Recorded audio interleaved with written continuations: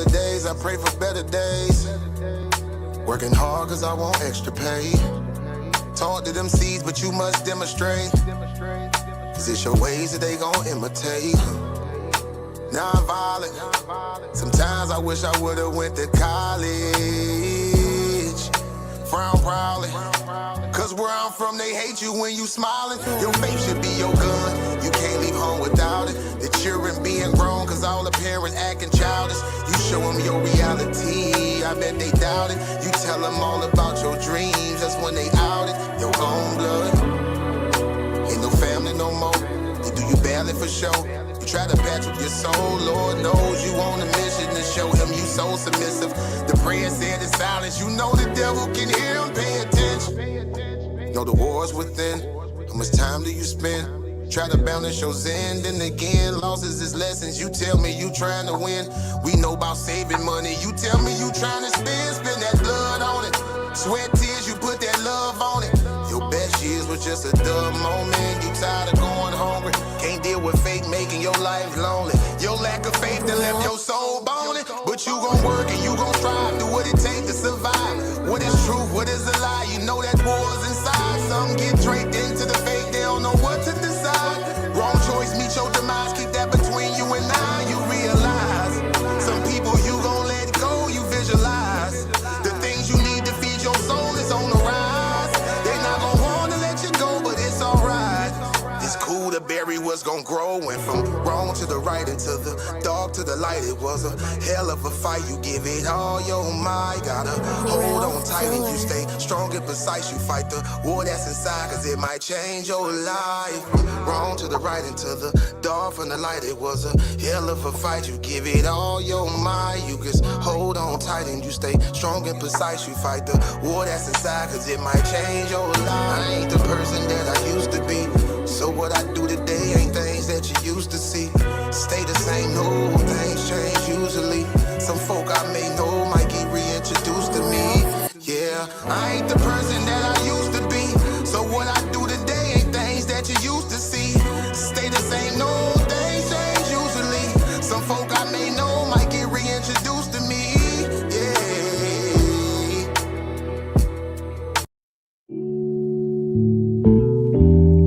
Yeah.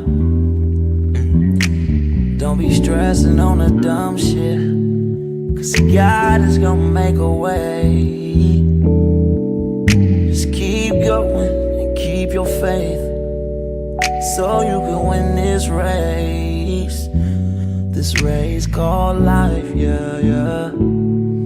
This race called life. This race called life, yeah, yeah. Race called life.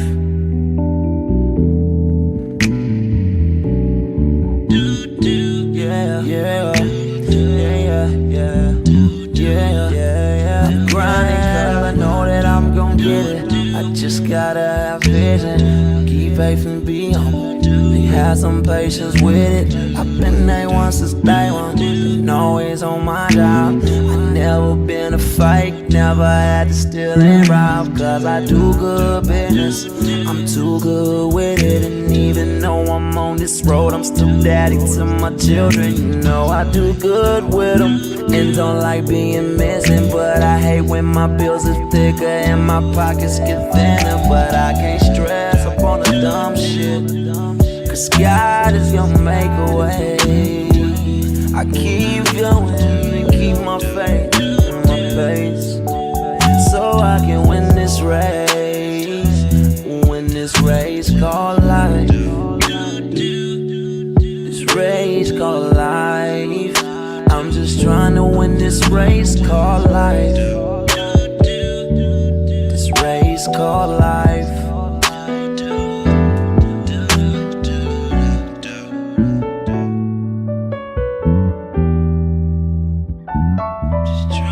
This race called life, yeah. Race called life. I'm just trying to win this race called life, yeah. Yeah, yeah. I keep on running in this race called life.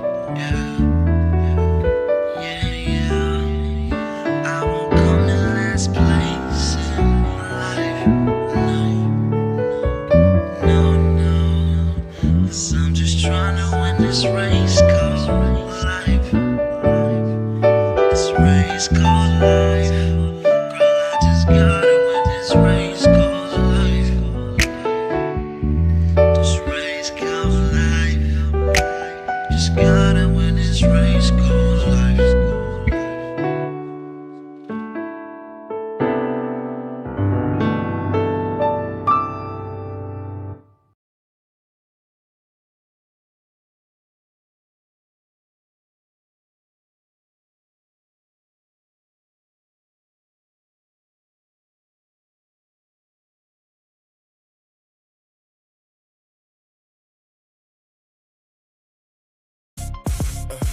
Different type of animal. Different type of animal. Yeah. Different type of animal. Now everybody better listen up. For my people in the struggle who never gave a what. Even when life try to press you down, turn your frown to a smile. I make styles just to lift you up. I'm a different type of animal. Way different type of animal. To the succeed, easy to see. I'm a different type of animal. Different type of animal. No fur, no scales, just feathers on me. Different type of animal. Steady hustling, steady grinding. Getting money every time I put my time in. When they ask what I got up under my sleeve, they never gon' believe when I tell them it's all timing. Everybody want a real life attitude. Incoherent, now they mad at you. Some people can't get it, now they laugh at you. Till they see the glow, now they copying the altitude. I never was the type, it was handed to. Had to put it together like mechanics do. Now you see I got the tools to succeed. Different mindset, different breed, different view every time I play or breathe. Quantum thoughts, I evolve every week. Young Al, been wild since a young child. Still fresh to the death, no funeral style. How could you walk in my shoes? We run the town, big shoes to fill. Never been a clown. I'm a different type of animal. Way different type of animal. To the succeed, easy to see. I'm a different type of animal.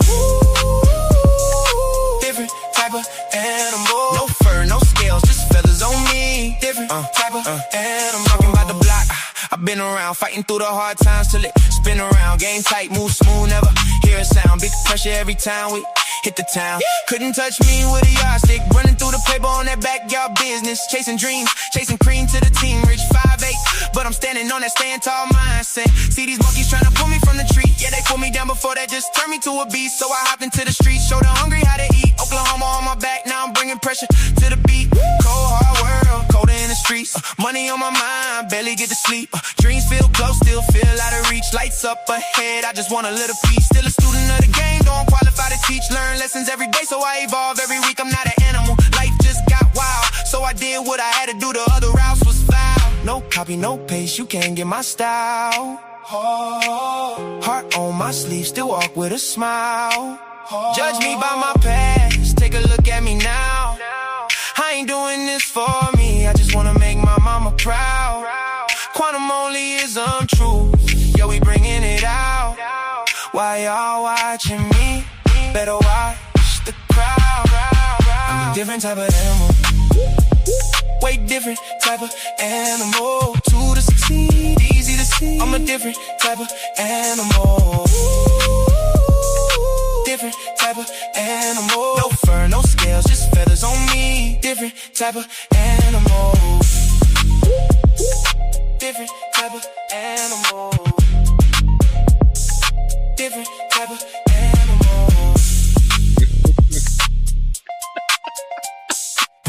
Shout out sis Naphtali, man. Hey, that's funny.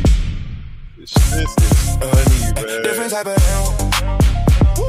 We got to get straight into it. I needed that laugh. Thank you for the motivation. That just snapped me back to reality. Let me remember what I'm doing here. I'm over here dancing to the song. I forgot I was supposed to be going in on this information, man. There's been some crazy claims on the internet. And instead of trying to rehash them, I'm going to bring up the screenshot so y'all can see exactly what's going on. Dang, my AC kicking. It's loud in the background. I hope that's not all in the headphones. But yeah, shout out to sis Naphtali. Shout out to the Titans. One more song before we get into it.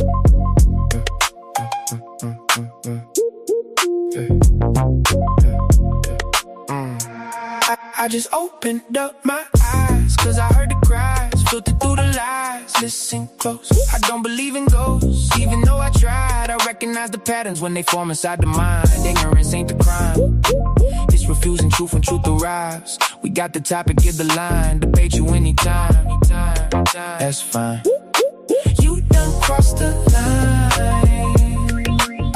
Drop the claim without a spine. Bring your thoughts, I find the incoherence. Book you every time. Recognize I can see the fallacy before the sentence finished. You confuse a strong opinion with a reasoned proposition. You keep reaching for conclusions, but your premises are missing. Then you hide behind your feelings when the logic need a mission. I don't argue with a person, I examine what was stated, define the terms, expose assumptions, then determine what was weighted. Is it valid? Is it grounded? Can the structure be defended? Or you built a house of cards and got offended when it ended? I don't need to raise my voice, I let the contradiction speak. Every claim has got a burden, every burden got a receipt.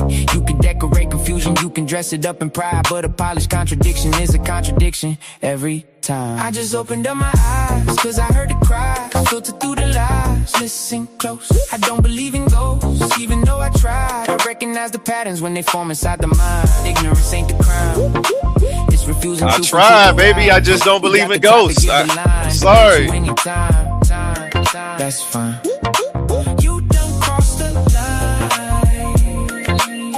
Drop the claim without a spine. Bring your thoughts, I find the incoherence. Book you every time. I recognize the dodge when the question make you nervous. Changing subjects every minute doesn't make the answer surface. That's a straw man, that's a false choice. That's an argument from fear. That's a claim that keeps on shrinking every time the fact you're near. You can quote 100 scholars, still authority ain't proof. Tell me why the argument is sound. Take me underneath the roof. Show the beam, show the frame, show the function of the claim. If the meaning keeps on changing, then the word is just a game. Recognition over belief, coherence over applause. I don't need a crowd behind me when the reasoning is flaws. Time reveals what can I stand, nature limits what can be. If your worldview breaks beneath this weight, don't put the blame on me. I just opened up my eyes, cause I heard the cries, filtered through the lies. Listen close, I don't believe in ghosts, even though I tried. I recognize the patterns when they form inside the mind. Ignorance ain't the crime, it's refusing truth when truth arrives. We got the topic, give the line, debate you anytime. That's fine.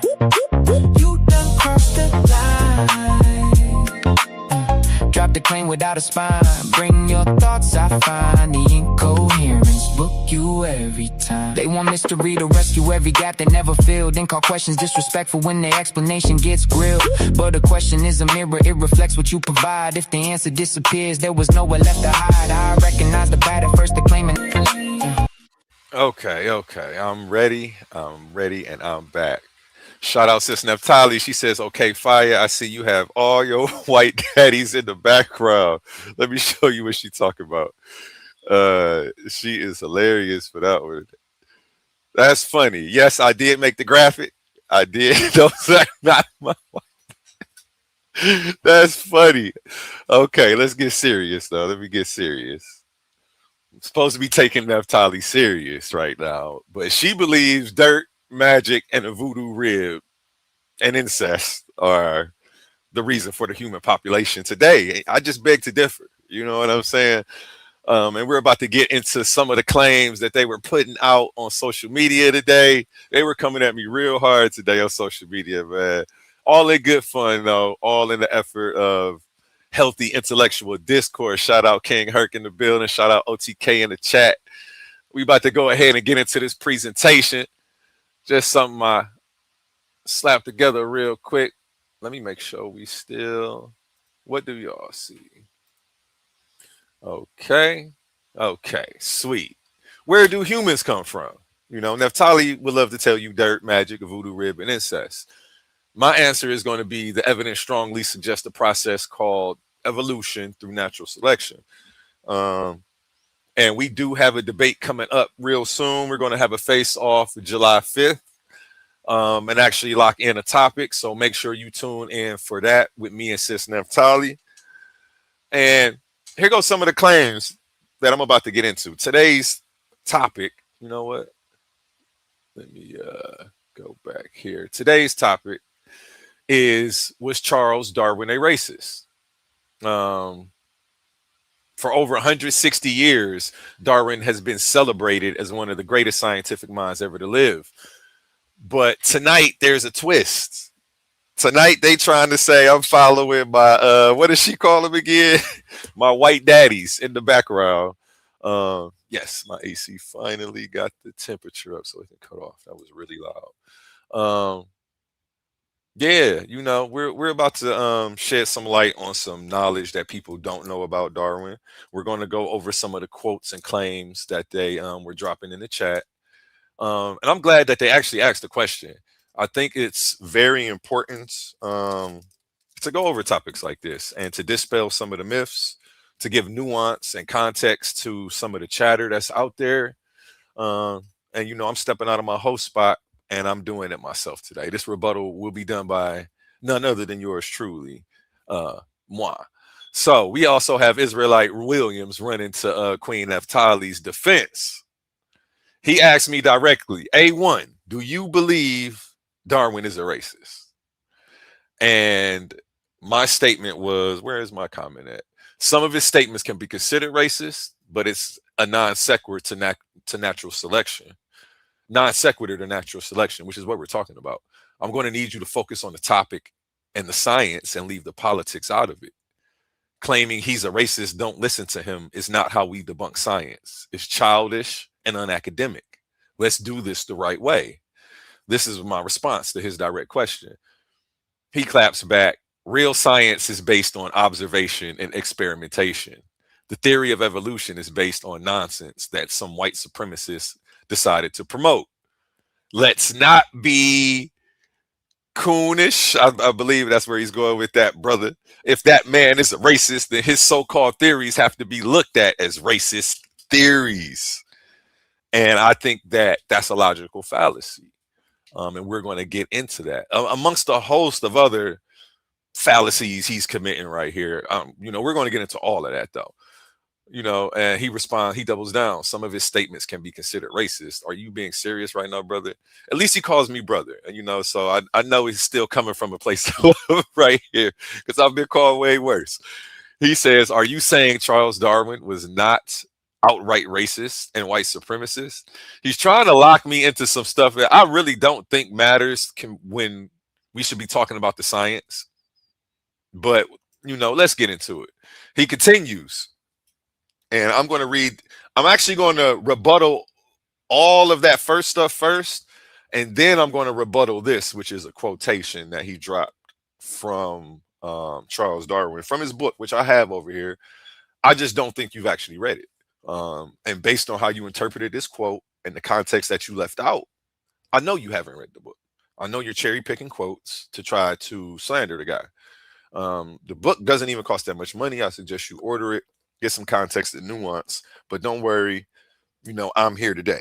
So, logic versus character, defending scientific merit. And let me come back and make sure y'all see what I see over here. Okay, y'all do see what I see. Let me take Naphtali's comment down so it's not covering anything. The facts, that means we can't trust them. Let's get into it. Let's find out what this actually means. And let's get into it. Logic versus character, defending scientific merit. Why attacking the scientist never defeats the science, sis Naphtali, Israelite Williams, if you out there watching somewhere, probably from a safe place where you should be. Because up here, I don't know, this might be too hot in the fire for you if you're going to continue to do what you're doing. The anatomy of a cancellation attempt, which is what they're doing. Charles Darwin was a 19th century Englishman. And like almost every Victorian era figure, he held views that are totally outdated today. Okay, that's true. Therefore, his theories are tainted. That's an ad hominem, and it's logically invalid. And let me not rush through this. Give me 1 second. Let me get back to my slideshow.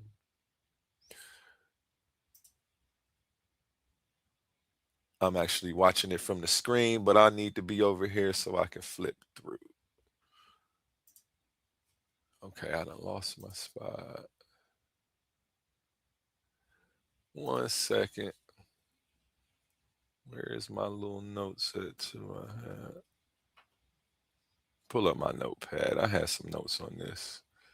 This is for the rebuttal to that cherry pick quotation. That was crazy work right there. Um, and let's get back to it. We'll go to the next one. Science tests ideas, not people. Science doesn't care about a scientist's personal character flaws. The mechanism of discovery is entirely separate from the morality of the discoverer. Okay? If a terrible person discovers 2 + 2 = 4, math doesn't suddenly break. Israelite Williams, Naphtali. You Naphtali, you need to have me come teach some classes at your new school.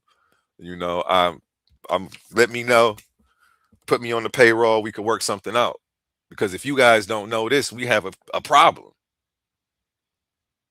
You guys are starting the investigation all wrong. Okay? We have examples like Isaac Newton, notoriously arrogant, paranoid chemist, alchemist. Gravity still works. Henry Ford, documented anti-Semite. Your car still runs. Charles Darwin, a 19th century Englishman with a bunch of outdated ideas about culture. The science remains a fact. Insight and output is completely insulated from the creator's morality. I don't, and again, I don't think you've read the book, Israelite Williams. Your context and nuance was all off. If you read chapter 7, which I'm going to go into, you see he's fighting against these racist ideas in science at the time. But it's crazy for you to paint him as somebody, use the race, his outdated ideas to paint him as somebody that we shouldn't pay attention to or dismiss his science, which is observation, like you were saying. And what else? Observation and experimentation. We've had 150 years of observation and experimentation since his theories from people of all different fields, of all different racial backgrounds. You can't just throw that away, even if you wanted to throw Darwin away. And let me continue. The fallacy. The first fallacy is Darwin didn't invent evolution. I don't know. Again, this is a misconception. You guys keep saying it. If I go back to, don't say you didn't say this, because I'll go to the screenshots. Don't say you didn't say it, because I'll go to the screenshots. The theory of evolution is based on nonsense that some white supremacists decided to promote. Let's get into it, though.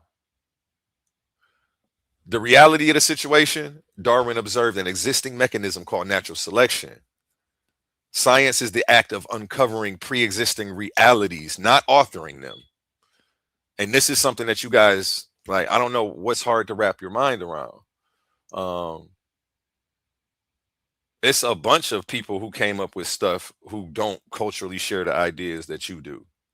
Some of them may have been racist, and you use all of their inventions and subscribe to the mathematics and sciences behind these people. Everything made by a racist isn't racist. Okay? If a racist makes you a sub, is it a racist sub? Like, how far are we going to take this logic? Where does it end? That's why you got to be very careful with this stuff. And there was a point in time where y'all was fighting to eat in these racist places. So, y'all were out here beating down the doors, championing segregation. I mean, champion the end of segregation, so that way you can eat this unseasoned chicken. So I don't know. I don't know where you're at. It seems like y'all are all over the place with it. But we gonna slow it down and try to bring some of this to a halt. Trying to debunk modern genetics by attacking Darwin's 150-year-old social views is a scientific argument. Isn't a scientific argument. It's a confession that you can't actually disprove the data. And again, I called it out in the Facebook post. I said, this is completely non sequitur. I should have got that picture that Naphtali shared. She had it inside of her meme, saying that I don't believe in a white man's book, but I'm following a racist white man science. I don't think that that's what we have here, though. I don't think this science is racist. I've actually looked it over. He actually was fighting against racism in science in creating this, trying to say that all humans share a common ancestor. And we're going to get into that. We're going to get into how at the time of Darwin, they were trying to say that the races were created separately. Separate but equal. They weren't even saying the equal part. They were saying separate, though. They were definitely trying to say the races were created separately. He was fighting against that, saying we all had one common ancestor. I think saying that white people and black people and somebody else, we was all created separately, that's what makes us more superior. That's what they were using. He actually came to debunk that and got a lot of flack at the time for that. And we're going to get into that, though. But let's get into this chart. 1859 was the initial observation from Darwin. And since then, we have thousands of scientists globally across every race, background, and culture substantiating natural selection, from DNA, genetics, to fossil records.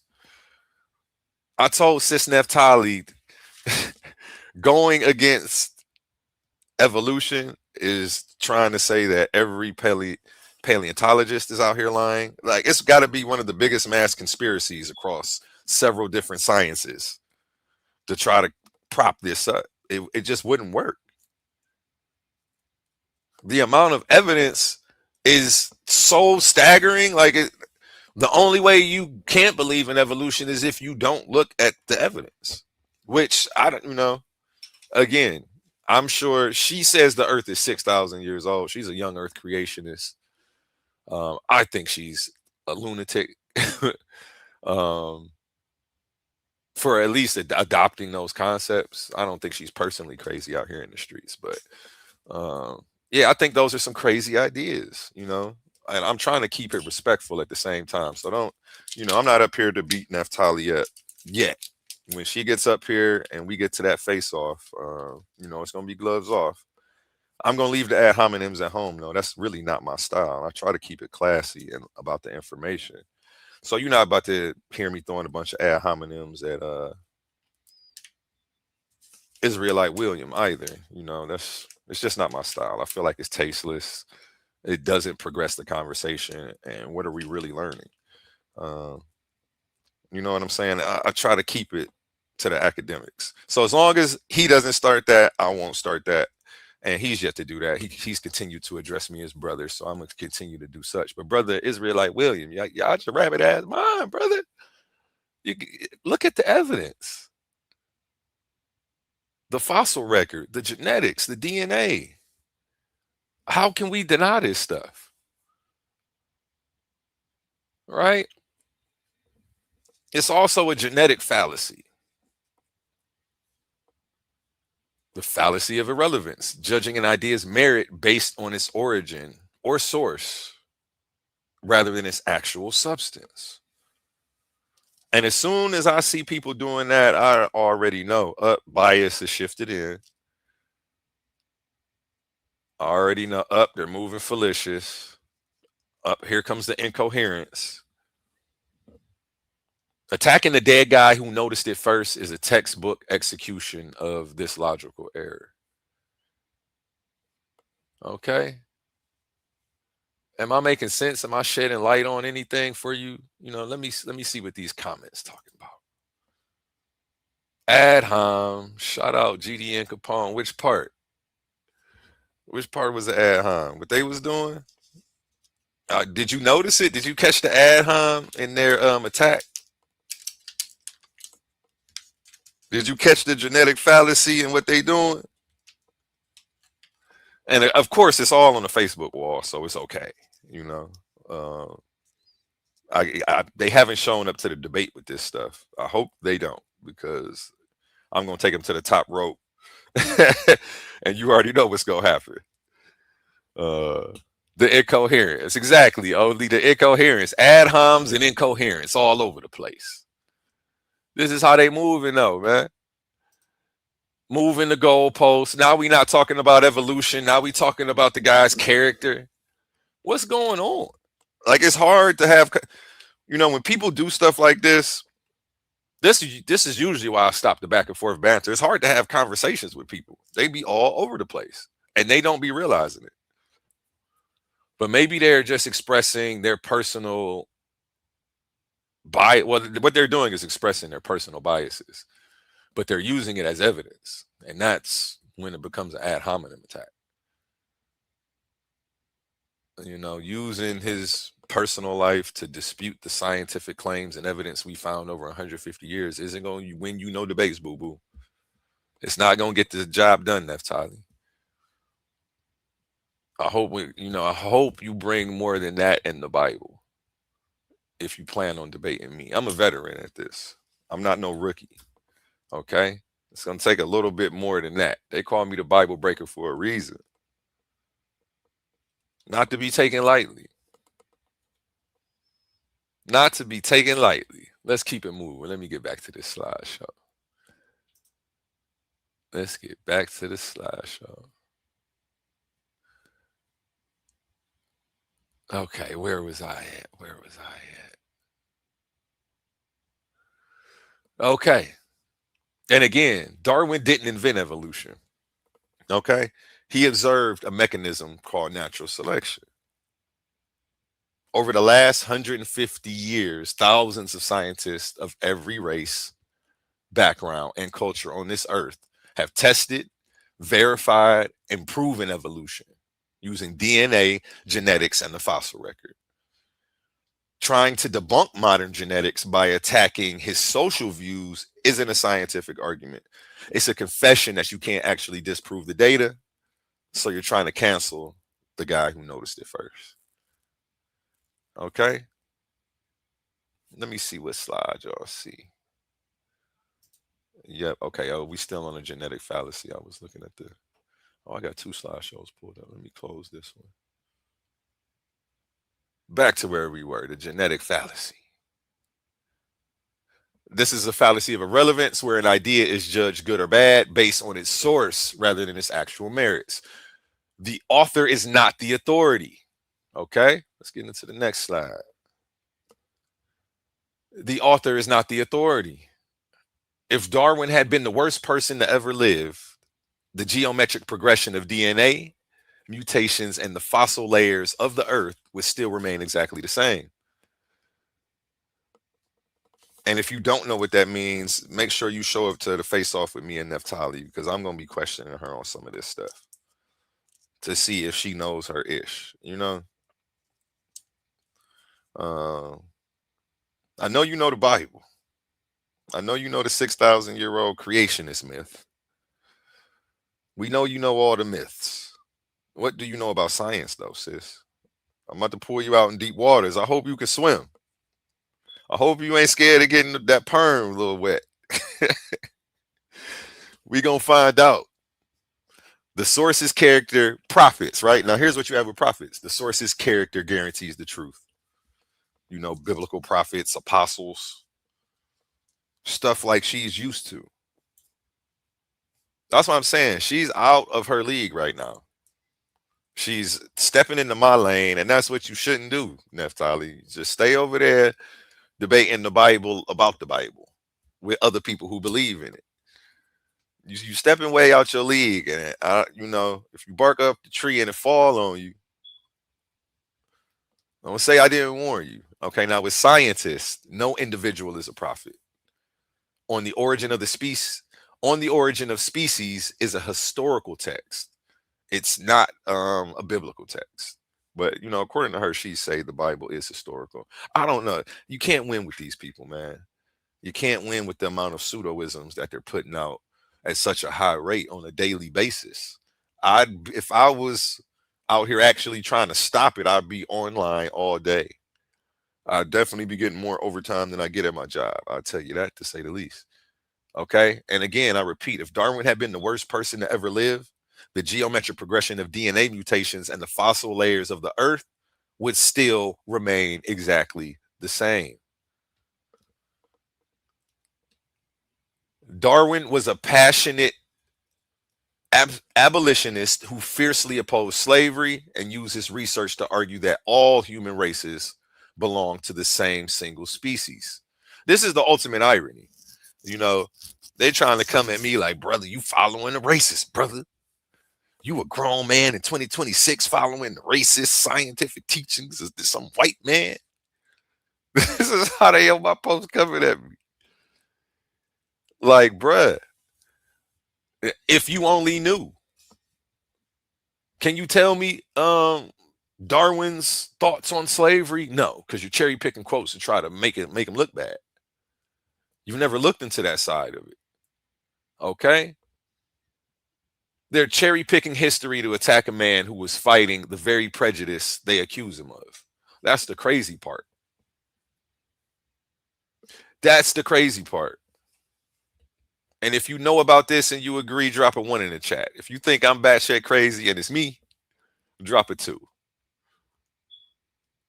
If you agree, drop a 1. Shout out Sosa in the building. Somebody tag Israelite Williams, man. Make sure he not missing this, man. And let me come over here and see what some of these questions talking about. You called them lunatics, and I heard a bit of slander, but you addressed that already. Yes. Yeah, we got a debate coming up, but I'm not about to drag them. Like, I have no ill will towards them. I don't even know if that's the word. I like Naphtali Israelite Williams. As far as I know, he's always been dope. They told me he is not one to play with, and he's usually respectful as long as you're respectful to him. So, yeah, I'm not no Cedric Ortega. I don't just get up here calling people dumb for no reason. Not even no reason. Even if I had a reason, I usually keep that information to myself about how I feel about them, because it doesn't help the conversation. It actually muddies the waters. Then it gets people emotional, and then it's hard to continue talking after that. And that's, I don't hate none of them because they have a different idea than me, or sharing a different opinion, or have adopted a different perspective. That's not a reason for me to dislike them. In real life, you go to your damn job and everybody think different than you, and y'all ain't in there fighting. I don't know why, we shouldn't have to do that with each other.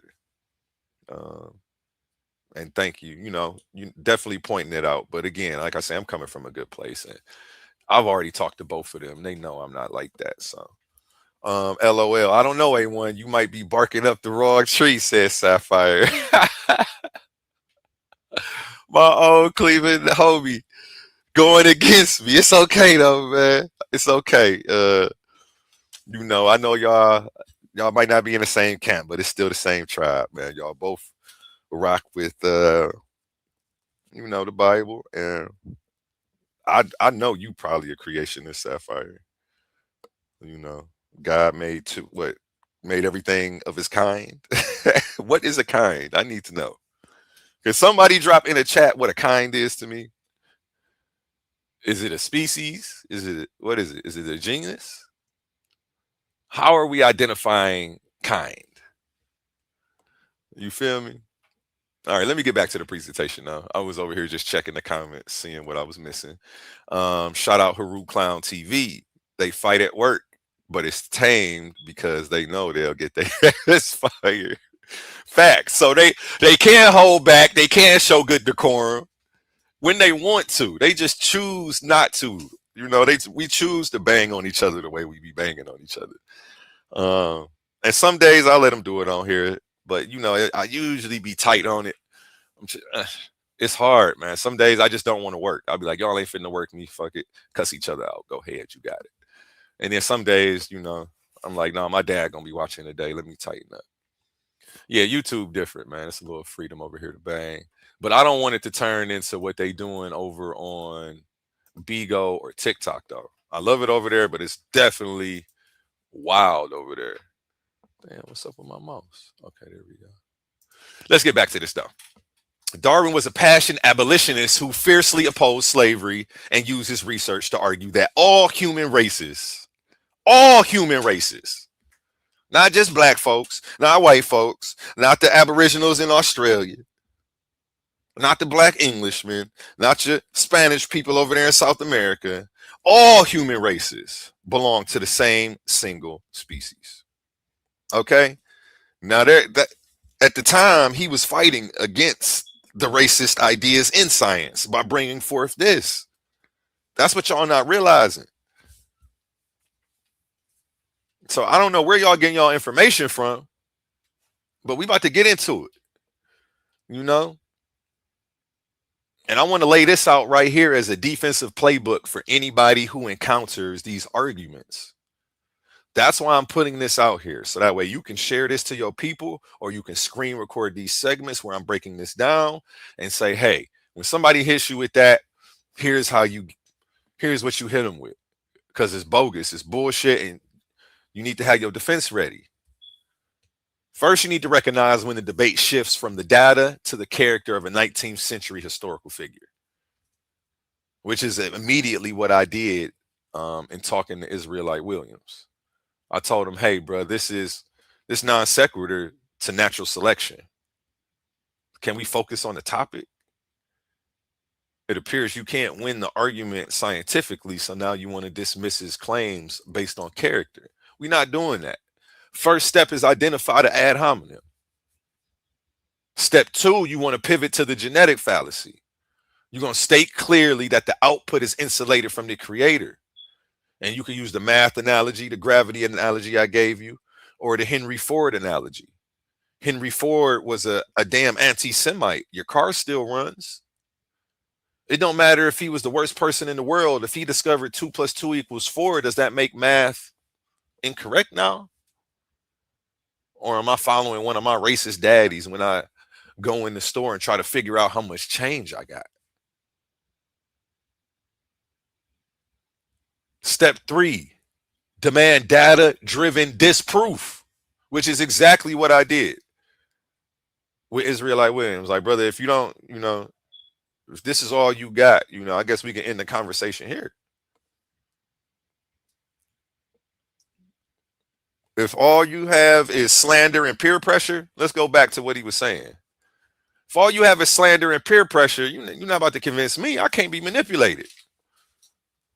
All right, it's a whole, I ain't gonna say that. But yeah, I grew up identifying manipulators and recognizing manipulation and putting a stop to that shit. Yeah, you're not gonna be able to manipulate me like that. I'm not going, baby. Demand data-driven disproof, reminding that disproving evolution requires disproving the fossil record and modern genetics, not a character assassination on somebody who didn't even invent evolution. He didn't come up with that. He came up with that. Like, we're about to get into all of that too. We're about to get into how they've been strawmanning the arguments, because it's very bad when dealing with some people. They keep propping up the worst possible version of your argument to make it easy to knock down. And that's not intellectually honest. There's no integrity in that. What I do is I make sure I prop up the best version of your argument. So when I hit a home run with that joint, there's no question. When they attack the scientist, it means they cannot defeat the science people. So I guess this is a big L for Israelite Williams right here. I don't even know why he came with this. Is he a debater? I know I've seen him frequent a couple channels. You know what? I think I did see a debate with Israelite Williams. I just can't remember who he debated. Was it Hemi? I don't know. Okay, but yeah. Here's the peer pressure. Some of his statements can be considered racist. Are you being serious right now, brother? Oh no, this isn't the peer pressure one. Where's the peer pressure one? I guess saying let's not be coonish, that could be considered peer pressure.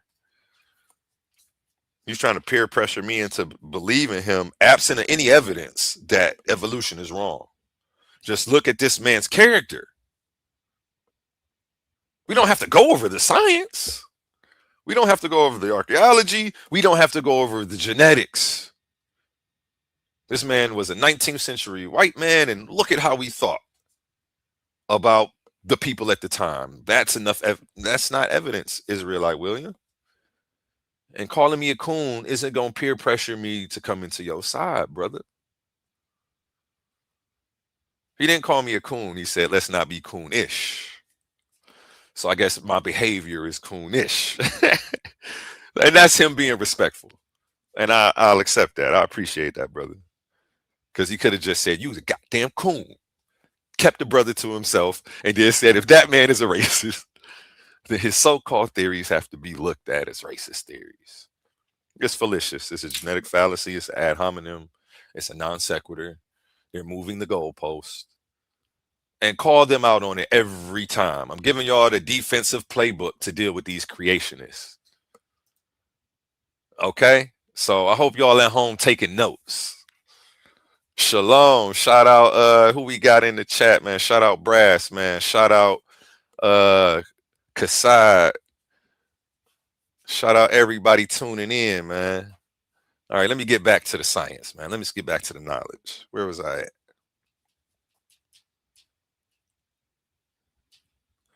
Right. Evolution as abolitionist science. How come nobody ever calls it that? How come nobody's calling it evolution as abolitionist science? They calling me a coon for following evolution, not realizing that evolution came to dispel a lot of racist science that was already out. But we about to get into this. The myth of white supremacy obscures the true engine of evolutionary science. A common historical distortion claims evolutionary science was built to justify racial hierarchy and white supremacy. I beg to differ. Darwin's pursuit of a common human ancestor was fundamentally driven by a passionate abolitionist crusade. His ultimate goal was to provide an undeniable scientific foundation for the brotherhood of man, saying we all are on the same family tree. White folks and black folks weren't made separate. What are y'all saying? Y'all is wrong. This is what they were trying to tell him at the time. He said, y'all is crazy. That's bogus. He didn't believe that.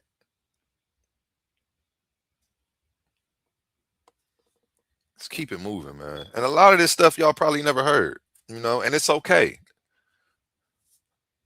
Because, in the society, or in our community, I should say, it's heavily biased, and it's a lot of racism in our community against other races too. At the same time, they'll say that you can't be, but I disagree with that. You can still be prejudiced, at least.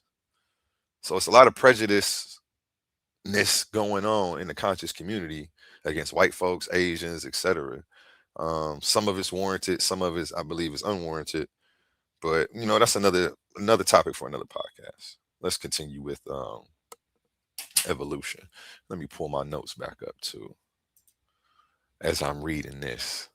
An inherited crusade against human bondage. Okay, this is Exhibit A, the heritage of Charles Darwin.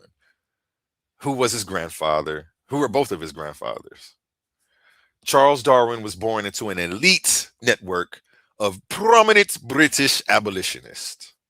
This family legacy embedded a profound moral imperative into Darwin long before he ever boarded a ship. Erasmus Darwin makes me think of the Erasmus that wrote the Bible, that wrote some of the New Testament. But Erasmus Darwin and Josiah Wedgwood, okay, the two grandfathers of Darwin. One was a pioneering freethinker and vocal anti-slavery advocate. His other grandfather produced the famous anti-slavery medallion. Not sure if you guys knew about that, though. Y'all never bring that up. You just cherry pick quotes out of context and then try to use it to disprove science. Like, it just doesn't work like that. Okay? Now, these two grandfathers produced, we end up coming to Darwin, inherited a profound moral mandate to prove the biological unity of humanity, fighting against the prejudices that you guys say that he was out here committing. Let's continue. The moral awakening in South America. Okay. Now, this is called the Voyage of the Beagle. He took a trip in 1839. If you guys aren't familiar with this story, he got into a big fight with the captain, who was, I keep wanting to use the word staunch, but that's really not in my vocabulary. I've been reading a lot. That word keeps popping up. But he was a big advocate of slavery at the time, which Charles Darwin wasn't. Okay. And in Charles Darwin's personal diary, he writes this: near Rio de Janeiro, I lived opposite to an old lady who kept screws to crush the fingers of her female slaves. I will not even allude to the many heart sickening atrocities which I authentically heard of. I thank God I shall never again visit a slave country. The stuff made him uneasy. The ideological collision aboard the HMS Beagle. Okay, the conflict, the ideological divide was so intense that Darwin engaged in a furious shouting match with the captain and was nearly expelled from the 5-year expedition. They was about to throw man's overboard. Man's not hot. They was about to throw man's overboard. Up there defending these Negroes and black folks. How dare you talk to the captain this way? Again, stories nobody ever brings up. Why do you guys choose to cherry pick certain passages out of context too? Why do you do that? But you never go into the history of his grandparents. You never go into his history to fight against racism in science. You never go into the actual documentation that he publicly fought against it, verbally, I should say, publicly, verbally said that he went with that shit. Let's get into it. Charles Darwin fiercely condemned the brutality of the slave trade, driven by empirical observations of human suffering. Captain Robert Fitzroy, staunch defender of the institution of slavery, represented the prevailing imperial orthodoxy. They should have threw him overboard. Truth be told, I don't know. It's like we all have smartphones in our hands. We all have access to this information. Granted, I do have a few books on this, but still, I would still have access to all of this. The PDF is online. You could probably get the PDF version. I'm just old school. I like actually having the book so I can go to the park and read. I like sitting under a nice tree, catching the breeze and catching some shade and reading. You feel me? Kick my socks and shoes off ground. Killing two birds with one stone. You feel me? That's what I like to do. But we all got smartphones in our hands. It's not like you can't readily access these stories and this information. You know? And I chose to do it like this. I put together a presentation. Like, I wasn't gonna go back and forth all day on the Facebook post. I'll just put a presentation together and do a healthy refutation. And then I'll clip this and start posting it back every time you say something. Because it was just too much typing for me. It was going to it was going to be way too much without any visuals for anybody to learn from. I'd rather do it like this, Israelite Williams. We can always have a discussion, or we can set that debate up. I should have made you debate me on this, because I know you don't know nothing about this, because you never cared to look it up. I know you don't know nothing about this, Naphtali, because you never cared to look it up. Let's get into it, man. The battle lines of the 19th century anthropology. Okay. The biological claim at the time. Different human, and this is from polygenism, monogenism, and the Darwin's intervention. Okay. Different human races are entirely separate, unrelated species. This was like the racist claim at the time that he was fighting against. Monogenism, all humans share a single origin point. This was progressive at the time, trust me. You don't understand the amount of backlash he got by saying black folks and white folks had the same origin. Like, are you fucking crazy?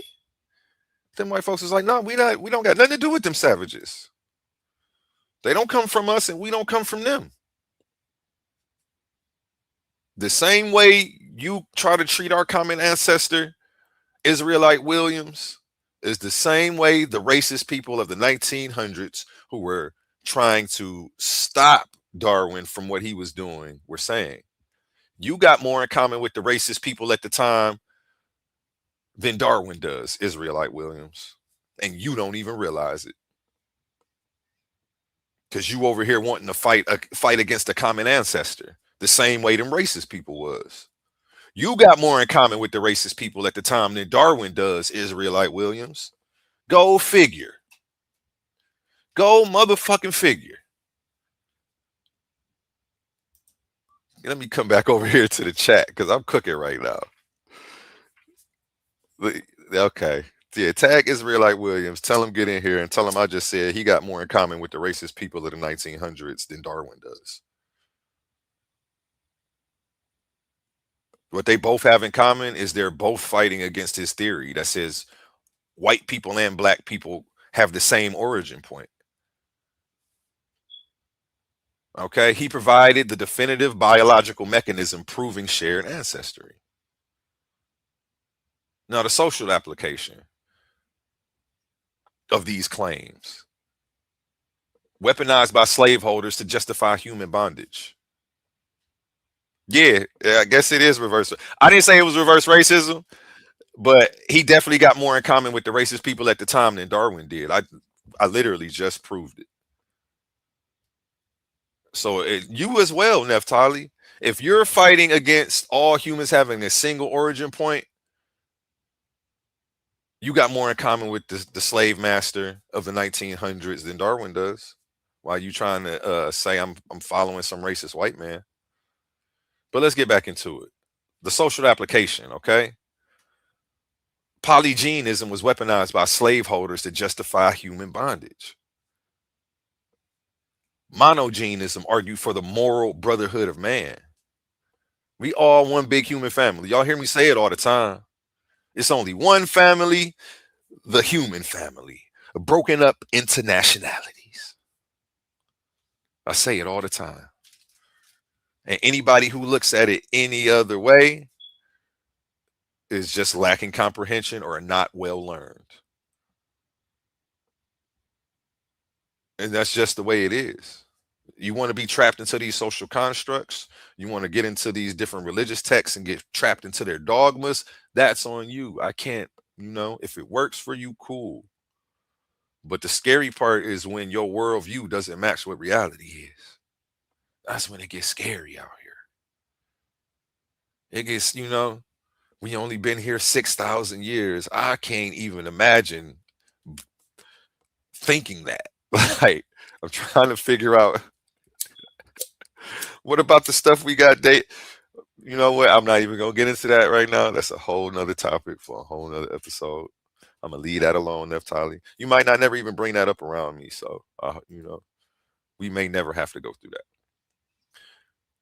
But Darwin's intervention systematically dismantled the pseudoscience necessary for slavery to survive. Do y'all understand that? Do y'all see the one in the bottom right corner? Darwin's intervention, the second comment down. This is a societal application of Darwin's intervention. He systematically dismantled the pseudoscience necessary for slavery to survive. What are you talking about, Israelite Williams? What are you talking about, sis Naphtali?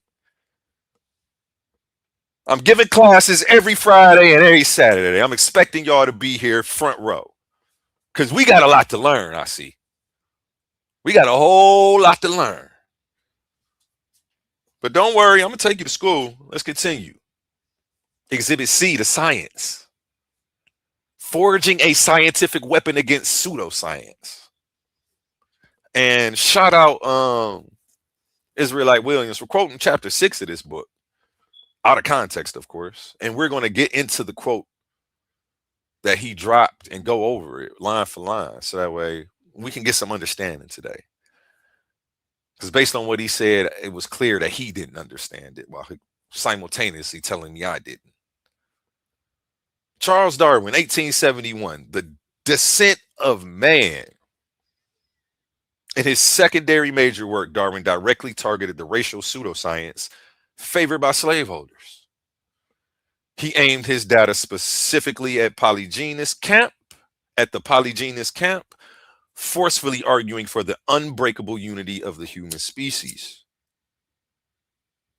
He explicitly concluded that once his evolutionary framework was accepted, the polygynous argument would die a silent and unobserved death. Why don't you quote that, Israelite William? Why don't you quote chapter 7? Can we get you to quote some chapter 7? I'm actually going to read out of the text here shortly, out of chapter 8 as well. Just to show you I got the book. Because I don't, we've been doing this. We've been going into the getting context and nuance on these topics. You real surface level with this shit, Israelite Williams. Where did they teach you this at, brother? Naphtali, where are you learning this at? Who are your elders? I want to talk to your boss. Get your boss in here.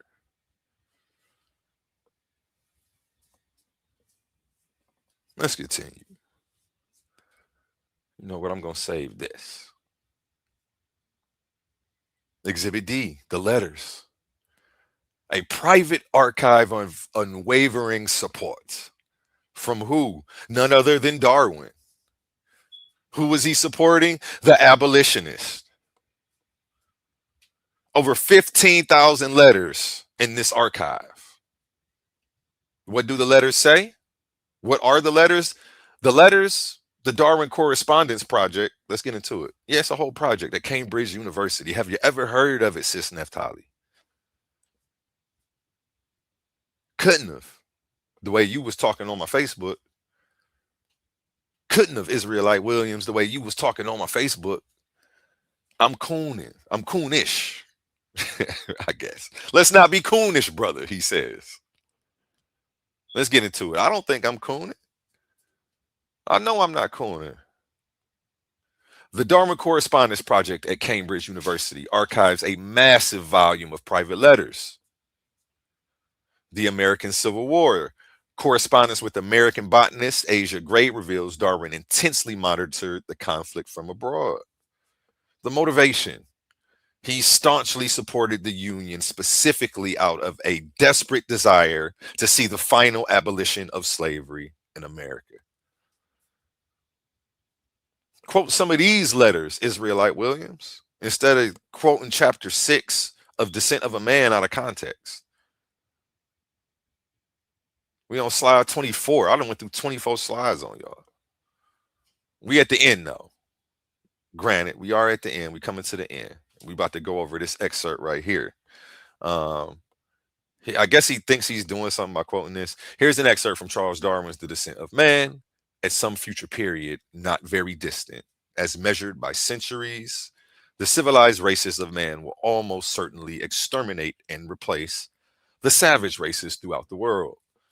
Actually, I'm gonna read this straight through, no breaks, and then I'll read it again and break it down line by line. Next, it says, at the same time, the anthropomorphous apes will no doubt be exterminated. The break between man and his nearest allies will then be rendered wider, for it will intervene between man and a more civilized state, as we may hope, than the Caucasian and some ape as low as a baboon, instead of, as at present, between the Negro or Australian and the gorilla. He asks, are you in agreement with this white supremacist piece of poop, or do you understand how ridiculous this statement is? Then he says, I don't understand how a grown black man, this is more peer pressure right here. Because he think he's dropping facts. After he drops the facts, he wants to peer pressure me. And I mean, this is an actual quote from the book, but we're going to get into exactly what it means. But after he drops this quote out of context, he attempts to peer pressure me. I don't understand how a grown black man in 2026 can get behind this type of nonsense. Can you explain that to me, brother? At least he keep calling me brother, though, so I know we good. My response is, you don't even understand what that statement means, obviously. And you're an adult yourself. This is sad and poor scholarship and poor comprehension. But I know because I've already read the book. So I know that Darwin supported abolitionists. I know he supported the end of slavery. I know he was very vocal about it. I know he wrote about it to no extent. I know he brought forth this whole science to break up what's the word I'm looking for? Let me go back. What's the word I'm looking for? He brought forth this whole science to systematically dismantle what they were using to justify slavery. And this is something that you guys never say. He's over here peer pressuring me like I'm crazy. But it's only because he's not privy to this information. And I hope after this, like we don't hear. I doubt if I hear from Israelite Williams after this presentation, at least on this topic. I think he'd be smart enough to just fade to black like a Jay-Z album after finding out this new information. I'd hope he at least go reads the source material in its entirety, Descent of Man by Darwin, before he tries to come back and rebuttal me. But this passage reflects several ideas that were common among European intellectuals in the 19th century, which are now regarded as scientifically and morally wrong. I will agree with that. He thought as a 19th century man, you know what I'm saying? At the same time, he still believed he adhered to the racial hierarchy of the time. He doesn't have a choice though. He's coming into a system. That's like white people breaking up whatever systematic racism we have today. One white person ain't about to do shit. All they can do is get online and get out there and hold the sign when we marching. It ain't really too much they can do. Not one person. It's gonna take a group. But let's get into what Darwin was saying in this quote. Darwin was making three distinct claims. He predicted the extinction of many indigenous people. That's what he was doing. Sadly, this prediction was based on the trends of colonialism that were already occurring through war, disease, and displacement. When he says civilized races, he meant the industrialized European societies that he did. He was talking in some racist lingo, but that's just the lingo of the time. It's the lingua franca for people of his stature. Not his stature. Well, I will say stature because there was a hierarchy. When he said savage races, he meant the indigenous peoples in places such as Australia, Africa, and the Americas. He believed European expansion would eventually replace or eliminate these indigenous people, creating a bigger gap in the fossil record to make it harder for this, his stuff to make sense. Y'all already complaining about the gaps. So I know y'all know what we talking about. That's what this text is trying to reflect. Sadly, this prediction based on trends of colonialism that were already occurring. So he was born in this. It's not like he created it. He's describing the state of affairs, maybe not in a manner that you like, but it doesn't disprove any of the science. We now no longer identify people as savage races and civilized races. But that doesn't disprove any of the archaeology, any of the fossil record, any of the genetics, any of the DNA. Across 7 fields of science, everything's running concurrent to be true. This had to be one of the largest conspiracies to touch the planet. Of course, you're going to try to disprove it with ad hominem attacks and slander. Who's going to do that homework? You ain't studied enough to disprove evolution. Israelite Williams, stop it. So all you can do is try to say he racist. You ain't studied enough. Naphtali, to say evolution ain't true. That's why you had to hit me with you're following your racist daddies. The hell? Let's get into it though. This, let me see what y'all see too. Let me make sure we on the same page. Oh yeah, we're going over this excerpt. Okay, okay. Shout out Israelite William in the building. This is ridiculous. He predicted that white people would kill off all the savage races in less than a century. I agree. That's what he predicted. He didn't say he wanted it. It was a prediction. He saw what the hell was going on, what he didn't agree with. He didn't ever see that stuff coming to a stop. Trust me, it was a lot of black people who would have made the same prediction. Are they racist for predicting their own demise at the hands of these monsters? No. He saw what was going on. He didn't think that he would ever be able to stop it, but shout out to him for his help. I don't know if you were here for the part where I said you had more in common with the racist people of the 1900s than Darwin did, because I see you in here now. So let me go back to this: the battle lines of the 19th century anthropology. Okay, we had polygenism versus monogenism, and then over here on the end, we show what happened with Darwin's intervention. Polygenism: different races are entirely separate and unrelated species. So at the time, they were trying to say that each race was created on its own, which was entirely racist science. That was the racist science Darwin was fighting against. They were also fighting against Darwin to keep that science alive, because that's the science they were using to justify racism. So when you come in at Darwin, you got more in common with the people who were real white supremacists at the time than Darwin did. He wasn't their friend, he was their enemy for what he was putting out. Darwin's intervention systematically dismantled the pseudoscience necessary for slavery to survive. Israelite Williams. And that's what when you keep fighting against him and trying to slander him, you got more in common with the racist people in the 1900s than Darwin did. Let's stop the cat and let's get back to this. Where was I at? Let me get back to my okay, here we go.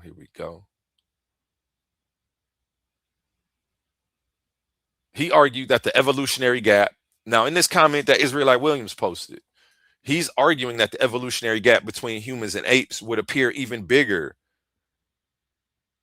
if the civilized races were to exterminate the savage races, and that's not what he wanted. His reasoning was that if indigenous people disappeared while Europeans continued developing technologically, then the remaining human populations would seem further removed from apes. You're already claiming about the gaps in the fossil record now. He's explaining the gaps that would be in the fossil record if we were to be exterminated, and how nobody would be able to tell the truth. This was an argument about perceived evolutionary continuity, not evidence that Africans or Aboriginal Australians were literally apes. Darwin did not think black people were apes. This passage doesn't imply that he thought we were apes. It might be a bit offensive with him calling us a savage race.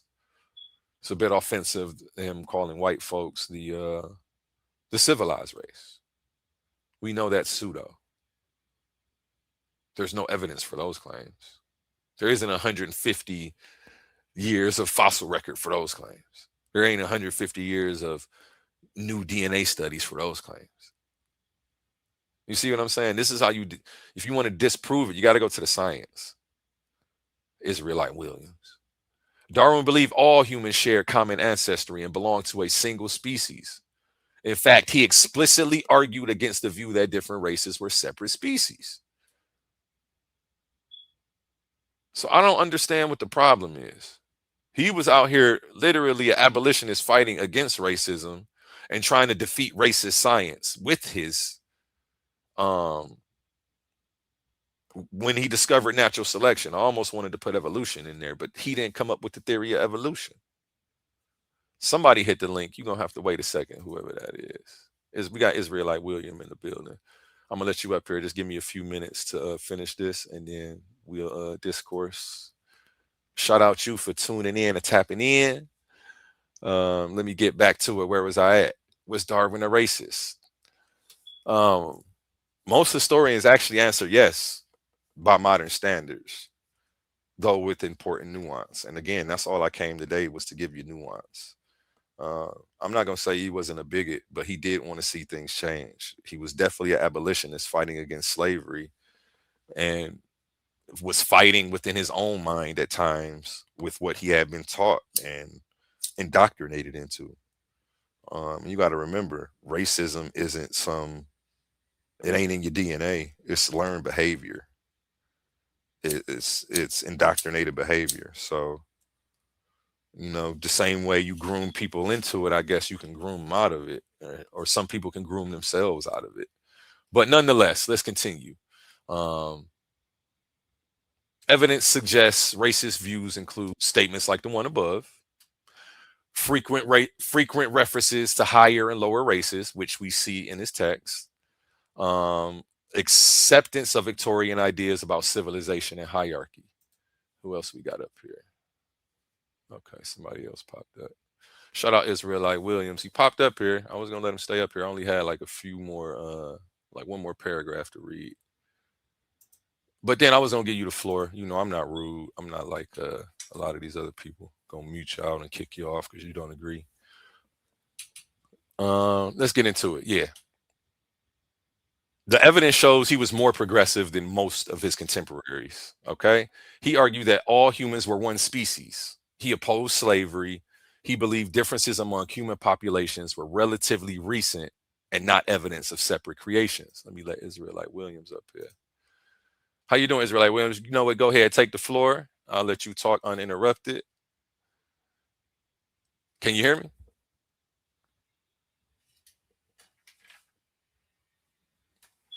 Pull on up, OTK. We're going to turn it to an open panel. Everybody pull up. Israelite Williams, if you're there, I can't hear you. Can you give me a mic check?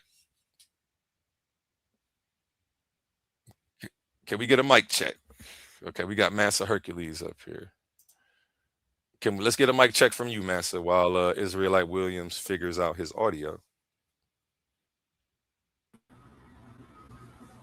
What's up? Can you hear me? Yep, I can hear you. Okay, so I know it's not my thing, man. So he probably got to come out and come back in. Yeah, he came out and came back in twice, but I'm not sure. You're muted right now if you're trying to talk, Israelite Williams. Maybe he's just not ready, so we'll give him some time. Or maybe he's trying to give me time to go ahead and finish. But I was going to let him talk. Do you have any questions, comments, or thoughts on anything you heard so far? I'll give you the floor and fall back and let you be uninterrupted. Go ahead, King Hurt. I was going to let. I really wanted the brother to go because I know this basically was your response to them. For me, man. For me, I come from it. I think when we think about science, I'm not looking at it from the Western perspective, no longer. And I think that's a problem that we do. And from coming. If we drop, like if you have to strip it of the Western perspective of what science, because science is not something that was just found on an island alone by itself. It wasn't discovered in a cave. Science was something that was invented or developed over time by people. And the main people who had a big influence on science and what science is were Europeans, were the Westerners. They defined what is science. So it developed out of their mindset. It comes from out of their culture. That's just something that we know, to be, and we know that because from today, we look at science. A lot of people look at science as you look at it from a linear perspective, as things progressing over time and things getting better over time, developing over time, and that's how the Westerners look at time, and that's how they look at science. So when we look at in the past. This whole idea that people before the Greeks and even before the Nile civilization, these were savages and these were hunter gatherers. This is a Western perspective of how people evolve. And that's just something that I've been thinking about. This is just something I've been thinking about recently. this whole idea that, you go back 100,000 years, 200,000 years, you're dealing with hunter gatherers, that they didn't have abstract thinking, that they didn't think about, deep. They didn't do deep thinking, and I think that's incorrect, because we could look at the structures that they built. They and look at the Adam calendar. That's what they say is 80,000 years old, 70,000 years old. It's a fractal. It's in a fractal pattern, and we see many traditional African civilizations. They built their towns in fractals. So this whole development of like human development, the mind of humans in development, was just something that developed over time in this linear progression.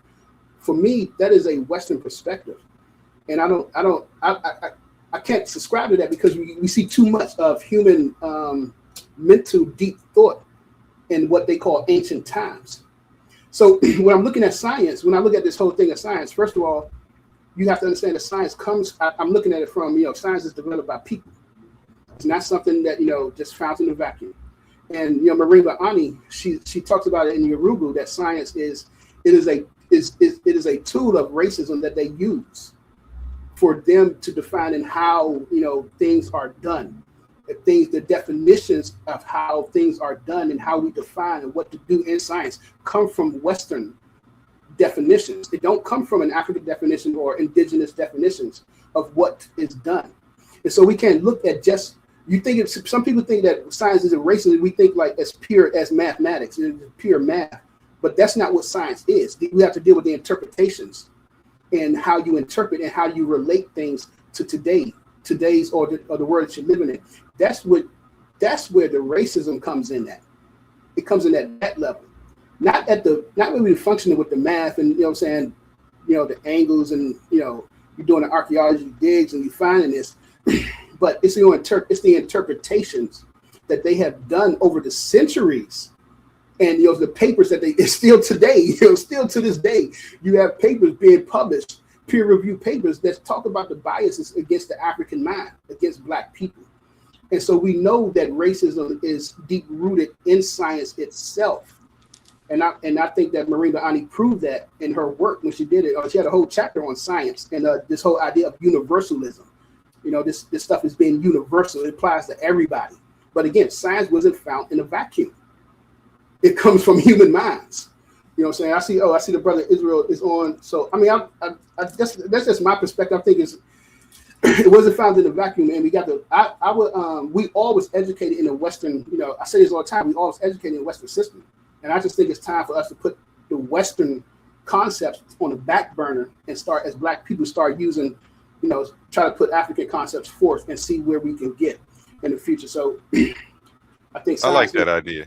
And I agree with you that, it's not that I'm disagreeing that there's ever been racist science. In the presentation, I agree that there was racist science, and I think that Darwin was helping to fight against it. I think that there are other instances of racist science that have nothing to do with him, and I'm happy when it's called out. I don't think it's all handled, and I think we should keep our eyes open.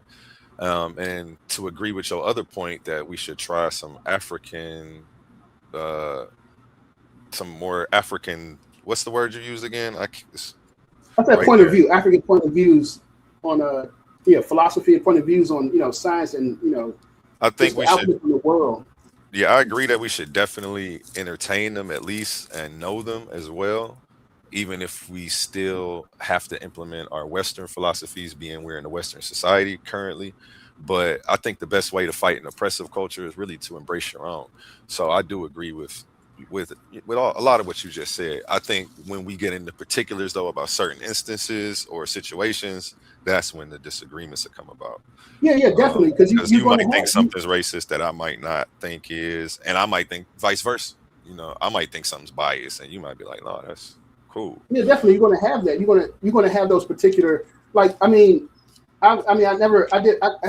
haven't delved deeply into Darwin and his works that much, because it's not something that I'm really into. But I scanned it. I have that. I do have that book. Not the Descent of Man.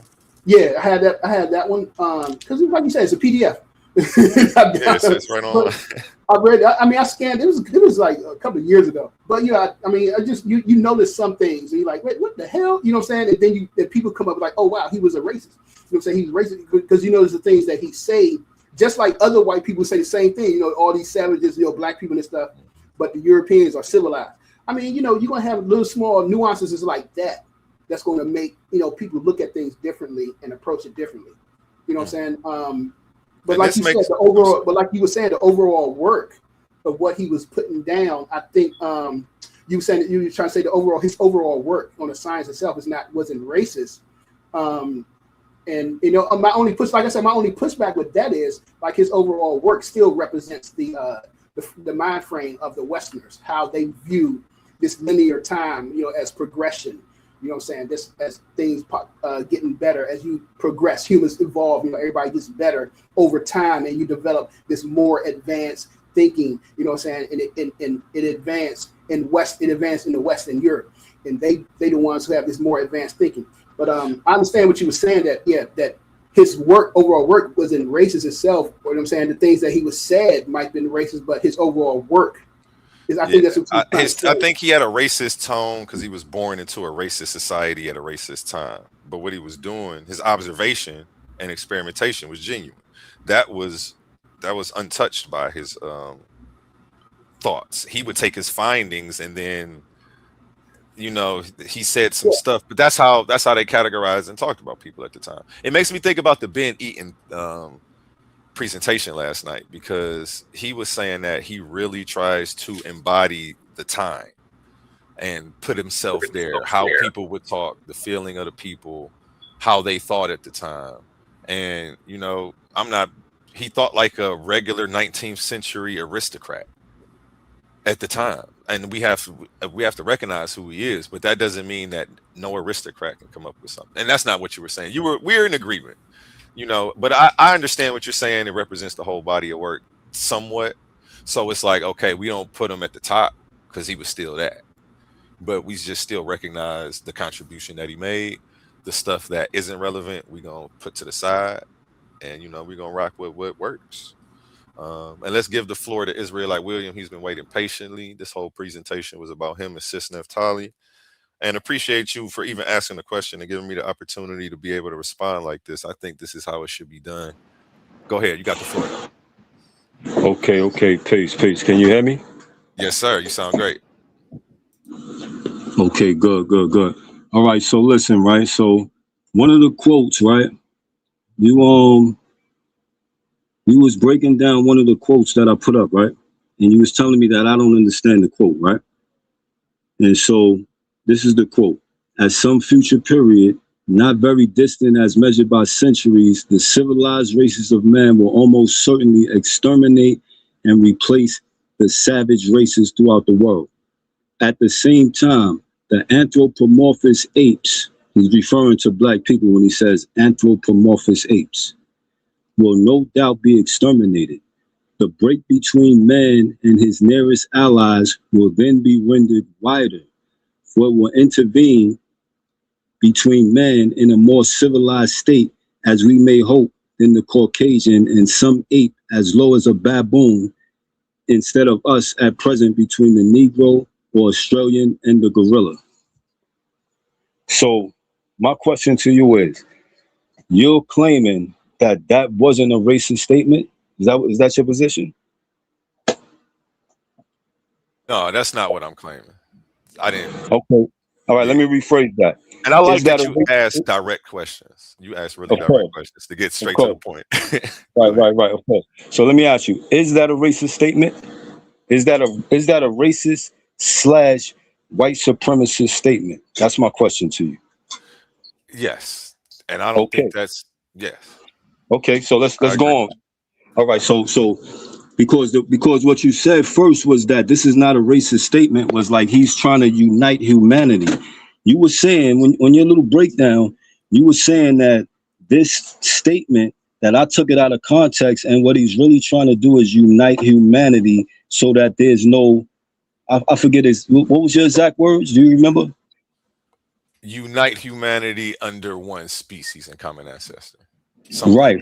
See. Now that's your lack in comprehension in this on this statement, brother. Because this is saying that once they eliminate the savage races, who he's referring to as black people, Specifically, he's saying the Negro or the Australian, which he's referring to the so-called Aborigines, right? So what he's saying is, once they eliminate them, then you won't be comparing human beings to apes anymore. This is what that statement is saying. Did you not understand that, brother? I do. What was out of Okay. context was his reasoning for this statement. It Which is wasn't what? as if this was What's his something reasoning, that brother? his reasoning is to show that there's going to be a way bigger gap in between the people and you won't be able to tell anymore. That's not what he wanted. But the He reason, didn't no, want no, his no, no, no. theory to go We're not. unnoticed. All right, not to cut you off, my fault. So look, No, no, my we apologies. can't. Right. We can't speculate as to what his reason for saying this is. We got to look at what was actually said because we can't read his mind beyond the grave and all that. So what we dealing with is what he actually said, which is this statement. And what he's saying is that instead of people being compared to apes, once they eliminate the savage races and all they have is white people, that's going to eliminate that comparison. That's what that's saying, brother, because you were saying a lot of things. You was telling me that you were saying that I don't comprehend, I don't know about this, brother. I'm well read and well studied on any subject I talk about. So let's get further into this, brother. Let's go to this is another quote from him, right? I wanted to finish responding to this one before we kind Okay, of go to another one. do your Because thing. again, if you read the entire body of his work, that's not the context of that's in. That's Okay, why. we not. Are we debating the entire context, the entire context of his body of work, or these statements that I'm bringing out? Because I'm I'm sure talking you about his can't book. quote. When I say his entire body of work, I meant the book. All Just right, to this just say book. the man. Are we talking? Can we isolate a passage in a book to get understanding of one passage, or do we need the whole book to get understanding of every single passage in the book? Do you realize that you? Okay, can I just? I hate to respond with a That's a question. question. That was a question, brother. Sometimes you do need to read the whole thing to have So context. in this instance, you think we need to read the whole context to understand, number one, he's referring to black people as anthropomorphous apes. And number two, that is a racist statement. Do we need to read the whole book to understand that, or we good from there, just from that statement? Just from that statement, that would be racist Okay. science. Yeah. So far we agree that that's a racist statement. So for some reason you It's the excusing his it's. racism. I'm I'm sorry. Go sorry, ahead. go ahead, brother. Go No, ahead, brother. no, no. I do not want to cut you off. I'm Okay. because I'm hosting tonight, but since I'm talking, I gotta make sure my decorum is extra right. So go ahead. I'm sorry. Right. Okay, cool. So look, when you say that he wasn't a racist because he was a man of his time, what you have to understand is that there were men and women of that time who didn't hold these same opinions. So therefore, it's just crazy to say, you know what, he wasn't racist because he lived in this time period. In that time period, brother, there was black babies, there was black women, there was black children. So therefore, for if no matter what time period you are in, if you look at a human being and say, you know what, that's an ape, that's racist. It doesn't matter if you was in the 1800s, the 1300s, it doesn't matter. Racism is racism. So the fact that racism prevailed at that time does not change the fact that he's a racist and a white supremacist. I'm not here to debate the theory of evolution with you. That's what the sister Naphtali. I'm sure she can handle that because it's a ridiculous theory. I'm sure she's gonna mop the floor with you in that debate. But all I'm here to do is debate with you. What we talked about is, was Charles Darwin a racist? And it's just crazy to hear you defend the things he said. I got a lot more quotes from that book right here in front of me, and I'm gonna read them if you give me the chance. And so, what But you you're know gonna what? do is, Can I before I'm you go listening. into it though, I do want to. I'm gonna have to concede the point because at the same time, you're right. At the same time, you're absolutely right. And what I was doing was giving nuance, I guess, to What am I show right about, that he brother? was. You're right. You were right. He was a racist. But I was giving nuance to show that he Okay. was progressive and how it's unaffecting the science. That's what One my thing whole with you, point one was. thing, the thing about it that this is I'm gonna read some things that ties the science into the racism. So you can't separate the science from the racism, brother. Listen to this quote from that book, right? the low morality of savages, as judged by our standard. Once again, when he says the word savages, what you said a few minutes ago, you said when he says savages, he's talking about a certain type of people and how they live. No, brother, he's talking about black people, whether they had a suit and tie on or whether they was in the jungle, hunter-gatherers. He's talking about black people. He's not making a distinction between this type of black person is not a savage, that type is. He's referring to black people. So let's get that understood. The low morality of savages, as judged by our standard, is due to their powers of reasoning being insufficient to recognize the bearing of many virtues, especially the self-regarding virtues on the general welfare of the tribe. So therefore, this is what he's saying. He's saying that black people are inherently less moralistic than white people. So do you agree with that statement? That's a scientific assessment of black people. Do you agree with that? No, that's not the theory of evolution, though, either. And what you're But doing is you actually have a right. I'm not debating the theory of evolution with you, brother. I will destroy that argument, by the way. But I'm not debating that with you. What we debating, like I said, the only conversation we talked about is whether or not Darwin is racist, which you said I'm taking it out of context, and you was going to prove that he wasn't racist. Now that I'm on the stream, now you're saying I'm right that he was racist. So I'm not really sure where we even disagree now. I didn't say I was going to prove he wasn't a racist. I said I was going to prove how that's ad hominem, how that's non sequitur. If you go and look at my response to your stuff, actually, I have it in here. Hold on, let me go to that. All right, pull it up. It's the last slide. I know it's in the beginning. Here we go. You say some of his statements can be I said some of his statements can be considered racist, but it's non sequitur to natural selection. I'm going to need you to focus on. I told you I'm going to need you to focus on the topic because this is a distraction from the actual science. Now, if we can prove that we've already separated the racist stuff out of all of it, like it's not there anymore. And for the last 150 years, it's been tested, tried, and proved by people from different sciences and backgrounds and races all across the globe. But I say it's non sequitur, and I ask you to stay on topic. I say, and let's stick to the science and leave the politics out of it. Claiming he's a racist, don't listen to him, is not how we debunk science. It's childish and unacademic. Let's do this the right way. That's because I know what he said. You know, I'm not here to take that away from him. I'm here to show you that the science isn't racist. It actually disputed the racist claims of science at the time, and they were trying to hold him accountable for that. And he wasn't a friend of the people who were trying to keep slavery instituted because of what he was presenting. Actually, they thought it was slanderous for, it's slanderous to white supremacy what he was saying. And saying that they were somehow a part of that, and they came from black folks. No, hell no, we ain't come from these uncivilized people, and they came from monkeys. Like you crazy. But like I say, and that's why you were like, some of his statements can be considered racist. Are you being serious right now? And I'm like, yeah, some of them would be considered fighting against racism. You know what I'm saying? So it's. I don't think. All right, listen, check this out, right? First, let me ask you a question. Do you agree that black people are closer to gorillas than white people? Are you in agreement with that statement? If I believe that white folks came from us, then no. I'm asking you. Do you? I know. I hear you. Sorry, go ahead. I'm sorry. I was answering your question by going through the logic. My fault, brother. It would take for me to get to an answer. I was just doing it out loud. Let me go through it again, though.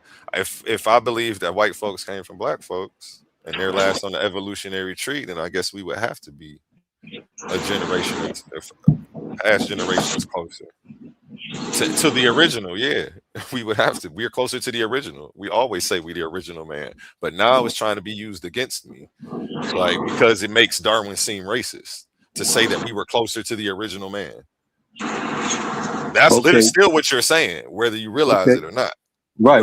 So now that's not what I'm saying, because I don't believe in that silly theory of evolution that we came from ape-like creatures, brother. I don't hold that belief. So I'm not saying that at all. But even would you say we the original man? I don't get into the topic of who the original man is, brother, because Okay, that's something okay. that I can speculate on, but I can't prove who was original, who came first, who came last. I can't prove that. Nobody alive can prove that. That's a statement that you can make in speculation. But if we dealing with facts, who was there to say what race came first? We can believe what we want, but that's a whole nother conversation. Do I believe that we was here before white people? Yes, I believe that, but can I prove that? No. So it's just a belief. That's just speculation. Okay. So I don't really get into that. So let me But you do believe it though. I do believe that. Yes, I do. But at the same time, I don't think that I know that. There's a difference between knowing you believe something and thinking you know something. You recognize that difference, brother? Yes, sir. I like that one. So the difference is you thinking you know that human beings came from ape-like creatures instead of you knowing that it's just a belief of yours. Because if you was a rational thinking human being, you would know you can't possibly know that, brother. It's impossible for you to know that. You can only believe that. So what you're doing is dealing with a belief, which is a product of faith. So this is a faith-based belief, brother. You dealing with a faith-based belief when you say man came from ape-like creatures. You do understand that, right? I think we got more evidence for it than the Bible. Are you an But I'm Israelite? asking you, but the question was, do you understand that it's a faith-based belief on the grounds that you can't possibly prove your theory to be true? So therefore you have faith in the so-called science. Is that correct or is that not correct? Uh, I mean, it sounds good. I can't prove the sun gonna keep coming up every day, even though I've seen it thus far. But I still believe in that, and we call that a fact too. So I almost want to disagree with you on that, on those grounds. See, Yeah, the thing about But on science some is, grounds, I would the still. thing On some about grounds, yeah, I'm rocking with you. But you know, Right. The thing about science is it's based on observation. So if we observe the sun coming up every single day, then the experiment phase is taken care of because we can see it every day. We cannot see evolution, brother. So you can't compare the two things. We don't have, you say that we have evidence, but evidence is not proof. You do understand that, right? ooh, that's a nice little ingredient to sprinkle in the pot right now. I like how you just did that right But is there. it Go a ahead, fact or though. is it not? Go ahead, though. Talk your shit, my nigga. I'm fucking with you right now.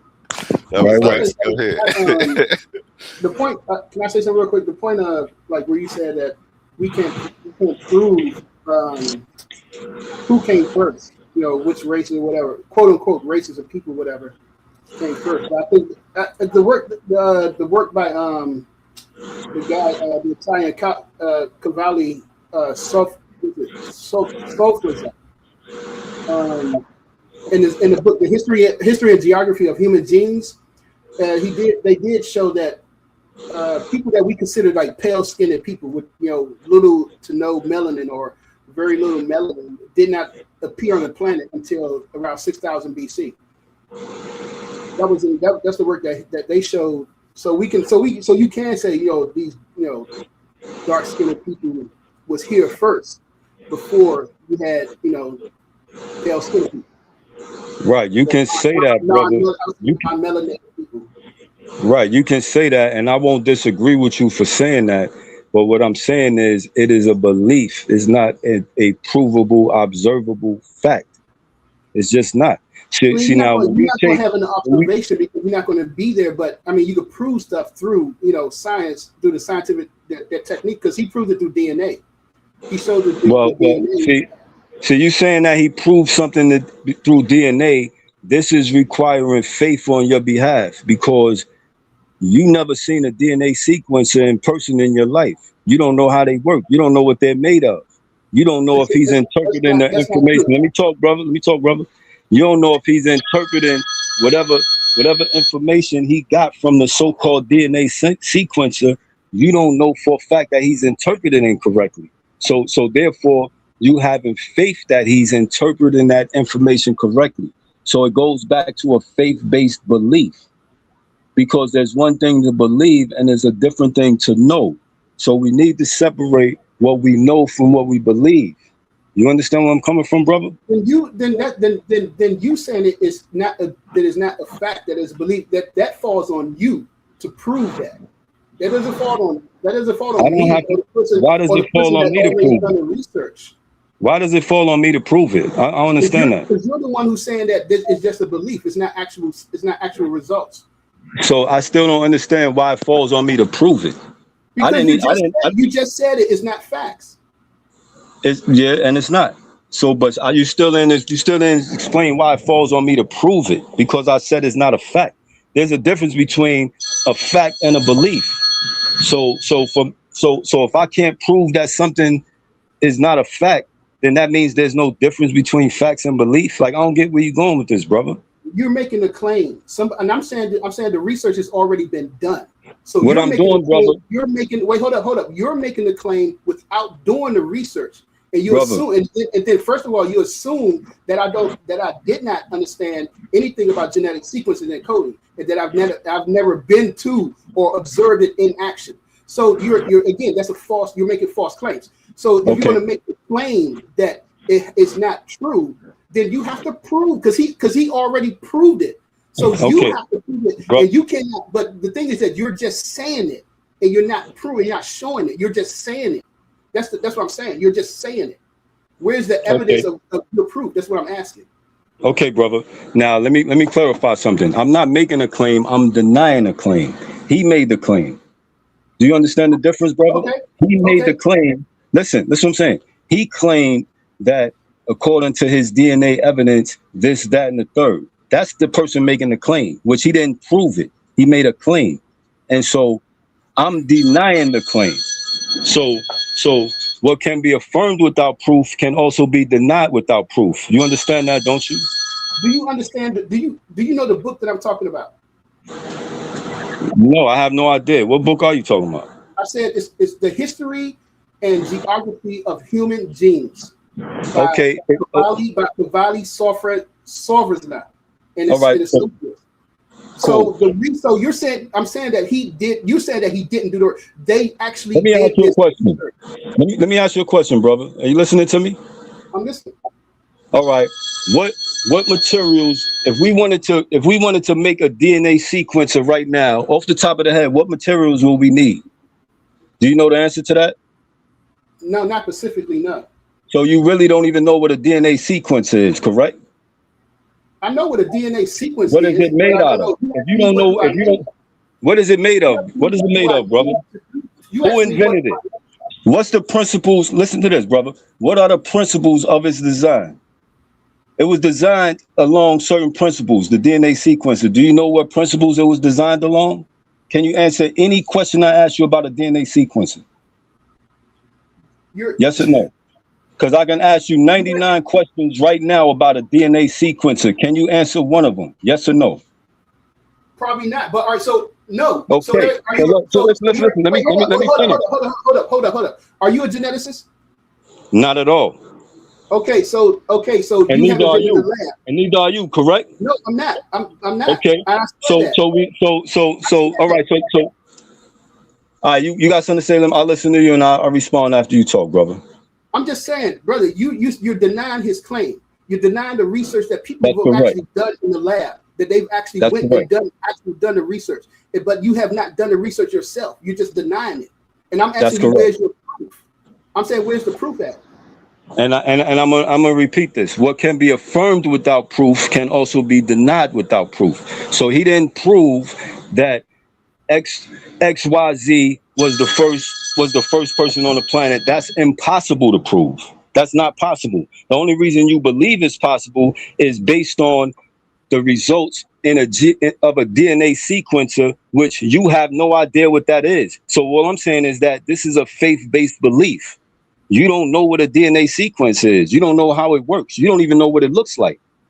But yet, you basing a core belief. Let me finish, brother. Let me finish, brother. I don't know, and I've been into the conversation. You can't tell me what I don't know. Hold on, Hurt. Let him finish. Is the brother getting emotional right now? Because I don't want to have emotional talk, brother. We having an intellectual discussion, brother. So you talk, I listen, I talk, you listen. We go back and forth like that, brother. If you can't handle that, then I just check out of the conversation, brother. So what I'm saying is that you are dealing with a faith-based belief based on a machine, and you don't even know what it looks like. Not let alone you don't know how it works. You don't know what a result looks like on the machine, on a DNA sequencer. You don't know what it looks like. You don't know how it's operated. You don't know where the on and off button is. You don't know if there's an on and off button. You don't know how this DNA sequencer is supposedly seeing DNA. Correct me if I'm wrong about anything I just said.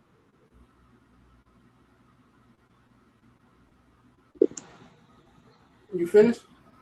Yeah, brother. That's why I asked you a question, brother. All right. So first of all, you don't even know who I am, and you don't know my I don't need background. to. And to say that I don't know and I haven't done something that's your fallacy right there, because you don't know what I've been doing at all. Okay.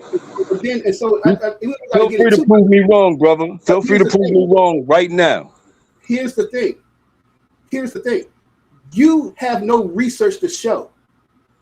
When somebody actually have done the research, your answer is that's just faith based. You're just believing it, and I'm sorry, but that's asinine, bro.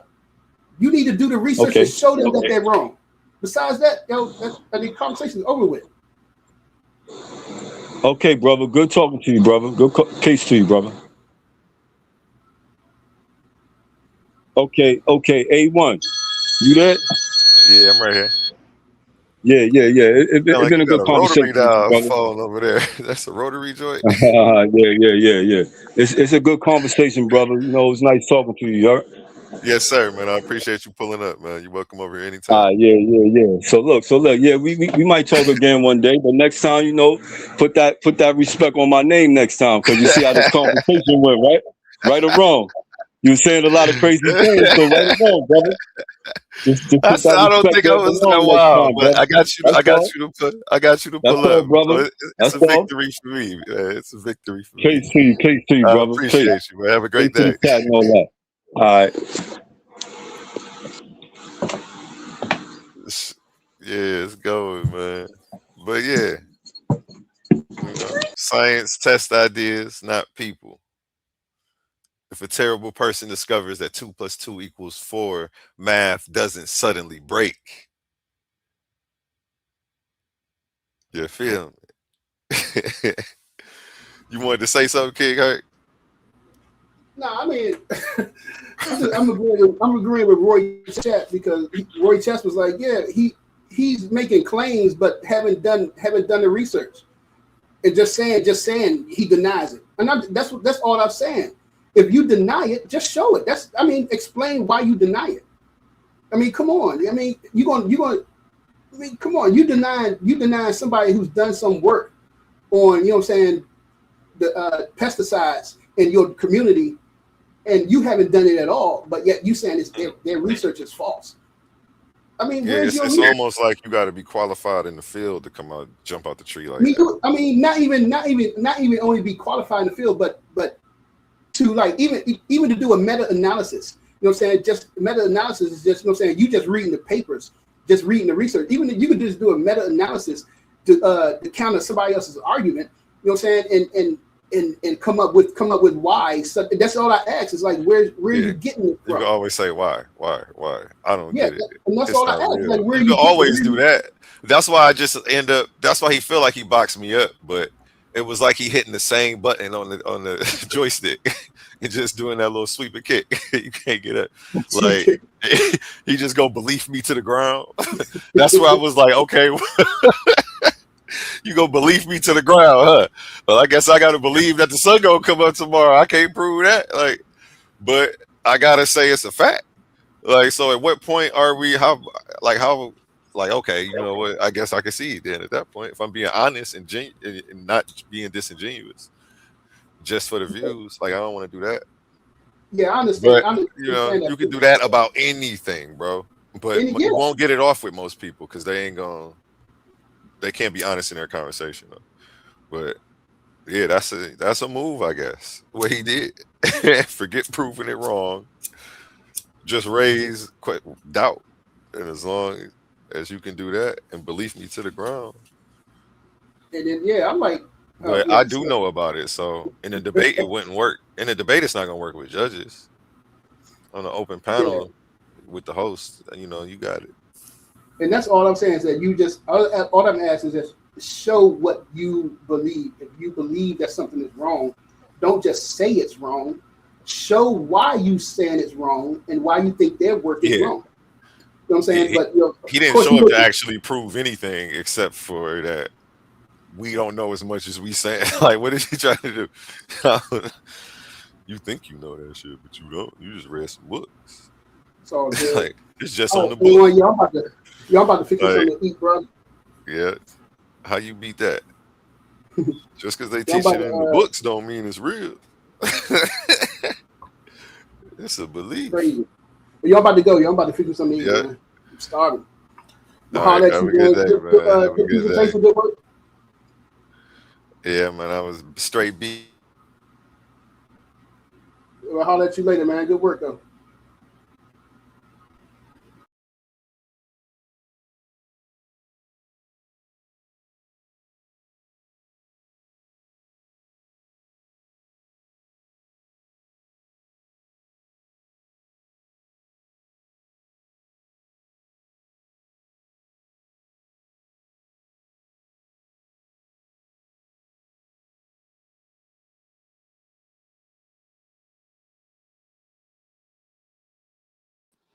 Hey, one, I don't know.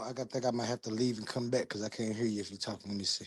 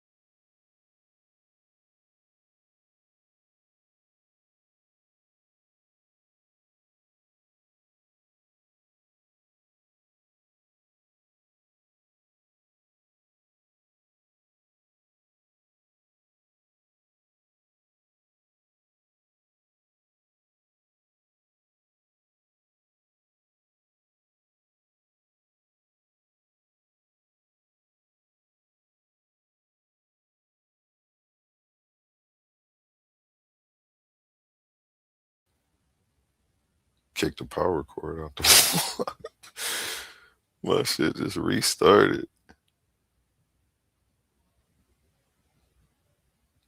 Okay, I'm back. I think I'm back. Yeah, I'm back. I'm back.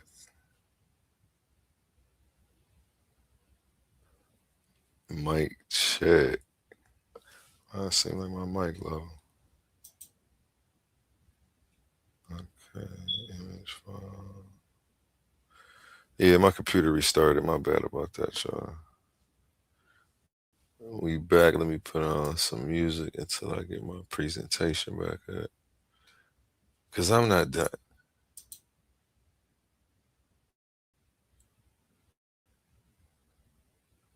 I wasn't done.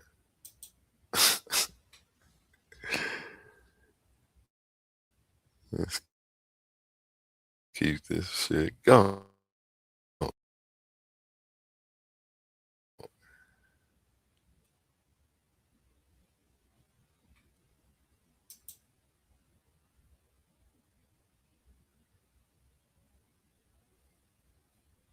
Damn, no, my computer acting.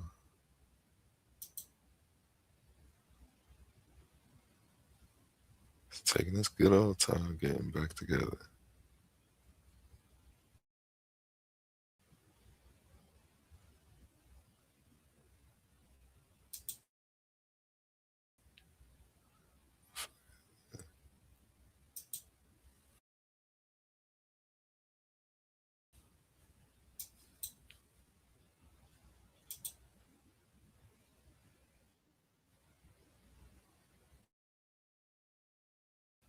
Yeah, I'm trying to get it back going. I don't know. I heard somebody pop backstage. My computer tweaking up.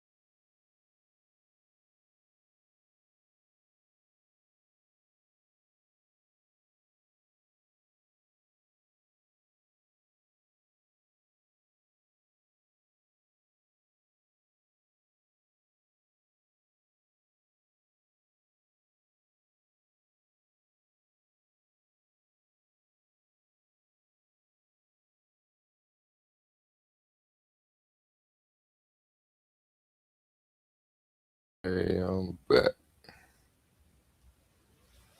Okay, I'm back. Let's start this back up. Mic check. Who we got in the building? We got Oli in the back. Yeah, OTK, my computer. I had kicked the cord out the wall. It's in there pretty tight. I wasn't even paying attention that my foot was down there messing with it. Yeah, hit that link, man. Come up. Yeah, I'm up here now. You should be able to see me too. There you go, Oli. I got action again. Everything moving right.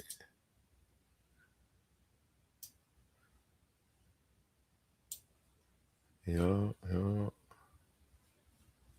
I just had to close all. I had hit restore on my windows, so it was trying to load everything. So I just had to X out of everything. And then open this back up. That's it. Yeah, we about to keep this going now, man.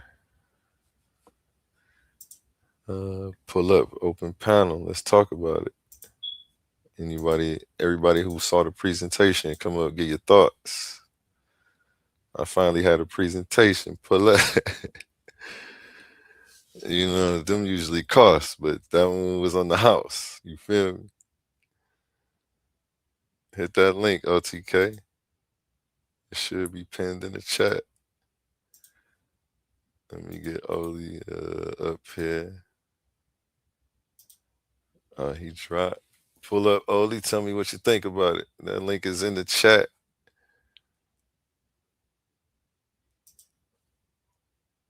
We'll play Different type of animal. just while we wait on somebody to pull it up. Different type of animal. Now everybody better listen up. Presentation back up. Even when life try to press you down, turn your frown to a smile. I make styles just to lift you up. I'm a different type of animal. Way different type of animal. To the succeed, easy to see. I'm a different type of animal. Different type of animal. No fur, no scales, just feathers on me. Different type of animal. Steady hustling, steady grinding. Getting money every time I put my time in. When they ask what I got up under my sleeve, they never gon' believe when I tell them it's all timing. Everybody want a real life attitude. Incoherent, now they mad at you. Some people can't get it, now they laugh at you. Till they see the glow, now they copying the altitude. I never was the type, it was handed to. Had to put it together like mechanics do. Now you see I got the tools to succeed. Different mindset, different breed, different view every time I play or breathe. Quantum thoughts, I evolve every week. Young Al, been wild since a young child. Still fresh to the death, no funeral style. How could you walk in my shoes? We run the town, big shoes to fill. Never been a clown. I'm a different type of animal. Way different type of animal. To the succeed, easy to see. I'm a different type of animal. Different type of animal. No fur, no scales, just feathers on me. Different type of animal. Talking about the block, I've been around, fighting through the hard times till it spin around. Game tight, move smooth, never hear a sound. Big pressure every time we hit the town. Couldn't touch me with a yardstick. Running through the paper on that backyard business. Chasing dreams, chasing cream to the team. Rich 5'8", but I'm standing on that stand tall mindset. See these monkeys trying to pull me from the tree. Yeah, they put me down before that, just turned me to a beast. So I hopped into the streets, showed the hungry how to eat. Oklahoma on my back, now I'm bringing pressure to the beat. Cold hard world, colder in the streets. Money on my mind, barely get to sleep. Dreams feel close, still feel out of reach. Lights up ahead, I just want a little peace. Still a student of the game, don't qualify to teach. Learn lessons every day, so I evolve every week. I'm not an animal, life just got wild. So I did what I had to do, the other routes was foul. No copy, no paste, you can't get my style. Heart on my sleeve, still walk with a smile. Judge me by my past, take a look at me now. I ain't doing this for me, I just wanna make my mama proud. Quantum only is untrue, yo, we bringing it out. Why y'all watching me? Better watch the crowd. I'm a different type of animal. Way different type of animal. To the succeed, easy to see. I'm a different type of animal. Different type of animal. No fur, no scales, just feathers type of animal. Different type of animal. Different type of animal. Tryna douse my flame. Yes, they can try. Yes, they can, it'll douse my flame. 10 toes where I stand, I'm the motherfucking man, wanna put out my flame. They try to douse my flame, no stopping us now, my spirit is tightened. They wanna douse my flame and claim my intellectual likeness. You can catch me in the gauntlet, with a roster full of monsters. Keep the heat in the topics. They try to douse my flame.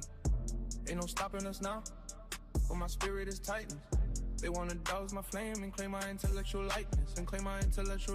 You can catch me in the gauntlet, with a roster full of monsters. Yes, they can try, yes they can. They try to douse my flame. Ain't no stopping us now, but my spirit is tightened. They wanna douse my flame and claim my intellectual likeness.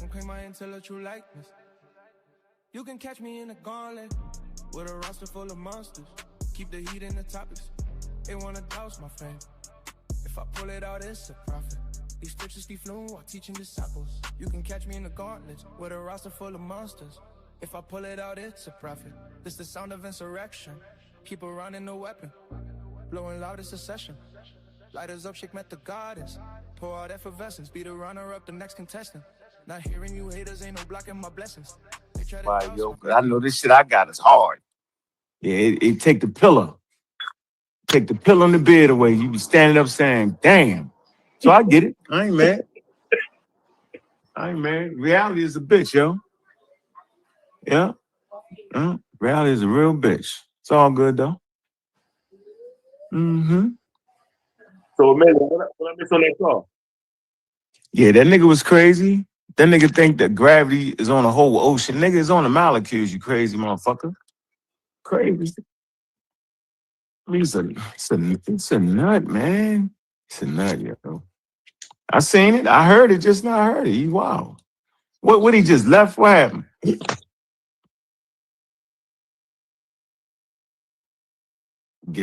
It kind of frustrated me, yo. I don't like a person with all that excitement in their voice, with the long, drawn out, crazy, non-scientific answers, thinking it's scientific, yo. It's the worst thing for me, yo. You can't guide your way through scientific matters, yo. Cause some shit might not even be logical. It's counterintuitive, yo. It don't make sense. It don't make sense. The water don't just fly off the planet. I get it. It's moving 1,000 miles an hour. Yo. Why this shit don't fly off the planet, yo? Common sense say this shit's supposed to fly off into the cosmos somewhere. I get it, yo. Yep, Have y'all ever seen a marble spin so fast it looked like it's standing still? Yeah. Optical illusion. That shit tripped me out, man. Like it looked like it literally was standing still. Optical illusion. Yeah. So, Emmanuel, what I missed on that call earlier, bro?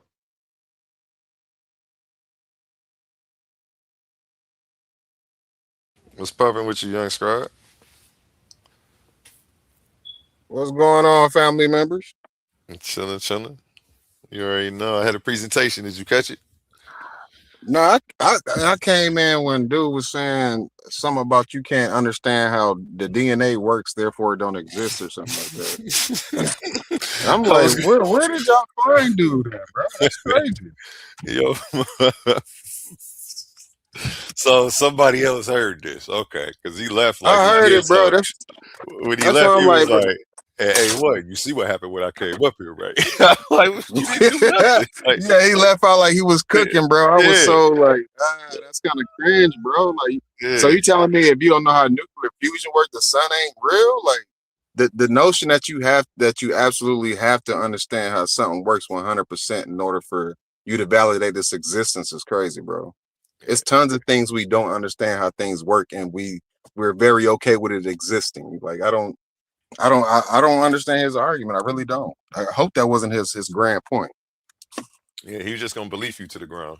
Nigga, believe me into a leg line. Yeah. How'd you do that?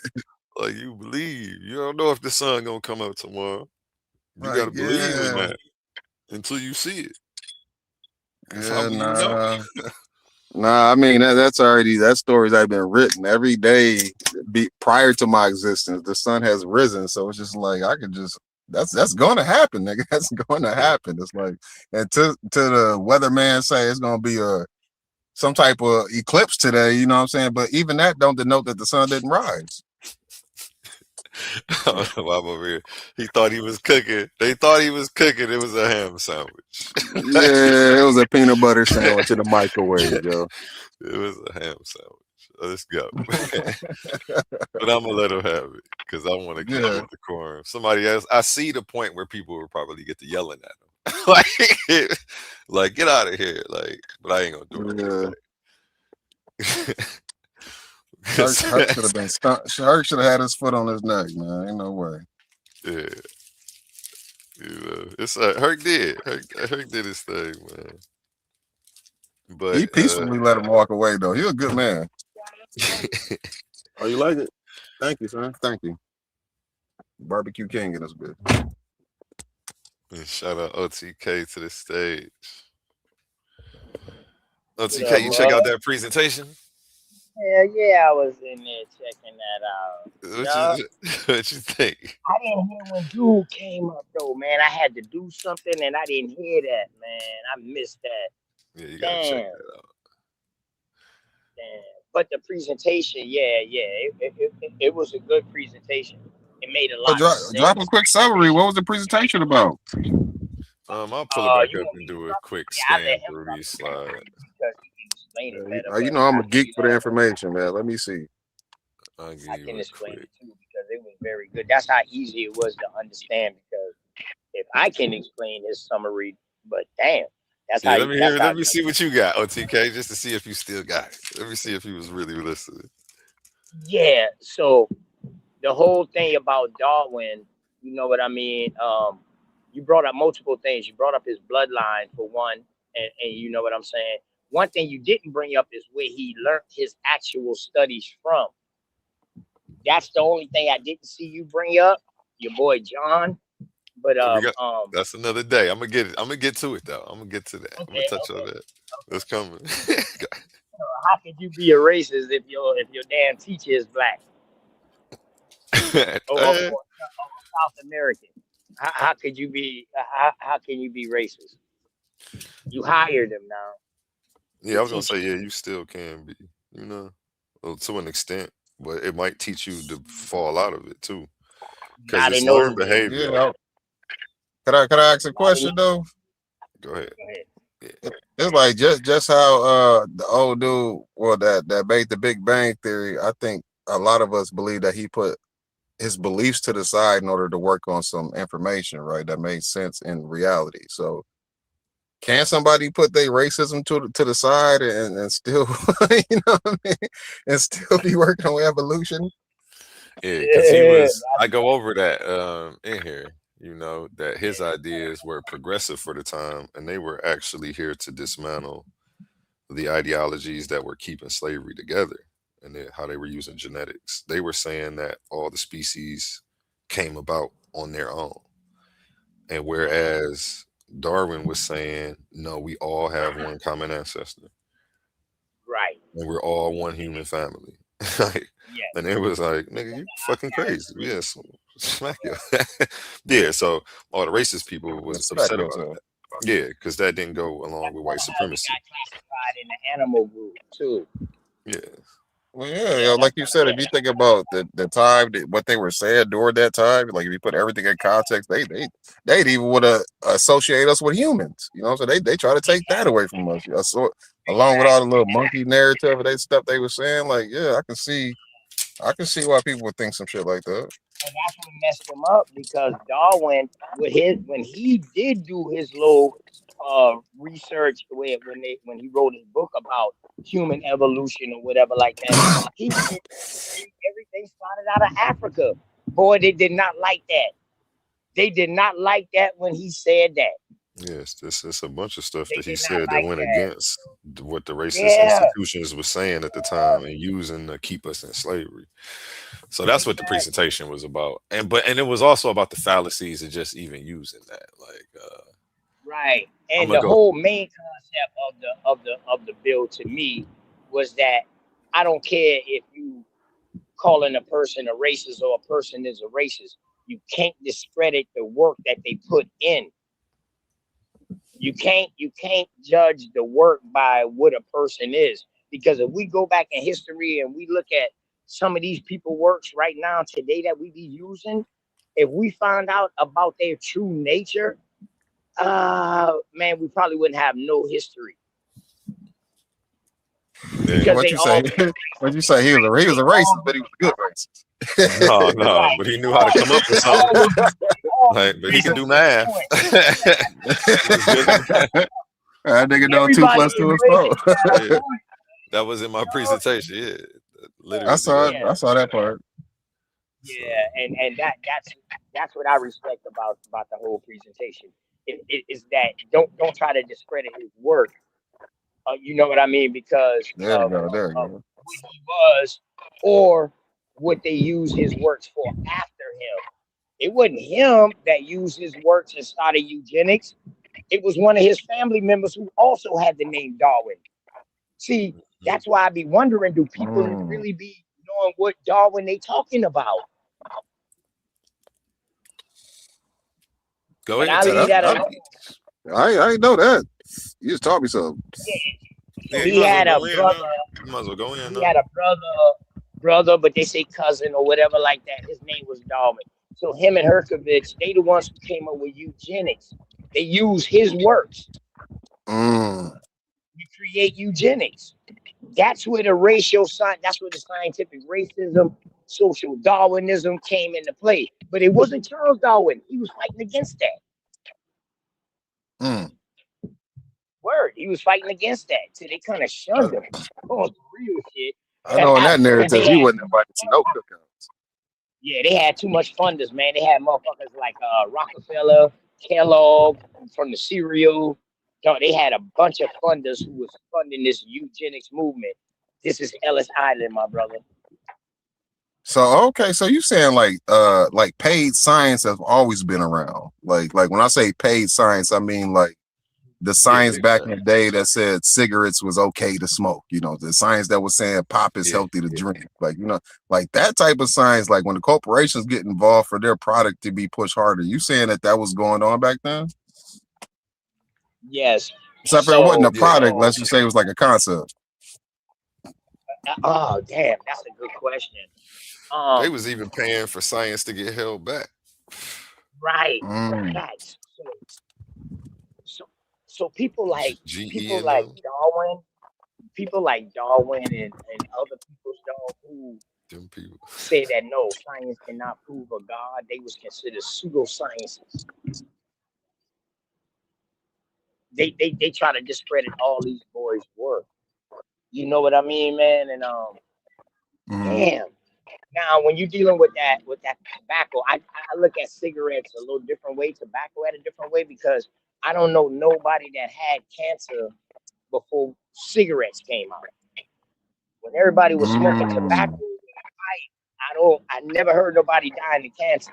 Yeah, Maybe you have. was the Native Americans being dropped off by cancer? Was that a thing, or Nah, those the American Indians some was was tobacco was smoking on niggas? tobacco.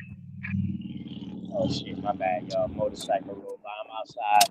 Yeah, American Indians was the ones. I don't deal with the Native Americans now, but American Indians was doing tobacco. And check it right at every shop that these Europeans them had, like they little stores. At one Mm. point, the one had a American Indian on the outside of the tobacco shop. Mm-hmm. So if you go back and look at like You, cigar you, you industry, think that you think that's to show love, or is that just mockery at this point? they say like, Like, yo, this is the good why these niggas pictures still on the shit. cigarettes now? Yeah, they're saying this is the good shit. you see it? It's the quality shit right here. This is the good tobacco. 2 hits of this gonna get you fucked up. Silly. Like for real, to where it caused American Indian chieftains to start going to war at each other because they was trying to control the sales. Remember now, the American Indians was the suppliers. You know, because we knew the land. We was the suppliers to them. So we was wholesaling to them when they was selling in their stores to their European factions and shit. And that caused a little problem and a little rift within the American Indians to where they started fighting against each other. Like the Beaver Wars is a main war that we can see that happen. But when we dealing with so A1, let me ask you this. So A1, you believe in DNA?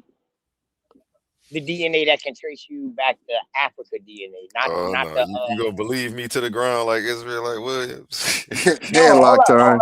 Time for the headlock. Or do you believe in like the paternal test, like that DNA test, because they're two separate tests. Mm-hmm. I'm rocking So with both. which one do you I'm believe rocking in? with both. You believe in the other DNA too? Yeah. Oh, so you He said, "Oh, like he was Right. That nigga immediately diagnosed you. well, damn, You've been diagnosed, man. That nigga said, "Oh, okay." He writing up a prescription for you right now, like, bro. man, I've been kicking it with this nigga for 9 months. He writing a prescription for you right Right up now. under me the whole time. Yeah, God damn. you studying your symptoms. They're gonna You go know what back I to mean? their page and like, he a goddamn tether. I wouldn't call you that. You don't got tether symptoms. You don't got tether symptoms. You don't even got trans-African symptoms. Damn. My bad, Pan-African. Get deep. I call it trans-African because they all say that they Africans that came on the transatlantic slave trade. So I call them trans-African. Okay. Yeah, but they really don't know. But so A1, you believe that we come from Africa? I mean, how far back you want to go? Wasn't it Pangea before that? I don't know. How far back you want to go? From what science said, wasn't no humans doing Pangea. True. Okay, well, yeah. Everybody out of Africa. Try again. everybody out the same spot. You know, we evolved, but yeah. So you think the same everybody spot, just man. came out of one spot, out of Africa? I mean, that's almost like, I don't know. Yeah, that's a good question. I mean, that's what the DNA say. They got all the routes traced. So even when you take your personal DNA test, I mean your ancestry. I don't. Are you asking like if everybody just spawned in one spot? Is that what you're saying? Yeah, pretty much, man. Like, damn. See, I don't think it was like that, bro. I don't think it was like that. I think the genetics. I think genetics that we have today is being traced back to like a specific like type individual. You know what I'm saying? Like, but it's just that person. That don't mean that it was nobody else around. That's just what's lingering. You know what I'm saying? We are the byproduct of that person from hundred thousands of years It's ago. almost it's like it's another Adam and Eve story at the same time. And then like kind of, but I mean, if we him specifically, OTK has an out of America theory, don't you? OTK, you think that everybody out of America? I leave that to the other people who really be kicking that say that we left from over here and went in and I mean we can't see. You got to stand on that, brother. Yeah, I was gonna say that's a yes. But no, I don't really teach that, bro. That's not one of my teachings. No. Oh, okay. I just teach that life was here. I believe that.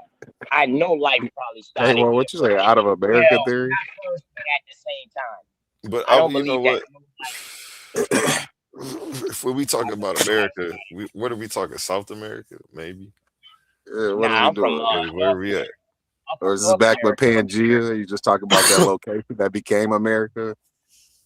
I mean, yeah, I'm speaking would it be crazy to think that there was life in South America? Oh no, it was. Yeah, so. I believe that life was at multiple places, bro. If not the same time, at different times. But I believe that life was everywhere, dog. It just didn't come from one place and migrate out. No, no, I don't. I know, cuz no, cuz. At least you taking the Cuz science and then starting to formulate your too much own different thoughts on top of that. phenotypes, I bro. like that because you know that's all. Yeah, That's what you're supposed it's to too do. much phenotypes, bro. If everybody came from one phenotype, we will still look at one phenotype. I I don't think mean, you you got the understand how environment though. phenotypes develop, but You got the environment. There's environmental pressures and stuff that could change you. Yeah, Like, that will change your complexion. That will have I more of mean, an effect on your then you got like, complexion you know what I'm saying? Like, and if you your mix with hair those and people that your chose to move over and they switched a little bit, and you mix with those But people, I now think you that got would like a, have you know what I mean? Admixture going more to on. do with That your could have produced something characteristics. different too. But that would have more to do with your characteristics Of who? of you, your environment. Your environment plays a part upon your like characteristics and your features. Yeah, correct. I agree with that. All right, now, but genes, dog, you look like somebody in your family, point blank. Okay, right. I thought you was talking about phenotype. That's why I brought up environment.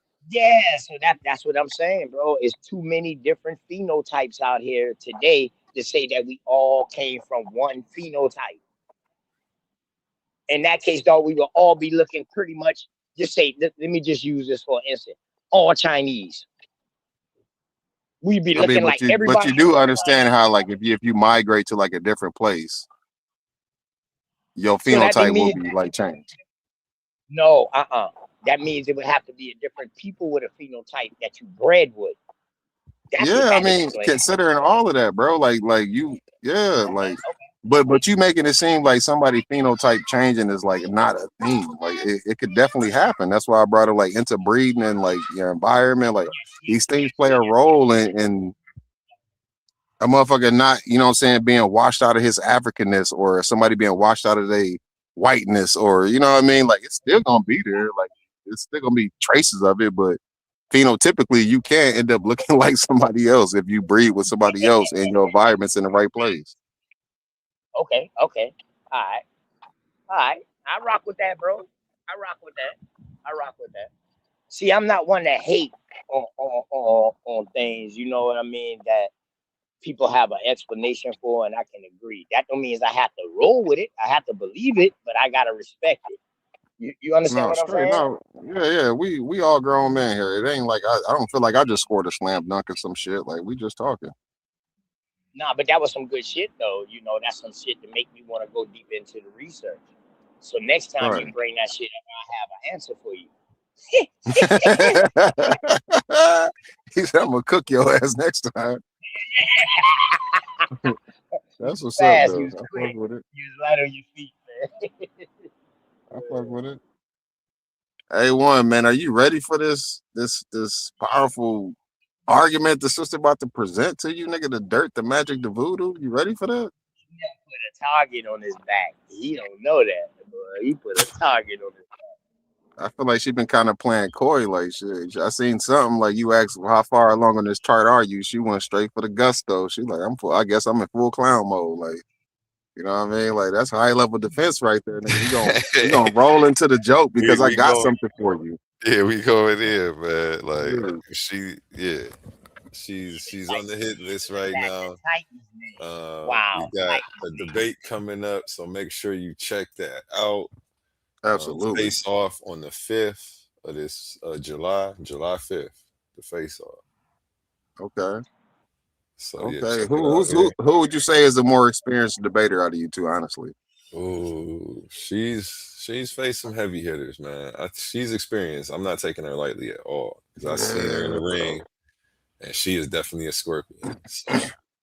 So, yeah, that's what I'm saying. Just yeah, I'm just saying I wasn't even worried about. I seen the topic. I'm like, A1 got this, bro. But then I seen that response. It made me like, why is she rolling to it like that? You know what I mean? Like she, you know, she counterpunching really, you know what I'm saying? But it's like, I hope A1 understands it, like, you know, what's going on here. Like, that was almost one of the first comments, bro. Like, she just like, I don't care who see this nigga. I mean, if you want to think I'm in clown mode, I'm in clown mode, bro. But I got something for you, though. She definitely got some sources. She be weaving it together real nice. There's a bunch of pseudo stuff. I seen a couple of her battles, man. Judo is about to be in full effect, you know. So I hope you got your, you know what I'm saying? You got your apron on. I hope you got your scalpel, nigga. You gonna have to dissect some shit, my nigga. You have to cut through some shit, you know what I mean? Y'all was one up before we even got the presentation started. A1 been done start laughing. A1 had to tighten up. All right, but let me get to this presentation.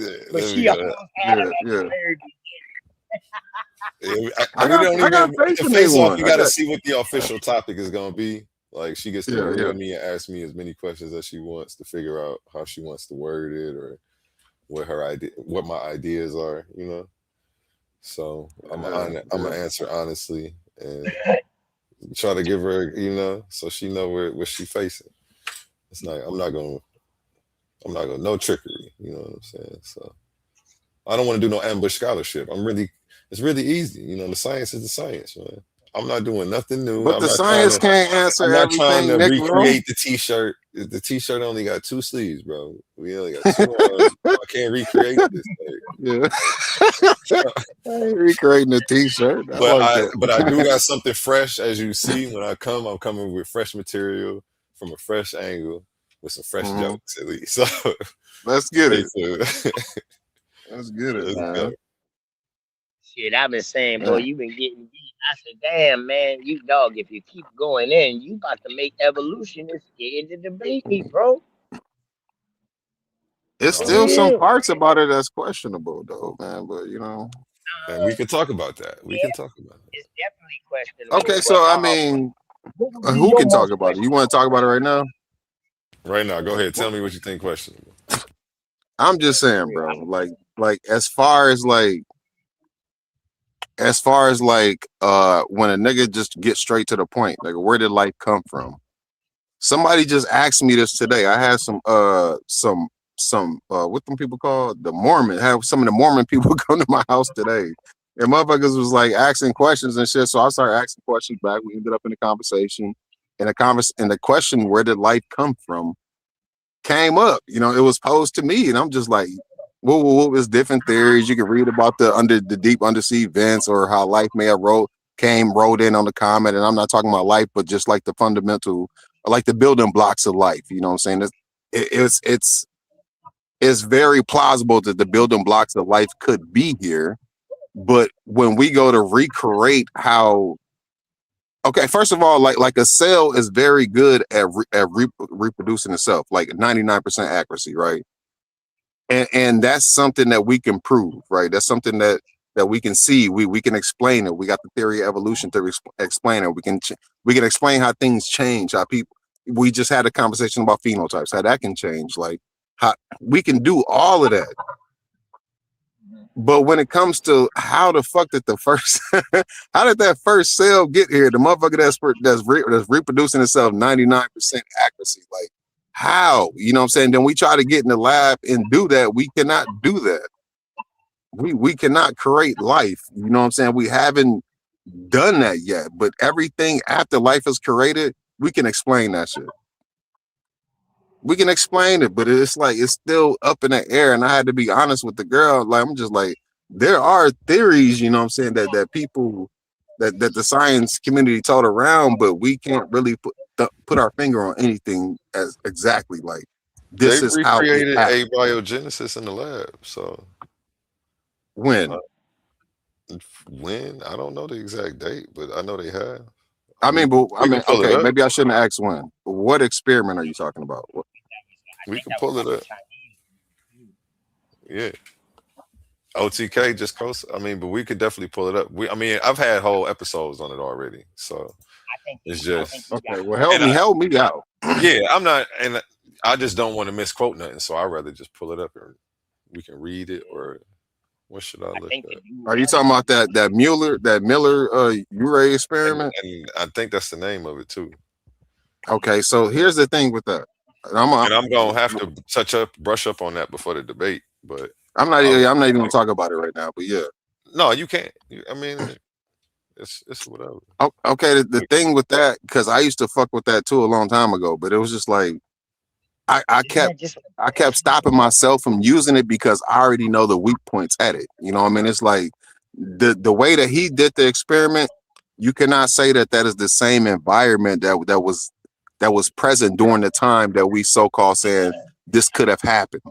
They did that shit in the lab, family. Like, it's not like the same environment. Like, so it's like hard to say that this is what could do that because it's not the same environment. But they tried their best to try to recreate those environments, but they could not. But see, that's the only reason why I don't like really using that argument, because once I found that out, I'm like, all right, honestly, bro, this is one of them things that you pull on somebody who just don't know, you know, so who has no rebuttal for the shit. Like, but somebody who do got a rebuttal for this shit is gonna be like, damn, like, right, bro. So now you got a problem with carbon dating too, right? With what? Now you got a problem with carbon dating because carbon dating is one of their leading tools to when they doing this research to try to come up with these outputs. I don't have a problem with carbon dating because Go ahead. No, I was only gonna say, like, most people who do have a problem with carbon dating, they say it's like I think they say it's like it can only go back so far or something like that, which is granted. Okay, nobody is saying carbon dating can answer all questions. I'm not against that. And another thing people say about carbon dating, oh, it doesn't give you an exact date. I'm not okay, nigga. It's an approximation. Most of science is approximation. So I don't have a problem with carbon dating at all. That's why I respect. But that compared to the experiment, always proving ourselves. You know what I mean? Like, yo, that's the thing I respect about science. It's just that it's some people who try to take science and manipulate it. You know what I mean? And try to use it for propaganda ways. And you know what I mean? And that's the fucked up part about it. Excuse my language. That's the messed up part about it, right? And I could rebuttal y'all, but I'm gonna let y'all live. No, go ahead, bro. I don't want to live. Go ahead. A1. I'm tired of living, man. Go ahead, rebuttal, A1. Yeah, go ahead, rebuttal. Let me tighten you up before you have to tighten up. So what's that? Yeah. That was me. I'm waiting on you to go, bro. Yeah, me too.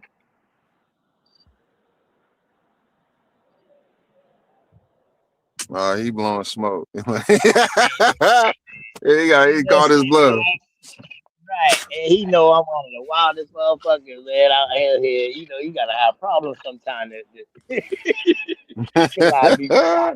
No, I'm over here. It's a band in the spot next to me. I'm over here listening to their shit through the vibrations. I can hear their shit. Their shit nice. That nigga tapping his toes. That nigga locked in, tapping his toes. Is that loud? Does that sound loud to y'all? Can y'all hear that? That's probably how you pull the fucking cord out the computer. You can't hear it? No, sir. Oh, okay, that's nice then. Y'all can't hear the band, but I can. Probably how you got the sound cancellation on, man. Either that or he got headphones on. Yeah, I do. Yeah. So he busted. I do. And yeah, I don't want to. I got slides on this already, but I'm not about to pull up nothing and go through all that. Cause like I say, I've been putting in work, man, too, man. I've been doing this for a little bit longer than people think. Hey, A1, don't DNA only go back 200 years? 200? And they testing DNA to live people today and not no ancestors? How do you validate that statement? DNA only go back 200 years. Hold on. Let me ask the question first. Don't ask me to validate it yet, bro. I need to hear that. My bad. Go ahead and spring your trap, OG. Yeah, man. Let me work a little bit on A1. A1, your DNA that you like, that trace you back to Africa. How far does that DNA really go back? It's a limit, like 200 years, correct? I don't know I if want you of to such a limit. check the white pages. I don't know So of you such a I check, don't limit. know if such a limit. You got a source? huh? You got a source for that? Yeah, ancestry.com or Say it. 23 and Me. It's inside their shit. No way. No way. Check it. Oh. So have y'all? Hey, Ancestry.com. hold uh, on, you a wild man. So You a A1, wild man, Stu. have you ever heard of a reference panel? A1? Have you ever Yeah, heard of a yeah, reference panel? A1? yeah. You heard of a paper trail, correct? Correct. All right. So without these two things, there's no DNA, correct? You talking? Okay, yeah. All right then. So what is the paper trail, bro? That would be your genealogy, right? You talking about direct? Yeah, I mean, No, because that would be your you know, it get genealogy. mixed up. You talking about how we get mixed up after slavery? No, You talking no, about? no. Ain't no how we get mixed up, bro. This is what DNA says it goes off. So in other words, you just can't spit in the tube. All right, bro. I see you next tomorrow. You can't just spit in the tube without putting a name on it So you and talking sending about some it off, slim and then we margin tell though? you Like who you are. you're talking about a slim margin. Why is the margin so slim? Can you tell me that? Because they testing it to live people today. They not testing it to no ancestors. So in It other was, words, they it's don't 200 have years. no American ancestry DNA that they're testing us against. They testing I us don't against know, these bro. little fucking people. They testing That's us hard to against these stomach. little fucking people that's in Africa that got their little college plan and went to Europe to get schooling and shit. Yeah. Those are the ones that volunteer for DNA because you got some African chieftains that say they don't rock with that. He's trying to They don't say it rock with goes that back DNA. so far that they could tell you who your family is. Then after that, like it goes off haplogroups and stuff because they Right. don't know. So now it So goes off that's of we already know that though. That's now it already goes off Listen, of yeah, just make it play, he just said then. it found. Yeah, you took us on the long Yeah, walk yeah, down the I walked into the trap too. I'm down like, the what are you short talking path. about? Yeah, my bag, man. Damn. You're killing me, Smalls. What you still saying? Hey, Stu. Killing me, Smalls. Hey man, it's content, man. That's what it's called, bro. It's called content. I'm one of the best at it,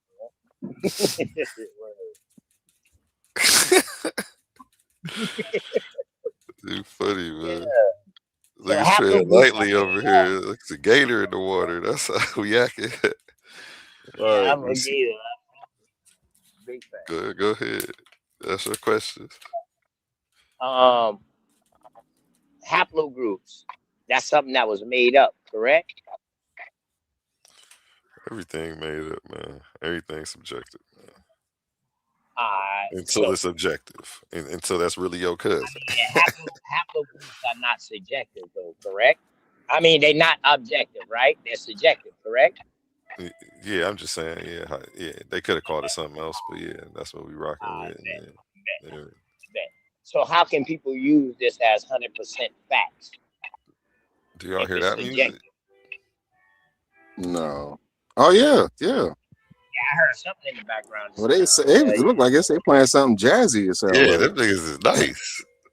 Jazzy. I ain't even gonna complain. The Well, give me a motherfuckers glass of dress nice. wine. That's what I was saying. What they about to do over there? The motherfuckers They, dress nice as a put it, motherfucker over there. Hey, so A1, like given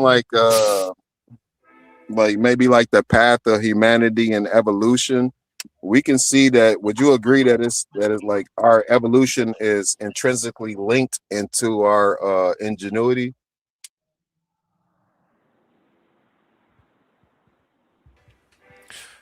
I would say, yeah. I think we get smarter, more intuitive over time. Is that what you mean by ingenuity? Wait, what do you mean by ingenuity? I I guess mean, just just like you said, like we get smarter over time. Our ability to like, I would say more or less adapt to our environment. Maybe like make use of the things that we have to like maybe make better technology in order to push evolution. I think definitely because we build on top of the shoulders of the people before us, so we only get funny. I would assume, you know, Okay. but That maybe would it's not So be evolution, though. That would not be evolution. That would be an adaptation. yeah, that leads me into my next question. If you do believe that, how is it evolution something that's so internal has like such a grounding in something external, like, you know what I'm saying, like the technology that we make, you know what I'm saying, like I was only to evolve my thoughts and my thinking and X, Y, and Z to push humanity a little bit further because I made this, you know what I'm saying, like it shouldn't that just be happening naturally, you know what I'm saying, like we should just be getting better, like not better and better, but well, damn, I just caught myself up, bro.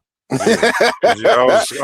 The Yeah, whole time I'm listening yeah, to you, I'm like, you're describing it, yeah. but I don't Nah, know. I'm over here trying to play the B side, and I'm catching myself up and It's shit. like, Like, oh, he just made it yeah, make sense. nah, Like, yeah, yeah, we nah. are evolving. We're getting better and better. But It only they know makes sense. better. Ain't no better and better though, bro. We Yeah, just evolve. exactly. We evolving, and it's still the same level of excellence. It's only one first place trophy, no matter. You know what I'm saying? Mm-hmm. So every year, yeah, we keep getting better and better, but it's only one first place. It's not like I don't think that's they're not evolving. judging. We don't judge the evolution. Because we know what came That's before. not So that's not evolution though. A1. That's an adaptation, bro. what And adapting? progression.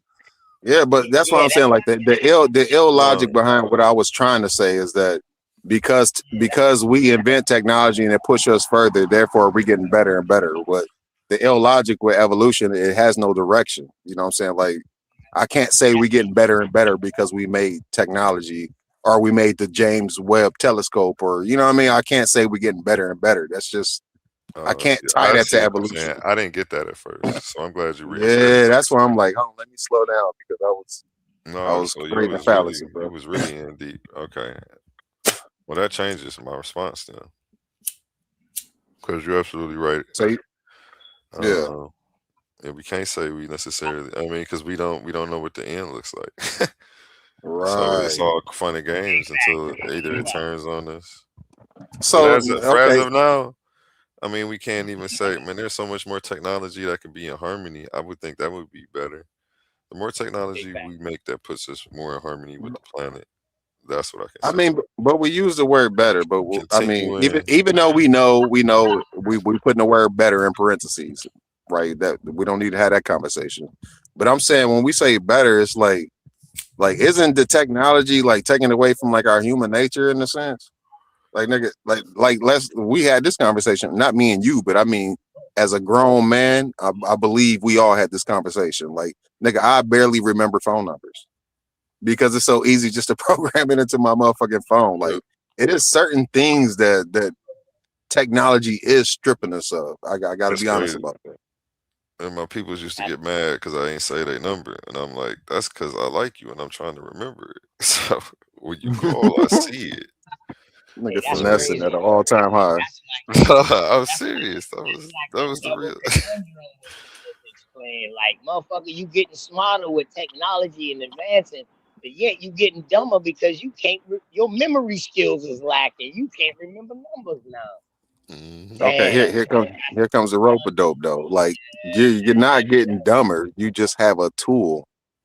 Now you have a Right. tool to do that. You know what I'm saying? Yeah, So now essentially you save energy and time. yeah, you save energy You and know, time. you save some But of your brain power because you have a tool to do it now.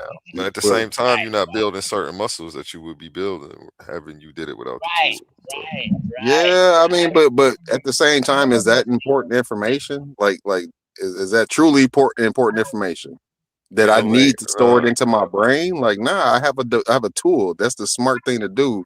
Create a tool.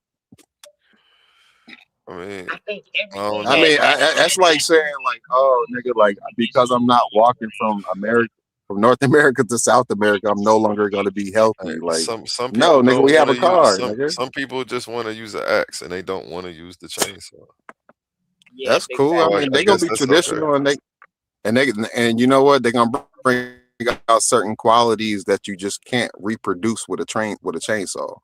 There's And you're nothing gonna get wrong with certain going back into that. qualities with an axe you can't reproduce with a Right, chainsaw. right, Yeah, you gonna get the right, biceps, the back gonna be right, all that. right. Yeah, So so that's the whole point of me saying forearms that. gonna be popping up. Yeah, so Hey, you know what? The technology is cool, but ain't nothing smoother than the rusty tools in that shed house. You know what I mean? Like, nigga, the traditional is always gonna be traditional. yeah, We label things traditional because they've been working for a long fucking time. I think we got the advantage Technology is because what if we can makes us use the powerful. tools and know how to do traditional, we the ones winning. The people that only know how to use the tools is gonna be at a disadvantage if something ever hit the fan. Like, Yeah, life is about balance, brother. and it's gonna be, I Technology don't makes us know, but we gotta powerful. see how it. Dang, that's crazy. Watch. I'm I think shutting down, bro. technology My phone done died. oh shit. You know, Scribe dropped off. He'll be back. Brother right there. Where the hell Oli at? He flying around here somewhere, keeping an eye on things, probably. Oh, I'm just like an owl in the woods and OTK. I'm just chilling. That nigga got one of the smoothest demeanors I know, man. He's just looking Bro, for a nice, soft place to land, man. I can be mad as a motherfucker. I listen to my brother talk, dog. I had to calm down and just laugh, man. Yeah, he kind of Word. so you don't see him in the tree, you blend in sometimes, but so, but Word. he ain't coming up here to save me tonight. If that's what you was, shoot. Uh, 'Cause I got a couple different presentations. I just never did. I think with the debate, I don't think there's no problem with the debate. It's gonna be a good debate. It's gonna be a Definitely. wash. It's gonna be a wash. I'm gonna let her pick the I judges. I'm still gonna wash her.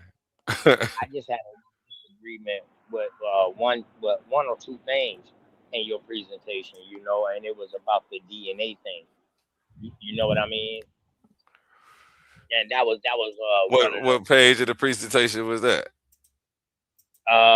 when I think you Right was here. on a page just talking of it though. Yep, Okay. because you went into the genetics. This was at the very beginning too. I think this was like within the first 5-10 minutes of the show when you got on this page right here. Yes.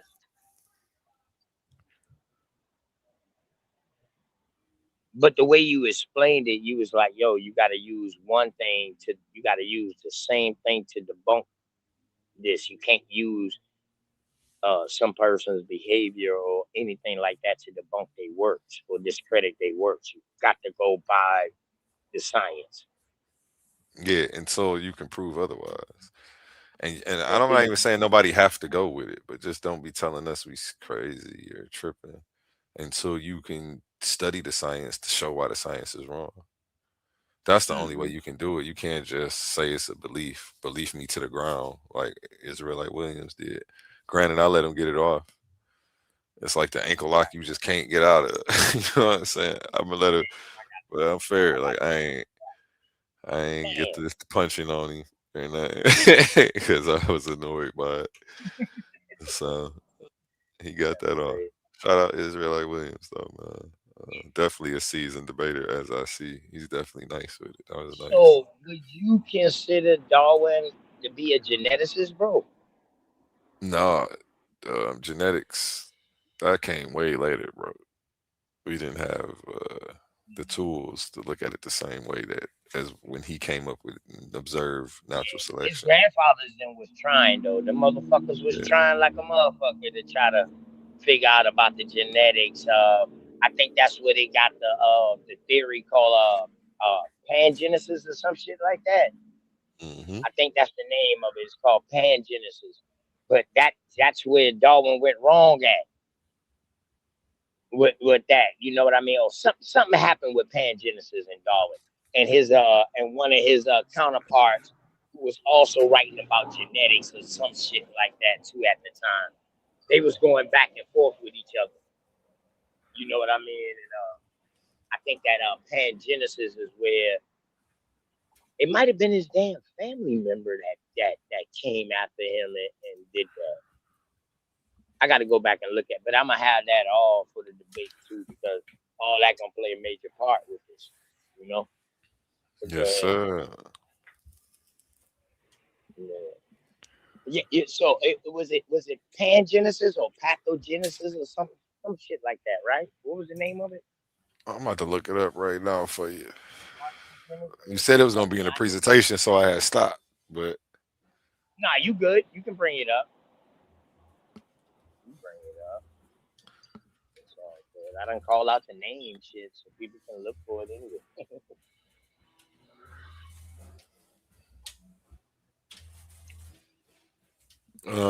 let's see. I spelled Darwin all. I spelled everything all wrong. Crazy shit. Oh, It this seems ain't like it. when I read that shit about it, it was like the study of that was like, yeah, uh, Gregor, people you in talking about Gregor Mendel? Is that what you I talking think that's about? the dude who he was going against. I don't know, man, but yeah, it's called. Damn, man. Now I have to. Damn, I wish I was home on my computer. I got it on my computer saved. I just can't think of the name. I know it was Pan something. All you gotta do is type in Darwin and type in Pan, and then it should come up. Charles Darwin Yeah, and it's telling Pan me about a book that he wrote Mm-hmm. called His Beloved Child, A Theory, Pangenesis. Yeah. Yeah, pangenesis. Okay, so it was. I think he was trying to explain that traits get passed down from father, mother to child. You know what I'm saying? But people was like, nah, that ain't how that shit go, or something like that. Something happened with that shit, man. I got kind of confused when I was reading it, bro. So you know what I mean? I said, damn, I gotta read this again when I'm in a He better mind. hypothesized that every cell gives off a little piece of itself to create the organism. Is that what you're talking Which about? is like genetics, right? Passed down Yeah, genetics, yeah. chromosomes. Yeah. So that's what I'm saying. Like, yo, that was spot on. Like, we find that true today because now we see these people with their DNA shit, your traits and stuff, your chromosomes and everything is passed down from your parents. You get half from the mama, you get half from the daddy. Oh, so you subscribe to Pangenesis? No, I'm wondering. No, I You don't just saying. subscribe to evolution, my nigga. You see, I just tried to flip it on you. So what Yeah, you I know saying you about Pangenesis? good. No, What you I saying about think Pangenesis? that's the, like that. I think the pangenesis is like when that was his attempt to try to like get into genetics. Remember, I just asked you, do you think Charles Darwin was a geneticist? So that's why I brought up that because I think that's the closest he ever got to like what you would call a geneticist with his theory. I like that angle. That's a nice angle. You know, that could be a little leg Surgical lock. how you want it. So casket. You shooting that little ass gun like Harlem Nights, man. I gotta get that Man, shit clipped. I just shoot enough little bullets till it affects you. You know, And while you with your poor accuracy shooting the big gun, I'm dodging that. I'm steady piercing you with little things. You know, after a while, it's gonna weigh on you.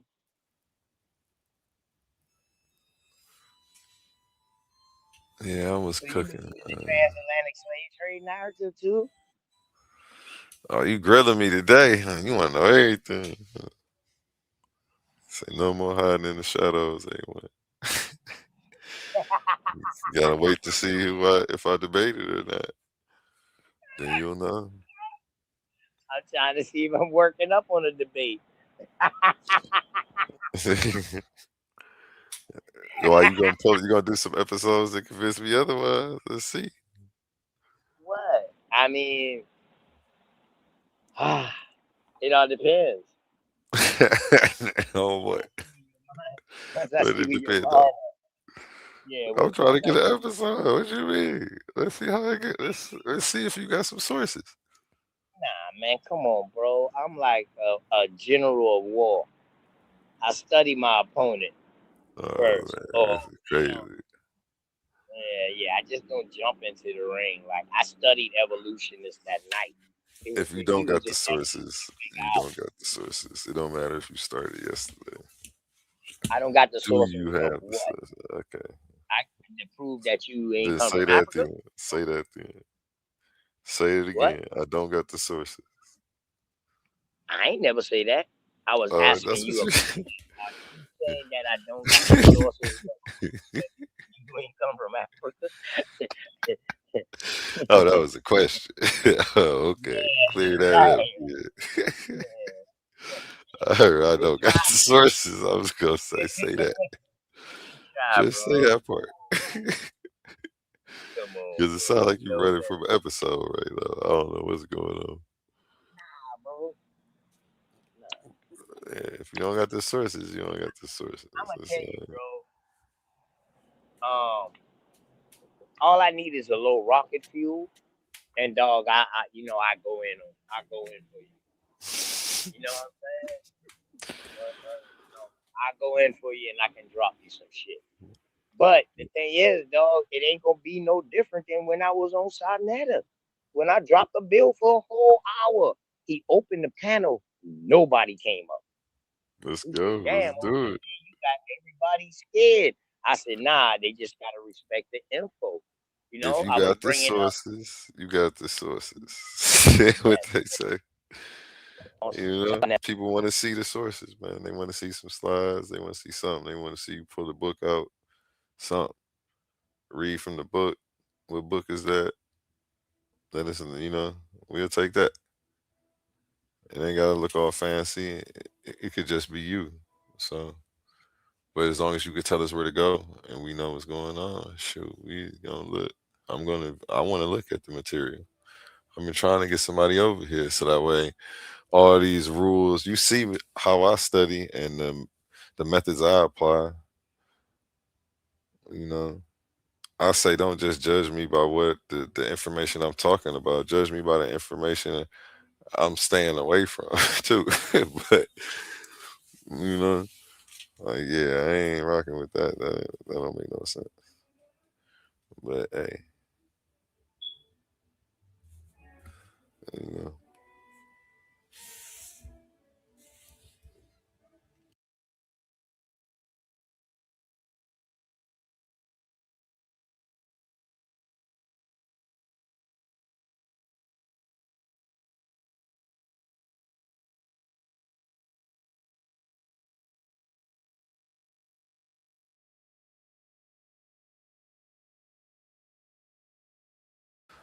I'm about to let this video play. Oh, OTK dropped off. I was cooking him. Okay. He couldn't handle the Oh, you can't hear me. Yeah.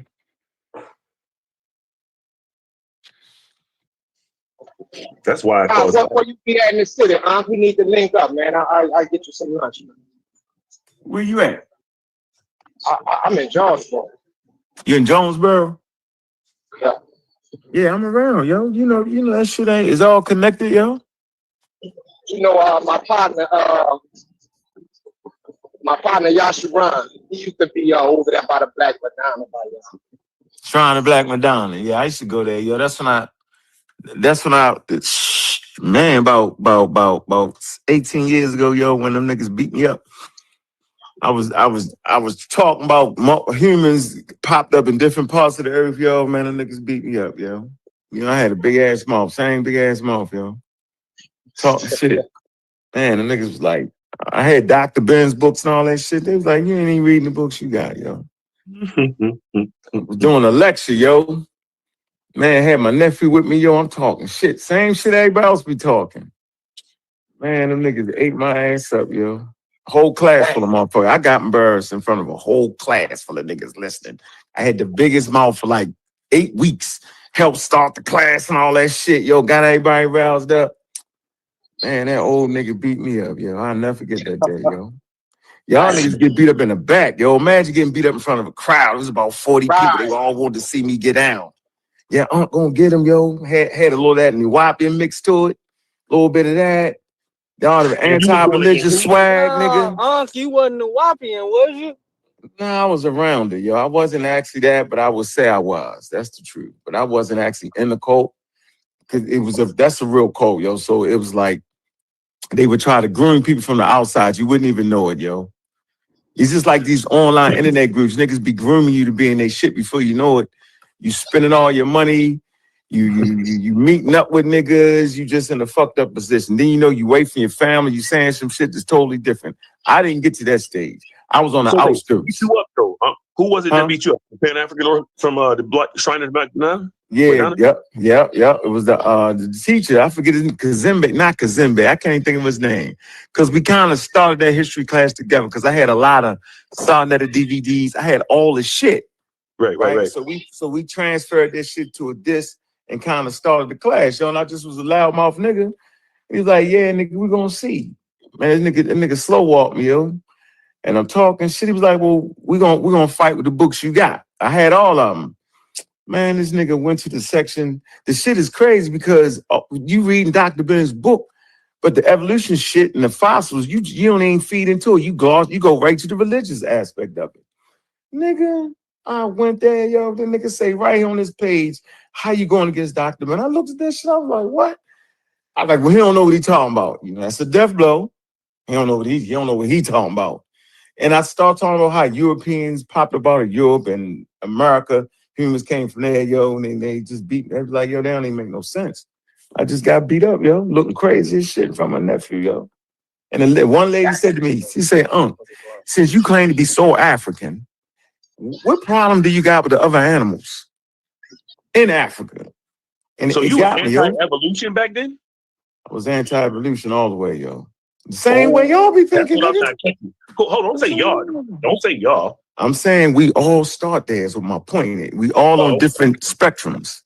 You get my point, right? We don't start off being able to comprehend that I'm a fucking animal, yo. That's just the farthest thing from your brain.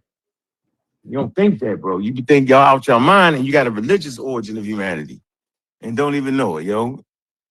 So I was on that and they beat me up, yo. I was like, I ain't getting beat up no more like this, yo. And shut the fuck up for a while and just learn. Yeah, now they was religious and they had their shit, you know what I mean? So, you know, man, I don't know. So I'm just saying, I just been through a whole lot of shit with the information and knowledge, yo. So I just be trying to, and sometimes my temperament, you know what I mean, ain't what it should be to dealing with people who I know I was the same way. So you gotta have some empathy. So I'm working on it, yo. Yeah. Just know this, man. No matter what you go through, God waiting on you. Yeah, I ain't worried about no God, man. There's so many gods out here. One of them gonna pick me. Have a super fan. God waiting on me. He don't even know what God waiting on me though. Cause like I always say, man, but he almost got the game beat, bro. He know. See what the Israelites didn't do.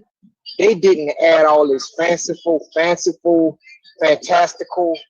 things to God. They just made him God, the ever-present all. They didn't have all these outfits that they gave him and all these different appellations. They just said he created everything. And that's the true creator. Like all those other gods, man, with all those other stories that defy science and fly in the face of science. Most High don't do that. You said what?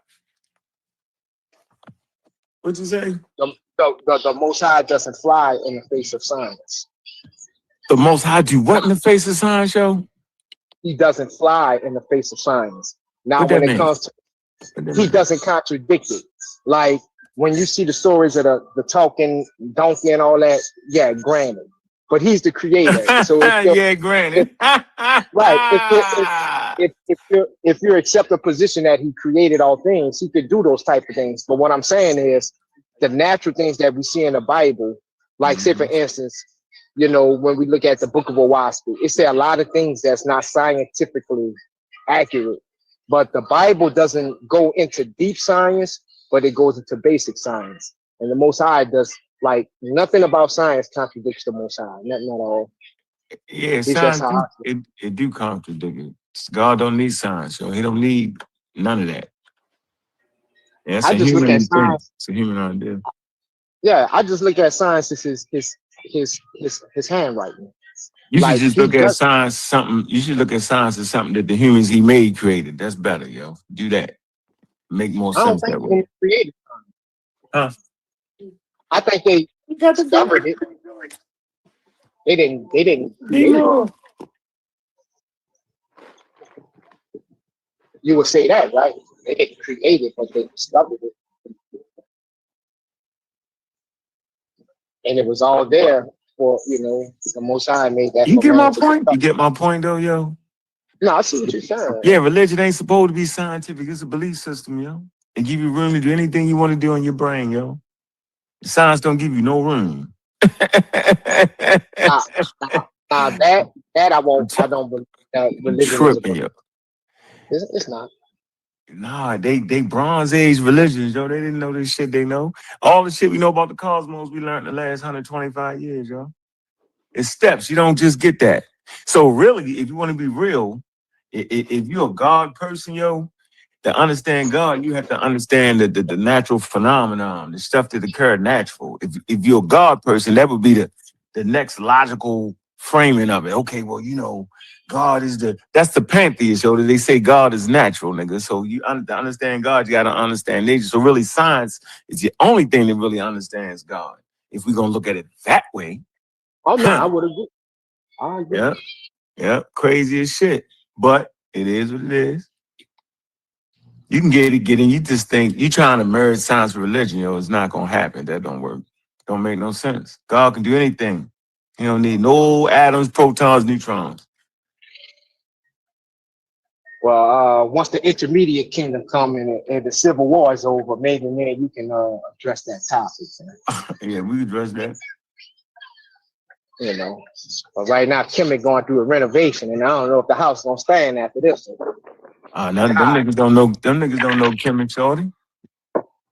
It's Them crazy to niggas me know. though. Like, Them niggas know New Age Kemet. They don't know Nile Valley indigenous African shit where they spooky and they bury humans when their king died. They bury subjects with them and they do all kind of shit. Great shit, bad shit, good shit.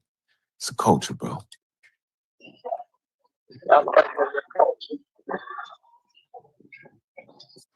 Man, it's a culture, my nigga. It's a culture. I'm gonna go hit this live button, get in them out, yo. all right, peace. All right. All right, peace.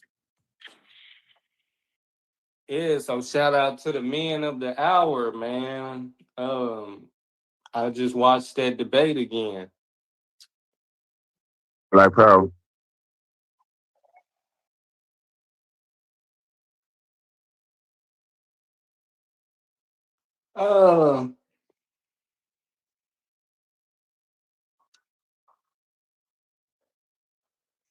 Exactly. I think that's why that's why I be like even skeptical. But I mean, shit, I ain't got nothing to do with the judgment, so I had to give it to Swab by a couple points, man. I think he had a nice cornering moment that I don't know if Pan had against him. Pan's equation, that was pretty solid. That was my favorite part of Pan's presentation. I think he could have possibly drove that equation uh, into the minds of the judges a little bit harder. But like I say, I'm not a judge, so the judge might see his equation and be like, "Oh, okay, this is perfect. I need proof that something outside of this equation will equal racism." So I don't know. It's a tough one, but it was a good one. But like I said, I like how Suave pointed the nigga and he basically pulled a Pan on Pan and was like, "So that's not racist?" He broke it down, explaining it. So that's not racist. And Pan was like, "No, not necessarily."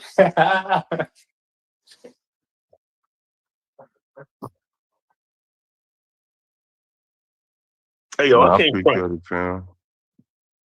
I appreciate it. Yeah. Nah, he shouldn't have never took that title like that, bro. Putting Simply in there and not having a yeah, bro.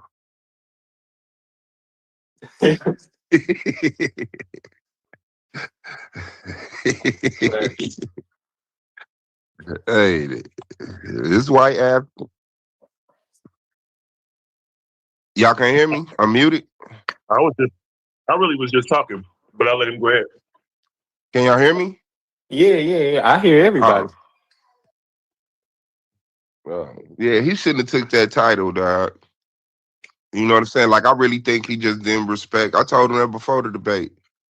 Like, he don't respect me as a debater or whatever. And what's that? If I still using myself,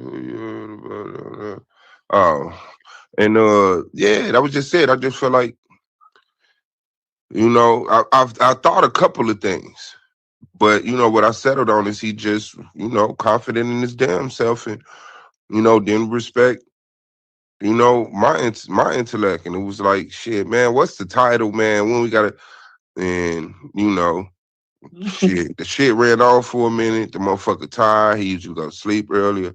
At that point, that nigga just wanted to just kill me. And yeah, but he looked at that title and saw it written down and said, yeah. And then tried to come to the debate. He's trying to force the word simply into the title. And he's being very, however you described it, putting, if only simply because they're not black, right? Hey. Then the nigga, like, I think it opened around, like, I had like 30 seconds left. That nigga had a minute left. Said nothing. Then in the motherfucker purpose round, this nigga runs out of slides halfway through. Damn, did we run through them Jones? Yeah, you did. So he go back to his presentation, knowing he got a whole nother ambush presentation. He could have went into that, but he didn't. He constructed it like a coward.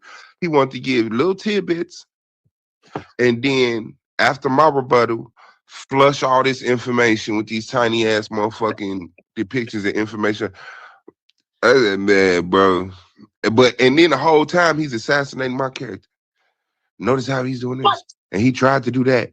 And this is how we came to the title. And then I'm like, damn, this nigga dirty to the motherfucker. This nigga gravy, fam, but just trying not to die. I get it. Trying not to die. That's what you got to do. You put yourself in that situation. It's like, nigga. That's a lot. So that's what's up. What's up, Swap? Good to see you again. Ain't seen you in a minute. I genuinely can't wait till tomorrow to find out who won, because it's Sunday. Oh, what'd you say? It's Sunday? Okay, what time? What time?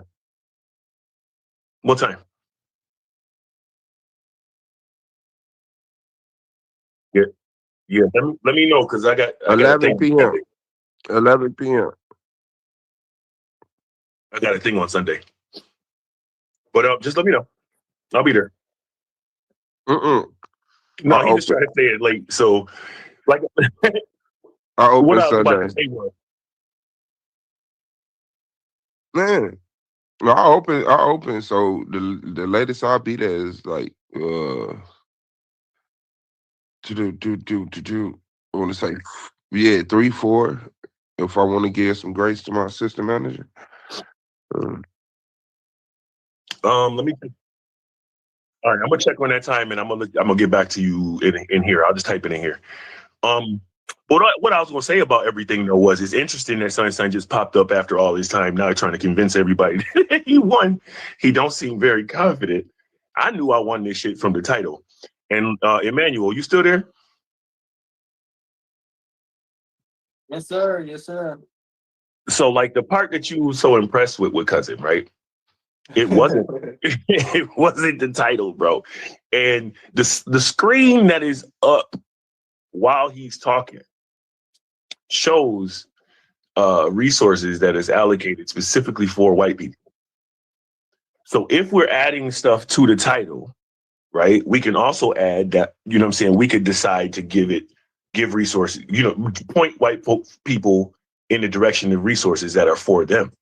You know what I'm saying? And therefore it wouldn't be racist. Also by the 13 definitions that I shared. But I need y'all, you know what I'm saying, make sure you focusing, you know what I'm saying, when you're watching. Because even then just now, he's trying to convince y'all that I said some shit. You recording this, A1? Right now? What's up? Yeah, so like just the shit he just got finished saying ain't even what happened. So he tried to convince people. He popped up out the blue because he clearly don't feel. I knew I won from the title. I've never not been confident since Hold on, wait. Go back to your first point. None of the stuff I said happened. Since I typed the title in the chat so people could see it, I knew that I won this match from then. The man said, "Oh my God, I was talking. Oh my God, I was talking." So I do appreciate the conversation afterwards, but since I typed it in the chat after accepting the title, I typed it and accepted it for a reason. You know what I'm saying? If we're gonna add stuff, we got to add the shit that I just mentioned. That's all I'll say.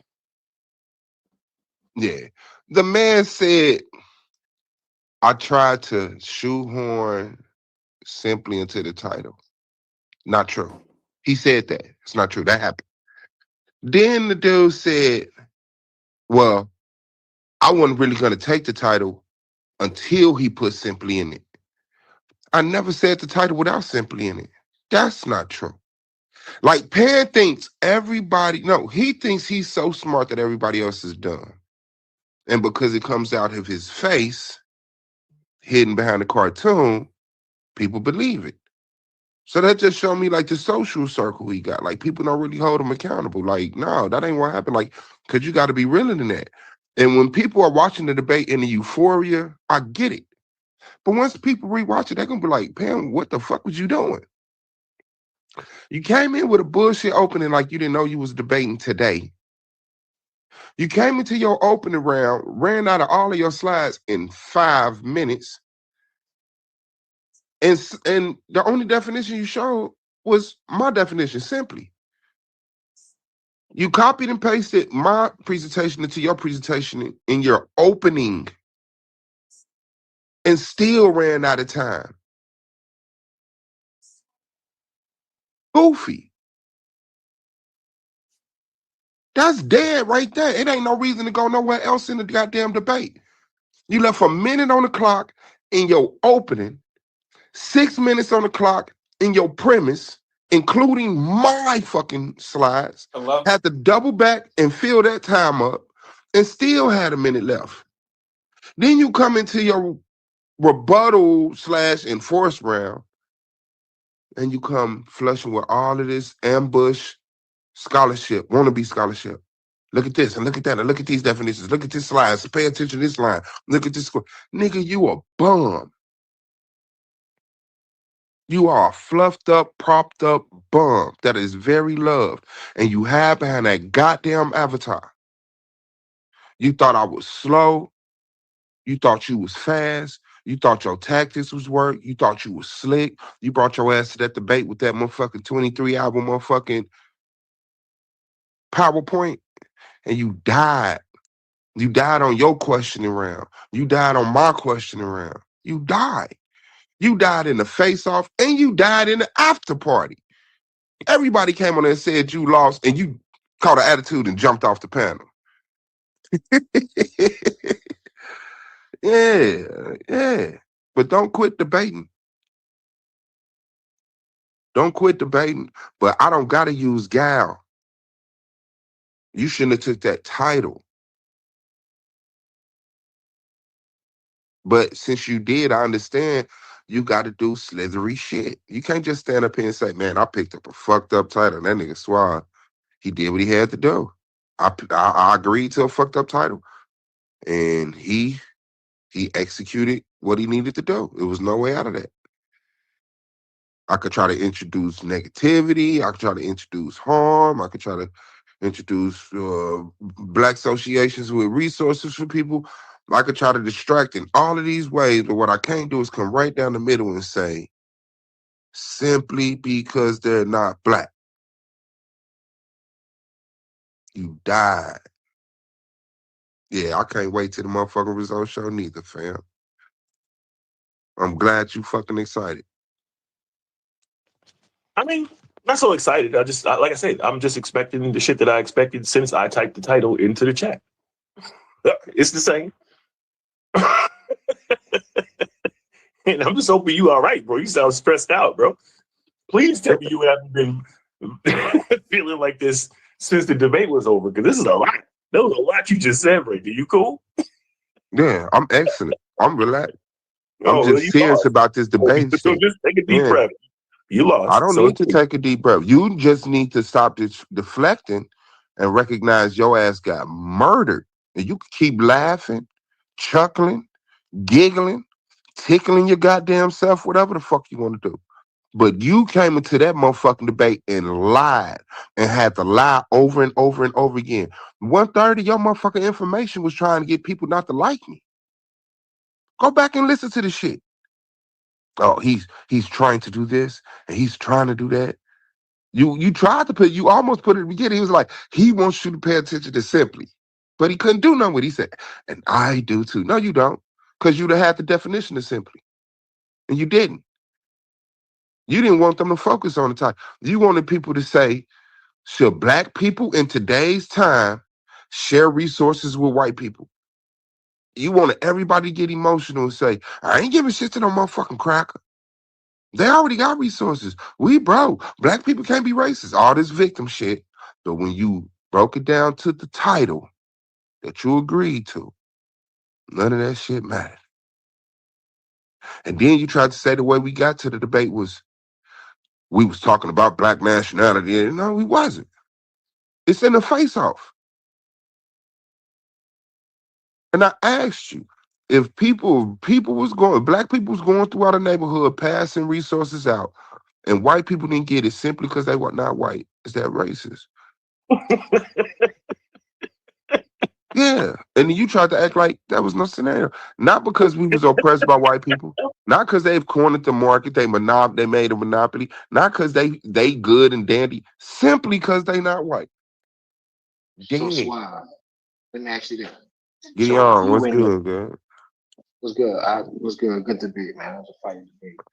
Appreciate it. So if you and your community, every week y'all just, pool together, like everybody take 10% off their check and they pool it together. And at the end of 6 months, y'all take that money and dole it out to the community. And it just so happened that community is all black people. But white European come up saying no to them is racist. Would you think that's racist? You said if I went to an all-black community and then some white people walked Yo, up. what you just said, Gideon, is what I presented in the actual debate too. But repeat it because we didn't hear you. Yeah. So if you have a community and your community is all black people, and every week y'all put together 10% of y'all money aside, then at the end of 6 months, y'all take that money and dole it out amongst the community. So if a European just happened to be walking by and ask for something, would not giving that European be racist? Those things. Like say for In instance, that scenario, in the scenario, I get it. In the scenario you set, because you're not basing it off race, it sounds like you're basing it off of He said European. He definitely said European. Look at him. He hollering. He hollering. Look at him. Was This I is hollering? death. I'm sorry. I So want do y'all to know y'all what see what death look Joshua like. just come in the back chat? I want y'all to know what death look like. He won't even let you talk to me, bro. I'm sorry, Gideon. Did you say European? My bad. Yeah, he want to talk to you, Gideon. He don't want me to answer the question. He want to talk to you, right?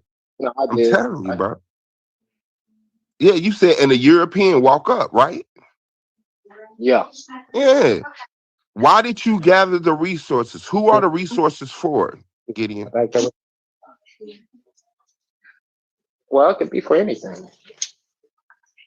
So you're I'm not gathering. going. You're taking. So you're taking 10% out of your check I'm saying for anything. that Yes. was a question. Wait, repeat that last part. So you're taking the check. I'm trying to figure out what was the purpose of gathering these resources. Who were the resources for? It's for so we get together, right? No, I It's get it. But who are you getting together come for? right. That's what I'm about to say. Uh, the name of the organization is A Better Black Community. So at the end of every Friday, this community they come together. They give 10% of their resources to give back to their community, which is also all So black, the right? resources is for their community. Which is all black. But within their mission statement, they say things like, no one's going to help us, so we're helping ourselves. They come with different stats, different data that shows how we are always at the bottom. So this is specifically for our people. So they set up the tent, and they say Saturday all residents come to the table that we have set outside, and we're going to give you resources. So Yes. Well, yes, it would be racist, but it's racist with a justification. It's justified racist because you're actually trying to combat racism, right? And so in order to fight fire, sometimes you got to use fire. So if we're purposely as a group identified and singled out, sometimes we got to identify and be exclusive to compensate for that. So yes, it's racist, but it's justified. No one should be mad at that. Right. Okay. So I thought the term racist had vitriolic overtones to it, like something about it being hateful. You know what I'm saying? So, that's a good question. That's a massive thing.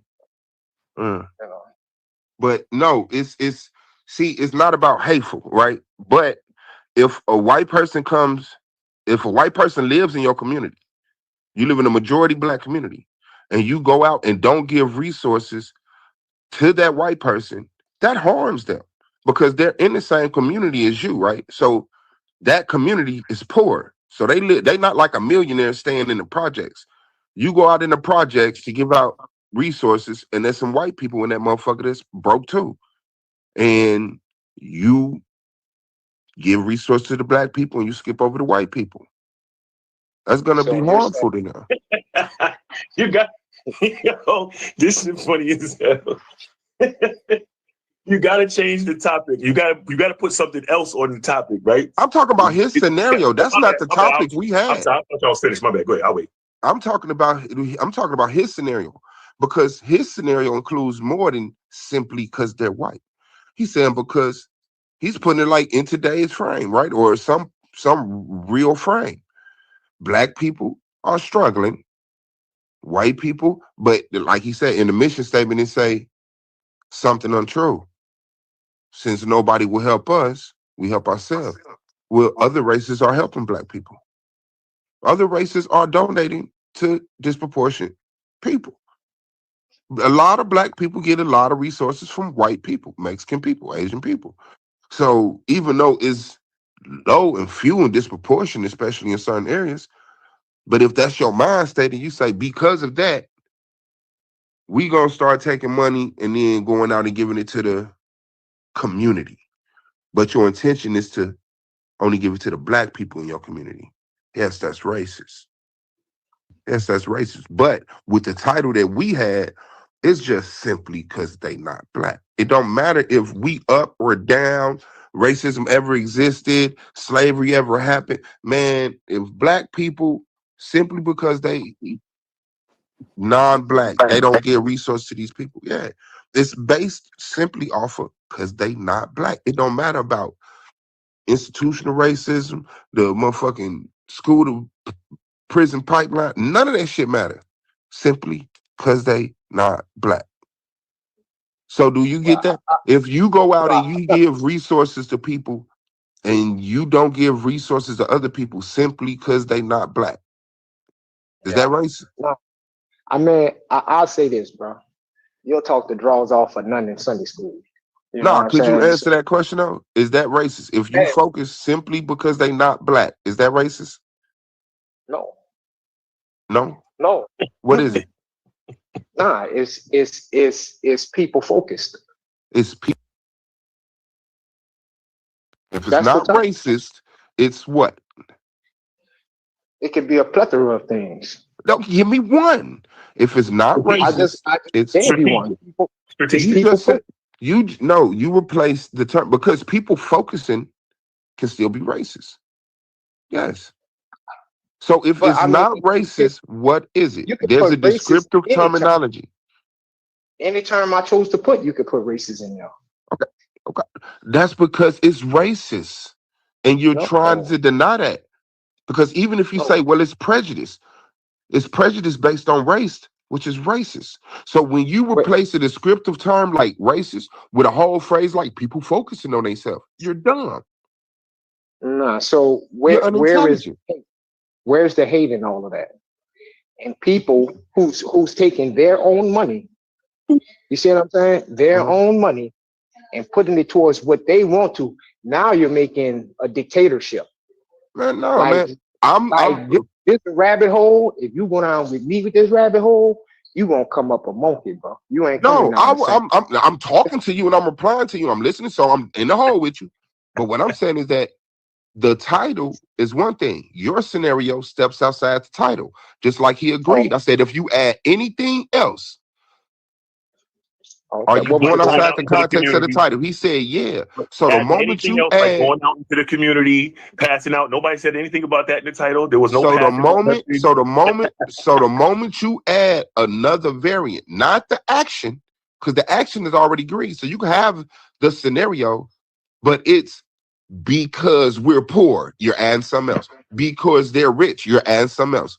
It don't matter the method. You could come up with a scenario of method. Well, we're going out in the community and doing this simply because they're not black. But when you Right, say that's we're going something out else. in the That's adding community, something else. when you say we're going out in the community and doing this because we're poor and they're not black, you're adding to the title. You can't add another Where did variable the of community come from? When did the that? variable you Can you cannot can you change. just explain that part though? When did going out into the community and passing out resources come into the title? When did that come into play? in At what the point? in the face off when I Okay, gave the so scenario. that wasn't the debate title, and that wasn't part of the debate. So your entire premise right now You just is you based just on did made something up shit. retarded. Yeah, You go just ahead. retarded. And I swear, and you think you're so smart that you say something and it really sticks to the wall. You're dumb. I'm just repeating what You you heard the said. You said if you scenario. add another You scenario to the title, then no, you lose. it's not. And The you added scenario something to the isn't the title. Can variable. I just finish You're saying what I'm saying? stupid. Can I just say No, the word? because you're stupid. The Okay, go ahead. scenario is not the variable. The variable is the why. Why are you doing this? Simply because they're not black. Once you add another why, idiot, you're going outside the context. The variable, the scenario is open. The scenario is open. You can describe whatever scenario you want, but you can't change the why you're doing it. You're Okay. dead. Okay. So, and when you read the title, going out into the community isn't there. Passing out resources isn't there. Seeing somebody at the Gideon's example with a white person asking for it isn't there. Right? The only thing that's there is simply because they're white. Matter of fact, it's simply because they're not black, which is more important, right? That means when A1 wakes up in the morning with his resources from his store, right, and his YouTube channel and all his shit in his pocket, you know what I'm saying? When he wakes up in the morning, if he doesn't share his resources with non-black people simply because they're non-black, he's racist. And that is crazy. And You you have added to add all. something. That's You your have to add scenario. something else to it. That's your There's no. scenario. It's not a That's scenario. your It's a scenario. title. No, it's a And the title. why, the It's a why title. stayed the same. Yes, Right. the why stayed the So he got same. to wake up Why in the did morning and go find a white person to give money to in order no? to not be That's racist. not no. That's That's not crazy. no. That's crazy. No, that's another. You're adding a whole nother action. But No, the dance. title. No, I'm Do leaving you what at you the gotta title. do. Do what you gotta do. But you're dead. Sir. So okay, You so let me just died. okay, You let me just say this died. sentence. Okay, let me say this sentence. When Mhm. A1 wakes up in the morning and he has resources, according to the title, it says if he don't share his resources with white people simply because they're not black, then he is racist. And that is ridiculous. That would mean he has to go up and find a white person, go out into the community, like your new scenario that you added that wasn't in the title, go or find a white person that's asking for resources, which is not in the title. You need all of those things. Until you have those things, the straight title is A1 just woke up in the morning with resources and has to find a white person to share his resource with, so Suave Boss don't call him racist. And that's crazy. Yes. And that's how idiot of a scenario you will have to create. The scenario open. I'm the affirmative. I set the scenario. You're supposed to listen to my premise, but you don't respect my premise. You don't respect my intellect. So when you have a title like that, you listen to the affirmative. And the affirmative is going to set definitions. And the affirmative is going to set scenarios. And the affirmative is going to bring the evidence. And then are you calling me all these names because you really think I don't respect your intellect? And then you have to address. Come on, let's settle that part of it. And then you have to address. Is this why you call me all these names? And then you have to address the definitions, address the scenario, you really think I and don't address the information. I'm talking about. I'm replying to what you just said. Right, yes, but I'm that's asking your you, scenario. The reason while you're replying, you're calling me all these names. Is it because you're mad that you think I really don't respect your intellect? You died. I heard you say that a couple times. Yeah. But if is the reason why you're calling me all of these names in your responses because you're mad that you think that I don't respect your intellect? Oh, because didn't think you. Knew you didn't respect my intellect. What I'm calling you an idiot for is because of your presence right now. The fact that you're coming today after, did you rewatch the debate? I'm assuming you rewatched the debate. You might not. No, I already. You didn't even rewatch the debate. Cool. For what? That's why you're an idiot. Because of what you're doing today. You're doing idiotic shit today. The things you're saying right now are idiotic. No, I knew that you thought you were a master scholar debater. Hey, what, did we get views off the shares, bro? I shared that shit so we can get views. I was like, hey, y'all, go watch this shit. Hey, y'all, go watch this shit. I said that shit, bro. I shared it bad time. But watch it again. No, why would I watch it again? Like, you know what I'm saying? For sure. It's the finals for $500. It's the greatest debate that ever fucking happened. I'm in love with it. I watched that motherfucker 20 times. I'm going to watch it again today. I listen to that motherfucker sometimes 2-3 times a day, nigga, since that debate. That shit was so motherfucking nice, nigga. And yeah, for you to ask you this, Swan. Yeah, Gideon. Would you say the UNIA was a racist organization? Yes, he would too. And their system, yeah. No, and he wouldn't. No, the fuck he wouldn't. Yes, he would have to, because they're focused on a certain race. And he already showed me they're a governmental structure, like they rule shit. So they are even a system of fucking race-focused group. They're a race-focused group. Yo, Gideon, did you watch the debate?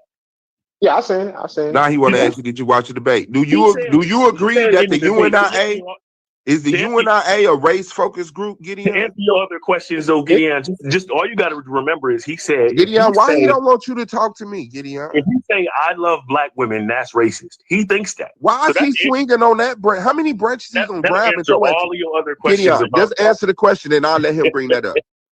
Is the UNIA a race-focused group?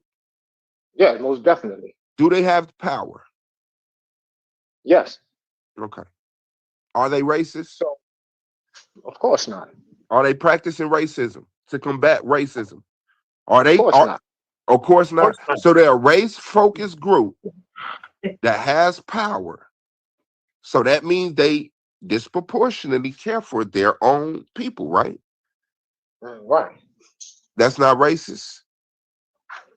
If that is, then you're making that term too general, because it's a bro. That's crazy. It's definitions, bro. It's definitions, bro. Yeah, shout out to you, man. Shout out to you. Pan has showed in this debate, like it's different, like the Italian league. Shout out to the Italian league. Yeah. Like all those operate for the benefit of their people. You know what I'm saying? Yes. And so they're racist. I know you take a lot of debates, and some debates people can take a debate and they don't believe in it. They just know that they can prove that point. Is that the case with you? Do you really believe that, or you was just debating No, it? brother. People practice racism. People do racist actions. Some of So them do you some of them practice? you would justify.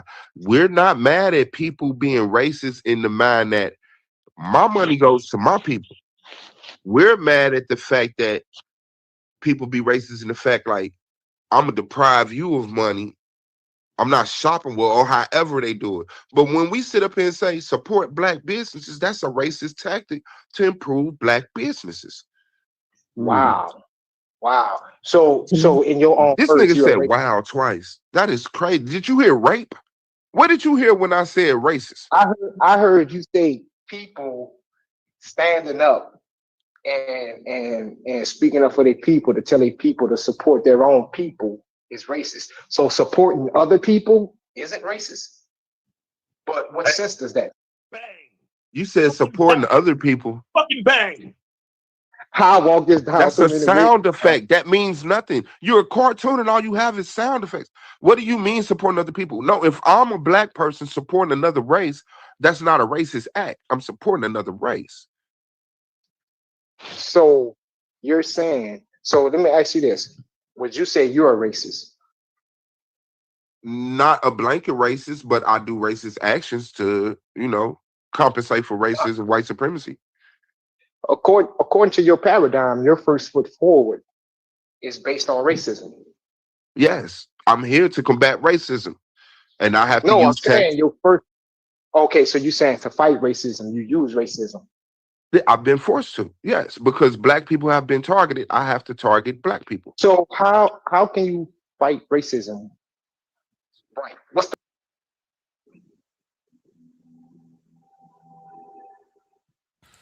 What's up? What's up?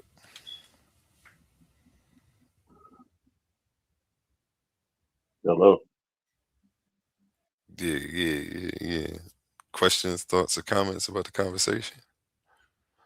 Oh well, I just chimed in a little bit, started watching, and I liked the conversation back and forth between racism and you know, I think the brothers is really trying to really justify their cause of racism. You know what I mean?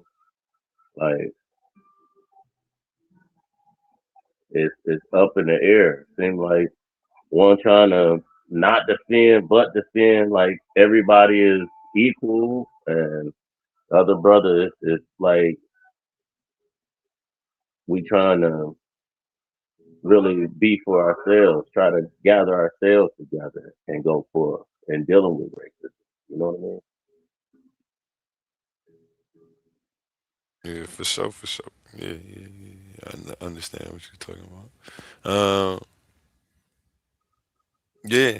I'm not here to debate. I was just letting you get your thoughts out. Yeah, yeah. Because if you really want to like dig into white supremacy and racism, you know, everybody is racist. You know, everybody. It's not just white people, it's us too. But then at the same time, when we think about white supremacy and the banner that other race fall up under, like, because you can have other cultures of races fall up under the banner of white people. You know what I'm saying?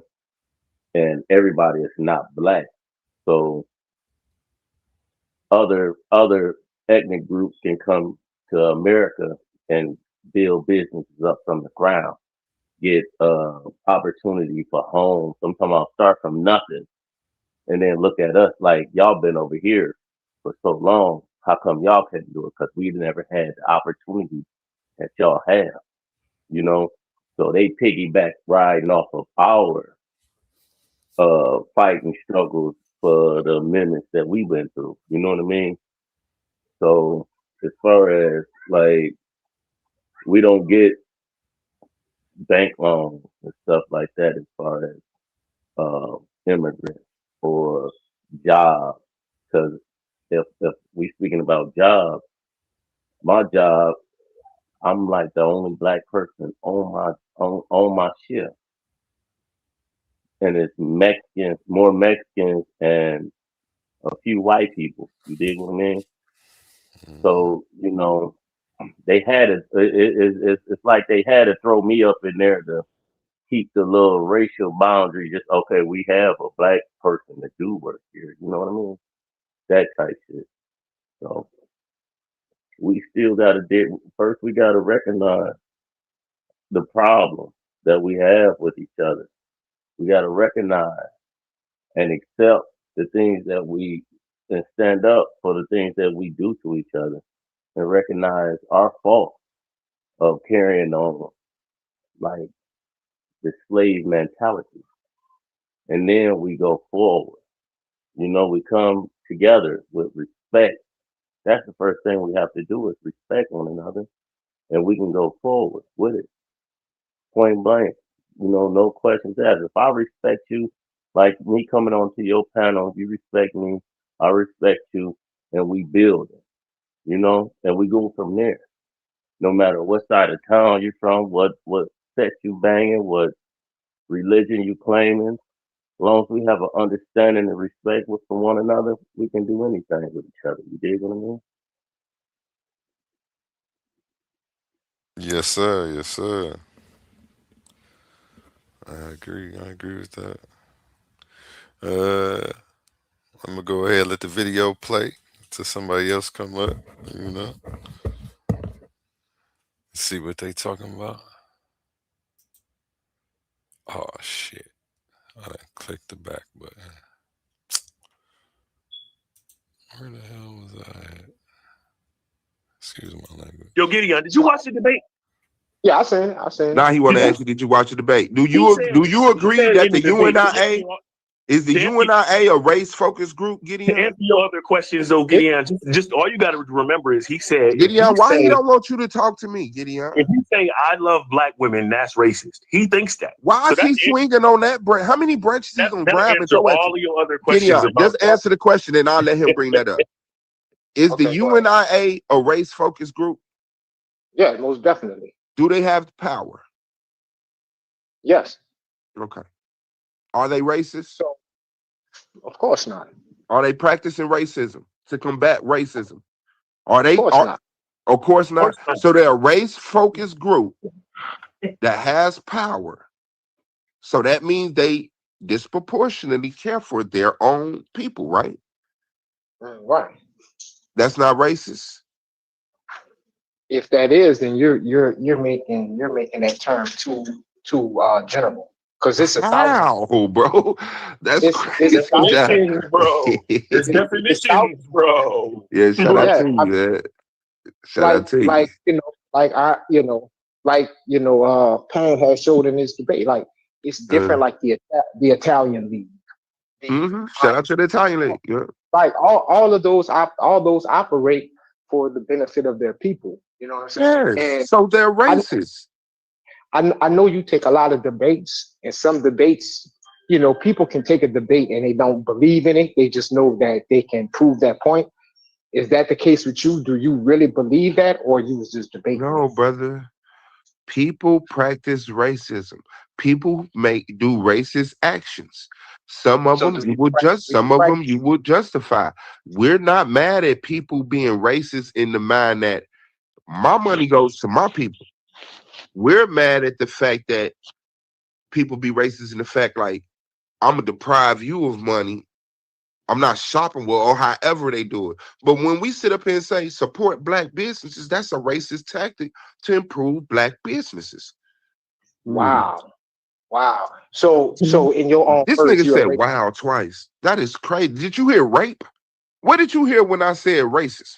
I heard you say people standing up and speaking up for their people, to tell their people to support their own people is racist. So supporting other people isn't racist. But what sense does that? You said supporting other people. Fucking bang. How I walk this down. That's a sound effect. That means nothing. You're a cartoon and all you have is sound effects. What do you mean supporting other people? No, if I'm a black person supporting another race, that's not a racist act. I'm supporting another race. So you're saying, so let me ask you this. Would you say you're a racist? Not a blanket racist, but I do racist actions to, compensate for racism, white supremacy. According to your paradigm, your first foot forward is based on racism. Yes, I'm here to combat racism, and I have to No, I'm use tech. saying your first. Okay, so you're saying to fight racism, you use racism. I've been forced to, yes, because black people have been targeted. I have to target black people. So how can you fight racism? Right. What's the right way to fight racism? I mean, my way, I So, feel like so there's several. I feel like there's several ways. My way that I well, have the option to. Sorry, go ahead. no, my bad. Go ahead. Go ahead. No, fucking go. So what I'm saying is, according to your paradigm, galvanizing your people isn't one of the ways to fight racism. So how? Explain it. Because you say anything that you do for your people is racist.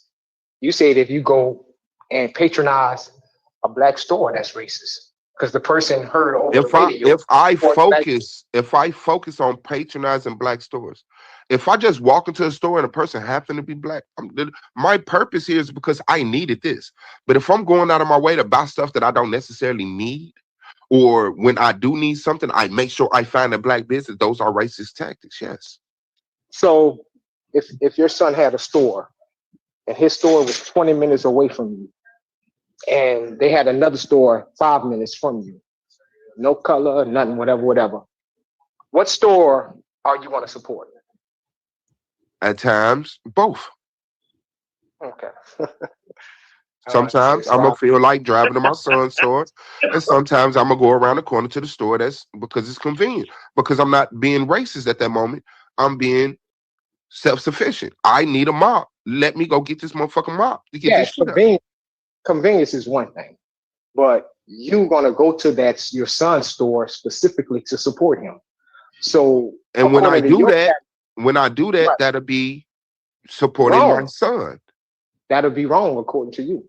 No, it's not wrong. It's justified. It's justified. I don't think it's wrong. What they call that shit when you focus on family, whatever. That ain't even about race. That's my son. I can have a motherfucking mixed son.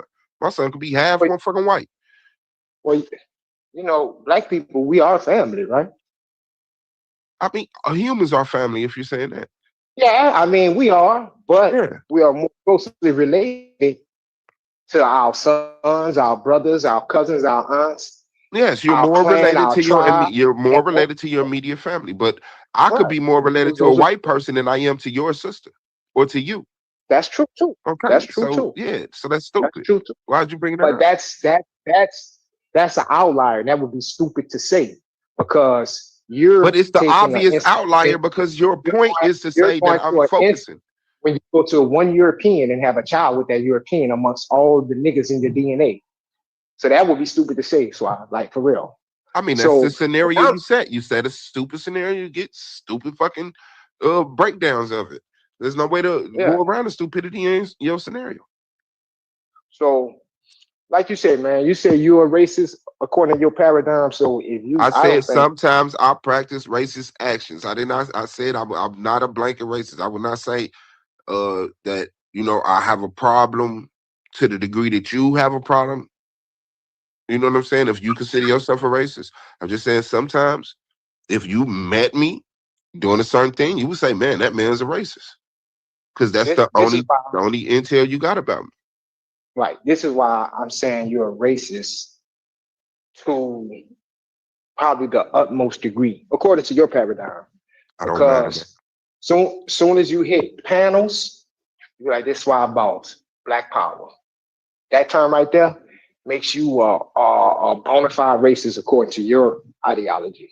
So the very first words you say, I'm saying the very first words you say are racist. Thank you. I don't think it's racist, but you would agree, right? You saying Black Power, that's a racist term according to what you say. Yes, I would say that's a racist term. Yeah. Okay, but I mean, if you live in that paradigm, bro, that's how you live. Is all about the debate. Yeah, but the thing is, you have a very elementary thinking. I'm seeing that now. Because it's like, yes, white power is a racist term, right? But my people say white power to the whites, yellow power to the yellow, red power to the red, brown power to the brown, black power to the blacks. So it's like we're not the scarred victims that you guys are, right? We don't hear the word racist. You're being racist, and we freak out. No, no. Black people practice racism. Black people do racist things, and sometimes it's to combat the white supremacy, systematic white supremacy that they're in, and sometimes it's just to make them feel good or to feel like they're getting a little revenge or whatever the fuck it is, man. I mean, Oh, wake I up, would, man. I would 100%. Because that's what I want to actually talk to you about. Hey, Tom. What's up, Suave? People doing things out of a necessity because they can't otherwise do those things. How would you consider that racist? So I'll give you an example.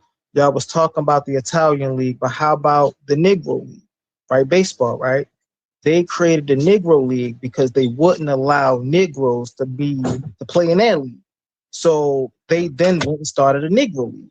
Would you call that racist? Yes. How is that? It's not like they went and started a Negro League and said, all right, well, can't none of y'all join? That's what the white people That's did. exactly what they said. They started a Negro League and said nobody but Negroes can join. No, they started a Negro League and said this is for the Negroes who want to play baseball and can't. And could white people join? Yes, and they did. Oops. White people could join. Oops. Hold on. White could join. Oops. You needed a white person. Watch this. You needed a white person to even commission the Negro League. Yeah. So a white power. you had Black so you had white baseball players in the Negro leagues. Yes. Yeah. Well, shout out to you. That's new to me. But yeah, that's definitely racist. That's racist. If you're focusing on a race, your intentions is racist. It's based off of race. Yeah, it's simply as that. If I go out and pass out hot dogs, only the black people, that's racist. If I go out, I'm gonna land my plan by saying I think that's where we would differ. I think people innovating and preserving based off of survival is not racist. It is. It's just a necessary racist. It's a necessary wrong. It's unfortunate we have to do it. It's unfortunate we have to walk past hungry people of other races and give to ours. So then we have to ask you then, Suave, who is the group oppressing while they're banding together and surviving? The people in proximity that need the people in proximity that need those resources that don't have resources. They are the people in proximity who needs those resources. That don't make sense. No, yes, they are also in proximity, but there are other people of other races that they're walking past who need those resources in the same manner that you need them. We might be short on food by the end of the week. Getting this bag of food from you is going to get us through the weekend. This white person is in the same. Hold on, brother. Be patient with me. Be patient with me. This white person is in the same scenario, right? And even to take it to the debate, because adding all this stuff, and if you don't give that bag of food to that white person simply because they're not black, that's racist. But you're justifying it by saying because of what your people, because of. Sorry, brother, go ahead. I was saying, how was that racist when that white? Okay, let's set it up. I was explaining it. You cut me off from explaining it to ask me. Okay, go ahead. That's not efficient. So what I'm saying, if you are passing out bags of food to people who need bags of food, and you deny it to a person simply because they're not black, that's racist. But it's justified because it's based off of race. You're making your decision simply off of race. You didn't ask that person, "What do you got enough food for the rest of the week? Do you know any white groups you could go to?" No, simply because they're not black. You don't give that person that food. So that's racist. But you're justifying it because you said historically white to black relationships on a grand scale has been disproportionate. So even though there are white people that fall through the cracks and become poor, and even though there are black people that rise up and break the ceiling and become millionaires and billionaires, I'm still focused on this disproportionate. Yeah, you have a reason to be racist. Okay, so let's put it in the context of majority groups and minority groups, because that's what we're really speaking about here.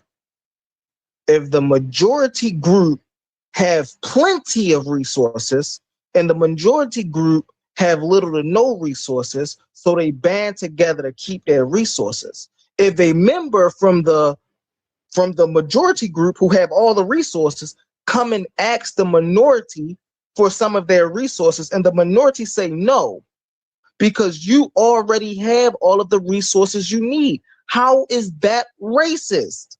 Okay. See, your scenario said the reason why you didn't give them is because they have all the resources they need, not simply because they're not white.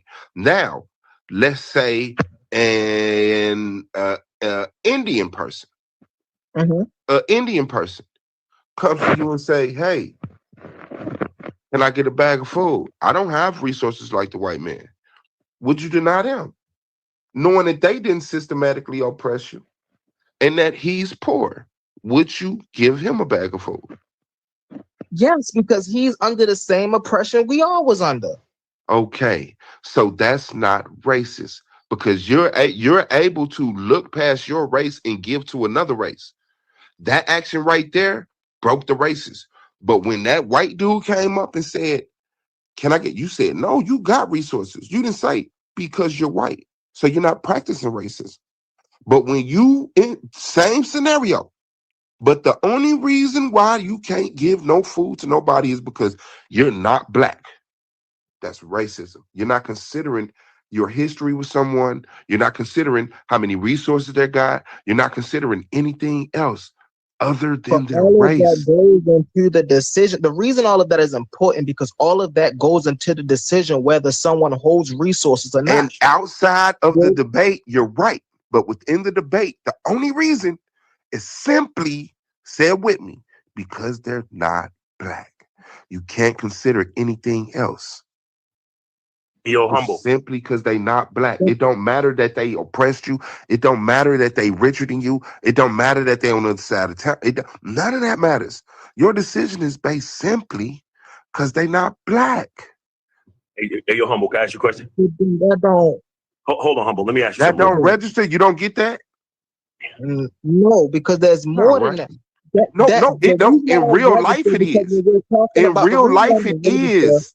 In real life, it is. But in the scenario set in the debate, the reason that don't register because in real life, if we speak about real life, right? There you go. But we're talking. Are you talking about real life or the debate? Which one? Even in the debate. Even in the debate. Okay, so let's go to the debate. Let's go to the debate. We can't talk about race or racist without we were just talking about it. Without resources. There is no hierarchy or there is no divide without the intent of someone having power. And if you have resources power. Hold on a second, Suave. No, that's your one point. That's a point. That's a point, right? Because you finna try to hit 4 or 5 points. So you say you can't without power. Is having resources power? Yes. In the topic, in the scenario that we debated, did the black people have power? Yes, they have resources. Okay. So there you go. What's your second point? If I am someone who doesn't have any resources or have little to no So you're going resources, outside the debate, right? No. Because in this scenario, the black people would be the ones with little to no resources. Black people have resources in the debate, right? Right. So if you go to a scenario where they don't have resources, so if you go to a scenario, I want to ask you this question. Hold on, wait, because you're dancing. On real life scenarios, or was this a hypothetical debate?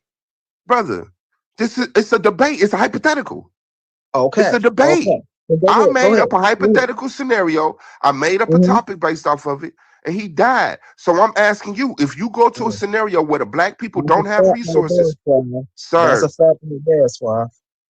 No, I'm agreeing with you. I can't even fight with you no more. So if you go to a scenario where the black people don't have resources, are deprived of resources, are you going outside the context of the debate? Yes, because that's a hypothetical. So that And you would be have correct. to keep it to the affirmative. Yeah. Okay. Yeah. So that's it. Simply because they not black. I'm not considering we need these resources, systematic white supremacy. I'm not thinking about none of that. None of those are a variable in this scenario. The only variable is simply because they not. Humble, can I ask you a question? Yeah, You know yeah, the bro. You know the white dude that be back here, Dwayne. A1 got a couple. Can you pause the video? He had a couple chats back here, and Dwayne was in pretty much all of them shits. And one of them joints, he was experiencing some racism. Now, A1 removed him from that chat. And in that action, he was no longer sharing that resource with the white dude simply because he wasn't black. Was he A1 being racist in doing that? No. Obviously not. Thank you.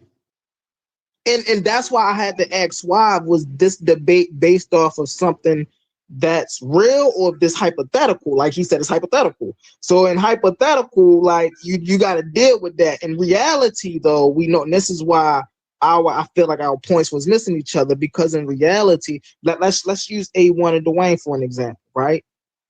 In this community, we know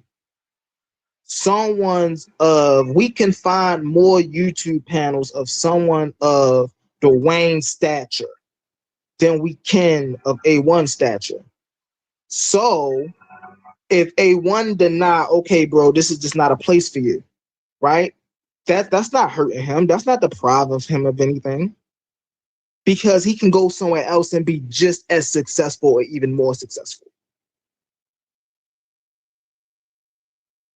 And so that's where the reality splits from the hypothetical, because in a hypothetical, Suave was saying the black people had all the power. Well, no. That's not true. What he got you to say was, if you have resources, does that mean you have power? It don't say in the title who has more or less resources / power at all. So again, you still got to add something else to it to decide who's in. I'm sorry, I don't want to cut you off. Go ahead. Well, that's facts. That's a great way to look at it too, because okay, even though they had, that's why I was even explaining it the way I was too, because even in the debate, when you say black people have resources, do they have, in your hypothetical, do they have equal resources to the white people? Do they have more resources to the white people? Do they have less resources than the white people? Because all of this plays a part. We can't just look at it based off of, okay, these people are white, right? Because if that was the case, there would be no concept of race. We know the reason we have a gripe with these people is because they did something to us. Other than that, there would be no issue with racism. We know when the white people first got over here in Americas, what did the Indians do? What did the native people here do? They greeted them happily, which means, bro, y'all can come on in. We're happy to intermix. We're happy to keep the harmony going, right? When they went over to Africa, what did the Africans do? Embrace them. So we know without there being something opposition to this concept of even race wouldn't even exist. So then that would be important, Brother Pan. What is the opposition's position when it comes to resource and power? Are they more or less equal? So that is important. And I felt like anybody who was looking at it that way, and I'll shut up. I don't know who was just about to say something. I'll shut up after this. Anybody who was looking at it analytically, like you was just doing, would see that. Thank you very much, my brother. Appreciate the answers. And I just wanted to say, the topic of the debate is important too, because if the topic is withholding resources from white people because they're white racists, or if the topic is holding black resources for black people and not giving them to white because they're white racists, I think that makes a big difference, because, if, even though I feel both titles, it's not racist, but If you say black resources, then that's just more of an added, point for the negative, because you can't tell nobody how to spend their money. You know what I'm saying? Especially if they're not hurting nobody. And that's what racist and racism denotes, someone being hurted by your actions. So if Michael Jordan gave me 10 homes to give to 10 impoverished black people, and again, we at the table, if a European come up, this not a bag of food. You know what I'm saying? I give you a bag of food. I pay for it out of my pocket. But this is a house. See, Europeans never went through redlining. They never been through systematic, you know what I'm saying, discrimination. They never been through that. So if a European come to that table, I'm gonna tell them, turn around, go by your people. And that's not racist. No, yeah, that's a fact. Because these houses are for these people who's having trouble getting houses in your establishments. So now we're creating establishments for them. You can go to your establishment and get a house easily. So that wouldn't be racist. That's a fact. And like real talk, yeah, that's how I feel, man. And I think this goes into a previous conversation that was had while the debate was going on as well, about what constitute a person as racist, right? Do they have to fall under a system of racism, or can if they just do an act, do that make them racist? And that's why I say a racist falls under a system of racism. The thing that makes a racist is because they benefit from racism. They can't be a racist if they don't benefit from racism. This is why black people can't be racist. We don't benefit from racism in any aspects. I land my plane with that. But I will say this. Schwab did open up the conversation and even made me have to look at it. Like, is it? But that's just how good Schwab is when he be talking. You heard me? But yeah, man, that's Wow. I don't know if I can really fast, brother Suave. Are you there? Suave boss. Oh man, he ain't even there. I can't even. But one thing about Suave, bro, that I enjoy is and I'm sure we all do, is his humor and his comedy. And man, that's one thing to make this brother unique, bro. That's one thing to make this brother unique. Is the fact that he had the ability in serious situations to make you laugh. And I just think that would be a dope ass inversion or insertion of his style, man. That shit is amazing. Now Jashu might go with his point. Wait, what? What point would I go with? What the title of the debate is withholding resources and giving them to black people racist. Withholding resources and giving them, like, so the only way to make it racist if you're saying that I'm only gonna give it to black people, like it gotta be like racialized. What do you mean? Yeah, that's pretty much the angle Schwab went. I think the title of the debate is withholding resources from white people because they're white. Is that racist? Yeah, that is racist because you're saying, hey, I'm not gonna give you these resources because you white. Right there in itself is racist. My thing is, why y'all making up these goddamn scenarios? Like, goddamn, y'all worse than fucking Willie Lynch. You niggas racist as hell. Why we can't make up no white scenarios? Man, fuck that. Yeah. I know. Y'all want to be 200 white people a day. Are we racist? My phone. Hey, yo, let me just say Black something people, to that point. Let me just black say people something are to that point. Hold up, black Doug. people, Hold up, Shoe. I'm gonna let you black people talk. are openly racist. Black people are openly racist. That's the issue. Y'all openly racist. Y'all don't even hide it. Yeah, Shoe, let me just say something real quick, and I'm gonna let you cook. So to that point, though, right?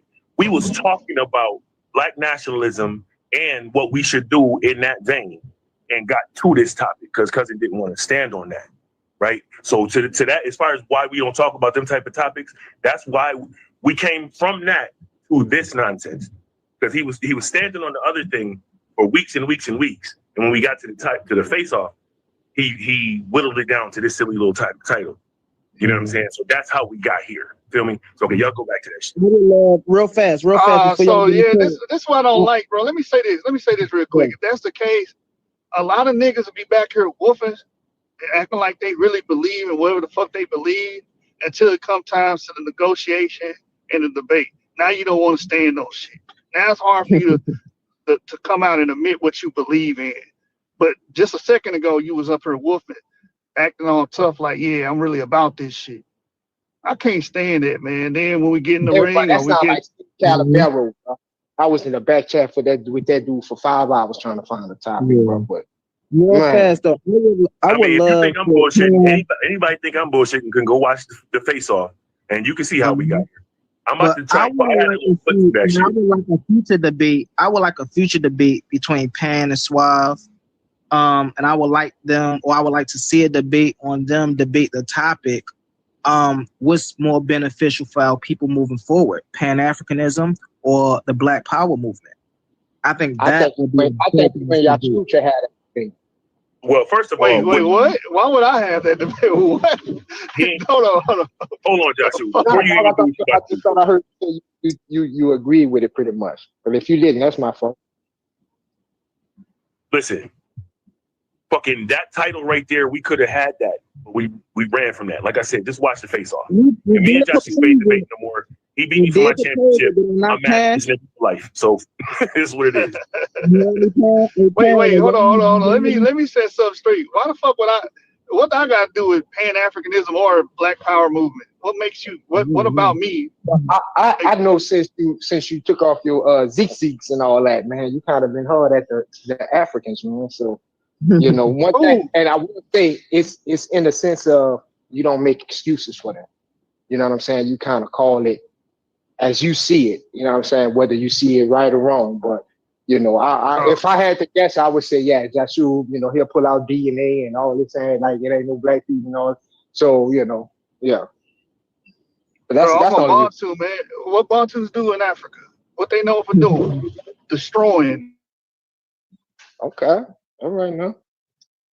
Talking about, man. I ain't with no building, I'm just with destroying, bro.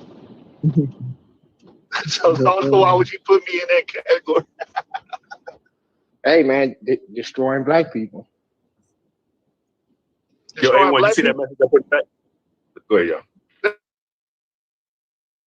Well, I feel like they did good. I feel like both. Y'all so goddamn racially charged. Y'all so racially charged, bro. God damn, everything about y'all. We got every right to be, and we got every fucking right to be. Every right.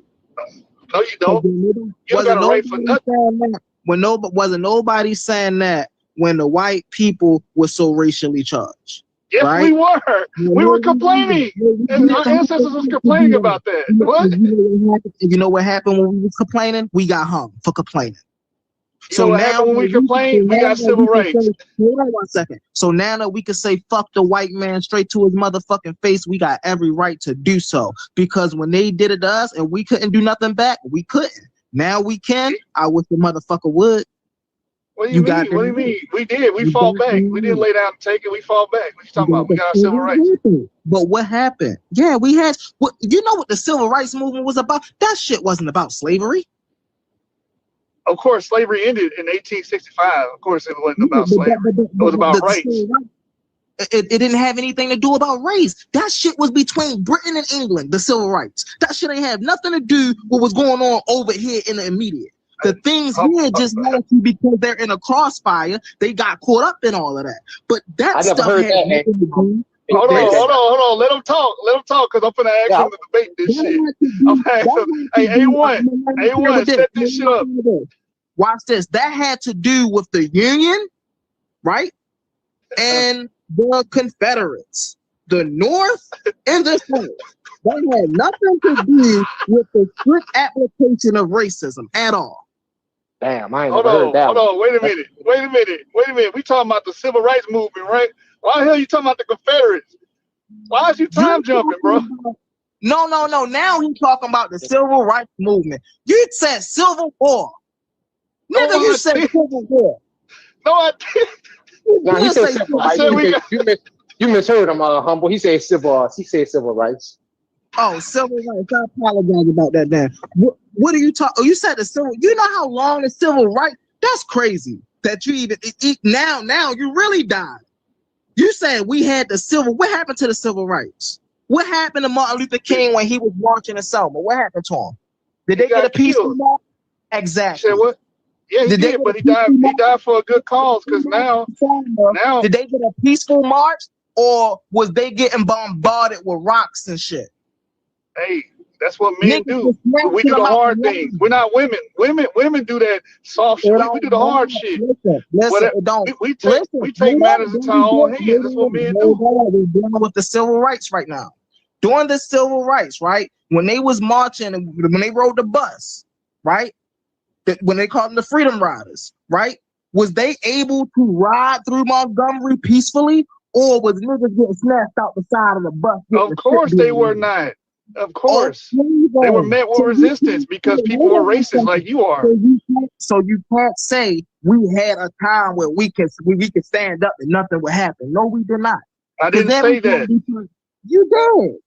No, I didn't. I didn't say nothing will happen. I said we fought. Your whole premise is today we're overly racialized. I said yes, and we should be. Because when they were overly racialized, couldn't nobody say a damn thing. When we tried to fight back, we got slaughtered, beat down. We got hungry. We tried to speak out against these things. Now that we can speak out against these things freely, we damn sure should. Yes, we should. Yeah, I know, because you're racist, just like those people you're trying to criticize. Nothing to do with being racist. It has something to do you are just like those people back then. You just ain't expressing it violently. You still those people though. You got the same opinions as them.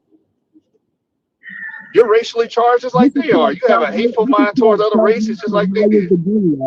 This is called self-hate to the highest degree. That's what this is called. Have you ever read A Humble Mystic? Hold on one second. Have you ever read the book Animal Farm? I know I got a question for you. Let's have a dialogue, bro, not a diatribe. Let's have a dialogue. I'm responding to you.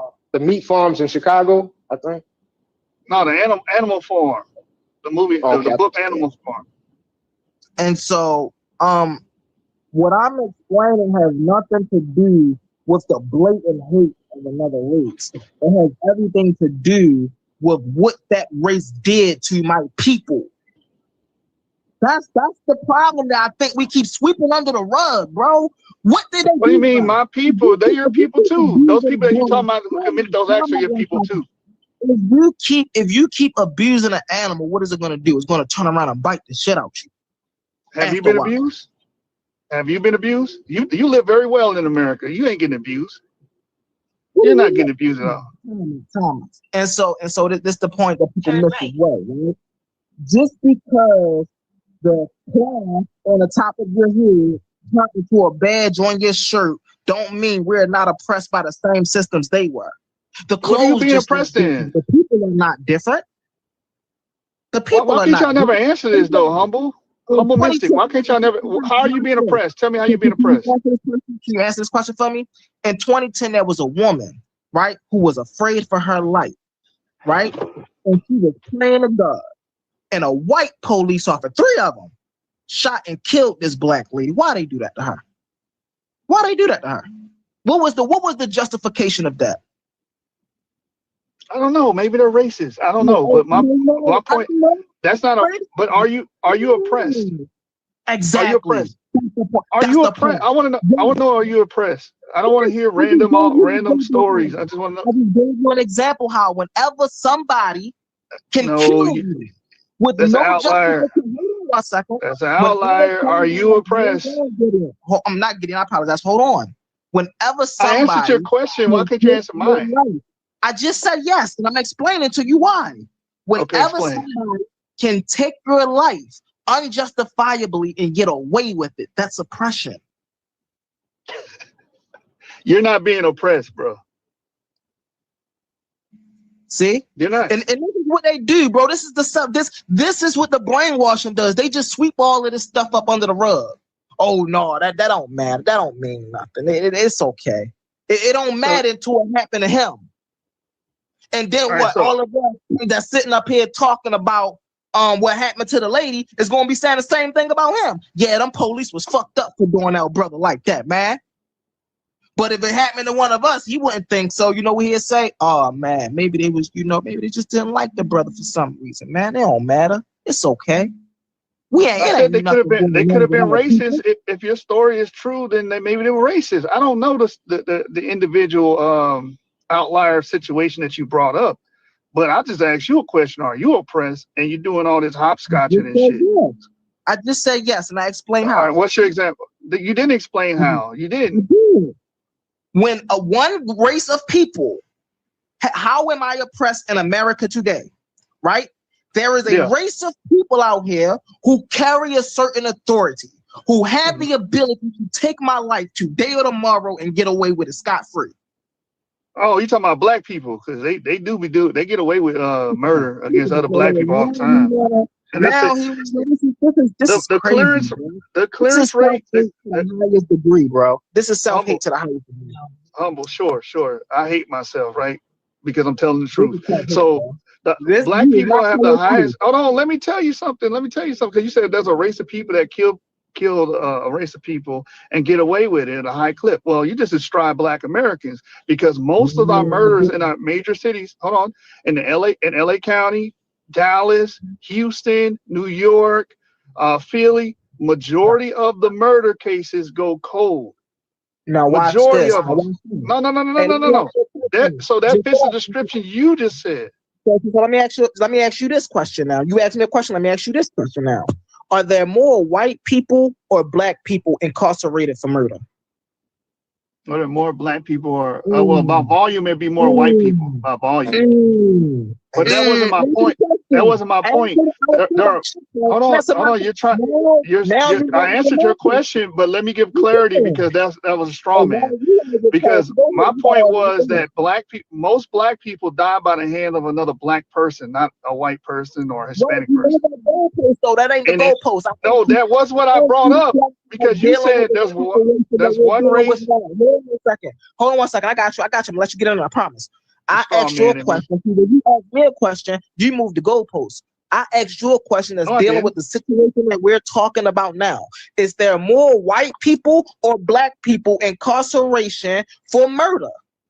There's more white people by volume, by sheer volume. Yes. Look at this man. Because there's 200. Because there's two. Can I finish, or are you gonna try to victory lap on a straw man? Go ahead. There's I'm more just white passionate, people. bro. Apologize. Go ahead. Yeah, I know they didn't trick you. You indoctrinated, so you're all excited about being indoctrinated. But let me just say this. See, I was going to chill, y'all.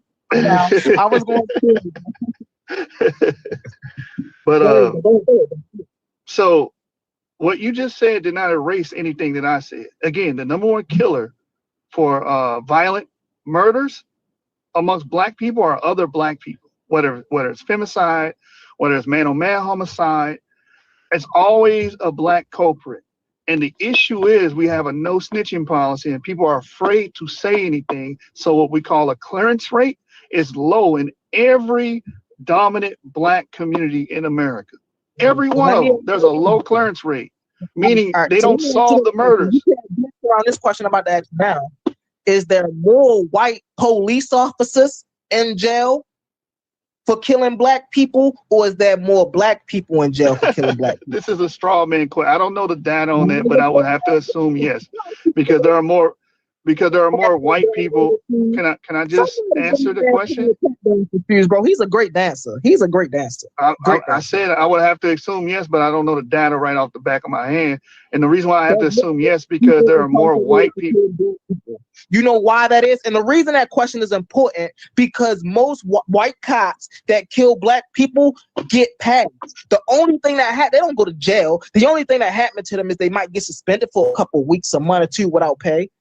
But they're not going to jail. That's the issue. No, it's not. They go to jail if they wrongfully murder people. Go to jail. Yes, cops get convicted for wrongfully slaying people all the time. First of all, cop slayings are. Yes, they do. Come on, y'all made a big deal about Derek Chauvin, and I'm just like Derek Chauvin. Hey, look, I keep my foot on you niggas' neck, but that's a whole nother story. Anyway, Derek Chauvin, y'all cried. Hold on, y'all cried about that. What happened to those police officers? Hold on. Why won't you let me finish it? Because you know I'm about to say he got incarcerated for what he did. Okay, now watch this though, or that's one person. Watch this. What happened to the 6 police officers that killed the dude in what was it, Milwaukee? They killed the black man. 6 police officers that went into his cell, killed him. What happened to them? Did they get incarcerated, or did they get pardoned? I will have to look at it. Can you put the case in the back so I can know the details of the case? Just because the police kill someone doesn't mean it's an unwrongful or unlawful slaying. Amen. That's the problem with y'all. Y'all trying to label it. Police will kill your ass, but is it unlawful? We gotta know what happened. Yes, we got more unlawful deaths by police than lawful deaths. That's a lie, because unlawful deaths are rare. They're rare. Unlawful deaths are rare. Statistically, unlawful shooting. First of all, police shootings is rare in itself, and then unlawful shootings is very rare. 1 second, hey, just shoot. What state you in right now? Nigga, you know where I'm at. I said I'm in Texas. I say it all the time. Real fast, you in Texas? I'm in Baltimore, Maryland. Do you know a motherfucker gets shot in Baltimore, Maryland on an average of every 3 hours, bro? By another nigga. Yeah, thank you. Another nigga killing them. Yeah. Watch this. There's approximately 50 people that die in Baltimore, Maryland, bro, every fucking 24 hours. 30% of those are by fucking police officers. If anybody go check out the diversity rate of Baltimore, is predominantly black. When you look at the police forces, who runs the police forces? The white man. You see a lot of black cops out here, but who sits in the desk? Who sits at the clerks? Who we see out here, the majority? You see 3 task force white guys and 1 officer. So when we're talking about, when I can't speak for your state. It's bigger out there. See, Baltimore's small. See, so by my statistics, I know these things because that's what I do here in Baltimore. So it's like you can't sit up here and tell me that it's more justified killings than unjustified killings. Hell no. We see unjustified killings on an average fucking basis in Baltimore. And guess what? It's so fucking common here that the news media stopped saying shit about it. Yeah, did I hear you right? You said 30% killed by cops? Yeah, that's what I was saying, right? That's a high number. Yeah, he need to produce data on that, and then we need to know the details of the case by case. We can't just be like, oh yeah, they doing this because they out hunting black people. Y'all love doing that. Y'all love misconstruing shit. We can study the cases, bro. We can study the cases, bro. We know what goes on here. Yeah, well, every time someone brings this up and I look at the data never aligns with what they're saying. It never does. I don't know why. Unlawful police slayings nationwide are low. Police shootings nationwide are low. Where? And now nationwide. Didn't you just hear me say nationwide? Well, you excluding Baltimore. I'm not. Because I'm getting that from the FBI statistics, which is nationwide. Nigga, FBI don't come here. The same shit that happens.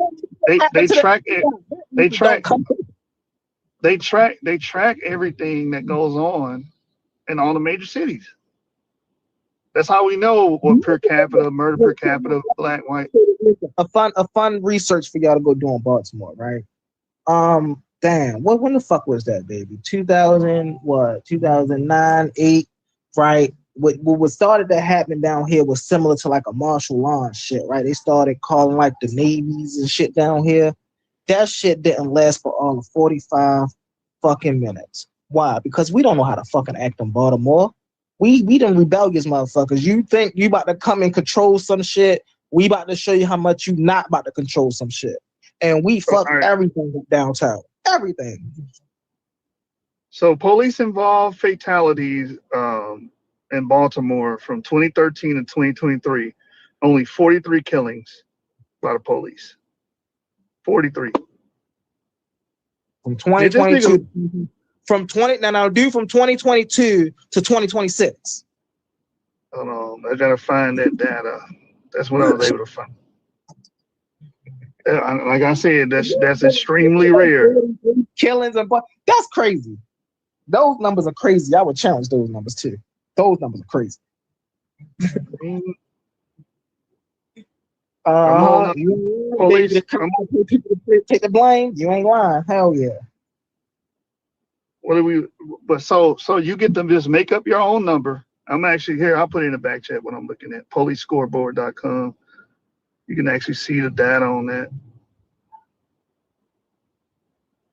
The way y'all try to describe this shit, you would thought that they out here running around like Klansmen, hunting niggas down and shit. They don't do that shit. Matter of fact, the neighborhoods that need policing, they don't even police it like that.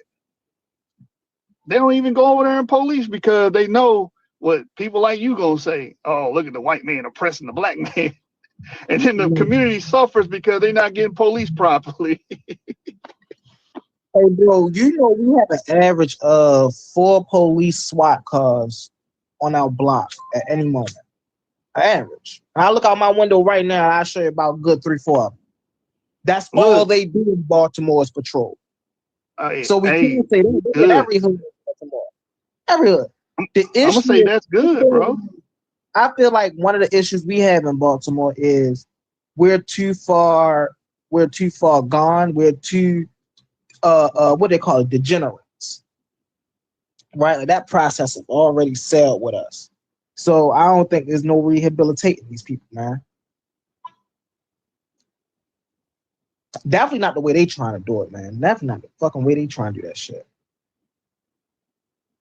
Yeah, 43 killings by police based on population. A black person was 4.1 times likely, and a Latino person was 1.4 times likely to be killed by the police as a white person.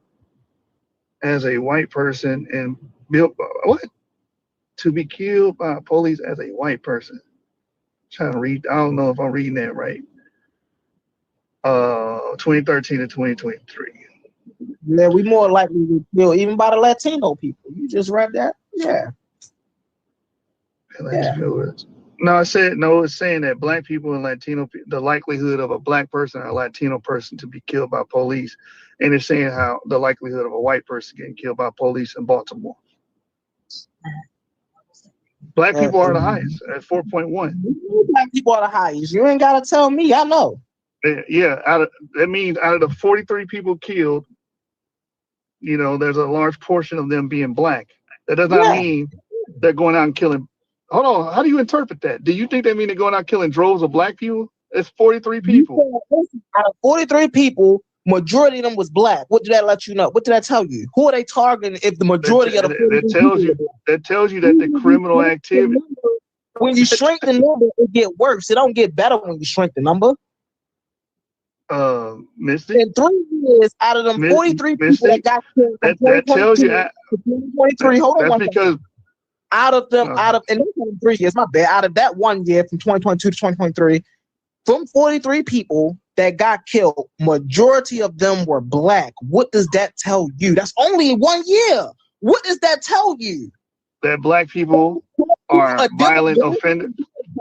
It tells me that black people are more likely to be violent offenders. Wow. That's what it tells me. Wow, that is what Wow. it tells me, and it's true. The data points to that. That's crazy. So Emmanuel, I tell you, there's white police officers shooting black people, right? And he just gave a case study. Out of 43 black people in 1 year that got killed, out of 43 people in Baltimore that got killed in 1 year, the Not 1 majority year, of 10 years, 10 years, 10 years. It's a 10-year span. See, look at you. Look at you. Let me go ahead and get my drink, man. This nigga. That sound like racially. So you're going to admit that it's rare, like I told you, and then you're going to admit that black people are more likely to be violent offenders in these urban communities, like Baltimore. Nah, that's you ain't going to admit to that? Hell no. And that's the whole point. It goes back to the whole point I was making earlier, babe. You can't sit there and abuse of people and think they're not going to do nothing back to you. That's crazy. No, that's because those are criminals. Criminals, violent criminals, are going to be more likely to get shot by police. Now How they you know? violent How you know they criminals. was violent They criminals? are. How you know they was violent criminals? Chopping it up. Who was going to be first to be officer when I go to?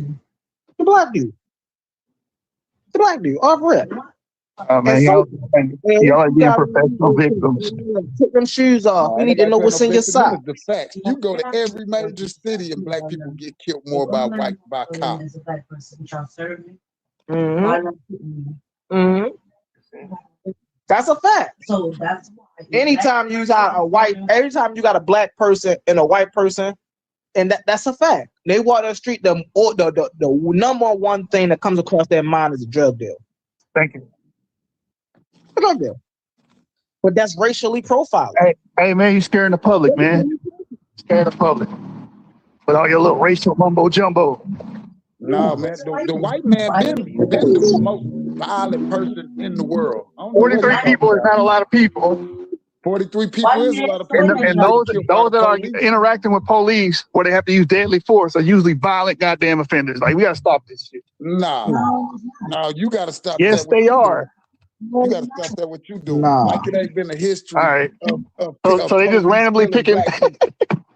They just walking by. Oh, there's a black person right there. Let me jump out and shoot him for no reason. Yeah. Oh, they didn't do that. But I'm saying crazy, man. The only time they get if they feel as though they're being racially profiled, like the scenario again. On the corner store, there's a black and a white man standing on the corner, teasing it up. And I used to tell the white man, when you go out the street, they hit the white man if they see what they do.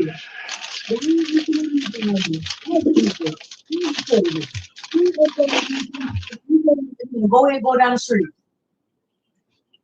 And then the nigga was like, why you ain't asking his ID? And the officer said, why you being rude? Why you being rude? Why you accept my ID, but you're asking me for my ID? Oh, you're getting 10 because you're being unruly. He asked a simple question. You did not ask that man for his ID, but you're asking me. I'm not giving you my ID because you didn't ask that man for his ID. Goddamn right. And then here you go. They go to tossing him, gets thrown to the ground. You didn't listen to an officer order. He's fighting for his life. Get off of me. You had no reason to lock me up. Oh, you been ruly. And here you go. Wow. Shot. Oh, I defend myself. I thought he was reaching for a gun. How, nigga, when you in handcuffs already? Crazy shit. The ruly part is making make sense. He asked you a question. You did not ask that man for his ID. You told that man to go in. You know what's even more crazier is you can go out here and look at the amount of videos that undercover cops have of racially profiling. Undercover. Just black people sitting there, right? Some of them federal agents. Some of them is the police that actually stick in a district. White police officers come pull up. Hey, why are you here? You ain't supposed to be here. You try to. First thing they say is, hey, do you know me? You know why I'm here? Am I doing anything wrong? I just came out of the store. You don't know me. Why you messing with me? And they put them in handcuffs. Oh, you a federal agent. Yep. Bye. Say goodbye to your job. Mm-hmm. They did that to that black judge when they sat there and locked them up, saying they he was speeding. And then after they sat there and locked him up and threw him in the back of the trunk, the sergeant came and said, "Do you know who this is?" Yeah. This is the black judge. I forgot Detroit or something. Oh, I didn't know that. I didn't. He said, "Did you ask him?" No, I was just doing my job. How you doing your job? You ain't even checking on it. What the fuck? Nigga damn near killed the FBI agent and shit. You so damn paranoid with your gun. He say, man, all you niggas get your guns took away from y'all. They came back, nigga credentials. That nigga took all them niggas' guns. Off the spot. Come here, give me y'all shit. Y'all don't. About that. Yeah, like it was crazy. But he wasn't in a uniform. But he was trying to tell him that he was an officer. He reached for his badge and he got shot. Crazy shit. Police officers, man. That's why everybody be trying to stick up for him and shit. Nah, man, these some crooked motherfuckers.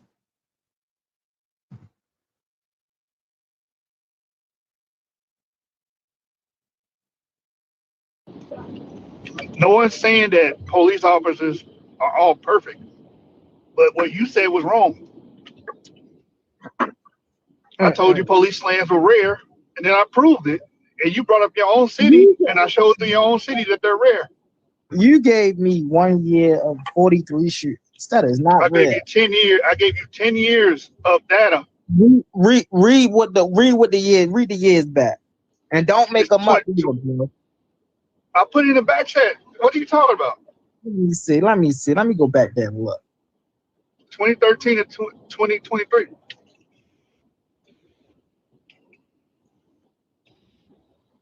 That's what I be saying. Y'all indoctrinated, bro. You gotta stop watching them people y'all watching on YouTube, bro. I get that. Yeah, what's he do? He got y'all ass, man. Y'all probably live nice too. Y'all probably live in the good part of Baltimore or some shit. Drive a fat ass whip, air conditioning home, fat ass refrigerator full of food, pantry full of snacks. Well, y'all living good in America. What y'all complaining about? High speed internet, so y'all can argue with niggas all day on the internet. You know what I'm saying? The way y'all quiet, y'all know you ain't got nothing to complain about.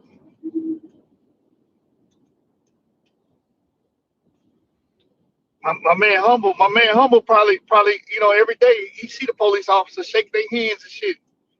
You know what I'm saying? He get happy when he see him and shit. This is a conversation.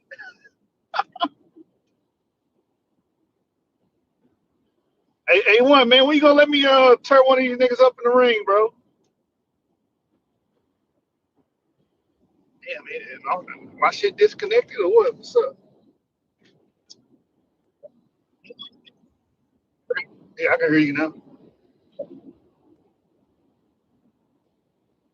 I didn't hear you.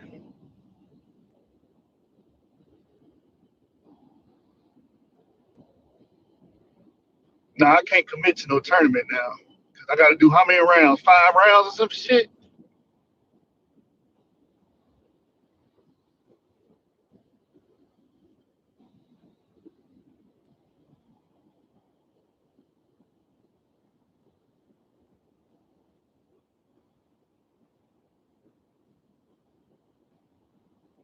I might can do that. I'm real busy right now. I might can do that. I don't know. I can't promise you. But I'll beat one of them niggas up though. 1 mile, turn undismissed.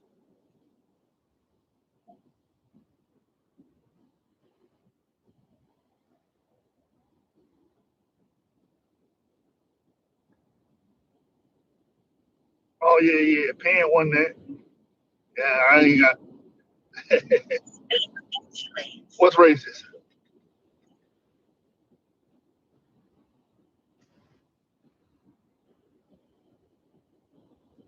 Yeah, that is racist. Yeah, that is. That was. Oh, Swab was the affirmative.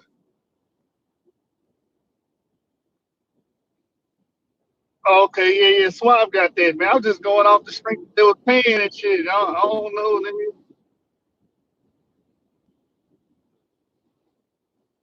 Oh my god, bro, that nigga right. Yeah, Pan racist though. So he, black people.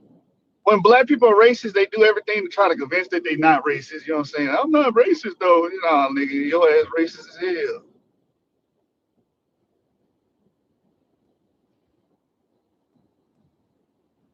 Go past this point, and at the next one, turn.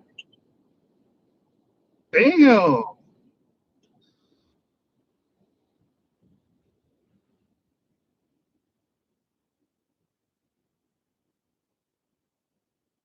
I already picked on that nigga already. I already got him the fuck out of here. What you talking about?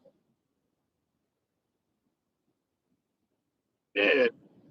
Man, fuck that. Fuck that nigga. Who? Jeshua? Nah, I tell you, he don't drink chocolate milk. That's you.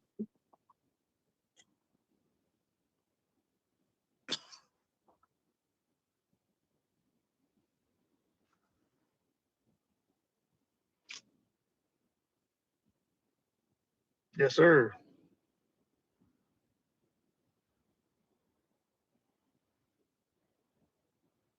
I just debated your man on Marcus Garvey. February. What's his name? What's that nigga name? The GOAT? Taz. Yeah. She was He got over there mad that quick. because he lost. At the light, turn right onto Smith Street. Yeah, I only came back over here to see if my victim was over here, but he left already. So fuck this nigga right here. I'm out. Peace, y'all. All right. Hey, yo, did you see my message? So I got an event at 5:30 and I got to be there. So we could do it anytime before like 5 and shit, or I really would not do it after. In a quarter mile, destination is I would like to walk around the rest of the day. Yeah, it'd be good for me to walk around the rest of the day with my belt on and my new. I'm right in my oversized. Hell yeah, and I happen to be a father. I don't know if he is. I just wanted to point that out. Okay, peace, y'all. This nigga.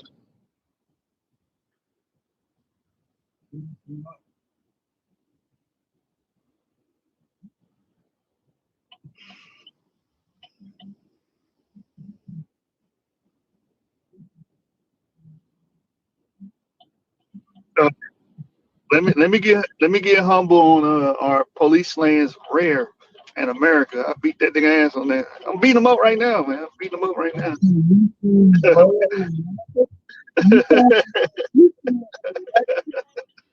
Bro. I'm smoking this nigga right now.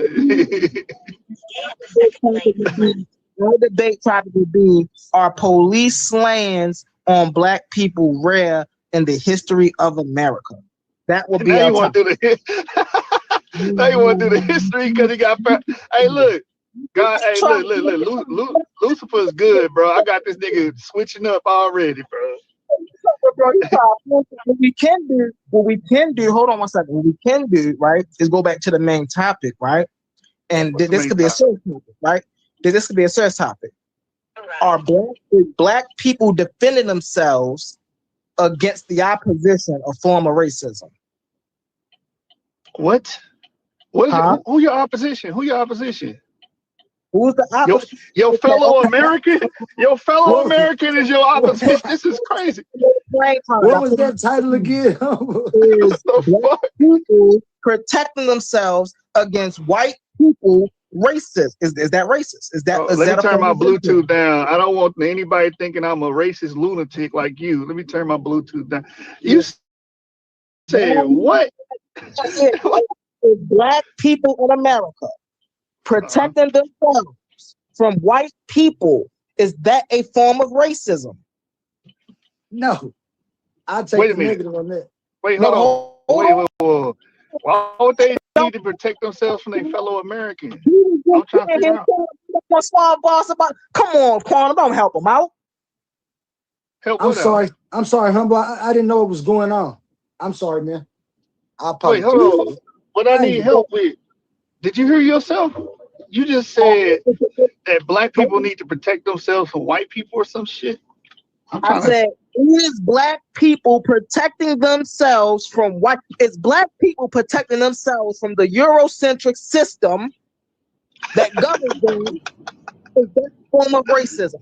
Yo, listen, he playing, bro. Hey, well, he don't want this smoke, bro. He don't want this smoke, bro. I'm trying to get a clear and concise title from you, and you keep making these damn fairy tale titles, bro. Like, what do you want to debate? Saying.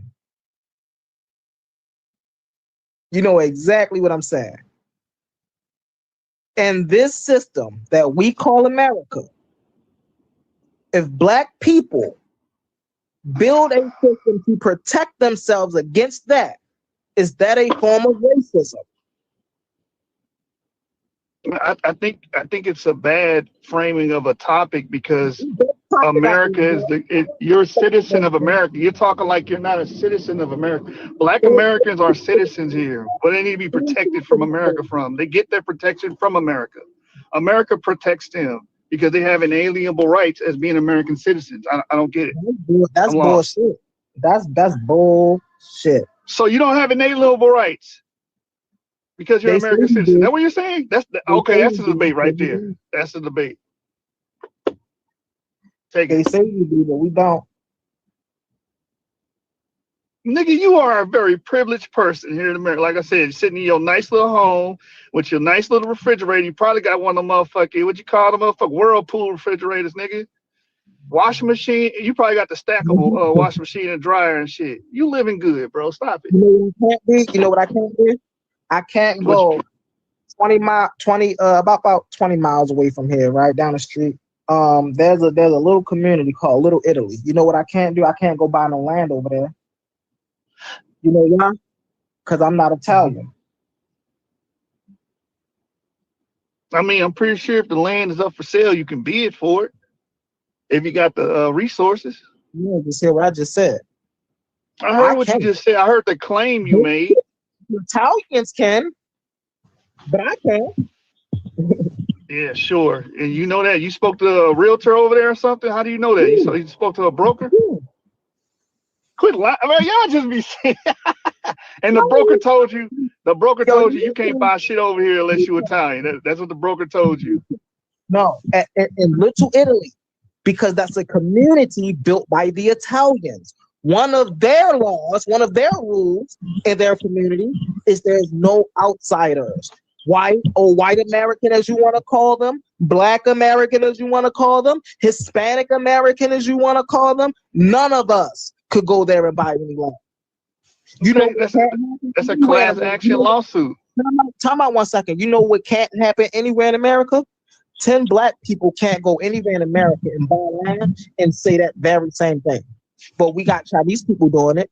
We got the Arabs coming over here doing it. We got the Italians coming over here doing it. But we can't do it. Did you just try to match up gangs and nationality together? You tried to mesh that together? See, come on, yo. See, this is the delusion I'm talking about, man. This is the delusion I'm talking about. He's terrible, bro. He's terrible. I'm terrible for pointing out the flaws in your logic.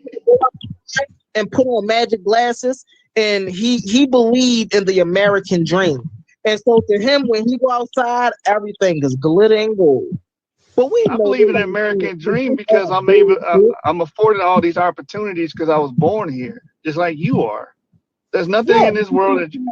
Yeah, but you still can't go to college for free. Nobody can. Well, actually, I did go to college. The government paid for my schooling, my trade. I got a FAFSA. You got a FAFSA, yeah. Yeah, exactly. Things have to get paid up. Those are loans. Those are what those are called. Grants and loans don't count. But but I was able to go to school and the government helped me do that. So I don't know what you're talking about. They will go over to Nigeria and they will tell 25 Nigerian men, we will pay for your schooling. We will pay for your apartment. Just come on over here. Yeah, we know y'all want to set up some stores and stuff, but just come on over. We got y'all. All we say, we got that land. We got that land. That sounds like a pretty great country. That sounds like a pretty great country if they're able to go out and reach out and help other groups come in and be successful. You know what's interesting? These aren't just claims. You can go through history and look at this, right? What happened to Black Wall Street? This is why they don't want to give it to us. Because we had it, but what happened to it, man? Let's talk about it. Let's talk about what happened to Black Wall Street, because y'all don't tell the rest of the story. Black Wall Street got fireball. Black Wall Street got fireball and destroyed it. You're right. So what happened after that? Yeah. We ain't rebuilt. What do you mean? Why nobody know the story after that? They just know the victim shit. It's the fear set in because they kept killing anybody who kept trying to rebuild. Why do you think the people? Wrong. That's not what happened. They were successful until integration. They stayed successful. Hold on 1 second. Why do you think the black community today, the powerful leaders in the black community today are afraid to build anything today? Because we know once we build it, they're gonna come and tear it down. Black people build things and build communities right now. What are you talking about? DeSoto, Texas is a black community. Y'all live in another universe, man. This is the end of Marvel. The Kang, you remember when Kang split all the universes? You live in a different universe, man. Okay. You do. I live in a different universe, man. You still stay isolated though. You said what? I said my ancestors still got their own community. They just isolated. We just isolate ourselves from a lot of people. Exactly. What you say? That's what hurts you. That's what hurts you because you isolated. Most communities, if you look at any society in history, the most successful societies are the ones that interact with those around them, trade, learn, and all that stuff. Anytime we see a community interact with another community, one thing for sure, two things for certain, what's going on there is a plan of gentrification, moving the original population out while moving the migrating population in. This is what happens when we're doing white people. This happens every time. You give a white person an inch, they want a mile. Right? They came to America. No, that's not the name. That's not the phrase. The phrase, if you give a nigga an inch, he take him out. We want the Africans, the same thing. We just want dispatch land. Okay, go ahead. Y'all got that. Y'all cool. We can share. What happened? We started getting greedy. They wanted to roll more shit. You can't give a white person an inch because then they'll take them out. They're never satisfied with what they have. They are conquerors. This is what they do. All groups are like that. The Bantus did the same shit. What are you talking about? I'm talking about my experience. Like, okay, the Gullah people, most of the Gullah people, we are isolated our community. So once people find out Gullah, then they got part of the community. When they know they got part of the community, they can sell they land off, and that's our own black people can do that. Yeah, this is why some black people sell their own land off and make their own relatives leave off their shit because they find out they got part of the land. Now instead of just building with that land, they sell it off. Yeah, what's wrong with that? No, I ain't know what's wrong with it to me, because when you got your own relatives that live there and you forcing your own relatives to leave their own land, there's a lot of shit wrong with that shit. That's why we have to. What? Man, shit, if I want to sell my property, I'm gonna sell it. No, this America. This ain't Saudi Arabia. Now, you just found out you got property though, but it's still your relative's property. This property was given by bloodline. So you sell your property and you tell your relatives they got to leave, because the only thing you care about is the dollar. You don't care about the land. You goddamn skip it. Why? Okay. And then you know what they did? They make you give up your property, and they force you to go rent there. How much sense that makes, bro? I'm gonna take your property and I'm gonna force you to go rent on my property. Why the fuck I'm gonna do that when I got my own property right here? No, that's why I said this is why we isolate ourselves. A lot of my people. When those delusional people who believe in the American dream, they go outside and put them glasses on and they really believe in that shit. That great white hope. I don't believe none of that shit. My answer was moving. Right, I'm with you, bro. I'm with you, Fabo. Fuck all that shit. I don't believe none of that shit. I'm just living. I ain't trying to be like you motherfuckers. I'm just living. They ain't gonna never let you eat off their motherfucking table. I don't know why black folks, you would never eat off the same table. You'll be under that motherfucker. There you go. And then see that's what kills me, bro. That's what gives me the Stockholm syndrome effect, bro. They will never give you an equal opportunity to them. But then you want to sit here and talk about giving them an opportunity to you, an equal opportunity. That's some bullshit, man. That's crazy. What you telling them then? It's okay for you to treat me like dirt. And for me to reinforce the hierarchy that you're better than me. Because I gotta treat you fairly. You don't have to treat me fairly. Bullshit. But you gotta think about it. You fairly, you don't treat them fairly. You gotta think about how we came on this land in the first place. I don't see why we feel like we got equal opportunity and we came here through slavery. That's how we got in this damn land all of a sudden. Well, I say I would never shake their hand, but I ain't got no choice but to work with them because it's just the life of society and shit. And that's black and white here. You feel like you gonna be like them, and hell, they'll shoot your ass in the head.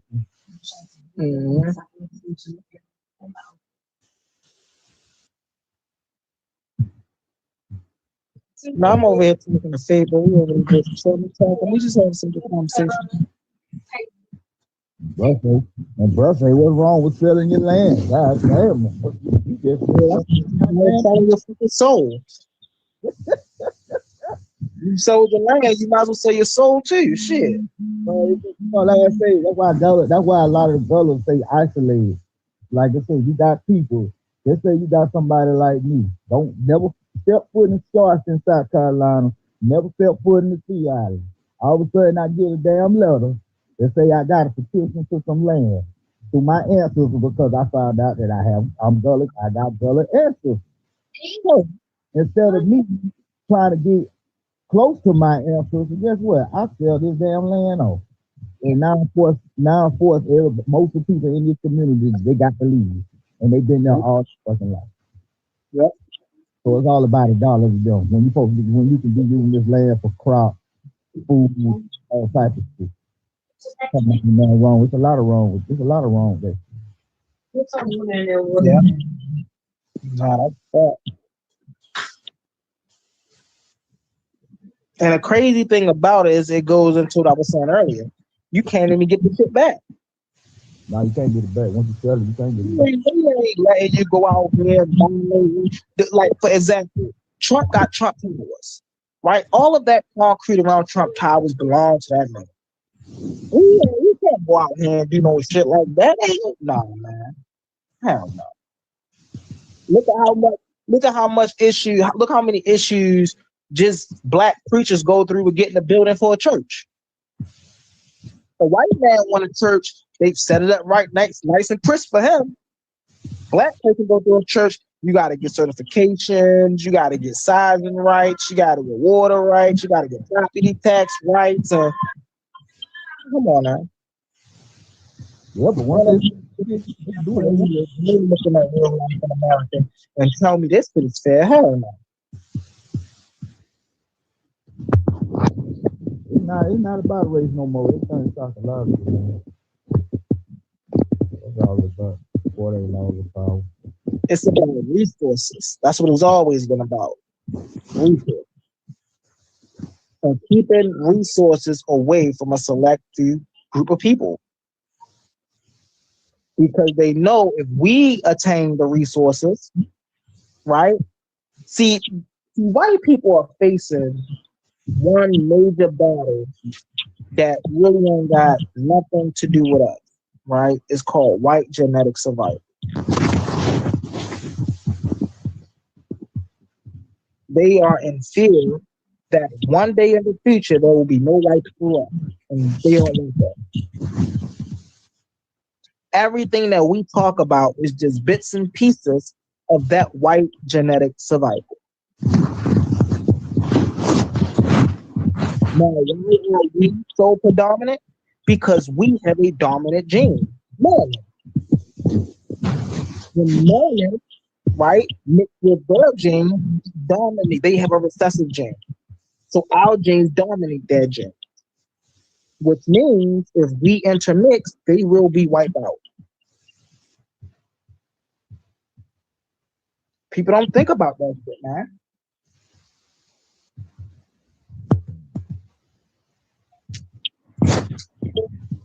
No, they don't.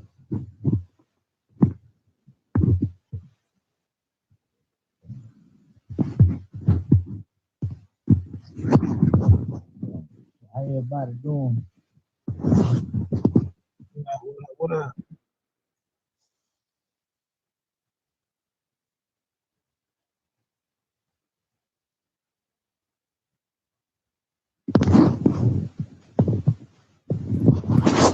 Oh, I thought it was over. I thought it was over. It's about to be over. If y'all want to come up, hit that link.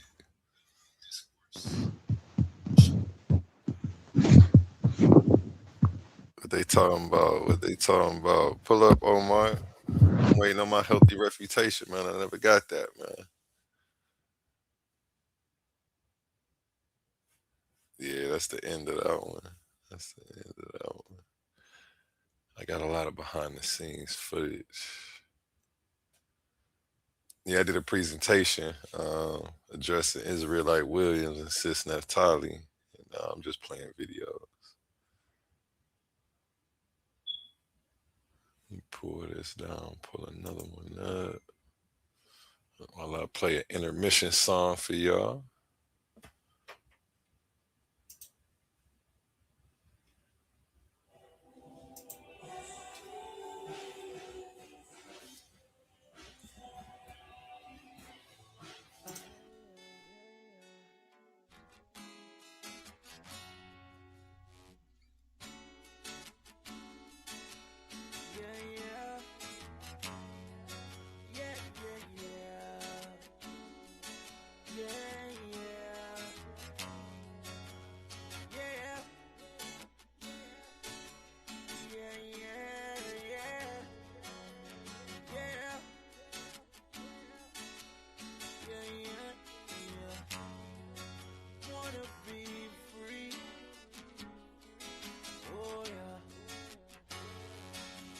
till I'm free. Oh yeah. Can't wait till I'm free. Then my sister don't gotta pay bills no more, then she'll be free. Then I can have my mama ride foreign like she's supposed to be, then she'll be free. Baby boy got it, mama, don't you reach up in your wallet, not when you're with me. Oh no, no, no.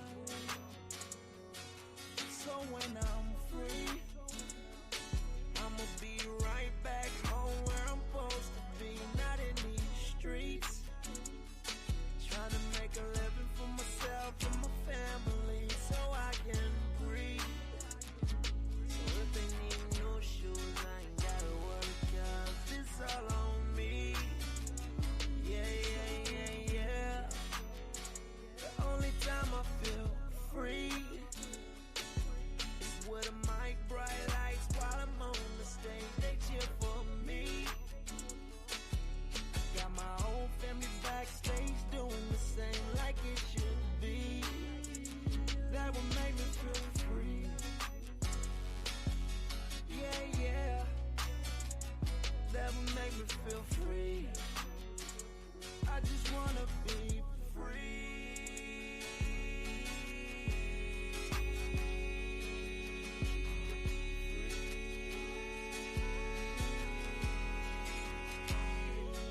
I wanna be free. Oh yeah. Oh yeah, yeah, yeah, yeah. Yeah, yeah, yeah, yeah. Free, free, free, free. Wanna be free, free, free, free. Wanna be free, I wanna be free, I wanna be free. How do I feel like this? I wanna be free. Yeah, yeah, yeah, yeah. Yo, Yeah, I told you. everything is not clear. In there teaching children, man. He teach children. Got them kiddos in the back, yo. Okay. All right. Hey, dude. Look, you want to get it? Put it to the side. Get a food. That's it, bro. Oh, yeah. Pull it up to the side. Now, is that racism what he just did? What's Suave at? That's all Suave was trying to say, bro. The exclusion of a race, bro. That's racist.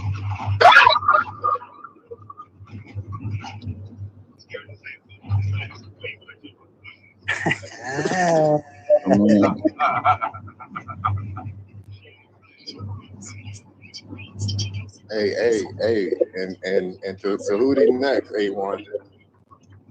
Tahuti next. But I need Tahuti live. I need him live. They got hurt.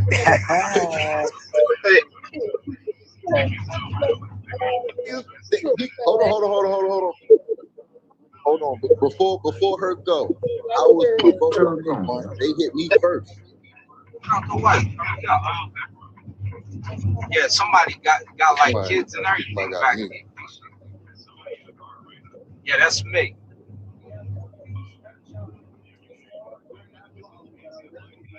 Anyone drive your car? And they giving that boy a nickel a mile. What up, fam? Nickel a mile. Nickel a mile. That's bold. That's mean, brother. Any drives a vehicle, let's talk about your experience on the show. Say about 4K a check, baby. We're not playing over her. Let's talk about these mechanics taking advantage of people on the show. Dang, where Hurt go? I thought he was gonna answer. I thought he was. Let's talk about these mechanic shop taking advantage of people. Is that Cause mom right there? Hey, Cause, is that What is he saying? Yeah, Cause here. What's the word, Jelly Bird? Cause, you seen the video, bro? King Hurt say, why y'all call him? Hurt, like, why y'all call me? Yo, go in the back chat and see the video, man. You put the spank. What video? It's in the back chat. Said Hercules, he said Hercules and some cat just got a debate going on, and Herc said using Greek scholars they don't count, something like that. I said let's talk about these mechanic shop taking advantage of people. I gotta check it out. If anyone drives a vehicle, He was debating. You in the video, Cause.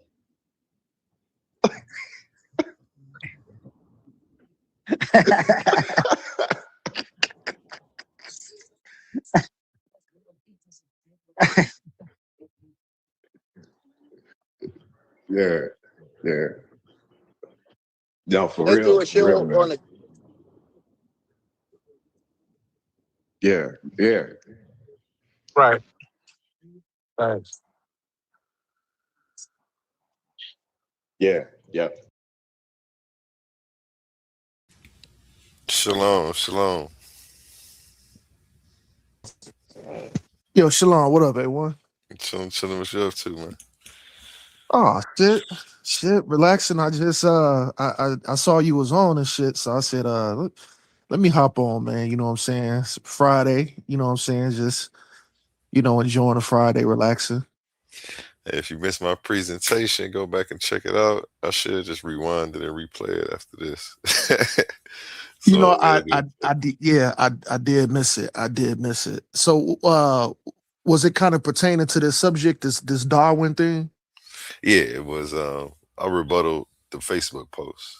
We was going back and forth on the Facebook post. I screenshotted it, read the comments, went into the argument. What if you don't mind, what was the Facebook post? The Facebook post. Let me take this down. Yeah. It was Darwin a racist? Okay, because I'll be out the loop because I don't have like Facebook snaps. I don't have none of that. So I'll be kind of out the loop. When it comes to stuff like that. So good. Yeah, I caught him out there live. He was putting out a lot of stuff, giving me a lot of ammo to work with. Oh man, I was cooking. It was funny, bro. Israelite Williams popped up at the end. He didn't have too much to say, man. He believed me to the ground. That's what I call it. Oh, I assume he is like brother. Yeah, I Oh, believe okay. so. Yeah, he pretty cool though. Oh, okay, cool. You gonna like it. Yeah, so yeah. I'm just giving y'all more stuff. You know, I got a debate coming up with Sis Naphtali, so with Naphtali? yeah, let me go ahead and pull up the advertisement.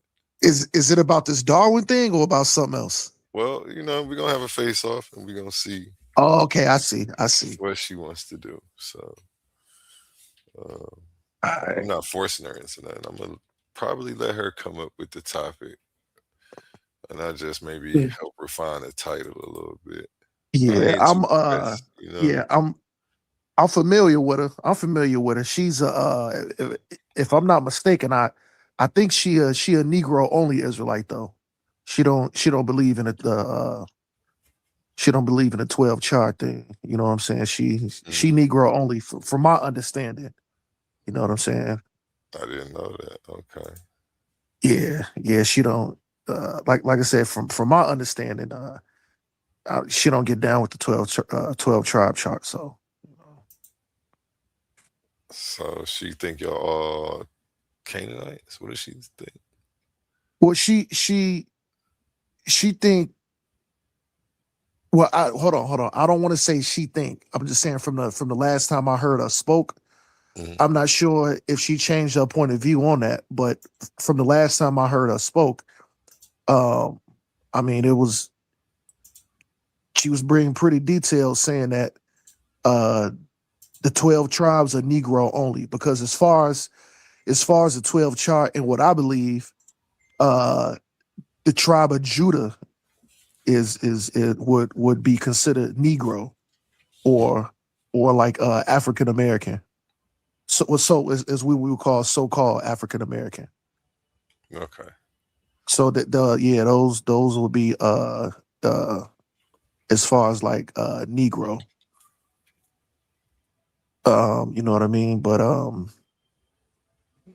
yeah, I don't want to put nothing I don't want to put words up in the sister mouth, but I'm just saying from the last time, from what I heard, that's kind of how she get down or whatever like that. So, you know, Negro only. Okay, that's good information. I might bring up some questions on that in the face off and see where she stands on that. Oh yeah. You see this one right here. Dirt magic, voodoo rib, and incest. Do you stand on that side of the argument too? Let me see.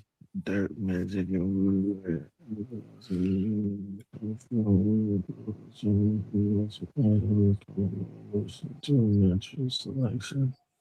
see her in the way to start grilling me. Oh, I took her okay, out. I bought flowers. I see. So night just went south. I kind of get where you're coming from, because I did hear her say that as far as, you know what I'm saying, like the dust of the ground and you know, from the rib, and then something to do with incest. Now I believe somewhat of what she believed as far as the dust of the ground, but I really haven't heard all her views on that. But I think I remember her saying something about the dust of the ground. So, you know, I could kind of rock with that. You know, I rock with that. But and as far as the incest thing,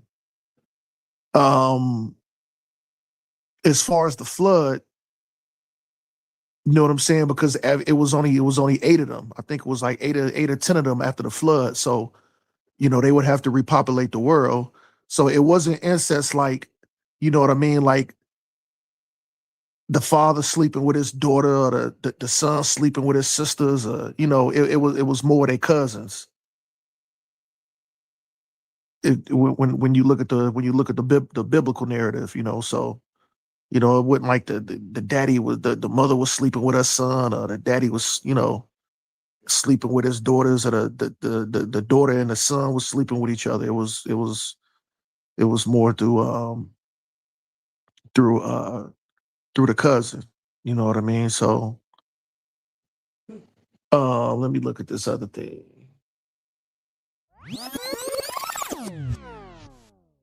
So I mean, if she kind of saying you ran that back for me, I didn't even have to tell you. You said like 3 times. Like, damn, yeah. So it's pretty bad. It's bad. Go ahead though. But so here's the thing here. I mean, a lot of cultures did do direct incest. I mean, we can look at the Kemetic people. You know what I'm saying? They did direct incest to where. So like I said, I don't even want to talk about, because you know I want to stick to the subject. We're not talking about Kemetic people. So let me stay on track. So when it comes to the biblical narrative after the flood, you know, it was only Noah's lineage there. You know what I'm saying? It was, you know, mother, father, sister, brother, and they had cousins. So the thing is depending on what somebody would consider incest, it depends on how you consider incest. So what I'm saying is, Noah didn't sleep with his daughters.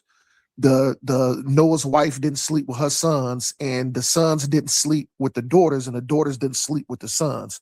I say it was more like, you know, they was having relations with their cousins. So at best, that's a strong best. They was kissing cousins. Is what we would call is what we would call nowadays. I'm familiar with that term, kissing cousins. It's bad. As far as that term, yeah. It's bad out here, man. Okay. Yeah, because as far as the biblical narrative, only a certain amount of them, I believe it was 8 of them, survived the flood. You know what I'm saying? So as far as that, and I know you believe in more like you said, I think like evolution and natural selection. Yeah. Okay. You know the same. Okay. Yeah, I don't believe. So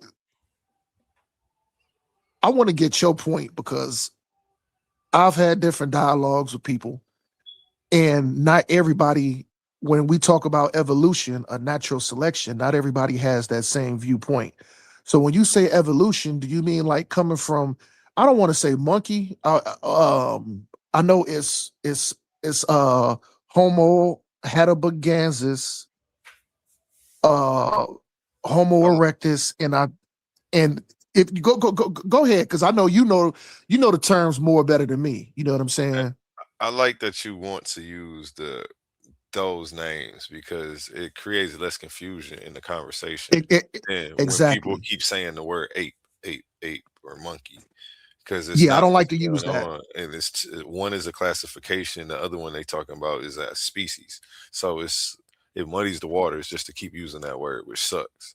But the great ape is a common ancestor. You know, we have a common ancestor on the tree. And the modern ape, they keep muddying the waters with every time they just keep saying ape, monkey. Like, stop doing that. Like, one, identify what you're talking about so people know what we're talking about clearly. Like, that's the best way to engage with this. Let me bring somebody up for coming up. Yeah. So and that's why I wanted to phrase it like that. Like I said, I'm you know, I've been doing my little studying and trying to get better on how I phrase things and stuff like that. So, you know, like I said, when we use terms like a monkey and, you know, stuff like that, I think that's kind of being disingenuous to the to the evolution conversation. Like you said, it kind of just muddy the waters, because that just being kind of vague when they went through, they had different processes that they went through as far as the evolution, the evolutionary chain. You know what I'm saying? But yeah, You got Young Scribe to the stage. Can you hear me? Young Scribe. Yeah, I can hear you, bro. What's going on? How you feeling? Any questions, I'm comments, thoughts on anything you heard so far?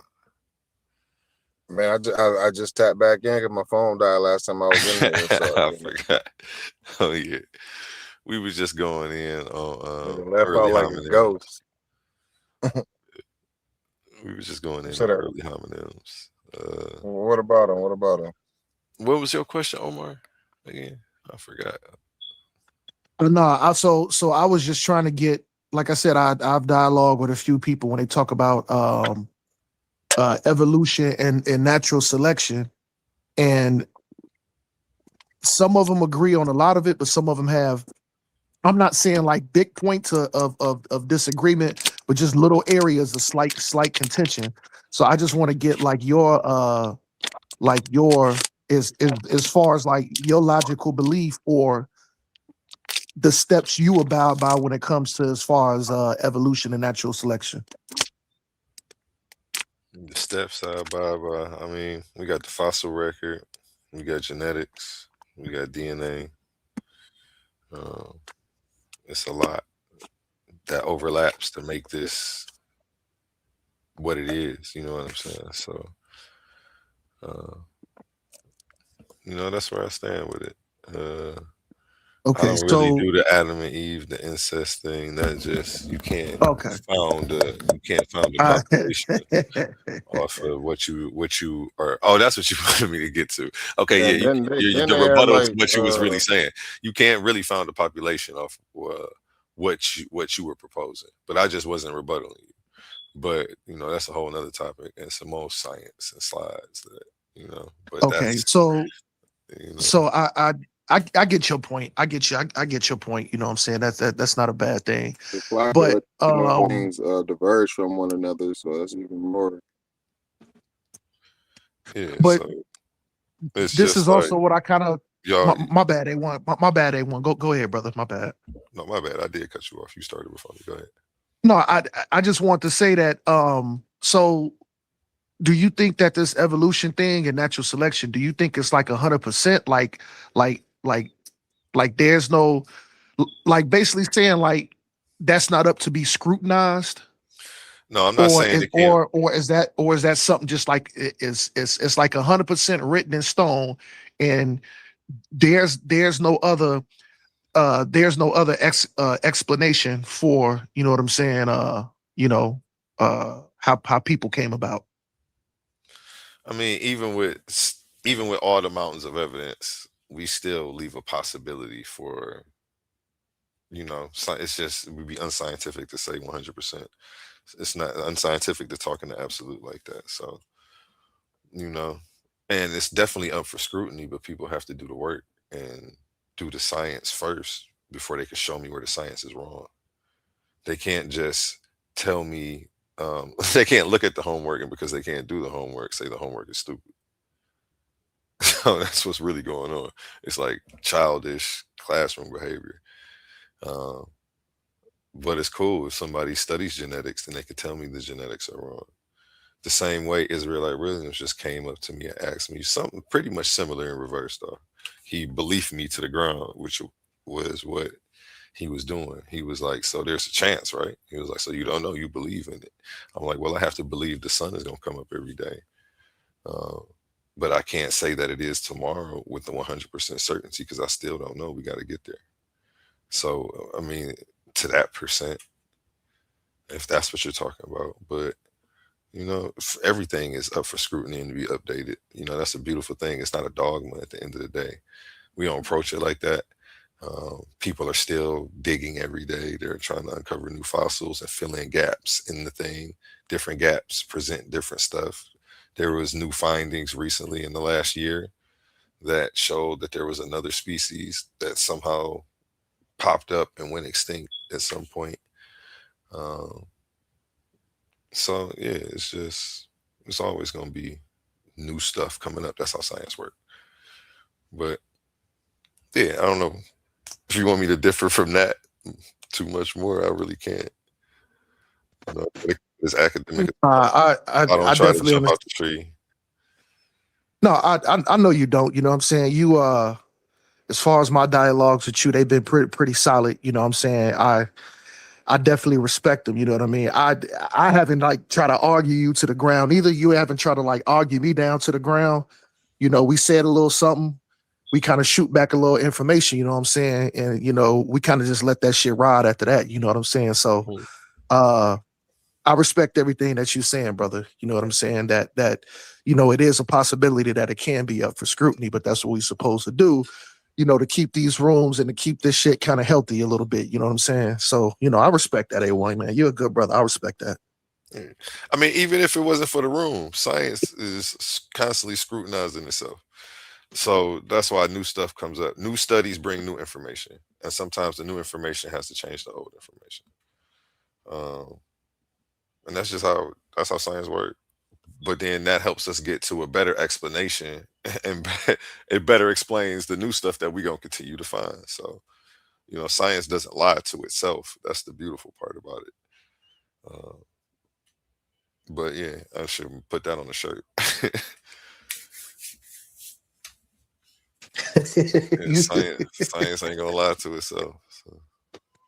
Facts. Like, I'm gonna be saying, only thing that defeats science is better science, man.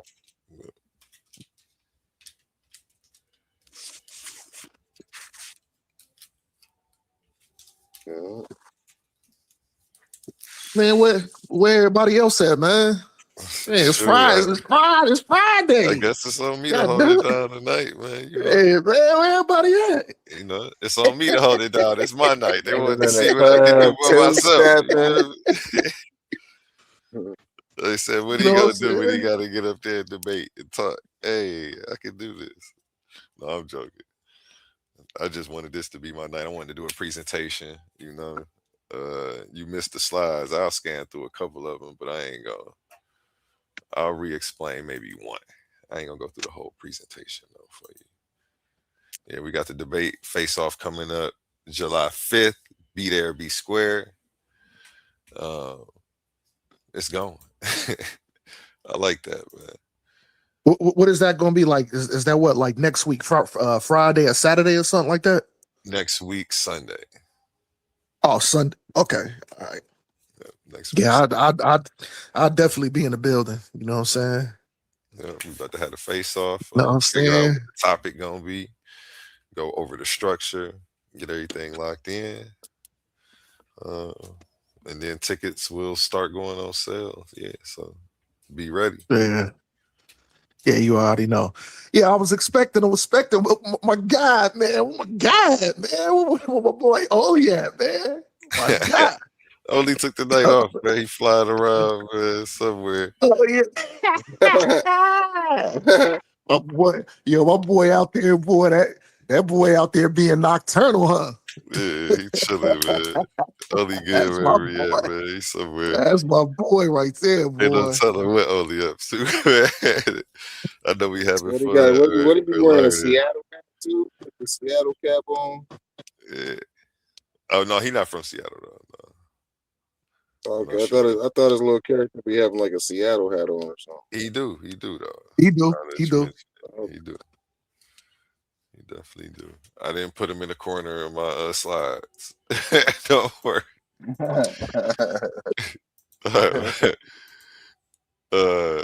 Yeah, I was just going over some stuff like a common fallacy.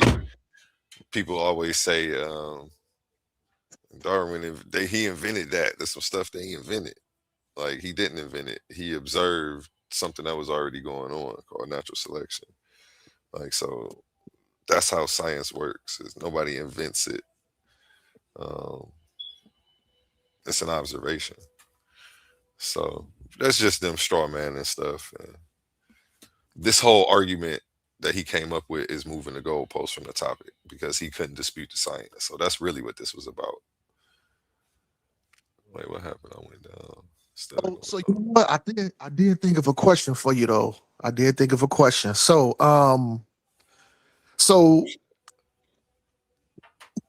when we talk about Darwin, right? Now What you about to say? What you about I to say? haven't studied a whole lot. You already know, man. I'm gonna bring up the race card, man. I heard from okay, so from what I've seen, like from because I used to be a big a science head too, a long time ago. So I ain't gonna front, man. Science and when all throughout grade school and high school, man. I used to enter the science fair every year. Okay. I won. So you built a volcano or two. You built a volcano or two. Well, Go ahead. Continue. Hold on. Hey, well, you Can you picture already little know the Omar? Can you picture volcano. little Omar? The volcano. I think. The volcano joint. I think when I was like, okay, I did the volcano joint. That was like, I think like in first or second grade, maybe. You know what I'm Little saying? Omar with the baking powder and shit. Hell yeah, with the vinegar and the baking powder, you know what I'm saying? You put the little and the red baking dye, soda. you put the red dye up in there. I actually won that year too. I won that year too. That's funny. Little Omar with a lab coat on. Man, yo, I ain't gonna front. I did this. I took it and I end up winning. I end up winning the fair for the whole city of Chicago.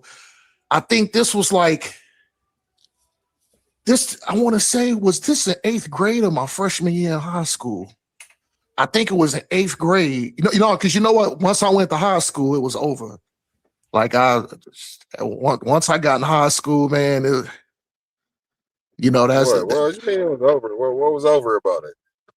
Man, look, man, you already know, man. I'm in Chicago. Once a nigga got to high school and all these girls, you look like your brother. You handsome. Nigga, I didn't want nothing. I was like, yo, man, the hell with this science stuff. You know what I'm saying? That's kind of when that's ashamed I of was coming. intelligence. Yeah, man. I kind of. I mean, I always got straight A's and shit like that. I got I got real good grades all throughout school. It's just that that's kind of when my passion just went out the door, and all I just was girls, whatever. You know what I'm saying? But I think the last time I did the science fair, it was either in 7th or 8th grade. I want to say it was 8th because that was a long time ago, man. I graduated fucking high school in 1997. So for me to think about 8th grade is 7th to 8th grade, man. Man. Because I graduated in 97 out of high school. I think it was either my 7th or 8th grade year, man. Yo, I did this cold-blooded experiment. I mean, it was cold-blooded. So what I did is I did this experiment on I did it on energy/electricity and how far could you push energy and electricity to manipulate something. So what I did was I went to the butcher shop,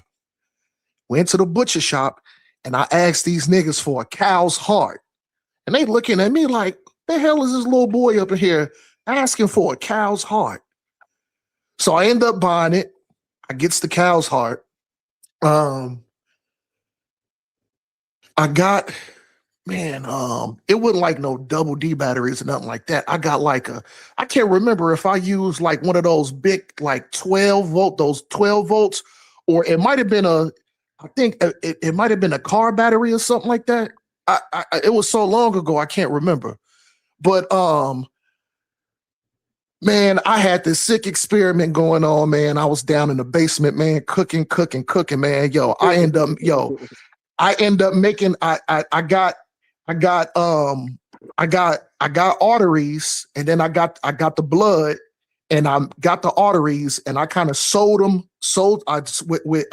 back up, connected them to the heart, and then I hooked the battery up to that shit, and that shit started jumping, and that motherfucker was beating. I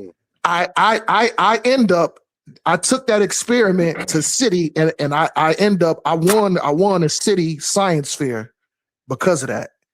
And like I said, I was dealing with like energy energy manipulation, and how far could you push something to be manipulated.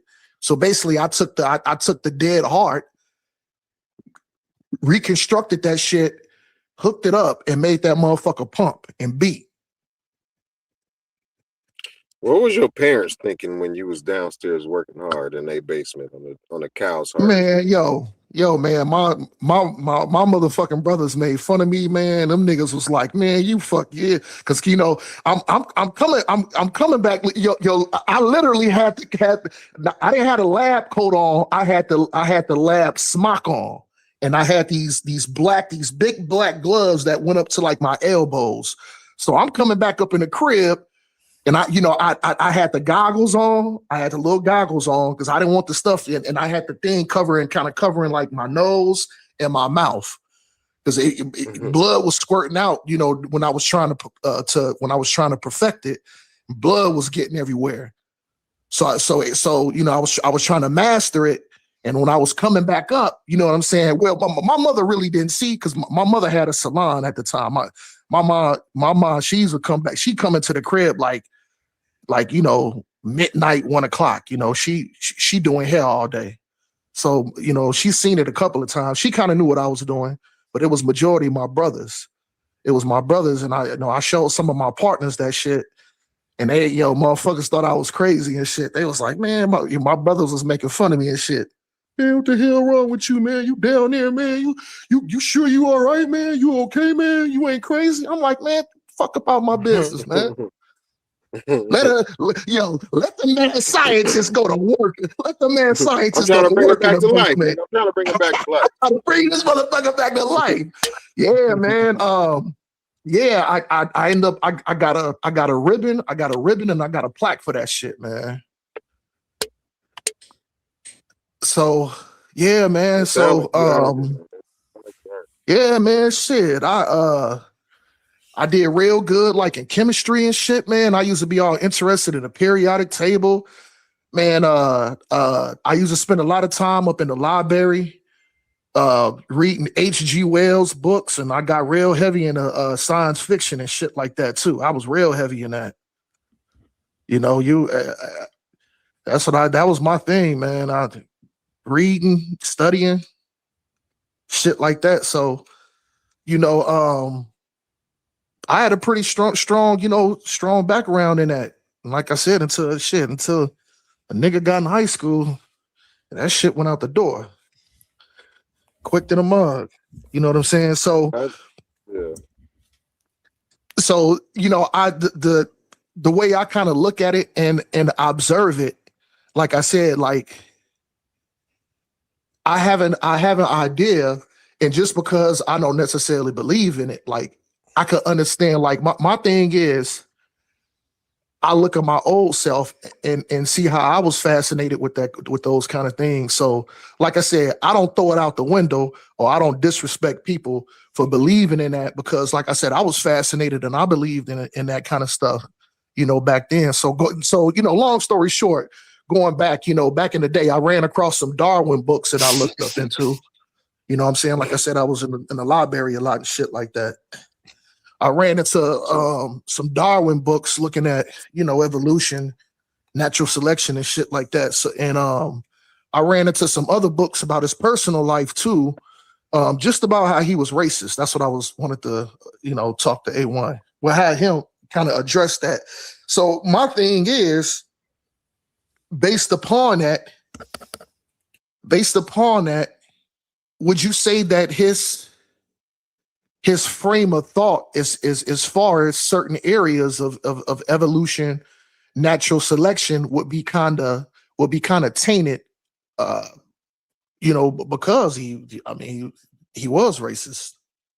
That's kind of what I wanted to ask, really, though, before I kind of, before I kind of went left and right. You know what I'm saying? I'll go ahead and mute out though, so if so both of y'all brothers can chime in.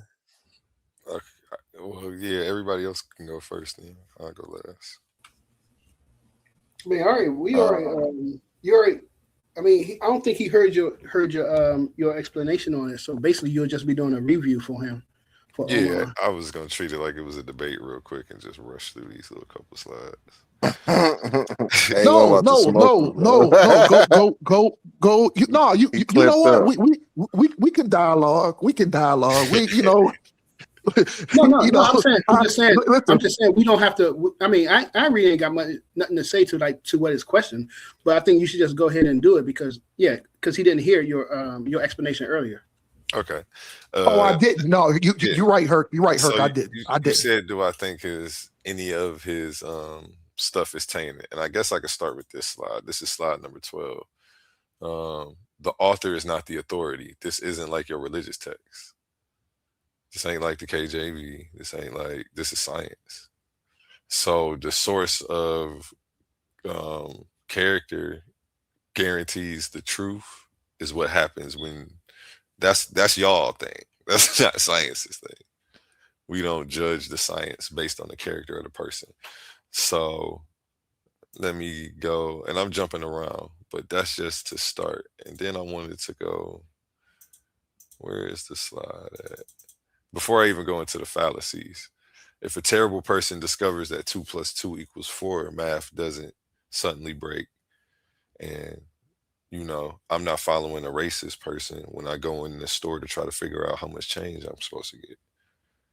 So it's like we need to taint it how? You know what I'm saying? There he did have some racist overtones. That's just how people talked around him and how we chose to use the language.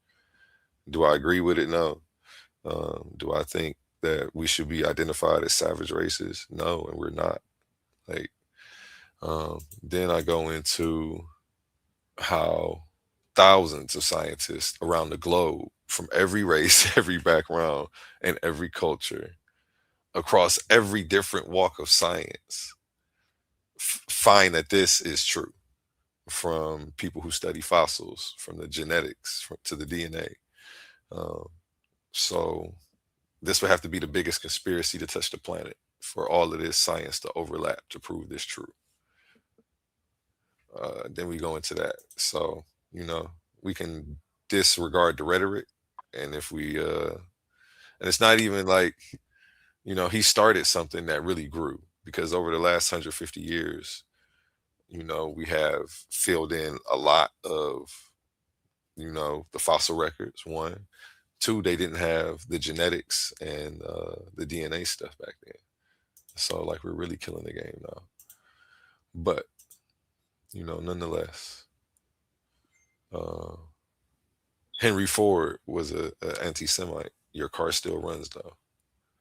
We don't say Henry Ford's thing. Henry Ford's Fords are tainted. The engine model ain't tainted. It works. So evolution remains a fact until somebody does some science to show that it's not, or update it, or use what we have to bring forth a new conclusion. Which, if you want to do that, cool. Just learn the stuff and put something out and propose it. I'll look at it. I'm not gonna do you like Cedric Ortega, try to debunk you without actually looking at your work. But but it really costs me money to spend my time. But yeah, shoot, at least I won't try to debunk it without actually looking at it, though. So, but to come in with belief, nah, like, and this is what they was doing to shift the argument from the actual science to the character of the person. It's an ad hominem fallacy. It's logically invalid. This slide reads, Charles Darwin was a 19th century Englishman, and like almost every Victorian era figure, he held views that are totally outdated. Therefore, his theories are tainted. The exact word you use, tainted. It's logically invalid to come to that conclusion based off of that. Again, we don't have to like the rhetoric in which he used, talked about this, but that's another discussion. Like, so, but if you got something to go against the fossil record, I'm all ears. Well, nah. What you know what? Hey. That That was damn. That wasn't a checkmate, but that was a check. That was a check move right there. I like how you kind of segued into explaining. Okay, Ford putting together the engine. Boom, boom, boom. So like, There was combos right there, brother. There was combos. Hey, there was some nice combos. Those are some nice combos. No, They man, ain't got no complete fossil record, A1. Of course they don't. You know, fossilization is it's a rare process. It don't just happen every day. Like, you're not gonna find fossils for everything. It comes like at times of cataclysmic events, in the times of maybe heavy rains and flash floods, or the seafloor sediment can cover stuff and create fossils, or like tree saps and stuff like that can fossilize insects. But you're not gonna Shit, find lava from a volcano can go something over could be something. frozen. Something could be frozen and unthaw. Yeah, exactly. Maybe in Okay, Antarctica well, and something like check that. this out. So you're not gonna find all of that. Hold on, but just fall back though, man. You don't gotta question me right now. Just I'm charging for these services. Man. I'm charging for these services. This nigga crazy. Go ahead, pass it around. Pass it around. I'm already ready. What you talking about? I'm ready to go, baby. That's funny. He said, you ain't got to question me right now. That's funny. Yeah, your name ain't Naphtali, so you gotta wait. You gotta come see the show. Come see the show. 100. 100, man. Somebody got to get questioned. Hey, bro. Who want to sit in that hot seat, man? Well, no, I think kind of what you said, A1. That kind of puts the information more in a broad point of view. You know what I'm saying? Like I said, I'm not finna say, oh, Ford. Let's say a Ford was racist. Listen, all I know is I get in my car, I put the key in, or I hit the start button, and that motherfucker work. You know what I'm saying? So that was a beautiful transition to kind of prove your point. So my thing is, I don't even want to talk about him being racist even more, because like I said, no matter, put it like this, no matter if he was or if he wasn't, that still don't disprove as far as his theory or what he observed. So I think we can move up off the racist point now. I mean, that was a beautiful clarification. That was well spoken. Hey, I appreciate that, man. That means if I got through it to at least one person, that's dope. See, I'm gonna have to start doing this more often, man.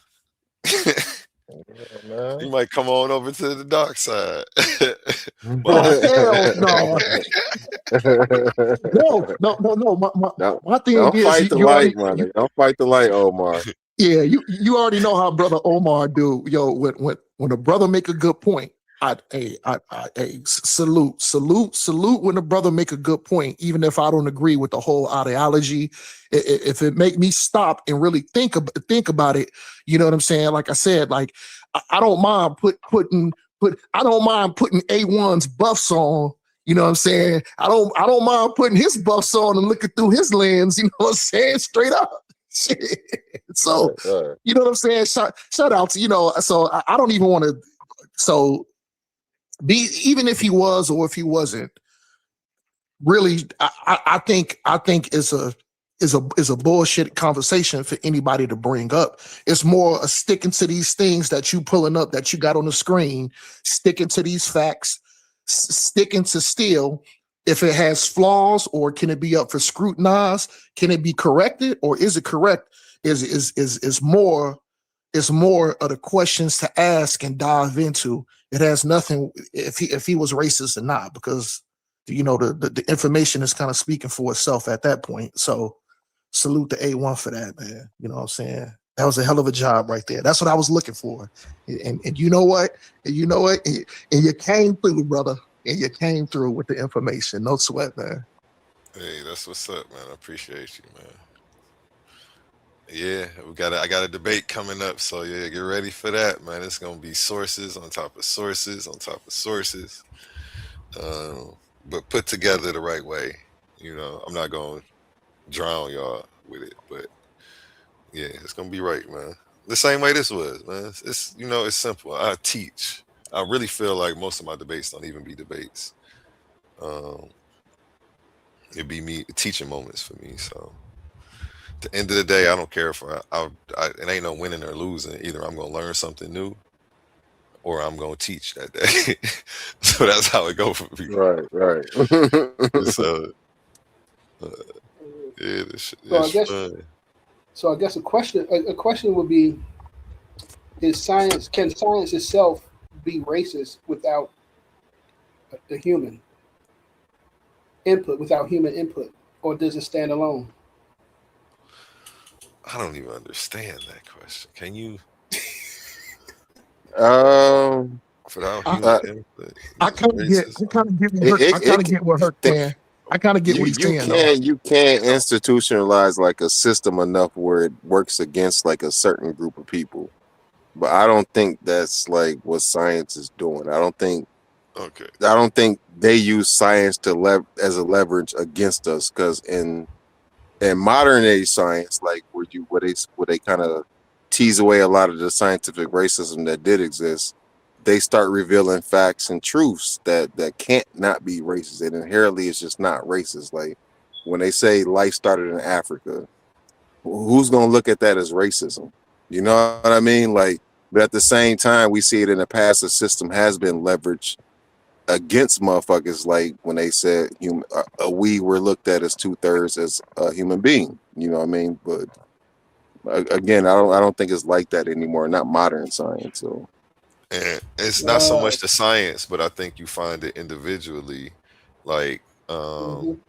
because like there was misconceptions that are even closer. Like we have a higher tolerance to pain, etc. Like that. They still give us Tylenol, and they'll give somebody else some um, Yeah. some of the extreme stuff because they a different race. It's just like automatic. nigga get morphine. Hey, nigga, I But at broke the my leg. same Why you give time, me they're probably Tylenol? saving our lives, so we But shouldn't even be upset with that because we either be hooked on but I say something or but getting caught in traffic with it. So what he said it's I would disagree because in modern, I mean, this modern science, there are plenty of examples in the past 20 years where modern science has definitely um, been biased Racist? towards African people. I had looked it up earlier, and I think I lost it. Look it up again. It gave me a whole list of scholarly work that's been published in the past 20 years.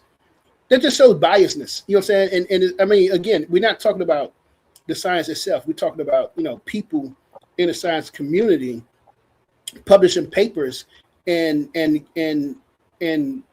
it being like it's being clearly academic. It's being clearly defended as academic, and these are PhDs, these are professors around the world, and it's being published and it's being supported.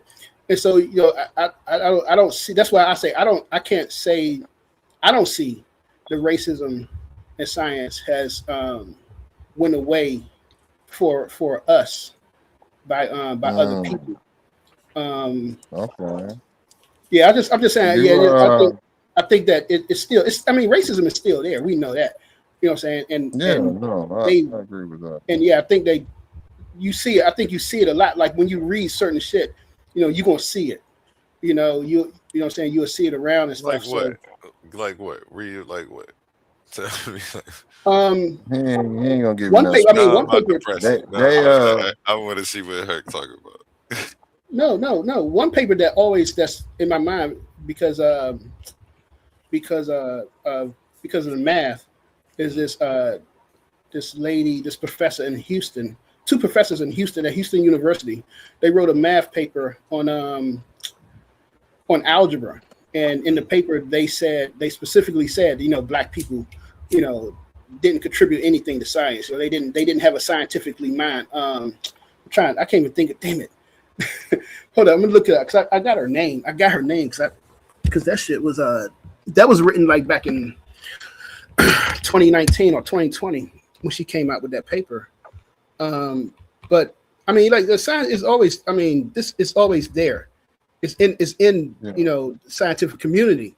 It's not, it hasn't gone anywhere. It's just been more like, I guess, what's the word? Subtle, more subtle, you know, more relaxed. You know what I'm saying? It's not directly, you know, in your face like, yeah, these niggas are dumb.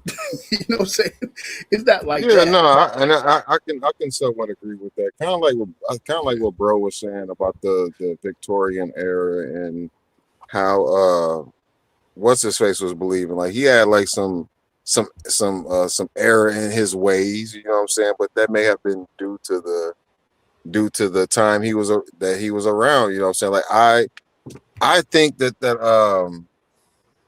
just because I think it was like a bit of a bait and switch when you was talking, because you said that science is racist, and then I think A1 said show me, and then you start talking about there's biasness in paperwork, and then you went back to somebody being racist. It's just like if we gonna say that, bro, like I want to see it.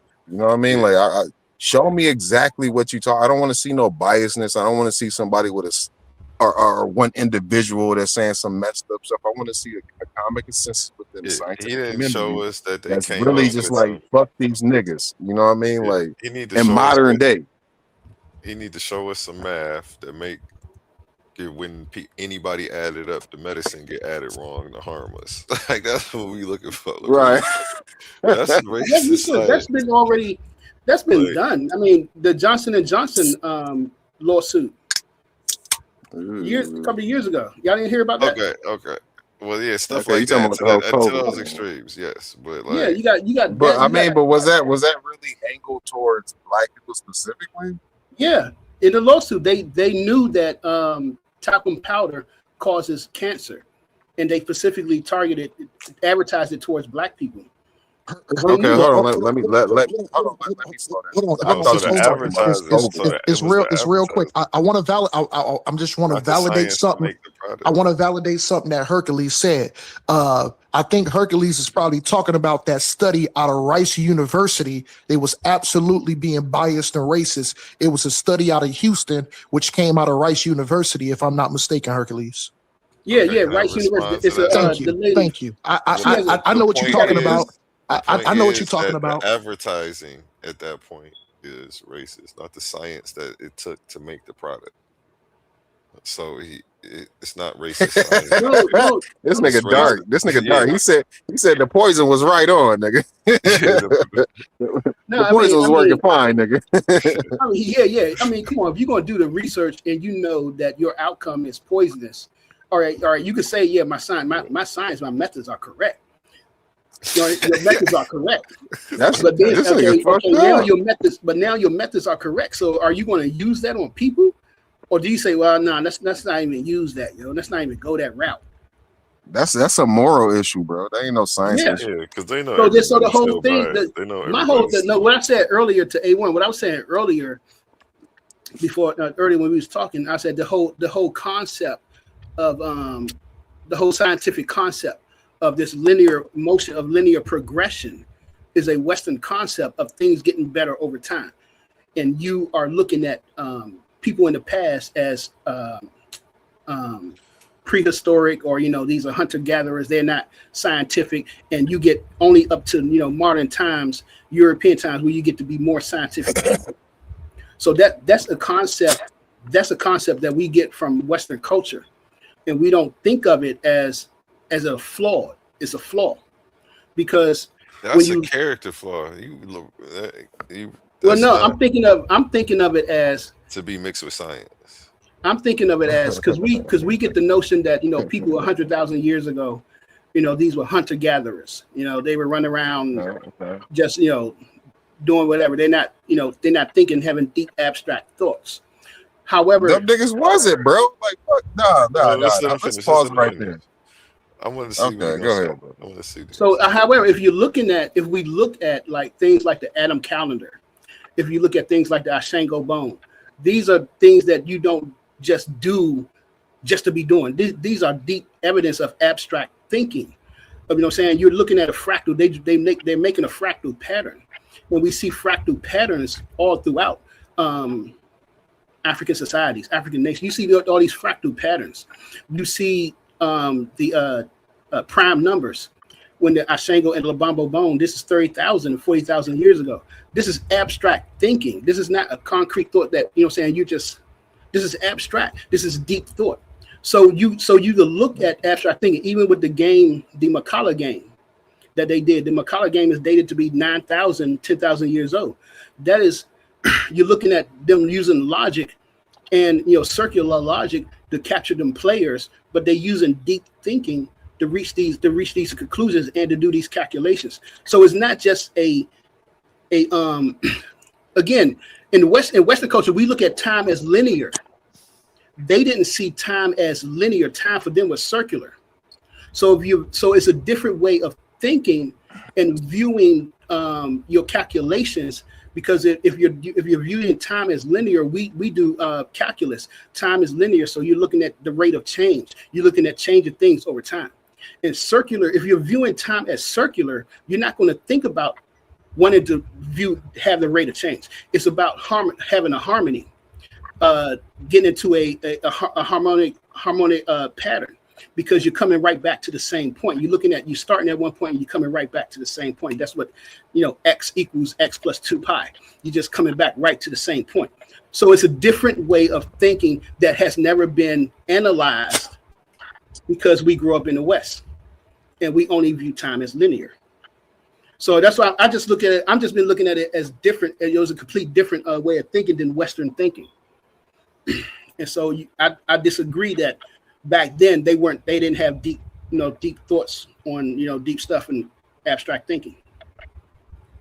Okay, I respect that. And I can definitely see what you're talking about. But I guess I kind of took what you said in my mind and just kind of compared what, like, the ancient people 100,000 years ago, like their thoughts pattern to like the things we have to think about today. Like, in comparison, like, I don't think that they were thinking that. Don't get me wrong, right? Let me just say this first. Like, our intelligence as a human species has not shot through the roof or anything since we reached modern times. Like, it hasn't been tremendously improved. I don't think that. I think it's been relatively like in the same area. Maybe it moved up a little bit, maybe not. But I say that to say this. I don't think that they were doing like a hell of a lot of like deep thoughts and shit, like when they was like hunting and gathering, like and I'm just looking at it from a simplistic view. Like, you wake up in the morning, right? I need to feed my people. I need to feed my family, right? Let me gather up my folks. Let me track this animal, you know what I'm saying? And we gonna chase this motherfucker down for a couple hours. We gonna hunt it. We gonna kill it. We gonna skin it. We gonna cook it. After that, I mean, what else are we gonna do? You know what I'm saying? What else we gonna make a fire? We gonna sit around the fire and we gonna tell stories. We gonna make up elaborate stories, you know what I'm saying, to fulfill the rest of our day. And then the next day we gonna do the same thing. Like you said, it was probably very circular how they was living. Because I mean, that's what they did back then. So I don't think that allows much room for the type of complex thinking it takes to like get through like a day today. Like, today we got to think about, we got to get up. Okay, everything's based on time. Like you say, everything's kind of linear now. So everything's like stamped out hour to hour, what we supposed to be doing, what we going to be doing. You already know we don't have much time to think about the right now. It's always about in the future or what we could have did better in the past. Like, I think the level of thinking and just thinking, not our intelligence, the level of thinking, the things we have to think about, how complex our life is like that would prohibit us to not live the type of life that they live in. Remember, these niggas was hunting and gathering. Like, we live by a totally different system. Motherfuckers like surpassed the whole farming thing. Like, even with the farming thing, like, that took a whole lot of thinking to get done. Because now you're using that cycle that you're talking about. You know what I'm saying? Now you really in tune with that. I need to know when it's gonna rain, when it's gonna storm, when the weather bad, when I can grow my crops, when to pick them. I got more people to feed. Like even that becomes more complex. And then we move on to a different system, like an industrial complex. Like, you know what I'm saying? Like it just keeps getting more and more complex compared to what we doing today.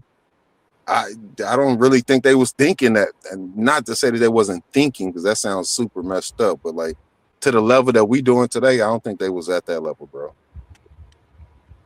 Yeah, and that's understand for me. That's understandable. Like I said, because we were educated in the Western culture, so that's how we think. That back then nobody was advanced like we are today, or be compared to I didn't say advanced. Anytime I'm just saying it. Anytime of today, we see that because we think of advancement or progress as something. You're looking for like a you're looking for archaeological, evidence, some type of ecological damage to be left behind. Whereas for them, you got to understand that the highest form of life or respecting life is not to damage the earth, not to leave any litter or trash behind. That's the highest form of respect and the highest form of intelligence that they would conceive of. But like I said, I think it's more of you. I think we have to look at what they did and the concepts of how they visualize the universe and how they interact. As you said, you would wake up and think about getting some food to feed the people, to feed your family and stuff. And that's what you would do, and that's what we would do. But what would the elders do? The elders had time to sit around and think. The elders has time to sit around, and have these concepts to meditate on the concepts that they've been meditating on, been thinking about all their lives. Once you get a certain age, you're not going out and hunting anymore. That's left to the younger people. So the elders in the community, the Abatalaos, these sages in the community, I would say those are the people who had the time to sit around and think, to gather up these thoughts. I ain't saying it's for everybody. The average farmer is not going to be thinking about this stuff. I'm saying it's going to be with the Abatalaos. It's going to be with the sages that's going to be into these deep thoughts and coming up with these concepts. Because we're looking at who's teaching. It's the elders who are teaching the youth. And if they're teaching, they're passing on these concepts. So they have the time to sit down and, meditate on things and observe what they see and what is going on, and come back and be like, oh, you know what, this is this, oh, we see that this has been this, it's, like you said, the young ones, we going out. We got to get the food. We got to make sure, the crops are sown. We got to make sure, the food is on the table for the kids and stuff. So we got to make sure, the fences are mended and stuff like that. But I think that the elders are the ones who are sitting around doing a deep thinking, then passing on this knowledge to the next generation. So again, when it comes to abstract thinking, we got to say, what is abstract thinking? What point do you get to a point where you're thinking abstractly? If you're visualized, if you already have a vision and a concept that your ancestors are still here with you, they haven't gone anywhere, that you still in contact with the ancestors with a force energy that you can't even see, feel, or touch. I think that's a part of abstract thinking. You're thinking on a different level. No, that's powerful, bro. So I just saying that the elders, I just think we gotta. I'm just thinking of it from a different. I don't like the narrative of, these were hunter gatherers. They wasn't thinking abstract, because we're looking at this thing from that's been the narrative that the Western scientists and anthropologists, they have put forth, and that's not a narrative that you see from. I've never read that from any African philosophers, scholars that does this history. They don't say that narrative, or those that do, we're just repeating the same narrative. And for me, being a math person, when I'm looking at this, it's like, wait a minute, hold up. Why are they doing prime numbers? You know what I'm saying? Why you have prime numbers? And if you're if you're calculating things from a circular point, looking at things in circular motion as time coming back to a point, your calculation is not going to lead to the derivative, the calculus of changing things from negative infinity to infinity. You moving things from over time. You're not going to do those type of calculations. what I'm saying? Because you're thinking of rhythm and harmony and harmony. So it's going to be a different. I'm saying that it's going to be a different approach to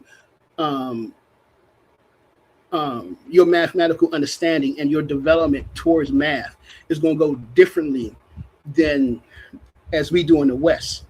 It's not going to be the same at all. I don't see. I just can't see the rate of change, being a function, being a foundation to someone who thinks circular time. It doesn't equate for me. That's why I say I don't think. That's why I say I think they did things differently and they saw things differently. I would agree to it. They absolutely did. Like they, I don't. There's no way that they could have even thought the way that we think today, because, like you said, it's two different systems, right? But to speak to the point about the OGs in your paradigm, kind of just like sitting back and, you know what I'm saying, not being a part of. Not being a part, I don't want to say the hunt, because I'm not even specifically talking about the hunt, but just like, hey, y'all just chill and y'all just make up stories, or y'all just hang in the back while we go do everything. Like, I don't think it was like that. If you saying that that's the westernized version of it, I don't think it was like that. I think, as like kind of like maybe what you believe, as like the people got older, they still held a valuable spot in society. As a matter of fact, I think it may have been like one of the older people, and this is just my personal guess. I have no scientific documents to back this, but I'm saying, like, during that time, if all the young people are out going hunting and gathering, I think it might have been an older person who may have came up with the idea, like, hey, maybe we should start planting stuff. Maybe we should start farming like this. Y'all go do that, and I'm working my own little project, and then this thing start booming. You know what I'm saying? I don't think that once you got older, like you were like left out of society, like it is kind of today. Like once you hit like a certain stage, you got retirement homes, or you know what I'm saying, like you're not a valuable part of society. I don't think it was like that. You know what I mean? But I do believe that the older people were held in sacred in a sacred position, and I think it just had to be, like, in my mind, it just makes perfect sense. It had to be like an OG that was like, okay, we're gonna start farming, and that blew up. You know what I'm saying? Like, and consequently, like, it took more work to do that. It took more thinking to do that. Like, it took more coordination to be a farming society versus like a hunting and gathering society. Maybe it was like that because it was already more people that needed to be fed, so you needed to switch systems. I don't know. You know what I'm saying? I'm just saying, I recognize there was a shift in how we wanted to supply our resources at one time. One time it was like this, but it shifted to like this. Because it shifted to like this, consequently, like, it seemed like the population boomed at the same time. So it was like, damn, was this, you know what I'm saying? Like is this like, what the fuck? Well, you know, it's kind of crazy to look at, bro. It's kind of crazy to wrap your mind around, though. No, yeah, I just don't think that they were thinking at the level that we're thinking today, because even with the farming thing, like, we're well past that. You know what I'm saying? Like, we at the point where we producing GMOs. You know what I'm saying? Like, we giving this shit to farmers. Like, hey, nigga, put this in your crops now. You know what I'm saying? Fake food. Like, it's McDonald's. You know what I'm saying? Like, it's no way that they were thinking like that. Like, our systems are way more complex. Like, I'm not saying that they wasn't intelligent. I'm not saying that they wasn't advanced. There was definitely pockets of intelligence, like the Greek fire. We ain't even got to keep it to Africa. Like the Greek fire. Like, these niggas had napalm fire somehow. You know what I'm saying? Like, it's definitely flashes of intelligence when you're talking about ancient society, but I don't think that compensates for the complexity we got to deal with modern society. No, that's not what I was saying. That's not what I was trying to say. I think I definitely am saying that, yeah, that elders, you know, they was taken care of. I think, and what's his name? Kojo Kenyatta. I think Kenyatta Kojo, something like that. The book Facing Mount Kenya, he talks about that, how in traditional African societies, especially in his where he grew up, they didn't even have a word for like an elder community. old folks home, retirement home, and stuff like that. They didn't have words and concepts of that because the elders was always a part of the community. So I wasn't trying to make this paint a picture that the elders wasn't part of the community. Yeah, they definitely was a part of the community and always were. I think I think the concepts it's just what my whole thing is just the way I'm looking at it now. I just don't think that how we've been painted a picture of this linear progression of this modern deep thought only began to arise in Greek and then later on in Europe. I don't believe that's how it happened at all. I think modern deep thinking was a part of Black people thinking, African thinking long time ago, long before the Europeans was even on the planet. They've been in had this deep intelligent thinking and these deep mathematical concepts thousands of years. The only difference is that they didn't view the world as a object to be treated as a laboratory and to be exploited. There's a difference when you're viewing the world you have to live in harmony with that ecology that you're living in. So if you're going to live in harmony with the ecology, you're not going to leave, this, you're not going to try to destroy it. So it's a different view. So that's why we don't see so-called like advanced, technologies or advanced methods of living, modern, as we would call modern style, they instead of building a brick house, instead of a mud house, you living but you're living in over 100 degrees temperature, 110 degrees, why would you have a brick house? It's better to have something made out of mud to keep you cooler. So this type of, I think that the concepts are Western, this way of thinking that you're modern as time goes on.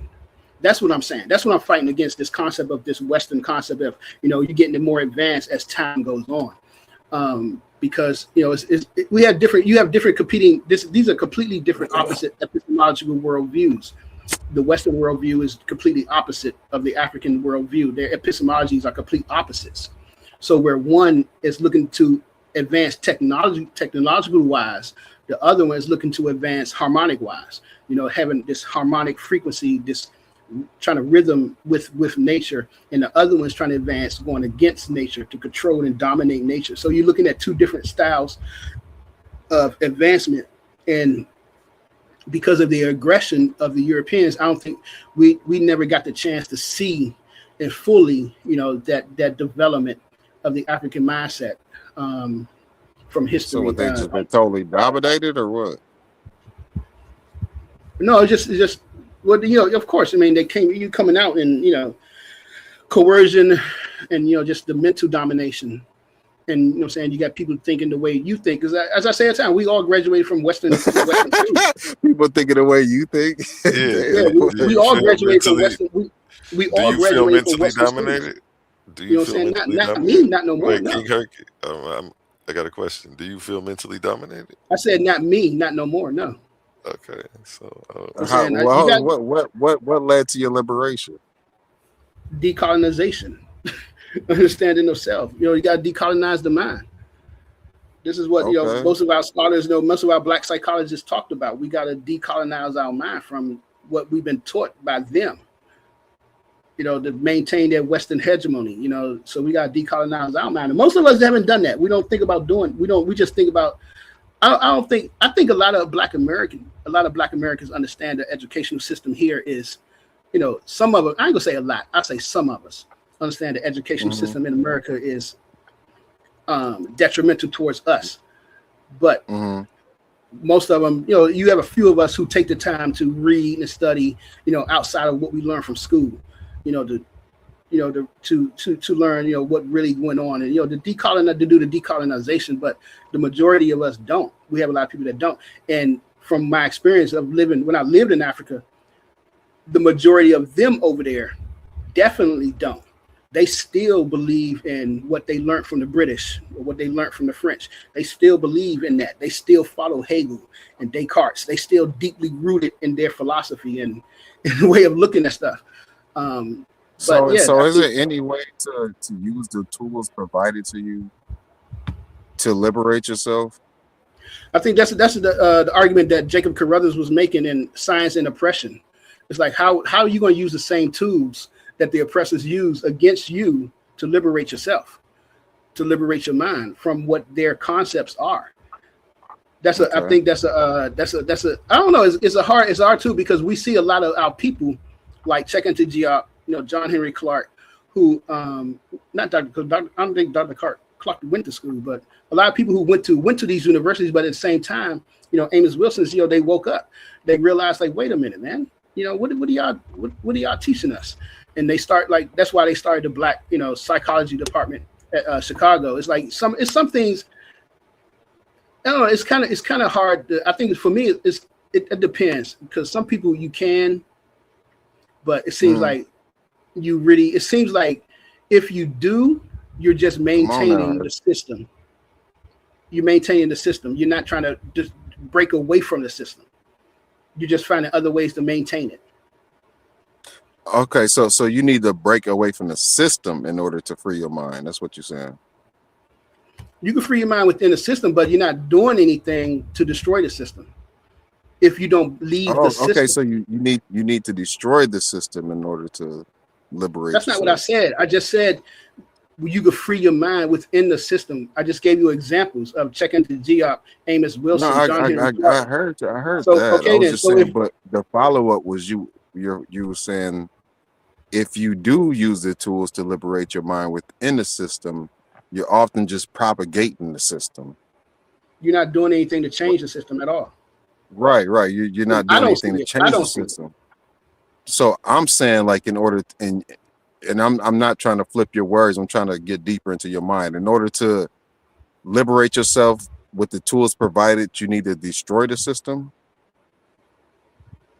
That's not what I said. I just said if you want I to know liberate, you can that's not liberate what you're yourself. saying. I'm asking you a question. There's two different things. You can liberate yourself within the system, but in order to destroy the system, you can't be within the system itself. You have to separate yourself from the system. Because think about this. Think about this. Think about all the think. No, wait. Think about this. Think about all the black on black, the crime that we have in our community, and the injustice of black people going to jail. The black kids, getting the sins, all that stuff. So I've heard for years, when in the '90s when I was a teenager, that we just got to change the system. You just got to work within the system to change in the system.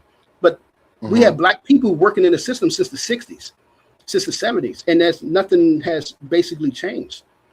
So it's still the same system. It just morphed. It hasn't changed. So you can't. We have to. I think we would have to be like who they call it? I think like the Quakers, or who are they? The Mormons have our completely own separated. Have our we need to completely separate ourselves. Have our own community gets completely cut off. Only do commerce with the American system where we need to, but you got your own state that's completely black owned. You're doing shipping and commerce overseas. You control what's coming in, what's important. We control that, but we don't have control over that. We ain't got control of what comes in. We don't control any ports. You know what I'm saying? We don't control any shipping stuff. So I don't know who said. I probably got it from somebody. So what's the No, name? I'm saying what you said, but I'm saying, like, it sounds familiar. Like there was a time when we tried some shit like that. You know what I'm saying? Then I think we did. all know the outcome of Black. I think we all know the outcome of Black Wall Street. Yeah, Even the Garvey thing. I mean, there's been several attempts for us to become independent, but it just always get wrecked, bro. That's crazy, and that's crazy. That's the crazy part. So I think we got to find a way to stop that. It's like, wow, because when I read about Garvey, and I didn't even know he had like a shipping company. Nigga had a whole I didn't even know that. He had hotels and all that. You ain't see the pictures. Nigga had a goddamn captain ship hat. He had the Captain Crunch hat on. He just had that on. With the ostrich feather. That nigga was not playing. He had grocery stores and all that, yeah. Right.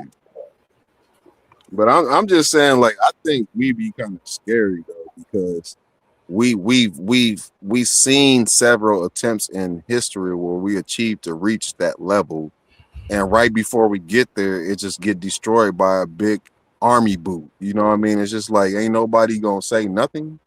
I was gonna let this nigga stand on my neck. Y'all ain't gonna say nothing. Like, you know what I mean? It's like that type of shit is discouraging, bro. And it's like y'all got children of those people, you know what I'm saying? Like we can still see these things. We can still see these things. These things are still very visible to us. So I think that type of shit is a bit discouraging, and that may add to us kind of falling into disorder in this modern age. Yeah, not. It's like that's okay, why- I can see the OGs tried that. Why the fuck would I try that? I'm gonna do it my own way. You know what I'm saying? Whatever way that may look like. You know what I mean? I'm gonna do it in a totally extreme different way. And that new age way may not be the same values that the generation before tried to carry on, but still, you know what I mean? It's like, why the fuck would you try that again, nigga? I'm not trying to get a bomb dropped on me. Like, you know, that's crazy. Like, but hey y'all, this is the system we live in, I guess. This is a dope conversation. Hey y'all, I just want to let y'all know I've been in the back listening, and like I just want to hop in right quick. Like, yo, I'm really enjoying you, the brother who was just talking to Hercules, y'all conversation. I just want to be genuine, to be 100. I'm kind of agreeing with Hercules, and I know that's kind of hard for me to say, but I can tell instead of coming up with excuses, Hercules is a brother that's kind of looking for solutions. You know, he brought up some good people, and I think he was trying to. He said the Mormons, but he meant the Amish, the Amish people, yeah. the Amish people. But the Mormons are the same way too, though. Well, you got to look. The Mormons are C1, what, that 3 something base. They receive certain benefits. The Amish people are 100% independent, who don't get government funds, who do not depend on a government for anything. They came over here a long time ago, and they consider themselves as separating from this ideologic structure of American, and they doing their own thing, and guess what? They thriving. So with Hercules, hold on, when you said they came over here a long time, where did they come from? The Amish people went over here. They was getting persecuted. They was getting persecuted in Europe. The Amish people was some of the first settlers that actually even came up that came up over here. And there was others that there were Puritans, there were so-called Christians. So it just wasn't one group. It was a multiple. I said a multiple. A multitude of different populations, European races, people who believed in different ideologies, had different religions, and the Amish are some of the first. And the thing is, the Amish never subjugated themselves. They operated as independent, and they still have their own communities. And guess what? They're thriving. So what Hercules is saying, to have a separation, instead of putting our faith up in this government, being restricted, being persecuted, being brought down, racially profiled, all these different values and laws that actually don't benefit us, you know, and that's my idea, is coming from an Israelite brother. I think we absolutely need to separate and try our thing. So my thing is, I'm tired of my people voting. Nothing changed. What do? We march. Nothing changed. All these different things that we've all. Hold on, I'm a land, and then I'm gonna let you and Hercules go back to y'all conversation. I just want to hop in because I really been enjoying the conversation. But like I said, I would have to kind of side with Hercules on what he's been saying. Is, you know what I'm saying? We didn't try all these things, and ain't a damn thing worked. So why don't we take up maybe Brother Omar's idea or Brother Hercules' idea? Let's separate and build our communities and focus on self, because we do need. We you know, I'm not saying what the things I'm looking at that our people is doing here. is not right. Now, are we thriving in some areas? Yes. I'm not talking about being individual, because I'm not a stingy person. I'm not a person that'll sit back while I'm thriving and I got money, and I look at my brother and my brother don't have access or have the same things that I have to make a better life for him and his family. That hurts. That hurts. So I understand where Brother Hercules is coming from on this point, and kind of throughout the conversation. The other brother, I can't see. Hold on, let me. I can't see your name. I want to address you correctly. Is it Young Scrub? Yeah. Okay. I just don't. I like to address people properly. You know what I'm saying? Just to show respect. So you made some good points, Young Scribe, but I think like I said, me and Hercules don't agree on a lot of things, but as he's talking in some of our prior dialogues, I would have to side with the brother, man. I'm not saying that his plan is 100%. So you all good. Yeah. So and like I said, the thing is, he's more of a Kemetic standpoint. I'm more of an Israelite brother standpoint. So the thing is, I think what I'm saying holds value, because I'm like, I don't come in being a Team Kemet dude. I come in from being the opposite of the brother Hercules, but I'm finding common ground, and I'm noticing we have actually a lot more in common than what we don't have in common. Our areas that we have that's not in common, that we dialogue and disagree with, to be honest, it's minor. It's minor. Our disagreements come from shit 2,000 years ago. I'm not worried about that. I'm worried about now. What can we do to push forward and to where we can share the same ideas? And like I said, to isolate ourselves, work on ourselves, and better ourselves, and then we take it on from there. But I'm gonna mute out. The conversation is dope. You made some good points, Young Scribe.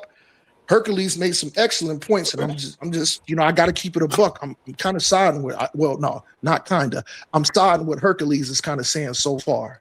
You know what I'm saying? But I'm gonna mute out, and I'm gonna let y'all brothers cook. Appreciate that, brother. Appreciate that.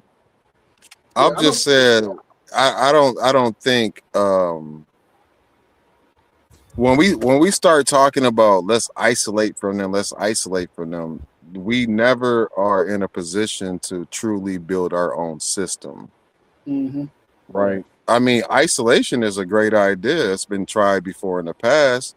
I mean, I don't think it was tried before. It was done in totality before. Like, I don't think. Well, let me take that back. You know what I'm saying? Because now we talking too far, and I ain't really got proof. Because I was going to go to ancient Egypt, right, in its inception, but I can't say that was all the same people. You know what I'm saying? We talking about isolation. We talking about a certain group of people being removed from another group of people. I don't know how much the Nubian people was over there in ancient Egypt, or how much they overlaid them to each other. I heard it was pretty often. But then again, like I cannot say total isolation has always worked, because I don't know of a time where total isolation has always worked for our people. Again, I brought up the time we was bombed. I forgot what was it. I forgot what it was called. Not Tuskegee. There we go. So again, you not the Tuskegee thing, but you know what I'm talking about. You know what I'm trying to get to. Yeah. But that was another point where we tried like a soft version of isolation, but it just happened to be within their system. Like, I think we are too integrated into their system at this point to truly try some integrate some isolation, independent shit. You know what I'm saying? Like, again, we don't have the resources to even do that. Yeah, we don't. You know what I'm saying? Like, I don't know when the Amish people pulled this off, or how they pulled this off, or how they got in the position they are. But let me just say, they got the complexion for the detection. You know what I'm saying? They can do that. If that was a part of their plan. You know what I'm saying? Like, never forget that we live under the umbrella of white supremacy. So just because they can do it That don't mean they gonna let your black or brown ass do it. Nigga, let's just chill on that type shit. Right? Let's not get too crazy with that. You know what I mean? We have a certain position within their paradigm, and because they don't That was a outnumber good us, but point, they brother. outpower us. You know what I mean? Like, and I'm just being real, they outpower us, you know what I'm saying? So it's just like we can always try to come together and use our numbers, but as long as we in their goddamn system, we gonna be running our heads into a wall, bro. And history has showed that. I'm not saying there's nothing wrong with trying to move away, but if you try to move away and you still within the same perimeters of these niggas, they still got control of you. Right. They still got control of you, down to the resources, down to the people, down to the laws that you abide by. They will always try to supersede your laws with their laws, because it's the law of the land. You don't own the land. And that's where I'm at with it. I agree. I think I agree with the points. I think that one of the things that I tell young people, the young ones, especially like my kids and stuff, I tell them that it's up to them. It's up to their generation, the next generation. Is up to them to focus on starting corporations, not just businesses. You need to start a corporation. You need to start looking at connecting with brothers and sisters overseas that are over on the continent, you know, so you could do commerce with them, because everybody else is doing that. You know, every other group of people are over in Africa doing commerce with African people, except for us. You know what I'm saying? So I try to stress that to them. Like, look, you could open up an import-export business, importing things, goods, and overseas, stuff like that. You know what I'm saying? This is, I mean, people make this argument, you know what I'm saying, about you hear this online a lot about Pan-Africanism being dead, or connecting. It hasn't done anything for us, and I counter that with you have to show me where it failed.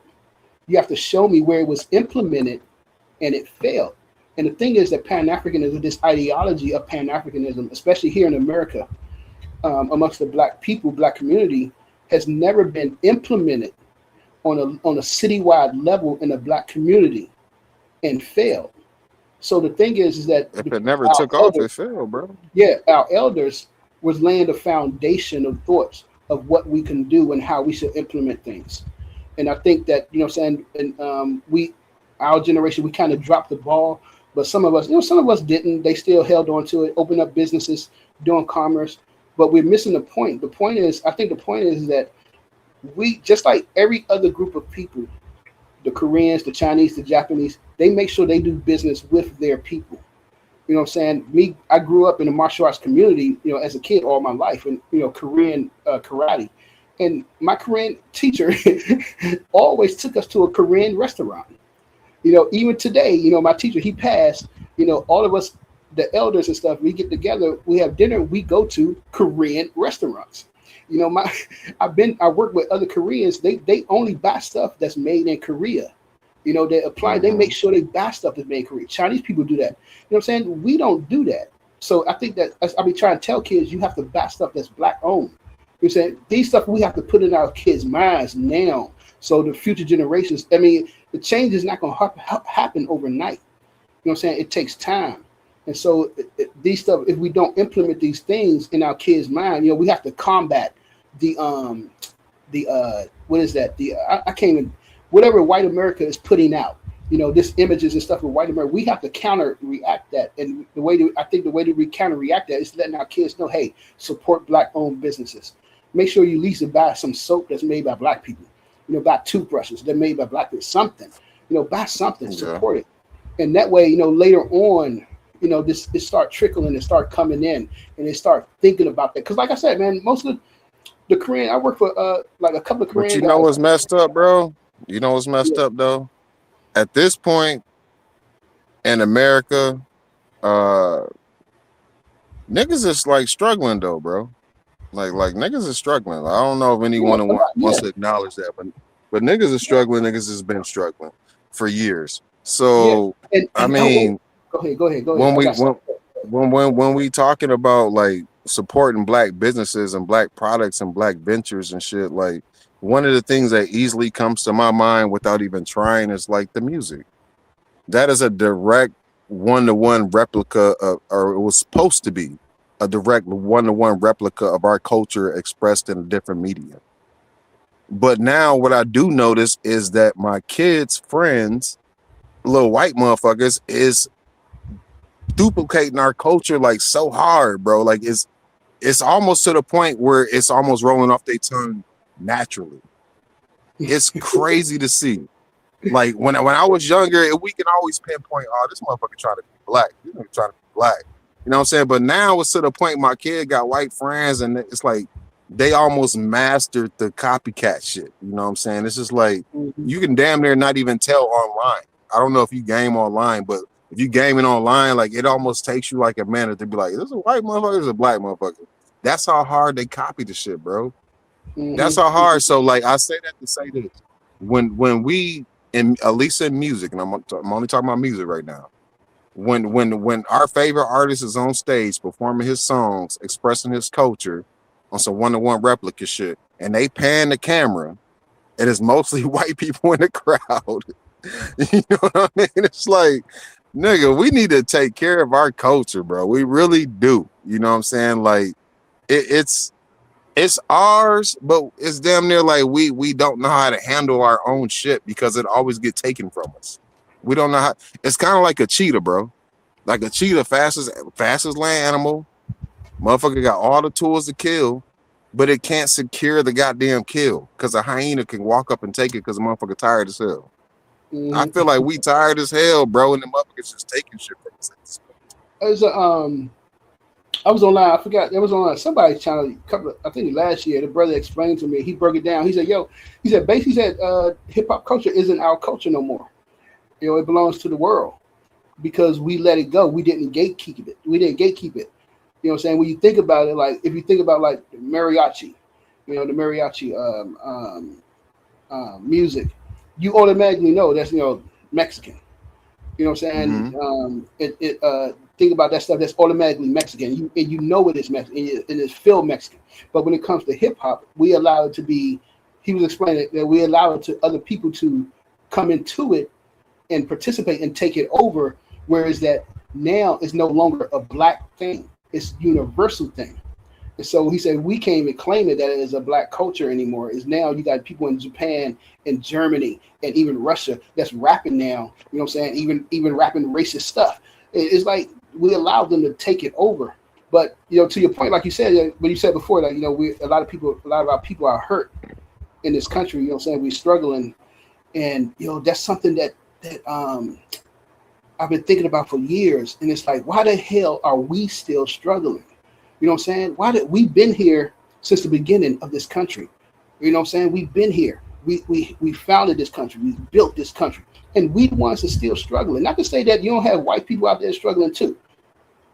But for you to have, but we ain't got no motherfucking field vision, bro. I know, but I'm saying, but for us to have foreigners to come over here within the last 20 years and 30 years and buy $500,000 homes and live in these high, price neighborhoods, something is wrong. And that's where we gotta get back. Like, what the hell? They should not how the hell are we still at the bottom of the ladder? And these motherfuckers coming over here, from Pakistan and India, and it's like, come on, yo, like something is wrong. And where I was watching the news, Bloomberg, I watch a lot of financial news, and they literally have Indian people that have their own Fortune 500 companies here in America, and they only been here. They only been here since 26 years, and they literally only hire other people from India. Hey, you know what? It's that type of shit, and it's also this right here, right?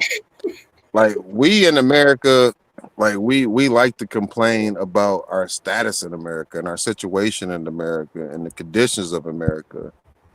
At the same time, like the poverty in America, like the same time, not realizing that there are third world countries who's doing like 10 times worse as us. You know what I mean? So then you get like motherfuckers who start migrating to America, and they like, damn, nigga, the poverty here is sweet. Like this ain't poverty. My country way more fucked up. it's like a different level of hunger is unlocked, my nigga. It's like this shit's a candy shop. Like I'm about to get all this. Like, what you mean? I just gotta work 14 hours and I can become nigga. Of course I'm gonna do that. What you mean? I just gotta hire my cousins and we can. Yeah, I'm gonna do that. Like it's like how we see things is totally kind of corrupt and warped because of our history in America. Yeah, we and still waiting for our we motherfucking our payback. Like not our payback, but like, hey, you done me wrong, nigga. I need something for this. We still waiting for that every single year. Every 4 years, we hoping it comes up in politics. But hold on, not only that, if you notice, like the foreigners that come here and they work hard, they willing to work hard and do those jobs, but their children won't do those jobs. You know what I'm saying? So you're seeing that they got comfortable. Yeah, you know what I'm saying? Because like I live in Africa. I know how it is to live without electricity and running water. And I see that, you know what I'm saying, people over there, if you grow up like that, you know, you like shit. You come into America live in the hood, you know what I mean? They're like, nigga, this ain't nothing, nigga. You know, like and you know that's something that needs to be talked about more. Like the poverty here in America is actually like you rich compared to like a third world poverty. But we do the most complaining, bro. Like we really do. And I'm not saying it's not justified. I'm just saying it's probably time to move on. But it's probably time to move on because when you looking around, my nigga, it's like, okay, we looking around. Yeah, the white man is doing what the white man is white man. Okay, but at this point, we have foreigners coming into the country and passing us, running laps. Right. It's probably time to stop complaining, bro. Right. It's like, how the hell that makes no sense? They should can I chime in on they that? should be okay. Wait a minute, hold on. Let me say this. After you, Hercules. Let me say this real quick. Absolutely. They should be the ones out there pushing drugs and coke, and you know what I'm saying, out there robbing. They just robbing. You know what I'm saying? We should not be doing that shit no more. This nigga, wow, I love this nigga. He said they should be the ones. we done that long enough. Nah. Never have I ever thought that. That's crazy. Get them niggas a pack. Fuck that, man. Hey, go ahead, Omar. Get them niggas a pack. On King Hurt. Get them niggas a pack, bro.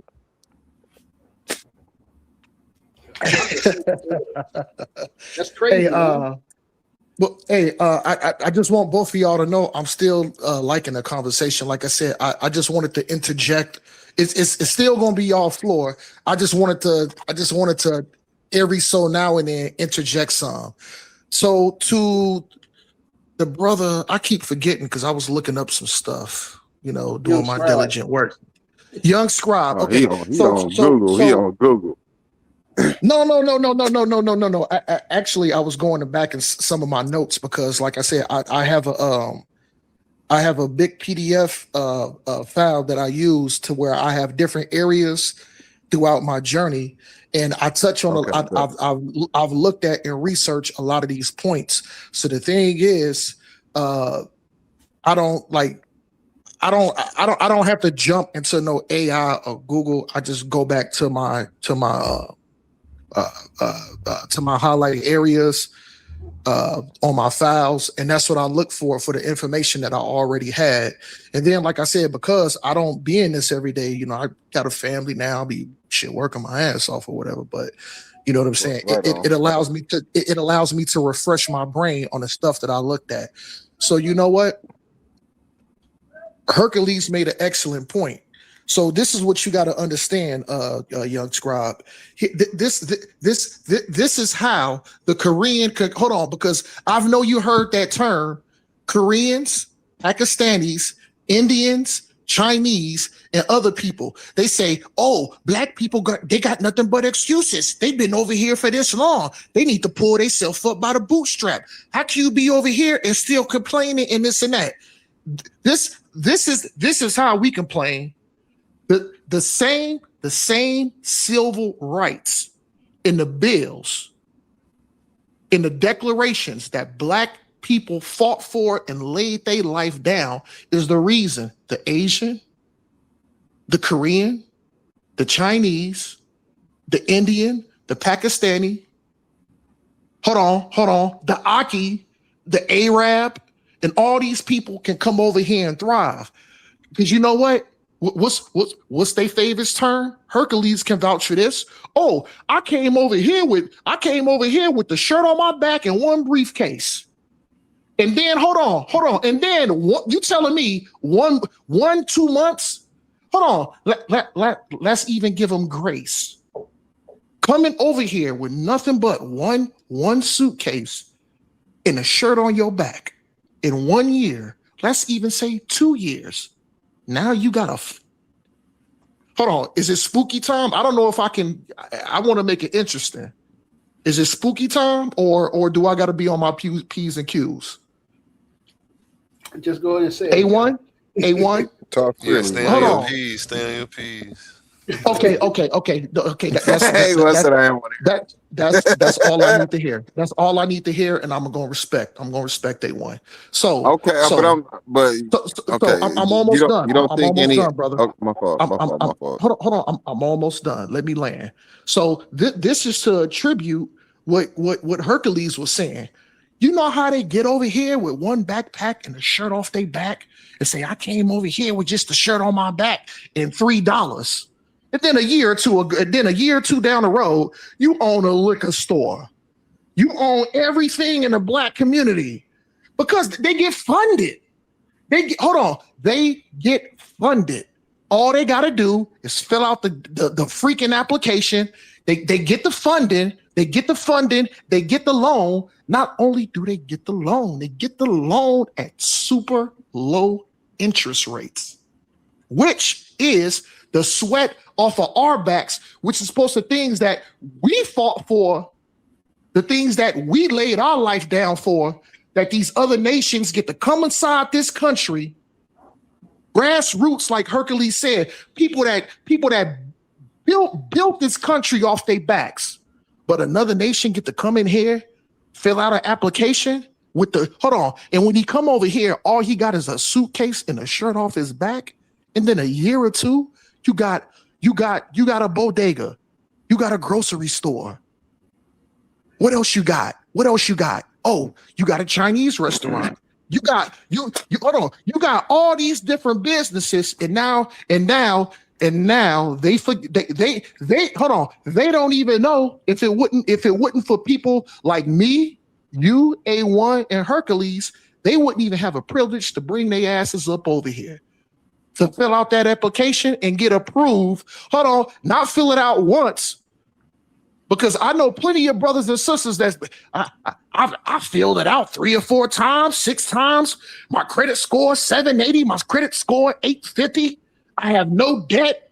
My debt to income ratio I have none. I'm thriving. I can't get the loan, but the person that come over here that wasn't even born here, that has no social, that has not paid not $1 in tax, comes over here, gets the loan with the shirt off, came over here with the shirt off his back. Yo, Hercules is actually cooking like a mug right now. I'm gonna mute out. Go ahead and cook some more, Hercules, because guess what? You 100% right, brother. You 100% right. I'm gonna go ahead and mute out, and then I'll intermittently kind of jump back in after y'all go for 10, 15 minutes or so. But yo, Hercules is cooking. Hercules is cooking right now. But I apologize, brothers, for hopping in. I'm saying though, bro, like you cannot be an American.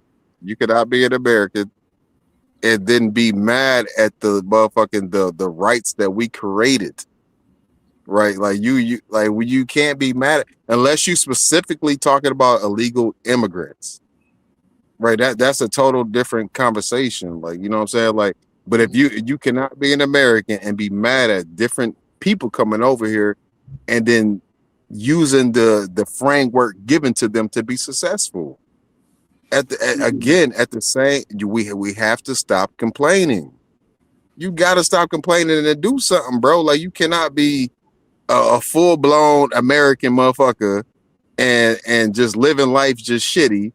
And then a foreigner coming over here who live like 10 times more shittier than you in their country. And by the way, if you come over here legally, nigga, there's things that need to be filled out. You can't just pop over here there's documentation, there's things that they require you to know.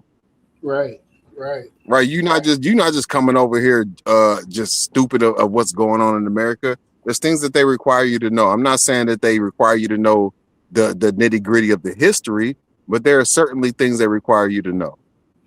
So And, if somebody else can come over here legally from a different Hey, country yo, Hercules, and run can I laps quickly around respond you, to when the brother's done? When he's done, I'm sorry for cutting you off. I just want to ask if Hercules, if I can quickly respond to what you saying, brother, when you're done, and then I'll hop out and let you and Hercules continue. Respectfully, please. I mean, we just having a conversation. You can respond. You ain't got to hop in and out. Just you want to respond. Go ahead, yo. yeah, like, that's kind of weird, bro. Like you just No. it's just a I'm doing barbershop. something. No. I'm actually doing something right now. So that's why I'm doing that. I feel you, but you know what I mean? You hopping in, glazing, and then you know what I'm saying, hopping back out. Like that ain't working. Go ahead, yo. But I'm just saying, like the fact that somebody can come over here legally and do all the things required and then run 3 laps around you, that's not an America problem. That's a you problem. I understand. I'm a black man. I understand the things that are stacked against us in America. But I also understand, like, the head of the motherfucking James Webb is a black man. You know what I mean? Like this, like, you know what I'm saying? I understand that there are tons of, not to even single out science, but there are tons of different black people who have done great things in America. Maybe not the notoriety that they deserve, but it's definitely recognition that can't be ignored. So I don't really like the notion that we in America, we getting beat up hella bad and there's foreigners running laps around us. Like, to some extent that is true, but then that means you just ignoring like the history of our people. Right. Yeah. I just want to go right quick, but I just want to quickly to respond, brother. I'm not being weird. Everybody know Friday and Saturday nights, I got to set up in my garage. So I've been listening to y'all. So I washed a couple of dishes. I took out the trash. I swept out my garage because my thing is, me and my girl play darts, and I got this brand new dart board because I had other dart boards. I like to play darts and billets and stuff like that. So I was listening to y'all just chiming in while I'm setting up this game and getting the garage clean. So me and my girl can have a good clean space so I can kick her ass up in this dartboard. So that's why I was hopping in and out. That's why I was no sweat. I just wanted to say that because I didn't want to make it seem like I'm being like weird or something like that. But no, back to the subject though. So the thing is, let's have some integrity. And I mean that with every bit of word that I'm saying, integrity, and let's stand on it.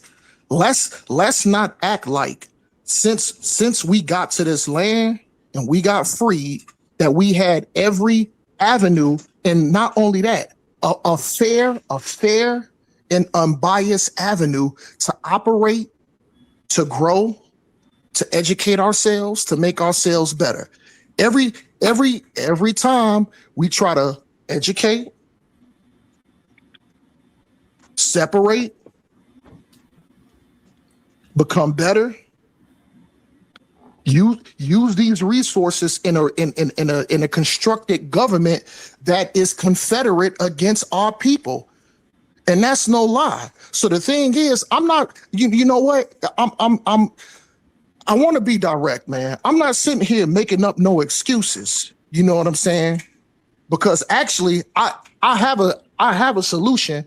I want to touch just on it because I'm an Israelite brother, so I want to default just to a couple of scriptures right quick. And I know y'all ain't really Bible based, so I don't expect y'all to agree with it. But I just want to touch on a couple of scriptures to just validate my point, and then I'm gonna finish what I'm doing up in my garage, and then I'll still be listening in because I'm finna play my girl up in his darts. We finna play cricket, the dartboard. Okay, so if you go to Zephaniah 2, Zephaniah 2. We're going to start at 1. This is KJV. Gather yourselves together, ye gather together. O nation not desired. So is the so-called black, so-called African American man, are we a nation that is to be desired? Nope. But guess what? Everybody want to copy us. But then when it's time to really be a nigga, nobody wants to be a nigga. Let's drop down to 2. Before the decree bring forth, before the day pass, as the chaff, before the fierce anger of the Lord come upon you. So guess what? If you doing these things and then you just fall apart and say, okay, just because my back against the wall and now things ain't working out, now I'm gonna acclimate and I'm gonna act just like the white man. I'm gonna take on the white man customs. F that. Let's move forward before the day of the Lord's anger come upon you. Because guess what? If you keep doing what you're doing, guess what? If my son, all y'all sons, if you got sons or daughters, if you keep telling your son to do something and you got a solution and they keep disobeying, you're going to eventually get mad and there's going to be punishment and repercussions. Let's move forward. 3. This is the most important one. 3. Seek ye the Lord, all ye meek of the earth, which have wrought his judgment. Seek righteousness, which we should do. Seek meekness, being humble, having understanding. It may be ye shall be hind in the day of the Lord's anger. So this is what we say. This is the most important one, is verse 1. Gather yourselves together, ye gather together, O nation not desired. That's just one. So what Hercules, I'm not saying, because I know Hercules don't believe in the biblical term, but this is just to validate my point in speaking. We need to gather ourselves.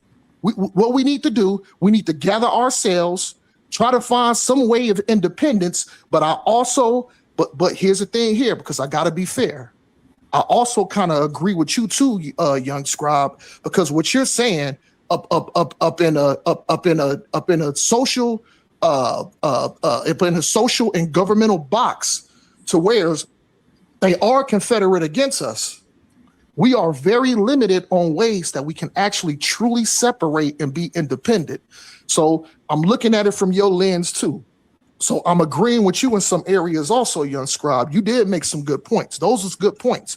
So I'm not saying that this is just going to be some easy task to where we can just separate. Oh, we're going to be in our own piece apart up in the United States and we can thrive. No. It is not going to happen like that. It is not going to happen like that. And it ain't going to be easy. And to stand on business, I would say it's almost an impossible task. But if we put our faith in the right things, more importantly, if we come together and gather ourselves as a people, we can actually get more done if we gather ourselves, not only gather ourselves, if we be militant about it, if we be structured about it, if we have discipline about it, and we gather ourselves, ain't no telling what we can accomplish. All I'm saying is that solution has not been applied. Hercules made good points. Brother Young Scribe, you did make some good points. I'm gonna go back in here and clean my thing out and get my dartboard game ready to play the wifey, kick her ass. But I will. You heard her laugh, but she laughing. But I will be listening in too. That way, I'm not lost in y'all conversation. I apologize for interrupting two brothers, but I'm gonna mute out. I appreciate both of y'all. Go take your L, man. Go take your L. Yeah. We rooting for wifey. We know she's gonna whoop that ass. Go take your L. Quit trying to run from it. Hey, Herc, don't do your boy like that. But that was funny as shit, Herc. Go ahead, brothers. My bad. That was funny, though, Herc. I think so I mean, we just having a conversation. We chilling Friday night having a conversation. And the thing is, I think we're all in agreement. It's just that we're coming at it from different angles. That's one thing that we have to understand when we have you have discussion with people and stuff. You know what I'm saying? We're not attacking no one. It's just we see the goalposts.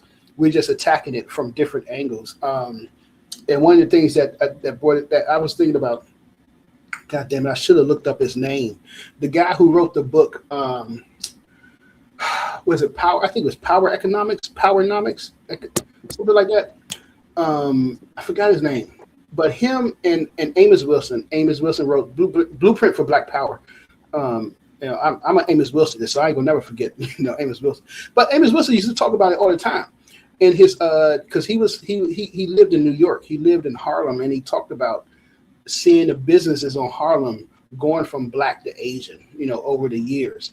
And he showed that how Asian people, these foreigners, when they came here, they was able to get secure business loans and stuff that Black people were not able to secure. So that wasn't done. I guess I would say that was done on the government side, being biased towards us and allowing foreigners to get these business loans to open up businesses in our neighborhoods. But like the Scott was saying, is that we at a point in time. It's hard though, because this knowledge has to be implemented into our kids. Because you could say, yo, let's just stop with the BS, stop whining, and let's get to work, get to grinding, and open up your business, let's do commerce and this and that. But if we don't have the support, the business is going to fail. And for me, I see that here, and I'm in the DC area, DMV, Washington DC, Maryland, Virginia area, and I see that and especially in Black neighborhoods, you see Black businesses opening up, but they only last about 10 years. Maybe 15 years, and then they close, they go out of business. Whereas you have an Asian business that's they've always been there, and they don't go out of business. And so we have to. So it's a mind thing as well. So you have to implement it in your kids. Like, hey, nah, man, support. And that's what Swab Boston and they was talking about, is that you're being racist if you only support. But that's what every other people do. They make sure they support their own. It's gotten so bad. It's gotten so bad that, first it was the Koreans and the Chinese opened up business in the Black neighborhood and living off of, feasting off us, of course, with white people. But now, you got Pakistanians. You got people from India open up, fried chicken spots, the hip hop chicken. I swear, I don't know where y'all live, but seriously, it's a place called Hip Hop Chicken. And it's owned by people from India. God. And I'm like, what the hell? It's like, what do y'all know about fried chicken? They fried chicken, all this, they open up different fried chicken spots around here in the DC area, and they are thriving. They're thriving. So we don't see their kids outside late at night, knocking niggas over the head, robbing people. You don't see Indian people doing that. You don't see Chinese people. You don't see that. Why? Because they put in their kids' minds, hey, open up a business, support your own, and this and that. So yeah, we have to look at it. I definitely, I'm in agreement with what you were saying, young man. I'm in agreement with everything you were saying. It says, I think that it's that mentality has to be implemented in our children, so we can stop this. Stop with the self, like, man, shit, Black man, we can't get ahead, man, we can't do nothing to get ahead. We got to stop that mentality, because here's the thing. Here's another good example. Me, I do martial arts. I've been teaching martial arts for the past. I've been doing. Hold on, wait. Both of y'all niggas do martial arts. Yeah, I've been doing martial arts. And I've been teaching it for the past like about a good 20 years now. And so for the past few years, a couple of years ago, I used to work for a couple of Koreans. And there's one Korean guy I used to work for. It was a Korean guy there who managed, he was the manager of the studio. And he was like, man, he said, shit, I'm tired of working here, man. I want to open up my own school, man. He was from Korea, but he came here, he brought his family here to North Carolina, and he opened up a school in North Carolina, but then, it closed down, it didn't do good. So he came up here to DC, to Virginia, and he opened up, and he worked with the guy that had a school up here. He knew him from Korea because they went to the same high school. So, he was telling me, how he wanted to open up his own school, and the owner of the school we was at was going to help him. But that was a year ago. And he said, yo, he been telling me he gonna help me, but it's been a year ago, man. He said, I'm tired of this. Nigga, like, you gotta fight me one-on-one, nigga. Yeah, he like, man, Herc, I'm about to roll, man. I'm about to roll, right? And I was like, you about to roll? And I was like, shit, I don't want you to leave because I was only there because he was a cool brother, cool Korean cat, man. And if he left, I was gonna leave. I ain't staying here. It was a rinky dinky ass, martial arts school. So he was like, I'm leaving, I'm out. He came to me one day, he said, Herc, I'm leaving next week, yo. And I was like, what? I was like, what the hell? He said, yeah, I'm gonna go ahead and open up my own spot. And I said, oh, you found the spot? He said, yeah. He said, because I asked him, I said, damn, you found the spot? Like, you know what I'm saying? You got the money for the spot? And he's like, nah. So I'm gonna get a loan from this association that gives you a loan if you want to open up a Taekwondo school. And I said, shit, yo, I want to do that. He said, oh, nah, but you got to be Korean though. And I was like, oh.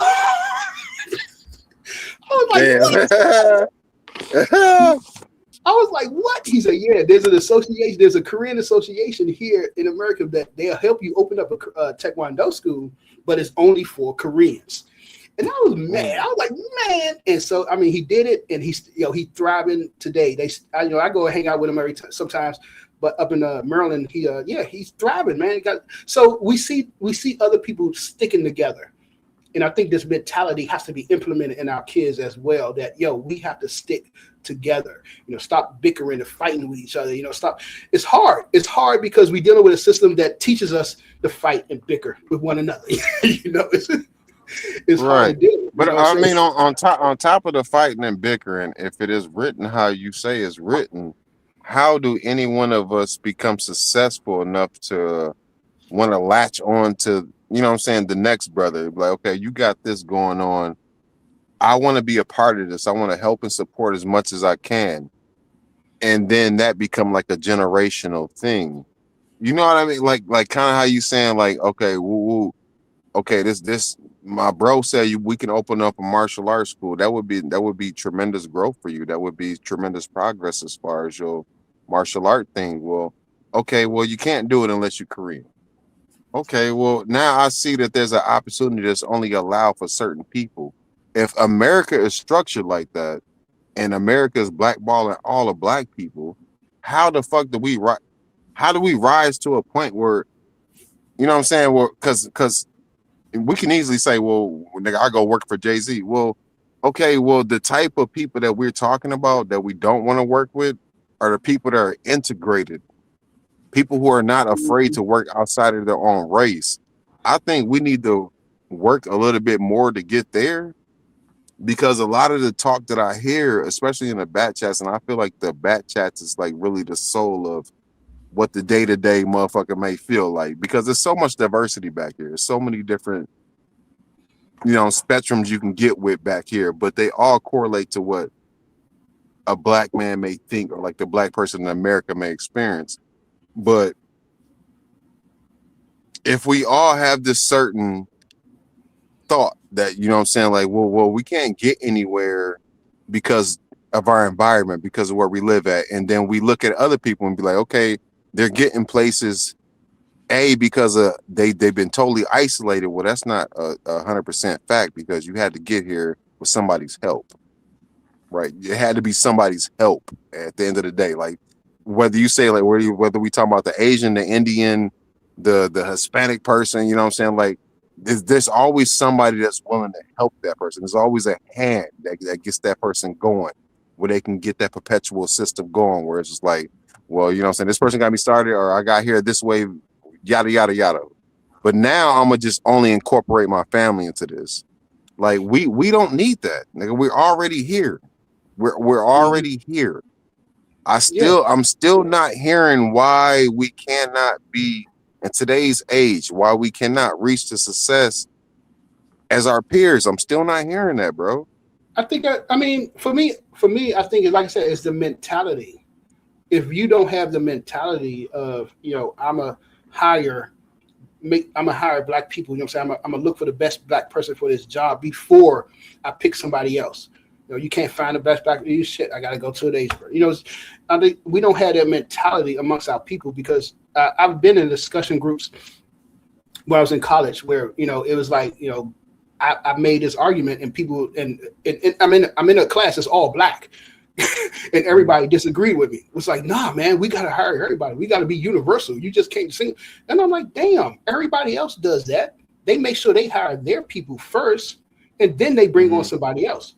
So we don't have that mentality. It's a mentality that we need to have. Like, yo, we need to do for ourselves first.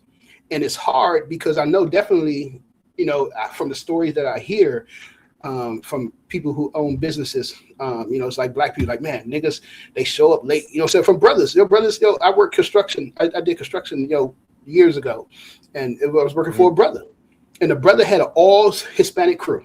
I was the only black person. No, me and another brother, we was the only two black people on the crew. And, I asked him one day, I said, yo, what's the black, you don't have a black? He told me, he said, niggas don't show up for work, Hurt. And he said, you the first black person I ever hired, because the other guy was his friend. He said, you the first brother I ever hired that showed up every day on time. And I was like, are you serious? I couldn't believe it. But he told me, he said, yeah, niggas do not show up for work on time. They always late. They always got an excuse, or they don't come in, this and that. He said, Hispanics, these Latinos, they come in on time. They work. They don't make no complaints. And so it's the mentality of our people. I mean, like you said, we've been here for generations. We ain't just going to take no, simple bullshit. Like, yo, nigga, like, come on, nigga, I ain't working for that. You know what I'm saying? It's like, because when I was doing that construction work, I think this was I'm gonna say my daughter was just born, so this was like 2007, around that time. Yeah, because like T-Pain was popping. That song T-Pain was popping. I remember. But I was getting like what, $7 an hour. I was getting $7 an hour, and I was doing hard shit, like breaking up rocks and doing hard labor shit. And it was $7 an hour. And he was like, yo, this is the starting rate. He said, you work your way up. And I'm like, God damn, $7. And I stayed there for only, I think I worked for that brother for a good year, maybe a year and a couple of months. But I had left because I was in a Safeway, and I saw the security guard. And I was like, what's up, my nigga? He's like, what's up? I was like, shit, how much you getting paid? He's like, shit, $15 an hour. So you get $15 an hour just to stand here? I said, fuck that. I was out. Nigga, I was out. And I went to go fill out the security guard application. I wouldn't even thought twice. Hell yeah. And so it's a mentality. It's a mentality amongst our people. Like I said, like we said earlier, foreigners, they'll come here and they'll work them hard hours because they come from nothing. It's easy for them to do that shit. But us for generations, we ain't going to just like work no low paid job and do hard ass work. You know what I'm saying? So for me, I just think it's a mentality thing that our people have to get over and learn to, hey, you have to support your people and be supportive of your people. You know what I'm saying? So we can be in the position to where we can make those maneuvers where we, you own the factory and you can make the call that, hey, I want these pencils to be made only by, a black company. I want shorts only that's made by a black. So you could be in that position. But if we don't have that mentality, it ain't gonna happen. I guess I only had that mentality because when I was younger, like my stepdad, bro, like he's from Sierra Leone. So it's just like him telling me stories about his childhood and the things that he experienced, like compared to like what I experienced, I'm just like, damn, bro, like motherfuckers be out here living crazy, like you know what I mean? And then my old lady at the time, her stepdad was from not Mexico, but what's the place further than Mexico that don't even like Mexicans? Remember them motherfuckers was traveling? Venezuela. It's about El Salvador or El Salvador. There you go, El Salvador.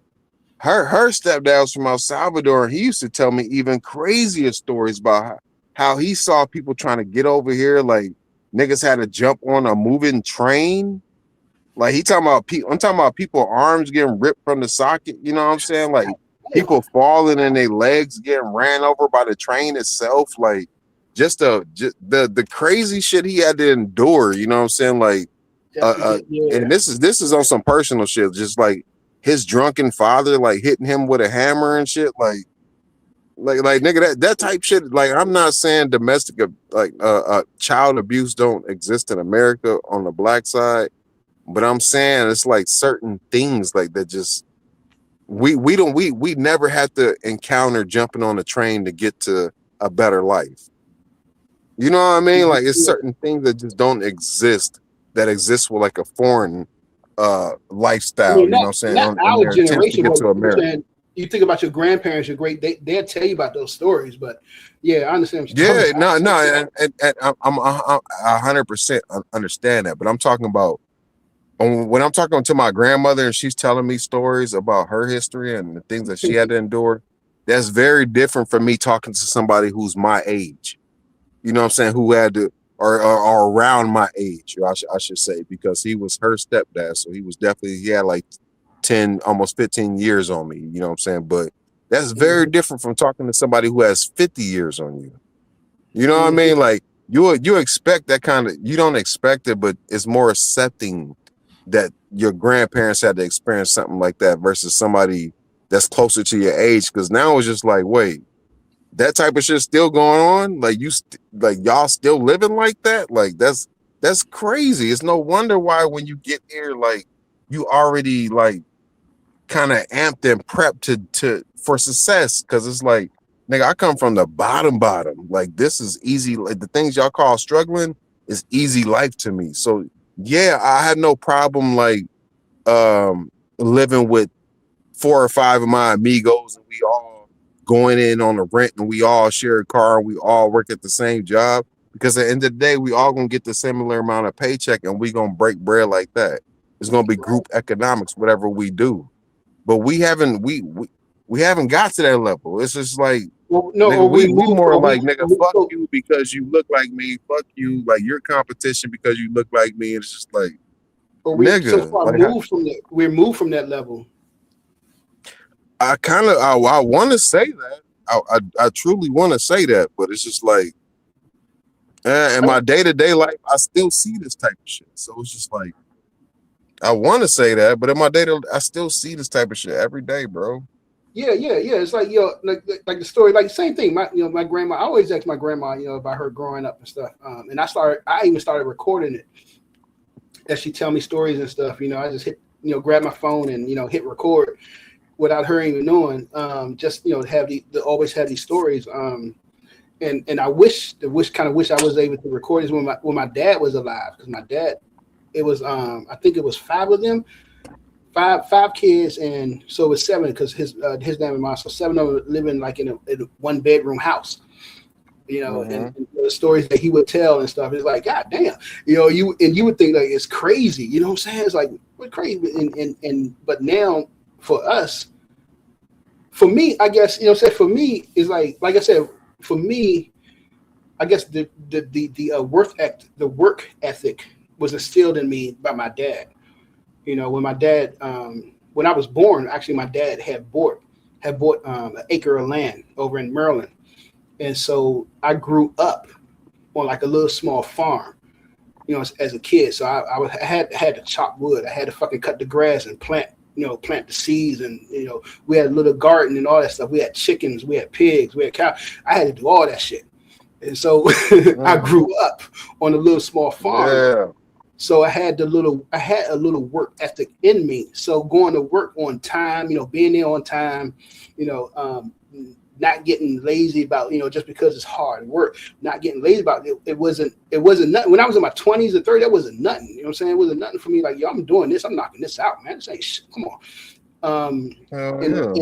But I noticed it's like, like I said, as you know, it's like Americans, like you have foreigners that come over here, they're going to work hard. They're going to get that to make themselves, to improve themselves. But you notice that their children not going to do the same work that their parents did. You know what I'm saying? They're not going to do that. They're not going to go in that same industry, or their grandchildren not going to go in that same. They're not going to work as hard as their parents did. They're going to do something more relaxed. They ain't working in the fields no more. They're not picking strawberries. You know what I'm saying? So it's the same thing. That's because they really multitasking, bro. So like that first generation that comes over here, they usually have like a small child, right? First generation over here, they usually have a small child. So while that first generation is working with their relatives to establish some type of business, simultaneously they sending they second generation to our schools.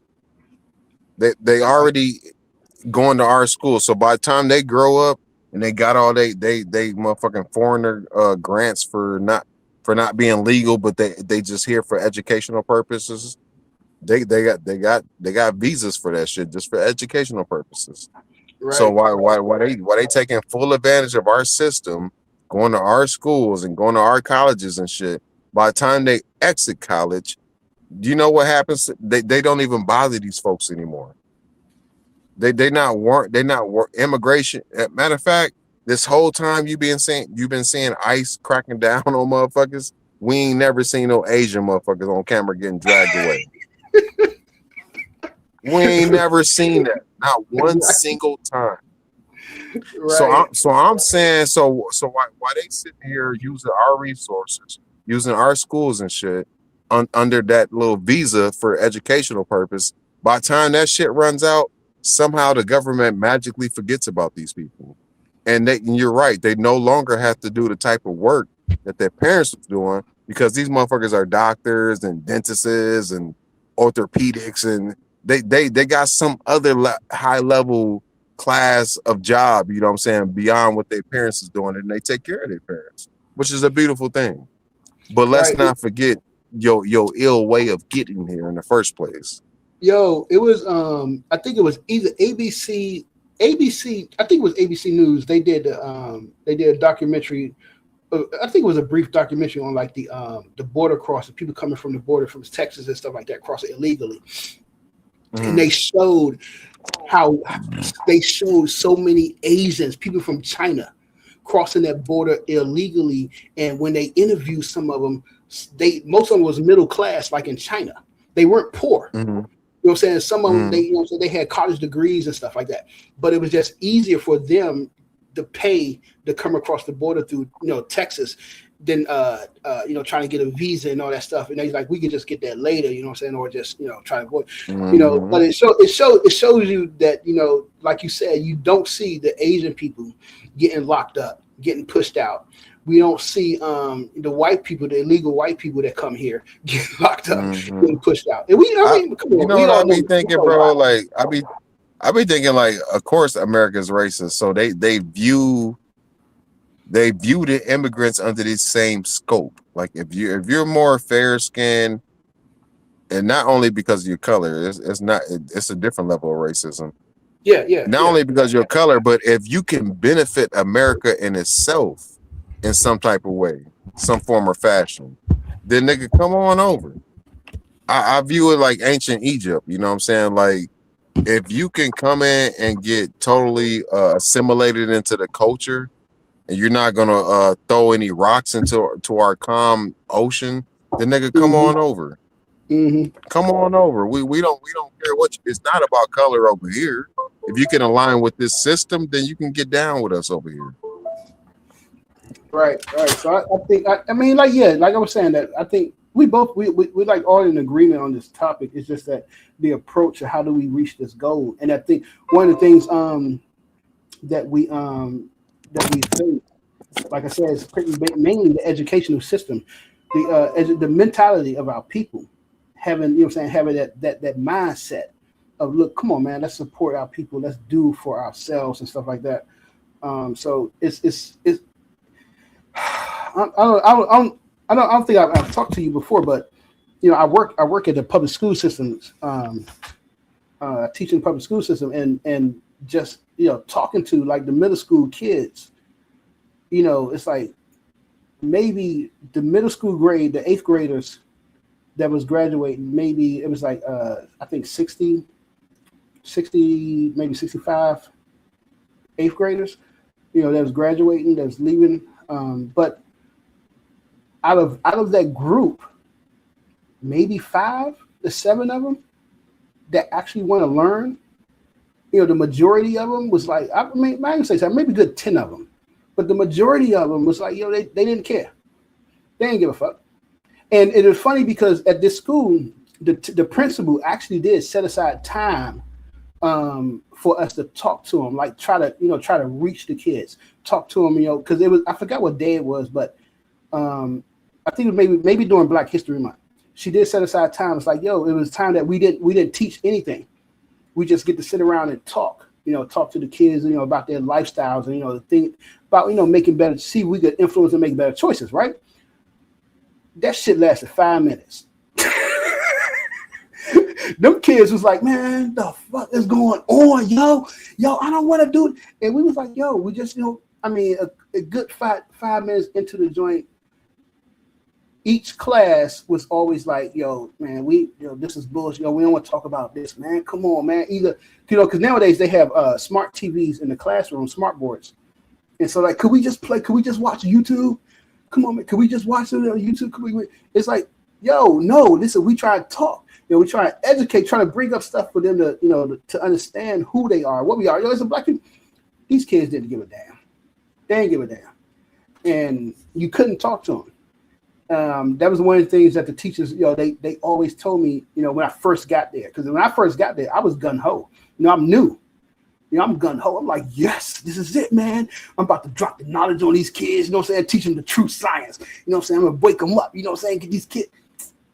Now I tell you, man, every kid, every teacher, I was on the math team, all the math teachers like, Hurt, cut that bullshit out, man. Every last one of them. And it took a whole year. It took about a good year, probably like April or probably March, probably April or March. At the end of the year, and I was like, I can't. And I told him, I said, yo, damn, y'all was right, man. It's like, I didn't give up, but I came into the school every week, every day, like this, let's do it, let's get it, I'm excited. And the other teachers like, Hurt, man, chill with that shit. He's like, these kids don't give a, because we straight up in the hood, Southeast DC. You're in the hood, you're dealing with kids, it's dealing with some serious problems. So we had 2 pregnancies, girls in the 6th grade. They was what, 12 years old, 13 years old. That was pregnant by a nigga in the 8th grade. So we know how some of us, we know how it is growing up in the hood. But it's the mentality. I'm just saying it's the mentality of our people that has to change. We have to, and it's hard when you're dealing with the majority of the population of our people don't want to learn. All they want to do is be on TikTok, listen to Megan Thee Stallion, listen to what's going on, the latest this, the latest that. It's a hard battle that we have to face. You know what I'm saying? So that's my point of view, guys. I'm not gonna, it's getting late for me. I ain't gonna stay up late, y'all. About to roll it out, fall asleep.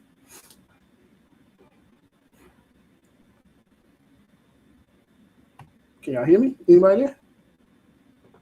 No, I can hear you, bro. I mean, I'm just saying, like, when the industry, kind of shape things out like that for you, it's easy to fall into that pattern, bro. Like, say like I ain't shit my entire life, but I just happen to make a motherfucking song that goes viral, and then record companies want to pick me up in order to capitalize off my little viral moment. You know what I'm saying? Like, that does not automatically mean that I'm something for the public to follow. You know what I'm saying? Like, that doesn't make me a positive figure. But because how society is, like, nigga, once I get shot to stardom, all the little kids is gonna look at me. Everybody's gonna be following my opinions. Right. What I wear is gonna become the it. You know what I'm saying? Like, nobody takes these things in consideration. Like, you know what I'm saying? It's like, why? I don't even know why I know the name I Shall Speak. I don't. You know what I mean? Like, don't get me wrong. Like, far as I know, like, he's a cool young nigga, but he's a streamer, but he hasn't done anything impactful for humanity. Like, why the fuck do I know the name? You know what I'm saying? That's society, bro. That's society. Society has a way of propelling people into this superstar status that they don't deserve to be there. Right. They just place people in front of your eyes, and we have no control of that. The control that we have is what the fuck we view. I remember when NWA first came out. They dropped that album, and I don't know where if I heard it on TV or if I read it, but I remember Ice Cube saying that, I ain't no role model. I don't need no kids looking up to me. I'm a straight nigga. Something like that. And I think I was what 12, and I was just like, yo, man, I look up. I was like, shit, man, I look up to Ice Cube, man. I look up. You know what I'm saying? You ain't thinking about at the time. You ain't as a kid. We don't know any better. You know what I'm saying? And he was I think he was 19 when he dropped that joint, and he's letting you know that nigga, I ain't nobody that you should be looking up to. At least not at that point in his career. He's telling you, I ain't nobody you should be looking up to. I'm not a role model, man. But as a kid, like you said, they put it in front of us. We ain't gonna understand it. We were like, yo, yeah, I like that. I like that. You know what I'm saying? Right. And I was like, oh, yo, let me tell you this. My dad, when my dad, he found like all my, saying, of course I had, I had tapes, record, all my rap songs, they was on tapes and stuff like that, right? I think maybe I was at school one day and maybe he had popped in Too Short or whatever. But I came home and all my shit was set on fire. He burnt, he burnt all of it. And he said, what the fuck? He had cussed me out for listening to that music. What the fuck is wrong? Bringing this music down in my house and you listening to this? And my dad was a Black Panther. He was not Christian person. He was a Black Panther. But he was angry and he was telling me, this is terrible music. You let him down, bro.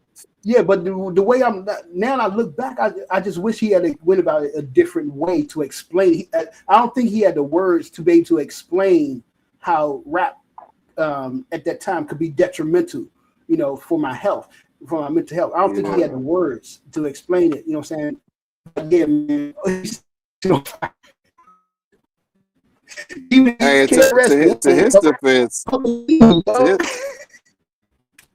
Hey, to his defense, all that shit was still relatively new. So it's just like, Brother Omar wins the Brother Omar wins that shit was still first game relatively new. So it's like, nigga, I don't know how to respond to this shit. I have to say that. Yo. I need her to say it. I want her to say it. I want her to say it. I want her to say it. I apologize, but I want Omar. We getting on here capping, Omar. The first game, I want her to say it. No, because we want her to say it. The white people was gonna kick my ass. I just won the first game. We played 5. That was luck. We played 5. That was luck. Omar, we want to hear her to say it. We want to hear her to say it. Let her say it. Let her say it. Yeah, I'm not a sore loser. I'm not a sore loser. You won the first game.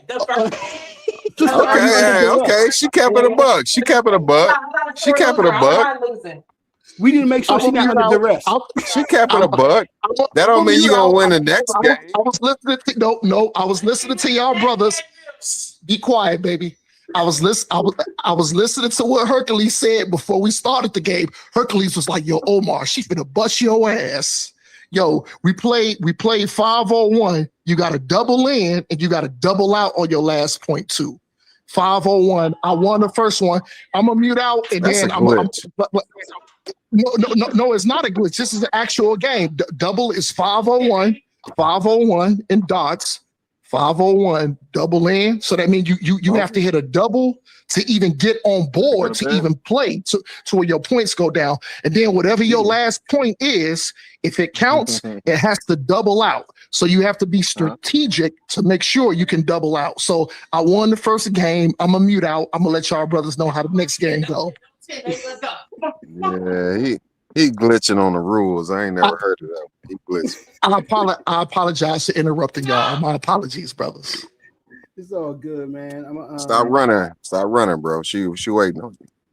I'm about to roll out. I'm gonna just say it's good. It's good to hear a black man and his sister, his wife, together having fun.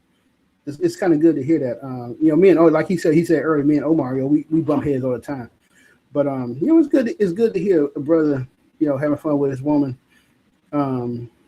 Friday night stuff. We need more of that in our community with our people, good positive relationships and shit like that. It's hard. It's hard with some sisters, but hey, you got pick the right ones. It's hard to pick the right ones. I mean, I think for me, I think that paying attention to the astrology and numerology, would help. I think that astrology. Yeah, we let go. We let that go because a Westerner said that shit ain't true. But I'm gonna tell you right now. A brother who I was into mathematics. My degree is in math, but I got into numerology before I finished my degree. And following numerology, dealing with certain women with certain birthdays has helped me out a lot. I've traveled this planet and I ain't pay a dime. You know what I'm saying? I've lived, I've had a car, 10 years and I ain't pay a dime. Had an apartment for 10 years and I ain't pay a dime. That's because I know what certain women to deal with.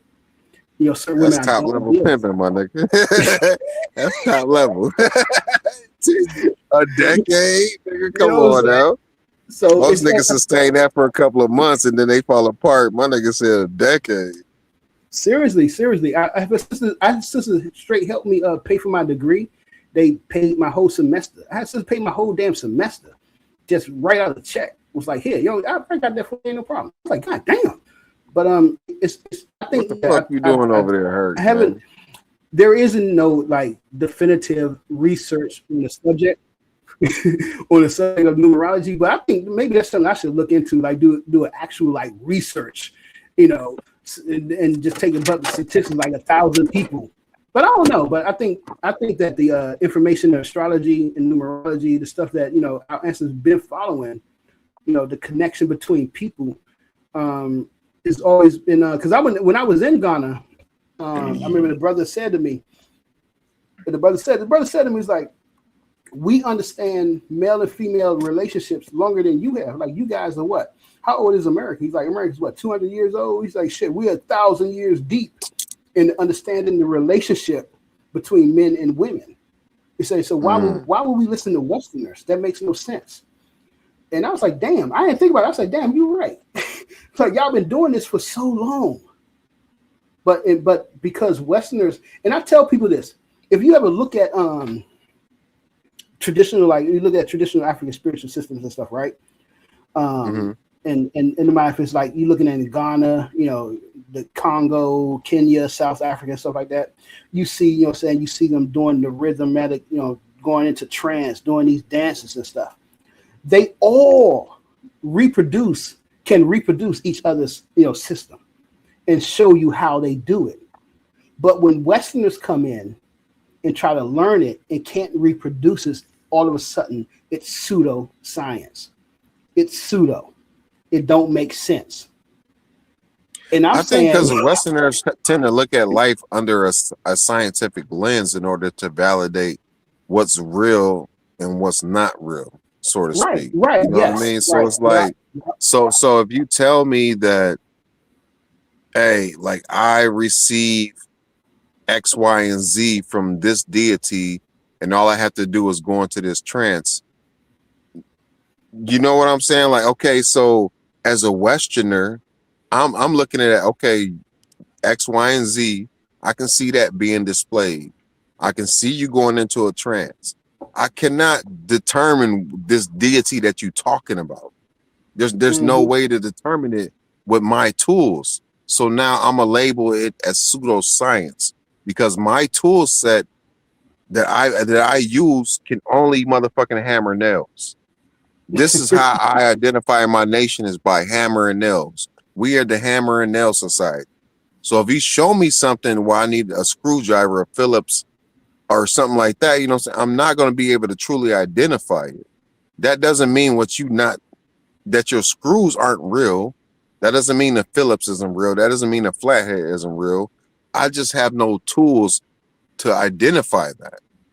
You know what I mean? I think that us in America, we put too much emphasis on the word pseudoscience. Like, that's just a tool to say this is not a part of our tool set. I think that needs to be hammered down, ironically, and no pun intended. Like that needs to be said over and over and over and over and over again. Just because something is pseudoscience, that just means it's not the tools that we have to work with. We shouldn't totally not, you know what I'm saying, not validate that information. It's just something else we need to learn about. Right. And I say it all the time that we have to, we just because Western science haven't came up with the tools to analyze what the ancestor says, what African traditional science says, doesn't mean that it's false. But because since we have that Western education, most of us have a Western education, a Western world view. We tend to lie on ourselves and say that scientifically you can't say this, and scientifically this is not true. But again, I mean, there is something that I've recently come across. Like there are a lot of black people over on the continent in Africa that's been doing this research into what African science is. What's the methods of African science? For the past at least I would say 15, 20 years, they've been doing this research and understand that there's a difference in African science. There's a difference in approach in doing African science, and we have to use that approach. We take what we learned from the Westerners, but put it on the back burner. But let's look at and analyze what our ancestors said, and how do we prove it? How do we make sure that it's useful for the community, useful for people, for the world and stuff.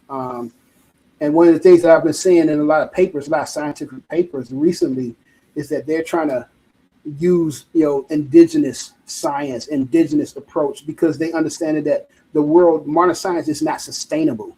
There's a science of you're using everything till you can't use it no more. You extract it and throw it away, but it's not replenished in time enough. So modern science is not sustainable, and they're looking at what indigenous, looking at what the indigenous people, how they've been approaching and using concepts of science, and see if they could implement it into modern science. That's one of the things that you see a lot of people starting to advocate for in the Western community at Western style universities and stuff, is the implementation of indigenous knowledge, sustainability of using resources, and how can we make sure we're not depleting these resources as we need them, though, because it's not calculated. That's not even calculated into, in the science as you're using it. So that's one of the things that we see that's going on. But definitely, I think that would be an amazing tool for maybe indigenous societies who don't truly identify one-to-one with what we call science, but they may find that once you start picking up this tool and using it, you now have the ability to quantify your resources, and that could offer, like, great information when you consider in longevity. Like that can offer like incredible in-depth information when you consider in like health issues among your society. You know what I mean? So it's just like, and I totally grasp the concept that the people of old days, or the ancient people, however you want to word that, they had their own version of science that does not work today, but they had their own version of science. You know what I'm saying? Like, they had their own ways of doing studies and experiments. This is how they came up with their own medicines. We not about to play like they was stupid people. Like, they definitely had their own science. It just happened to be a natural philosophy most of the time. It wasn't modern day science, and there's nothing wrong with that. They did what worked for them at that time. That's what they were supposed to do. They wasn't supposed to be doing modern science. They're supposed to be doing the science of their time, which was natural philosophy. So I don't have an issue with them and their works and how it came to be. It's just when people start misplacing the categories, like saying there's flashes of modern science in an era where there was only natural philosophy, that's where it becomes sticky. It's just like, I don't know what the fuck you talking about. Like, you know what I mean? Like, you moving weird. Like, well, I guess that's, I guess that's more of my directed towards me, because I'm one of the main people. I'm one of the persons that say that, during those times, like if we look at ancient Kemet, I'm looking at Kemet, I would proclaim that they had an understanding of advanced mathematics as we'd have understanding today in their own perspective, but it was on the same level. Now, an example, like how would you prove that? Like, nigga, what are you talking about? I would prove that by saying about the complex numbers, about imaginary numbers. So imaginary numbers, we know, are numbers that, you know, is a number that you got 8. What is it? Imaginary numbers. Imaginary number is a number that like numbers in between numbers.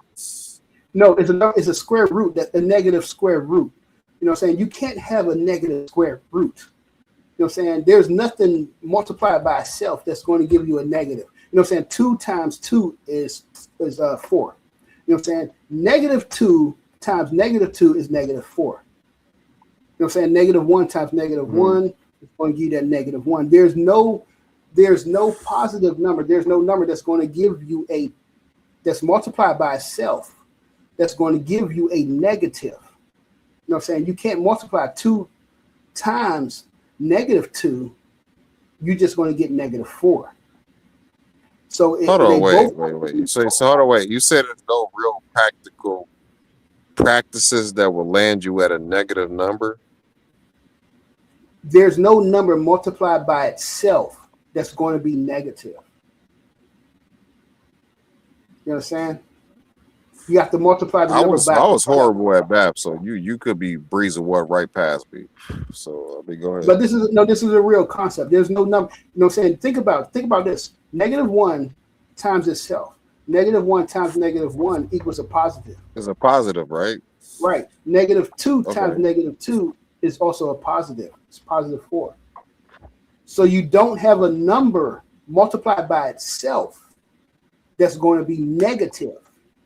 But why does it have to be multiplied? Why can't? Because you can definitely subtract a number or add a number and still get a negative. Right. You're right. You definitely do. You can do that. That's a different level. So we're moving on to the next level though. So at the lower level, yeah, you learn. You know what I'm saying? You can subtract numbers, a negative number and get a positive number. You can add a negative number and get a negative number. But now we have to move to a higher level of math. And so now you move into multiplication.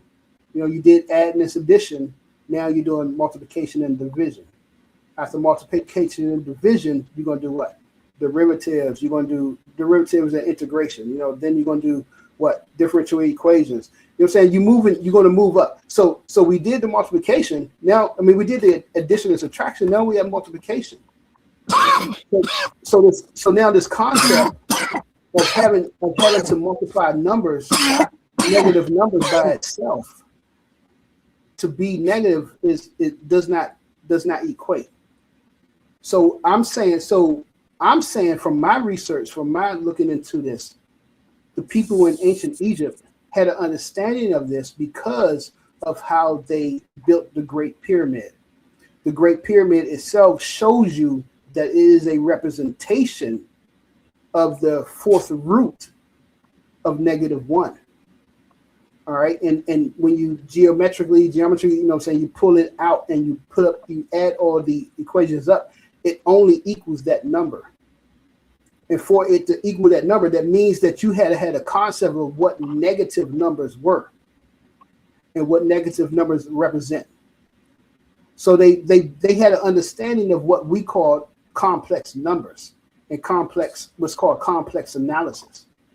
Even though I don't know. I just personally think that that's not,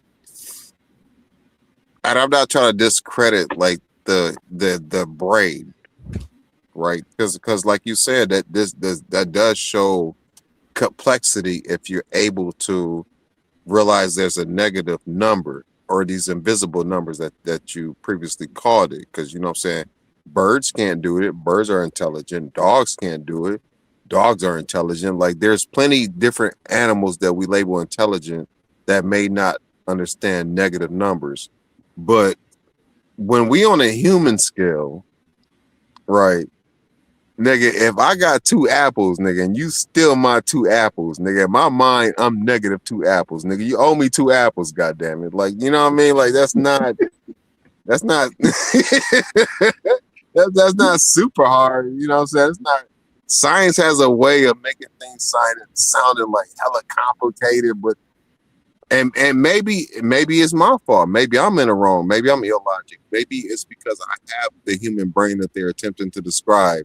I don't see it as complicated, but it's just like, nigga, if I had 3 pair of shoes, and you took 3 pair of my shoes, nigga, I'm -6 shoes. You know what I'm saying? It's just like, I don't just, yeah, nigga, negative numbers are real. Hell yeah. Like, you know what I mean? Like, get it. No, but so I wanted to ask you a question, like, while we talking about negative numbers and niggas stealing shoes, what about negative time?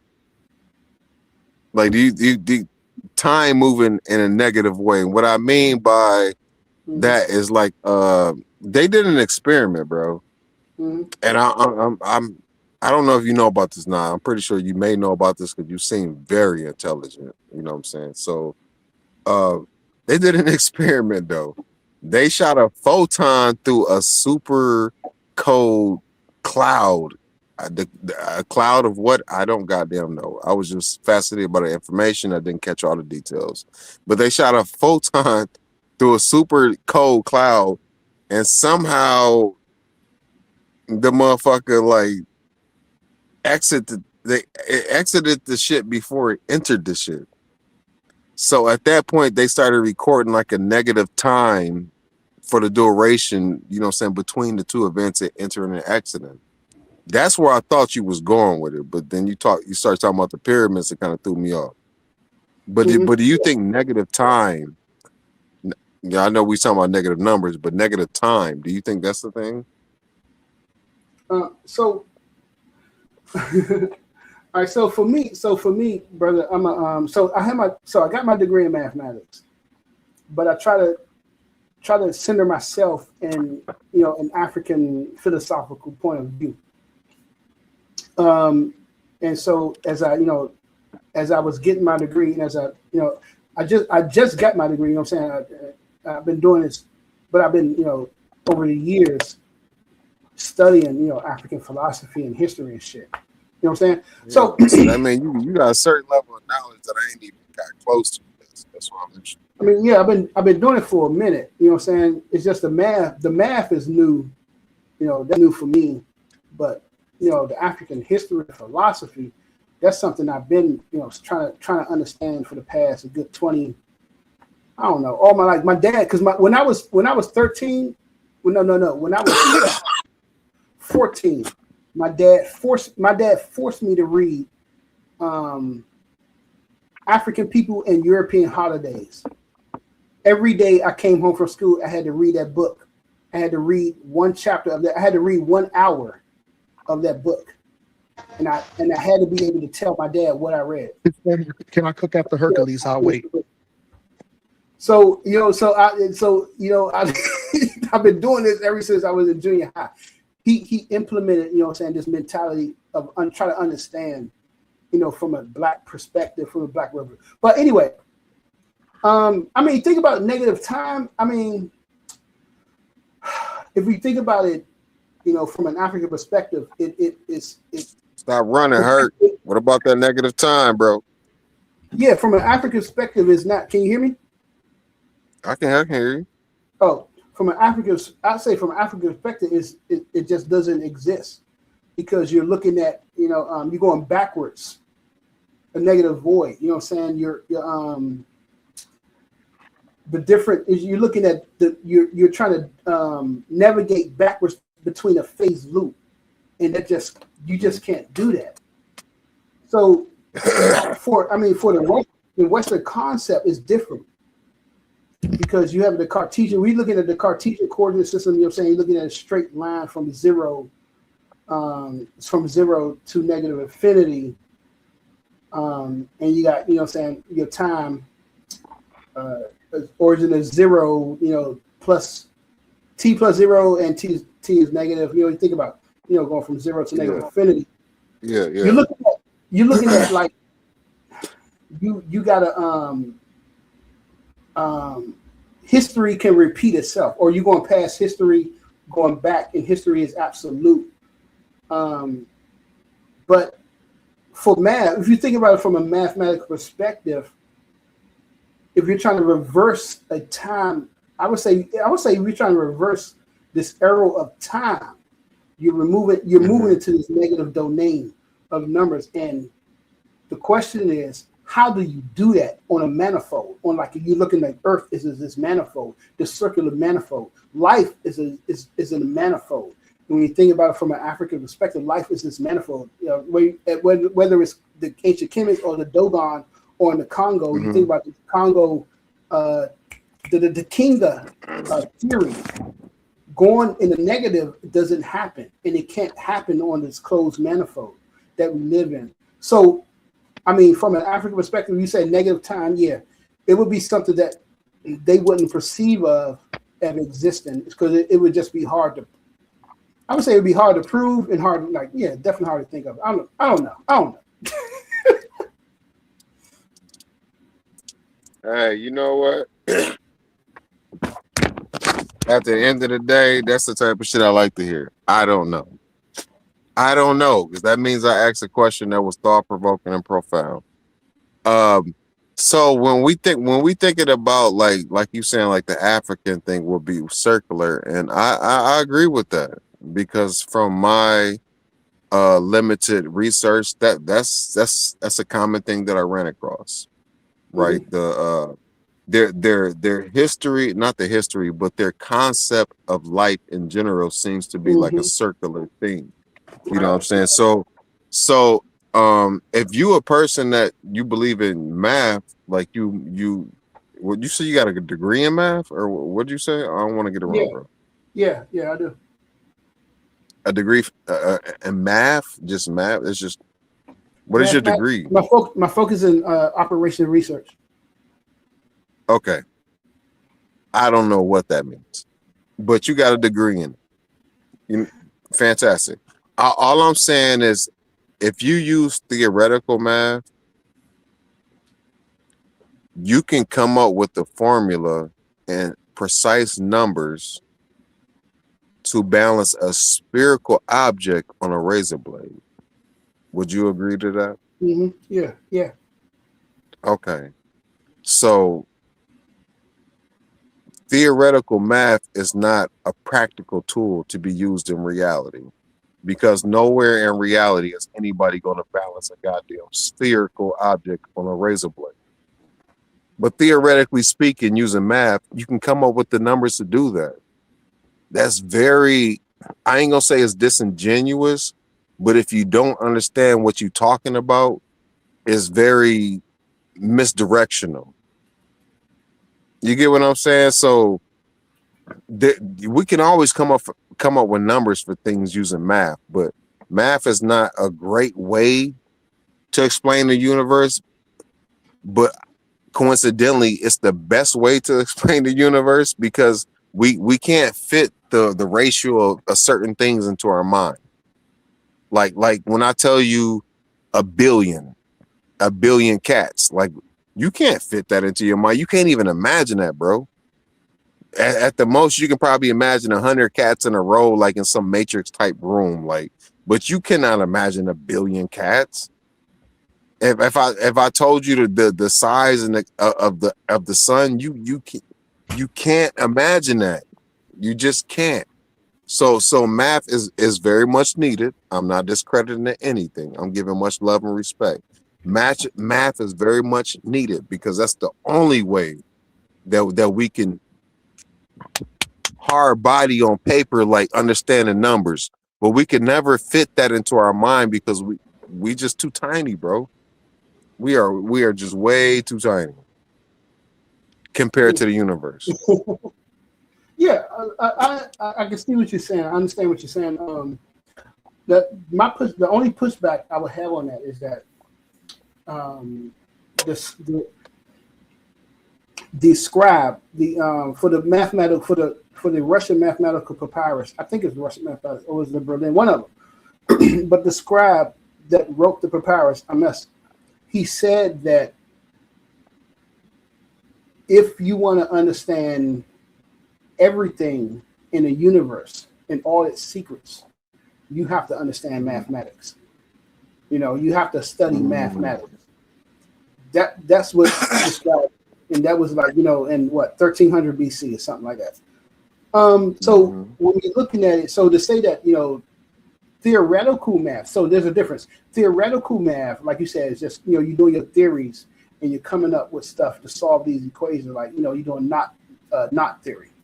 One of the most recent things to be They proven coming up with hypotheses and shit. Yeah. So, but you got to remember, you also have applied mathematics. You know what I'm saying? You got statistics, data science, and stuff like that. I don't know why data science is listed under mathematics, but it is.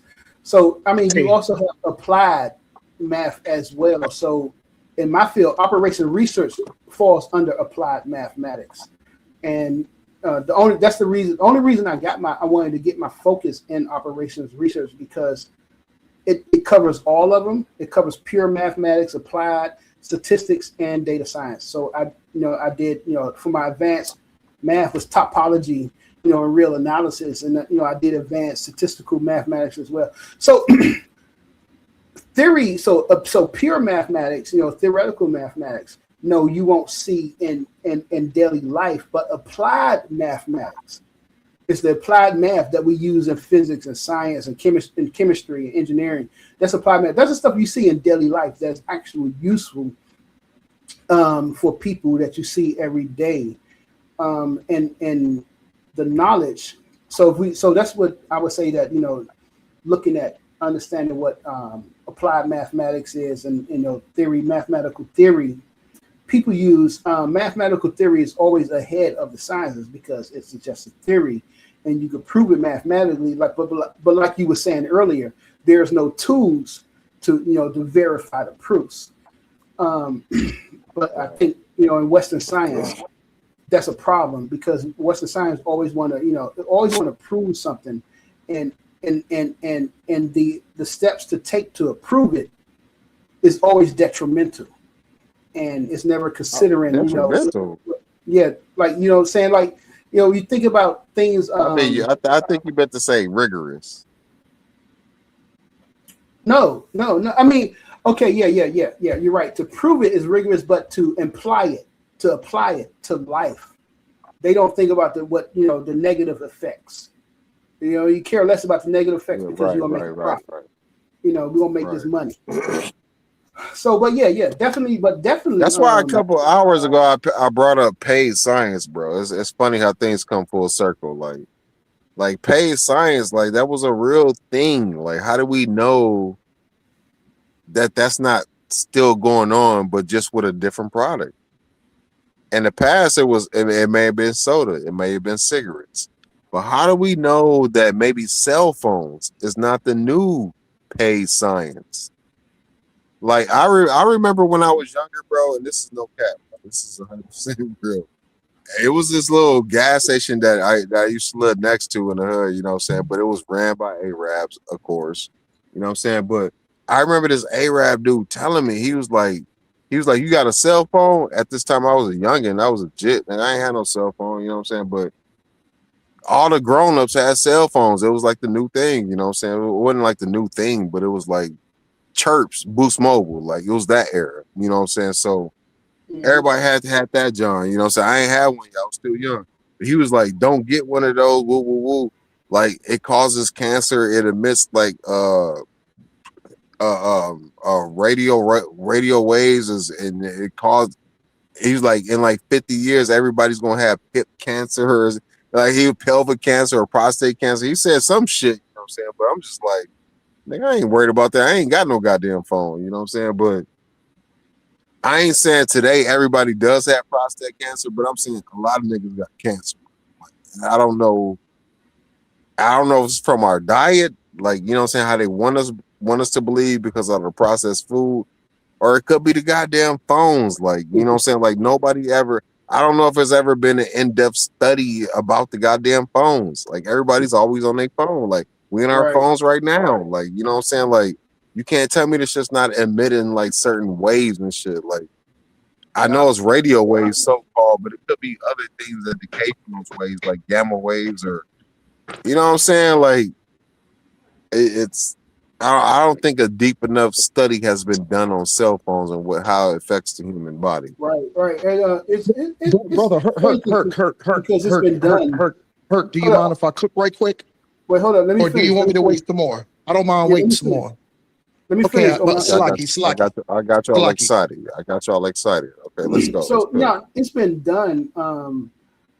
I think I could probably find a clip of like the Senate hearings of this lady that was talking about when they was trying to move, I think the 3G or maybe 4G, and she was showing, and she had studies showing that at 2G, how damaging the waves coming through the household was for children. You know what I'm saying? And this was a doctor. She was a prominent doctor, and this was science. This was a peer-reviewed research that she was showing. But of course, for me, of course, the cell phone company, won the lawsuit. It's like, ain't nothing wrong with it. But for me, the thing is, like I said, for me growing up, like I said, my dad was a Black Panther. He was actually active, before I was in the 60s and stuff. So for me growing up, he always implemented me in my mindset that, you don't believe everything you hear, you half believe everything you see, and you damn sure don't believe what you hear from the government. Right. And so for me growing up, that was my mentality. I always grew up that way. And I thought, other kids grew up that way. Other Black kids, had the same mentality. You know what I'm saying? I'm thinking like, we don't trust the government. Fuck these niggas. But it wasn't until I got an adult and I realized that no, not everybody grew up that way. So I mean, so what I'm saying is that there is evidence. There's been evidence, and I've seen. And like I said, there was a congressional hearing, because it was moving from 3G to 4G or something like that. And they had a congressional hearing on it. It's like, this is damaging to people. You know what I'm saying? And the radio waves is going to cause a lot of cancers and this and that. Even just last year, there's a guy, he wrote a book on tablets and kids using tablets, kids being connected to these cell phones and stuff. And he said that after the research for the couple of years that they did, it's like the frontal lobes do not develop in children, before the age of 7. By them being on these tablets and stuff, being on the cell phones all the time, looking and playing games as a young child, their frontal lobes are underdeveloped.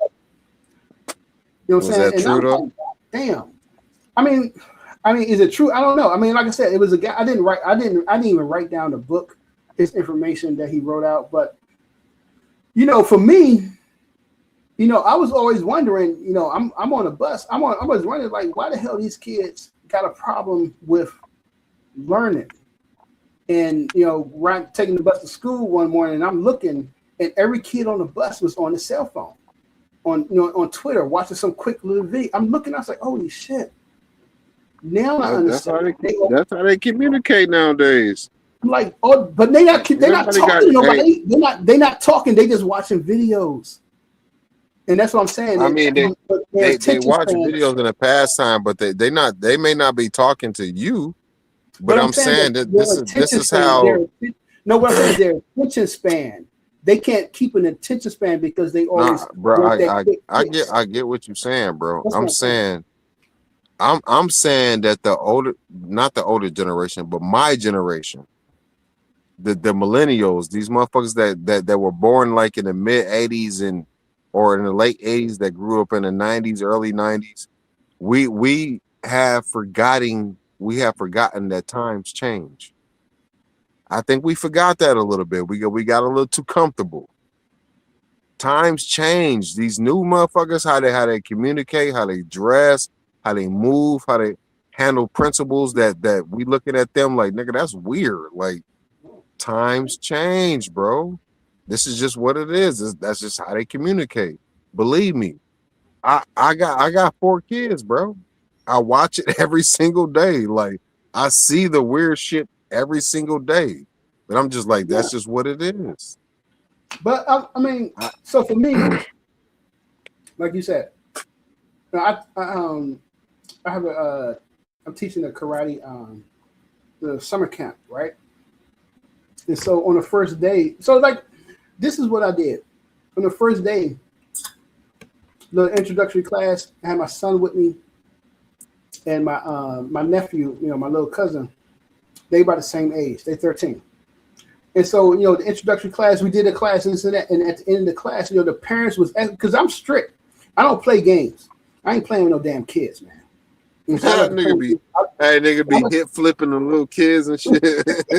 Damn right. I told you to stay in line.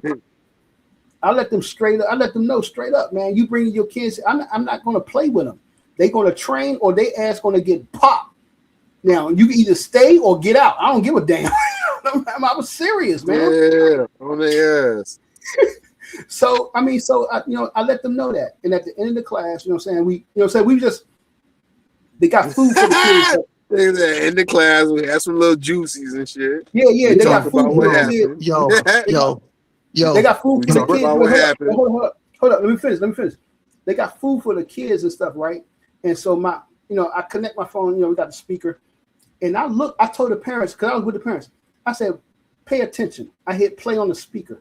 I said, I want y'all to pay attention to the room, look around, observe. I hit the play on the speaker for a good minute. Playing the song by the King Von joint, right? Kids, everybody dancing, they bobbing, this and that, right? I stopped. Yeah. I hit the joint because before the cuss words came on, I hit the stop, and I was like, yeah. I said, what did y'all notice? And they was like, everybody was having a good time. They was like, the kids were like, I said, what? I said, seriously, when you looked around this room, tell me, what did you notice? What did you actually notice? And they said the same stuff. The kids was dancing. And one parent said, I noticed your kids wasn't dancing. And I said, exactly.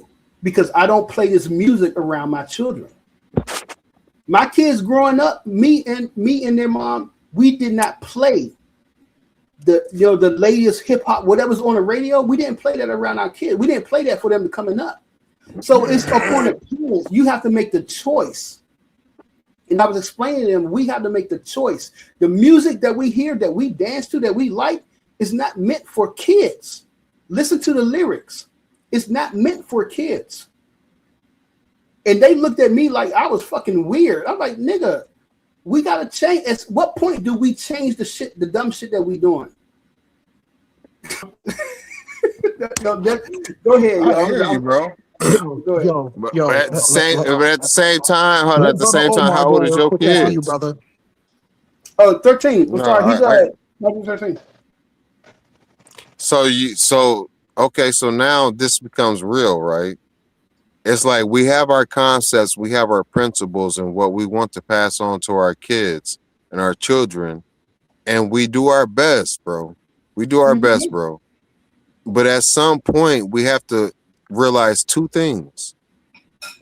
I don't, and this is not 100% across the board, but it seems like whatever seems to be more, the thing that your parents want more pressed into you as you're a child seems to be the things that you become to rebel.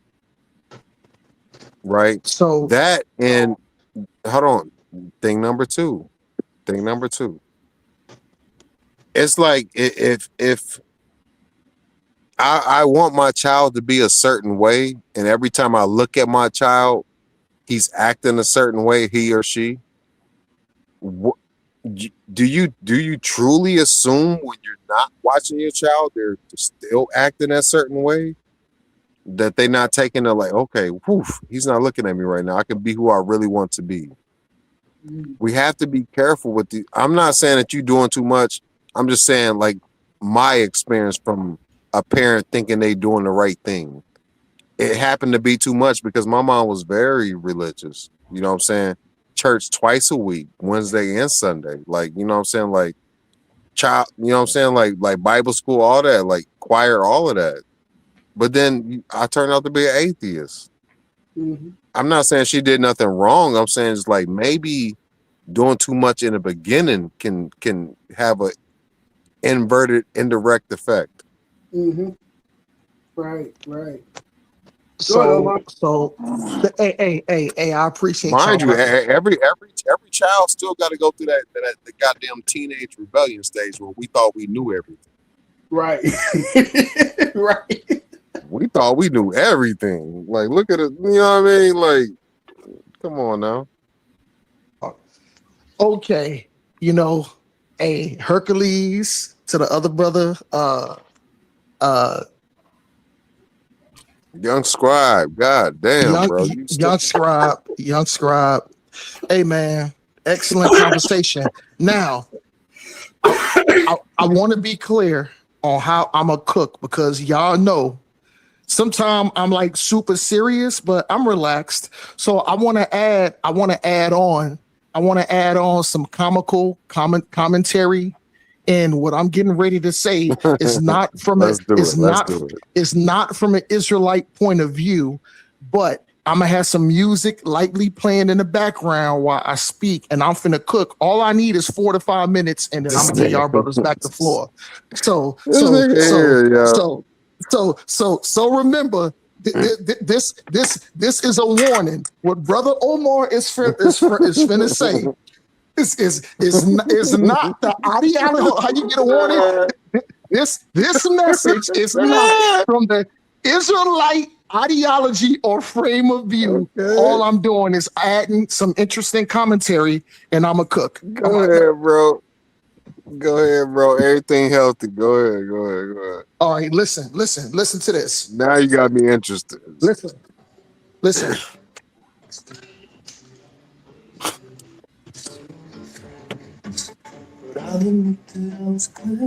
Okay, I'm gonna come in and speak. I just need 4 to 5 minutes uninterrupted.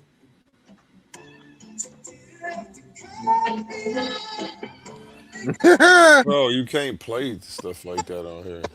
Okay. Yeah, you gonna get it. Okay. Hey, one, I didn't even know you were still awake. Yeah, no, A1 is aware. Okay, I'm gonna let it play in the background so where you can't hear the words, you can just hear the beat.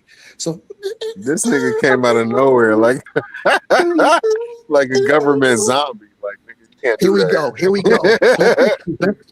Let's cook now. And remember, hey. No, wait. Hold on. No, I won't listen before I start. It's been like over an hour. This nigga been sitting here. He said, yo. So before this before nigga I patience start, needs to be studied.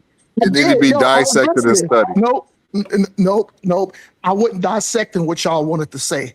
I wanted to add on and break something down. So just so y'all know, I just finished my second game in darts with my woman, and I kicked the ass again. You punching down then, bro. It's nothing to brag about. Yeah. No. I'm just saying because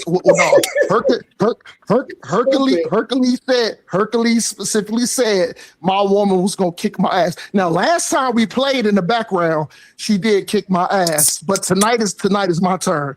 So let's have the music softly playing in the background. No, brother. You can ask me the questions after 4 to 5. All I want is 4 to 5 minutes to talk. And remember, what? No. You good. And remember, what I'm getting ready to say. I just see. My thing is, I'm a jokester. I like to joke around. So the thing is, I'm finna add some good commentary to y'all conversation that I've been listening to, and I just want to make it interesting for the other people. That way, everything ain't so uptight and so serious, so where we can just loosen up and we can vibe. So I'm finna go. What I'm finna do. I'm finna go back into Omar. I'm finna go to Omar 1985, 1984. Oh wait, I wasn't even born yet. You can't do that. No, y'all gonna understand because remember the story I gave right earlier. Around 88. Come on now. Well, I was born in 79, so you know what I'm saying. So that just gave. And like I said, I graduated high school in 1997. So that's just good. So you grew up in when? You grew up in the when? The 80s? 80s and early 90s. 90s, yeah. But 90s? But no, 80s and early 90s. But you grew up in the 90s, bro. Well, brother, hold on, brother. I don't want to argue that. I graduated high school in 1997. That's when I graduated high school. That's when you grew up. Okay. No, I'm just fucking with you, bro. I'm just fucking with you, bro. I understand. Hold on, let me cook. No. See, you okay. See, I wanted to have that beat that. So I imagine that beat while I talk. Okay, now let's go.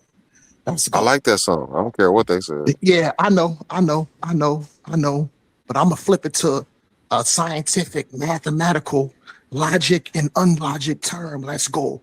Let's push this thing forward. Yo, what did Brother Hercules say? A manifold. Manifold. Yo, Hercules was right. A manifold. What? I know. Yo, come on, brother. All I'm asking for, like I said, what I'm doing. I'm adding commentary that's comical, and like I said, my commentary that's going to be comical doesn't align with what I'm saying. I'm just trying to make it interesting for the people that's listening. That's all I'm trying to do. That is all I'm trying to do. Okay, so. A little bit more about that manifold. We're gonna get into it. We're gonna get into it. So you think that fabric of time and reality just fold on itself? Like, what is that? Okay. I'm a cook. And what I'm finna getting ready to do, I'm gonna line it up into what everything y'all brothers was saying. Okay. Oh man, hold on. Yeah, okay. Let me get back to it then. So time folded in half. Like, what is that? A black hole? Like, what do you think that is? Like, and then if you think time can fold on itself, like you think like our universe or our reality is just like a sheet of like a slice of reality. Like, you know what I'm saying? Like, how can this be happening? The fuck? God damn it. That nigga brain broke. Like, what the fuck? Nah, that was me, yo. I touched some shit that I shouldn't have touched. Put the bottle down. No. Put the bottle down. I hope he's safe, bro. You good, bro? No, nigga done touched the stove. God damn it.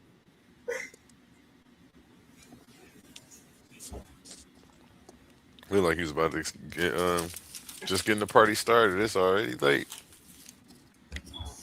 That's all right, yo. Hey, Takari, wherever you at, nigga, you smoke cigarettes backwards, stupid ass boy. The fuck?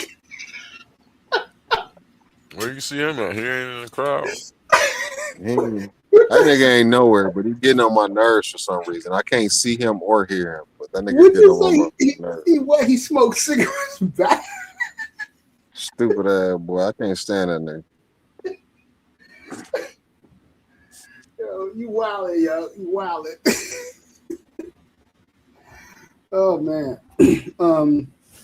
But yo, what Omar was talking about, I can get it. I can understand, because for me growing up and actually raising my kids, you know, I was not strict.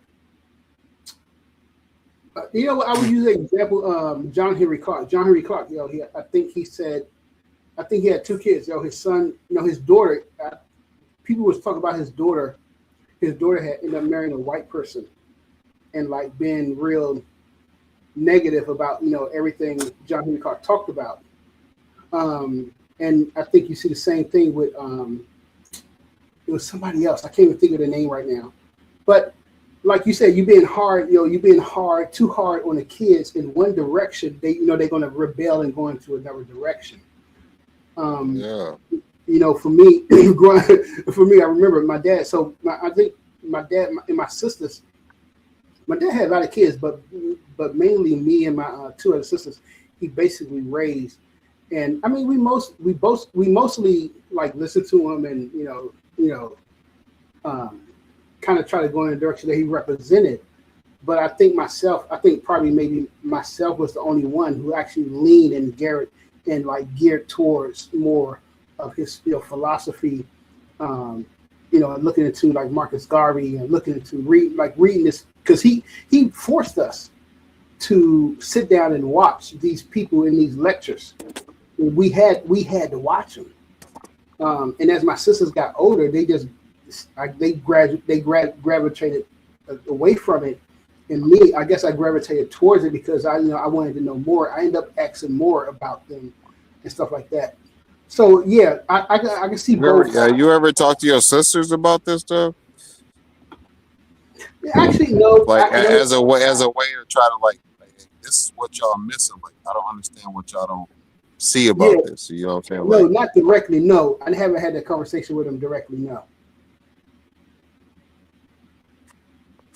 that'd be something like, you know what I'm saying? Like Yeah, something to do.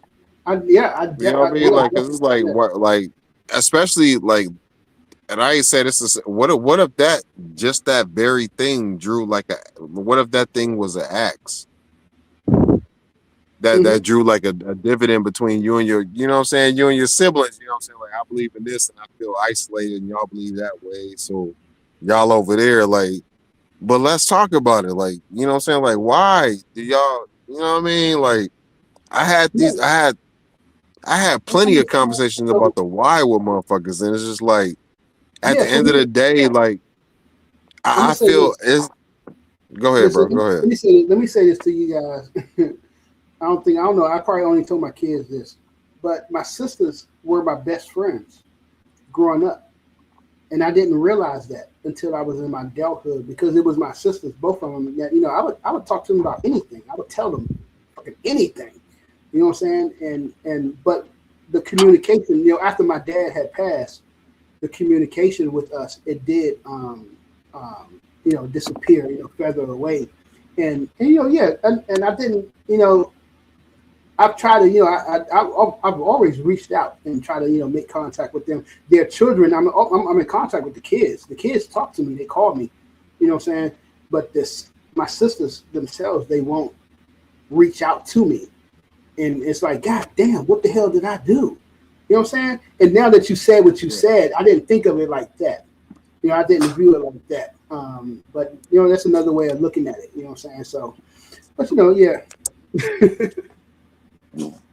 At least that's the explanation I feel comfortable with when I try to describe my situation. Like, there's certain family members that don't really be like on it with me like that. And I'll be like, okay, like, what's the difference? Like, the only difference is I believe in this and you believe in that. And when we come together, you know what I'm saying, we don't exactly mesh.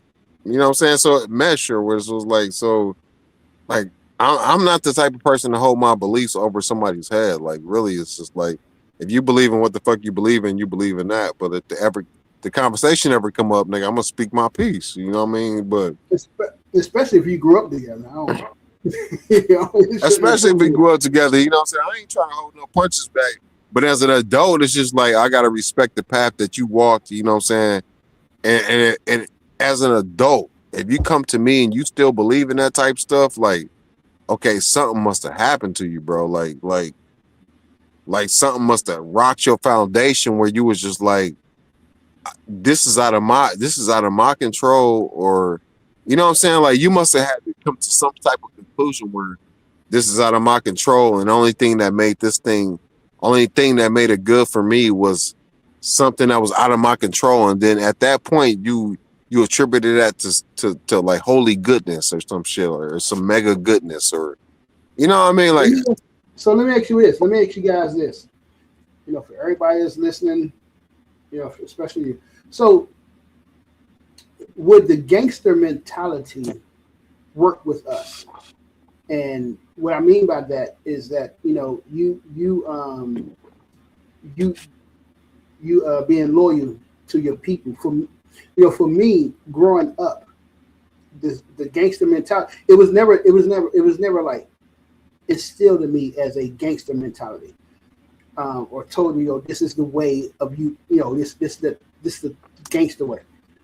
How it was instilled in me is that it was instilled to me as loyalty. You know, you're loyal to your family. You know, you're loyal, you know, to the people that raised you. So if anybody like my uncle and my aunts would call me to ask me to do anything, I had no problem. Like, all right, I'm like, God, I didn't want to do it. I was like, yeah, okay, all right, it's like I'll come up with a date to do it. But I never like was like, man, I ain't trying to do that shit, man. You know what I'm saying? Because I knew, this is my aunt, this is my uncle. They've been there for me. They raised me, they scold me, through the years. But then this mentality also gets kind of expanded out to, your outer social network. So for me, growing up with martial art in the martial art community, and probably the last traditional karate that does this, we had a gangster mentality. My sister would call me right now on the phone with, yo, Hurt, I need you to come to my house. We got something to do. And I was like, yo, you guys, I gotta go. And I'm on my way. You know what I'm saying? Because I'm loyal to him.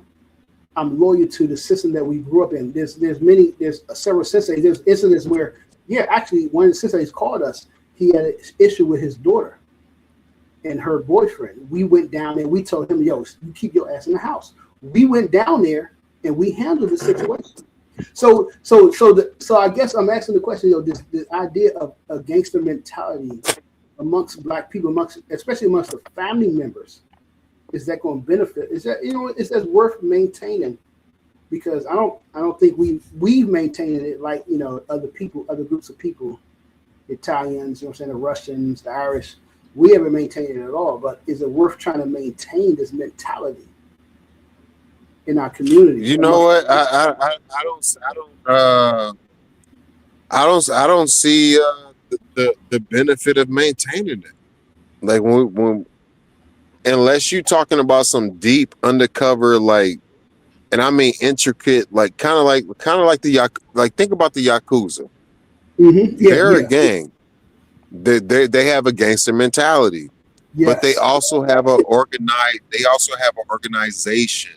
Yes. It's not just everybody's being gangster. It's like they very gangster, but they stick to laws and codes. I ain't saying like GDs and vice lords and Crips and Bloods. I'm not saying that they don't have any laws or things that they abide by. I'm saying the influence of what they doing has an impact on the youth. And the youth don't exactly abide by those codes that the older generations that started the shit. There's almost like a disconnect. There's a disconnect because, like, if you look at California, these niggas are all about squabbing up. Motherfuckers getting DP. You know what I'm saying? Like, they all about squabbing up. But if you go to Chicago, where the gangster shit started, in a different way. Because there was no GDs and vice lords in goddamn California. There was Bloods and Crips, right? But we talking about a different geographic at a different time and a different set of people. How they get down? Somebody getting shot before somebody getting beat up. You get what I'm saying? So it's like, has gangsterism helped our people? The fuck no. No, the fuck it hasn't at all. Yeah, I agree. And there's no reason to keep it going. No, I agree with that. I agree with that. We need to throw it all away. No, we need to throw it all away. So, okay, wait, hold up. So let me say this: if we need to throw it, Salakia Hercules, my bad, brother. Go ahead. No. Listen. I agree with what you're saying. I agree with both. We need to get rid of it. However, I think the only part that I'm pushing back on is that if you look at it, we hear this all the time. You hear it all the time. I guarantee you guys, you hear this shit all the time online. That you're well, maybe you guys not. For me, nigga, I'm an OG now, and I still, I got caught. I still getting arrested. Getting in fights and shit. And I hear all the time, nigga, you too old for that. You too old. You too old for it. So for the Black people that was gangsters, you get pushed out. However, for the Italians, for the Russians, for the Irish, for the Koreans, these people, you don't hear this concept of, man, you guys too old to be acting like that. Because when you actually think about it, what it really boils. Wait, hold up. When you actually think about it, the cartel are not run by teenagers. The mafia is not run by teenagers. They're run by grown men. And so black people get pushed out of this idea that, you can't be a gangster in your neighborhood, but being a gangster in your neighborhood protects it. Actually, these are the people that protected the neighborhood from influx of other people that didn't look like them from coming into the neighborhood. But we got pushed out of that and said that, go get a good job, get some good pension and work for somebody instead of being this gangster, because most of the elders got locked up, so they not educating the people on the street, the youngest that's coming up, and they wilding. So the whole shit blew out. But I think that you see other people, other groups, the Russian, Italians, the Spanish, the cartel and stuff being gangsters, the Yakuza as elders, but yet the African and the black person being a gangster as an elder is a non sequitur. It's something that we should not. I'm just saying. I don't know, man. I don't. I think it's a couple of reasons, because we don't really see Asian people who actually have like a historical gang. I'm not talking about just like a motherfucking historical gang who's tied into their culture. We don't see Mexican people. You do. I mean, they definitely have a gang. They have a cartel. We don't see white people with the mafia shit. These people don't. They. It's a code, like we talked about earlier. They normally do not glorify what the fuck they do. Right. They normally don't. Right. You look at black people, nigga. That shit is all in the music. It's all in the movies. Nigga, it's all in the. It's everywhere. It's just like. Again, like it's like we have this gangster culture, but it's so overt. It's so like, look at me, you know what I'm saying? How many niggas got arrested? How many niggas got arrested like during the COVID joint, doing like that fake ass what's it, the government payment joint? They was lying about it. And niggas was getting mad money. Right. But you know what? Hold on, wait. I don't want to get into that. Because that actually touch on a different layer. That touch on a new generation of the gangsterism that's called scammerism. It's called scammerism. Can Brother Omar cook? Niggas be scamming. When y'all done. That's not exactly gangster. That's how dumb. That's like you couldn't keep. You know what I mean? That's that's stealing at a whole different level. That's hyper stealing. That's crazy. Like you don't got to go that hard. I don't understand why somebody would do that shit to people that's fucked up. Okay. I'm finna drop something that's heavy as far as this knowledge. This is something, because you know what I'm saying. I've been listening to y'all brothers, and I won all 3 games. She's out of here. Wifey is out of here. I won. Hold on. Nasty. It was supposed to be the best out of 3. I won all 3 games. I won 2 games in 501. And then I won the last game in cricket. So that's done. I'm undefeated for the night. Now let's move forward. I see what type of person you are. I see what type of person you are. No. I'm saying like if me and Wifey was playing the game and I was kicking her ass, like I would at least give her like 2-1. Like you did the 3-0 scrub. You nasty, bro. But no. Now. Last week, she cleaned me up. We played the best out of 7. She entertained it, and she won 6 out of 7 games. So we go back and forth. So I want to say I'm very competitive, but I love and I salute and I respect my queen. You know what I'm saying? She fit, like, because I remember y'all talked about science and a void. A void is something that can't be seen. A void is something that mathematics has nothing to deal with. A void is an unknown variable, something that can be seen, something that can be studied. That's why it's a void. It's darkness. It's an area of lack of knowledge. So in that area last week, guess what? Brother Omar was in a void. I got my ass kicked. So So my hats off is always to my queen, like Hercules said.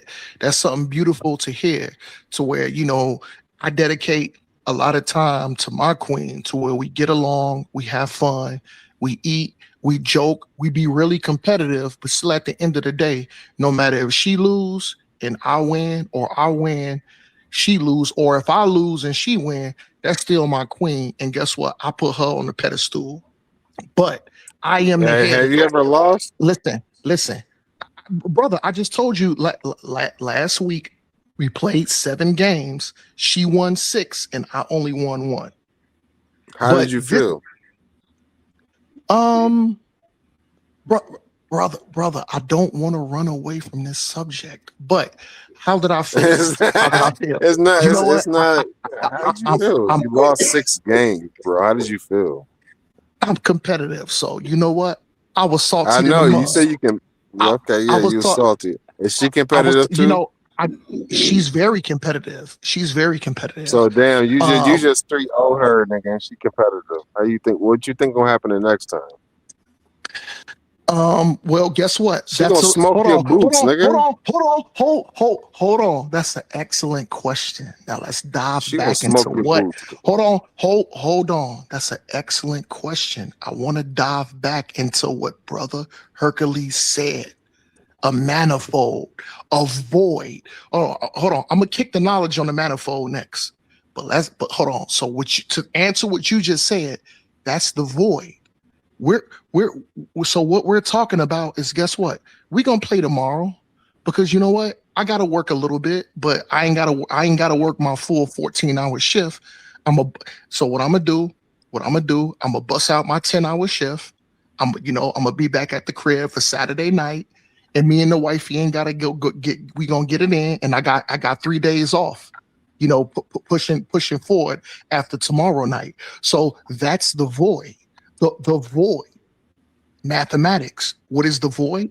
The unknown factor. Something that can't be studied, something that can't be seen, something that can be touched or felt.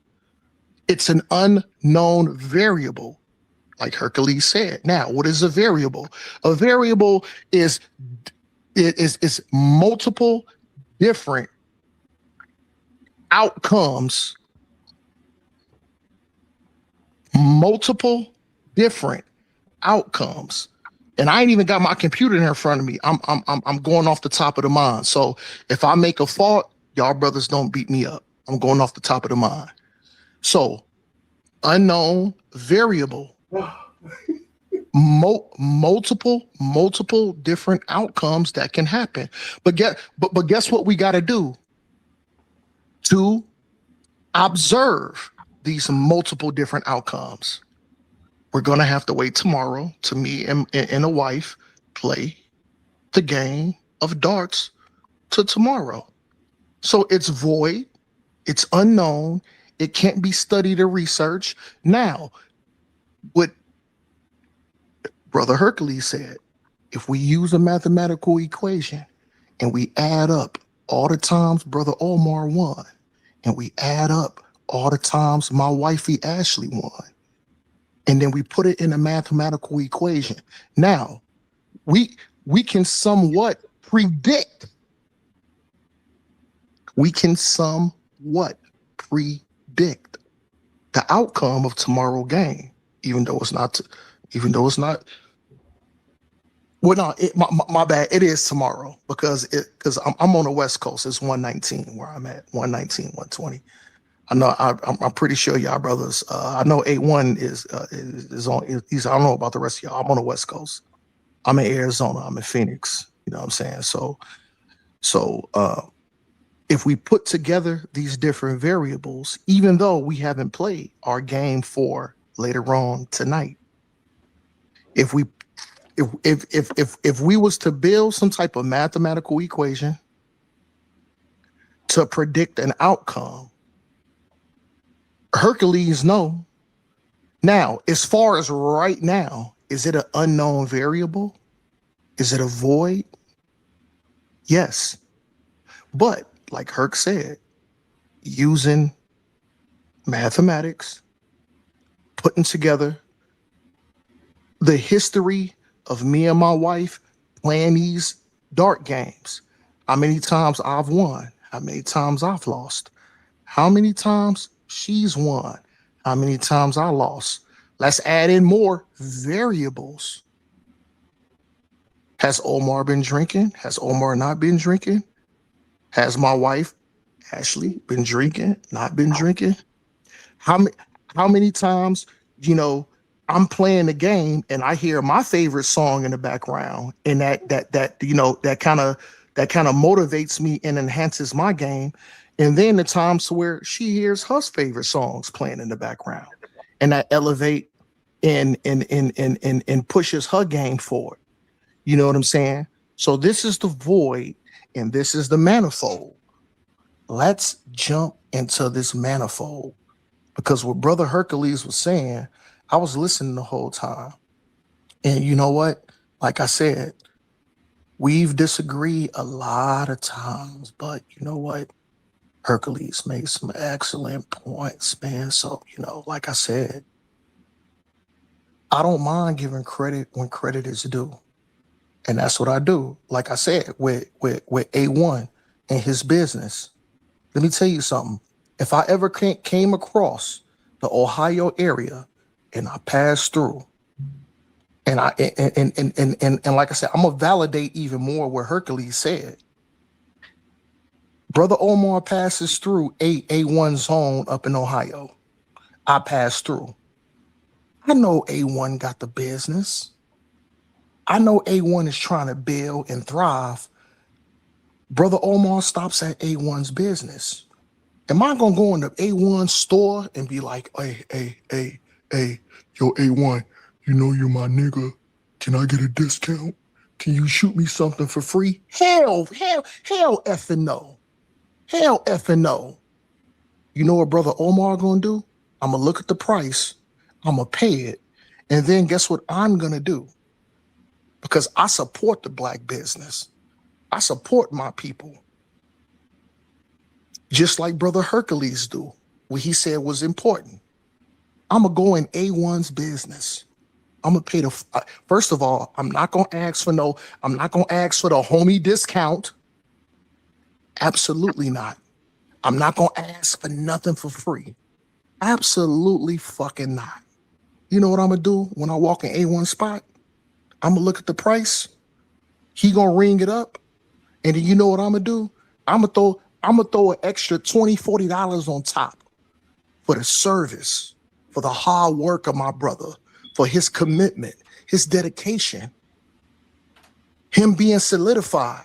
It's having to hold on. Looking like me, looking like the other brother, looking like Hercules, looking like us, honoring his business, paying homage to it. I'm not gonna ask for no handout. The hell I look like? How can I be a true supporter of black business when I walk inside my brother's business and I ask for something for free, ask for a handout or a discount?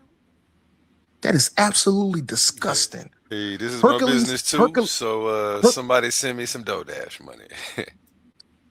No. Let's pause the noise for a second, because if you're still here right now, you're already different. Not everyone gets this. Not everyone understands.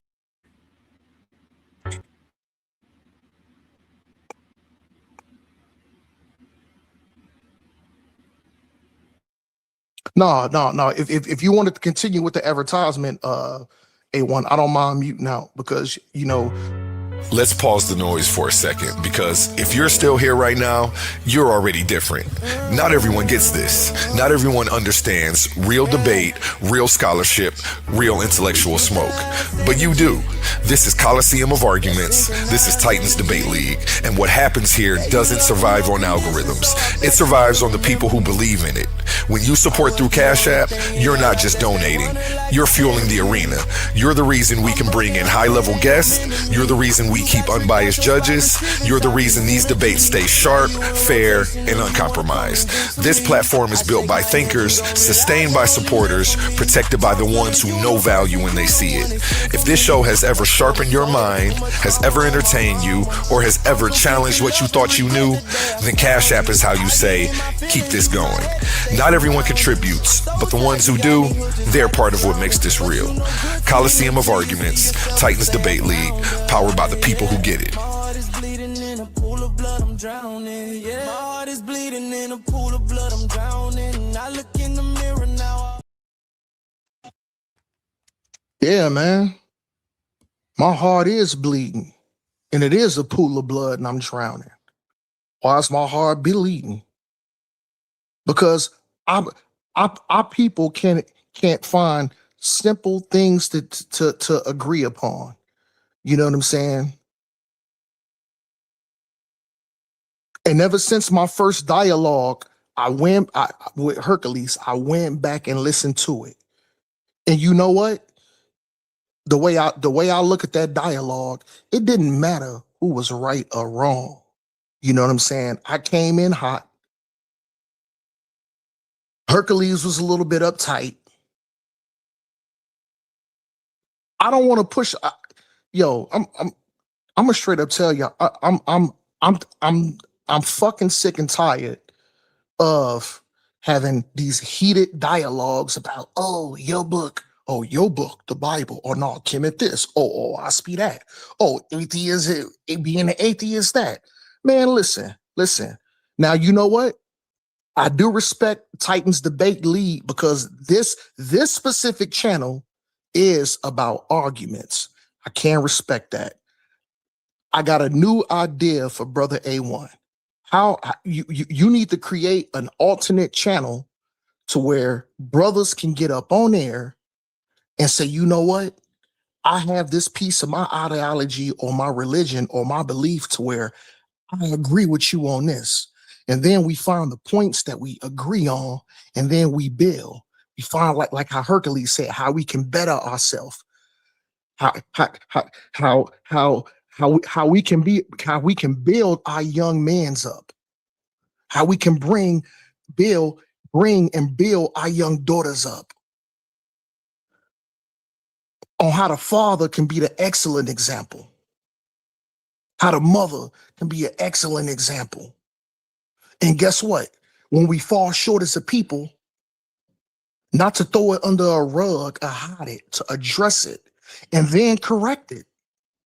Because without correction, where do we stand? We don't stand nowhere without correction.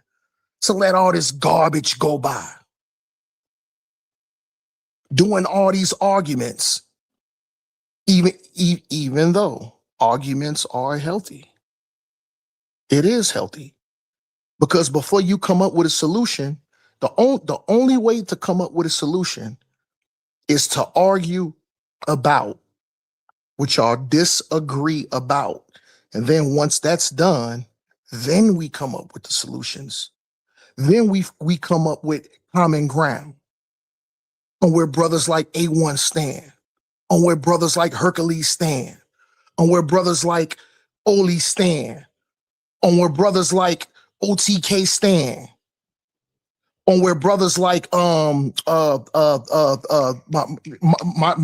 nigga from where Baltimore, where Humble stand,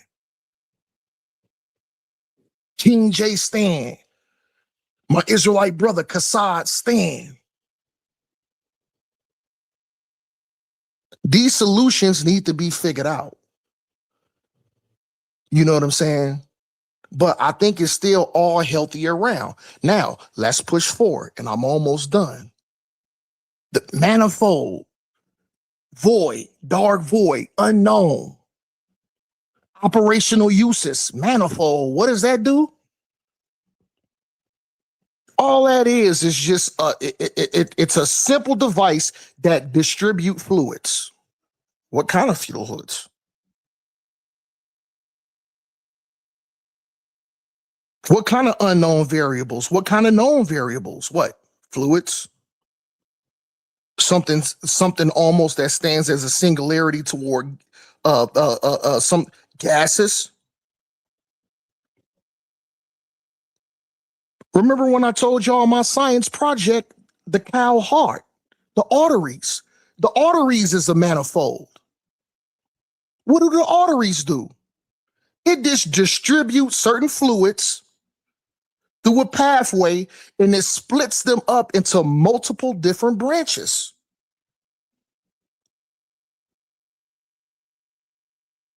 So what A1 believes in, it does hold some weight. What Hercules believes in, the mathematics, certain parts of the Kemetic tradition, it does hold weight. And I'm not saying we should throw that all away. We shouldn't. You eat the meat and spit out the bones. I'm not expecting everybody to agree with an Israelite point of view too. You know what? When it comes to the Israelite point of view, you know what I'm saying? Because I don't push my ideology on nobody. I do my best to wake my people up, but at least take something away from what Brother Omar is saying. Eat the meat and spit out the bones. Take the good parts of what Brother Omar is saying. And if you don't agree on certain things, guess what? Spit it out like a bone. When it comes to Brother A1, with the atheism stuff, and the evolution, and natural selection, eat the meat, spit out the bones. A1 ain't asking you to agree 100% with him.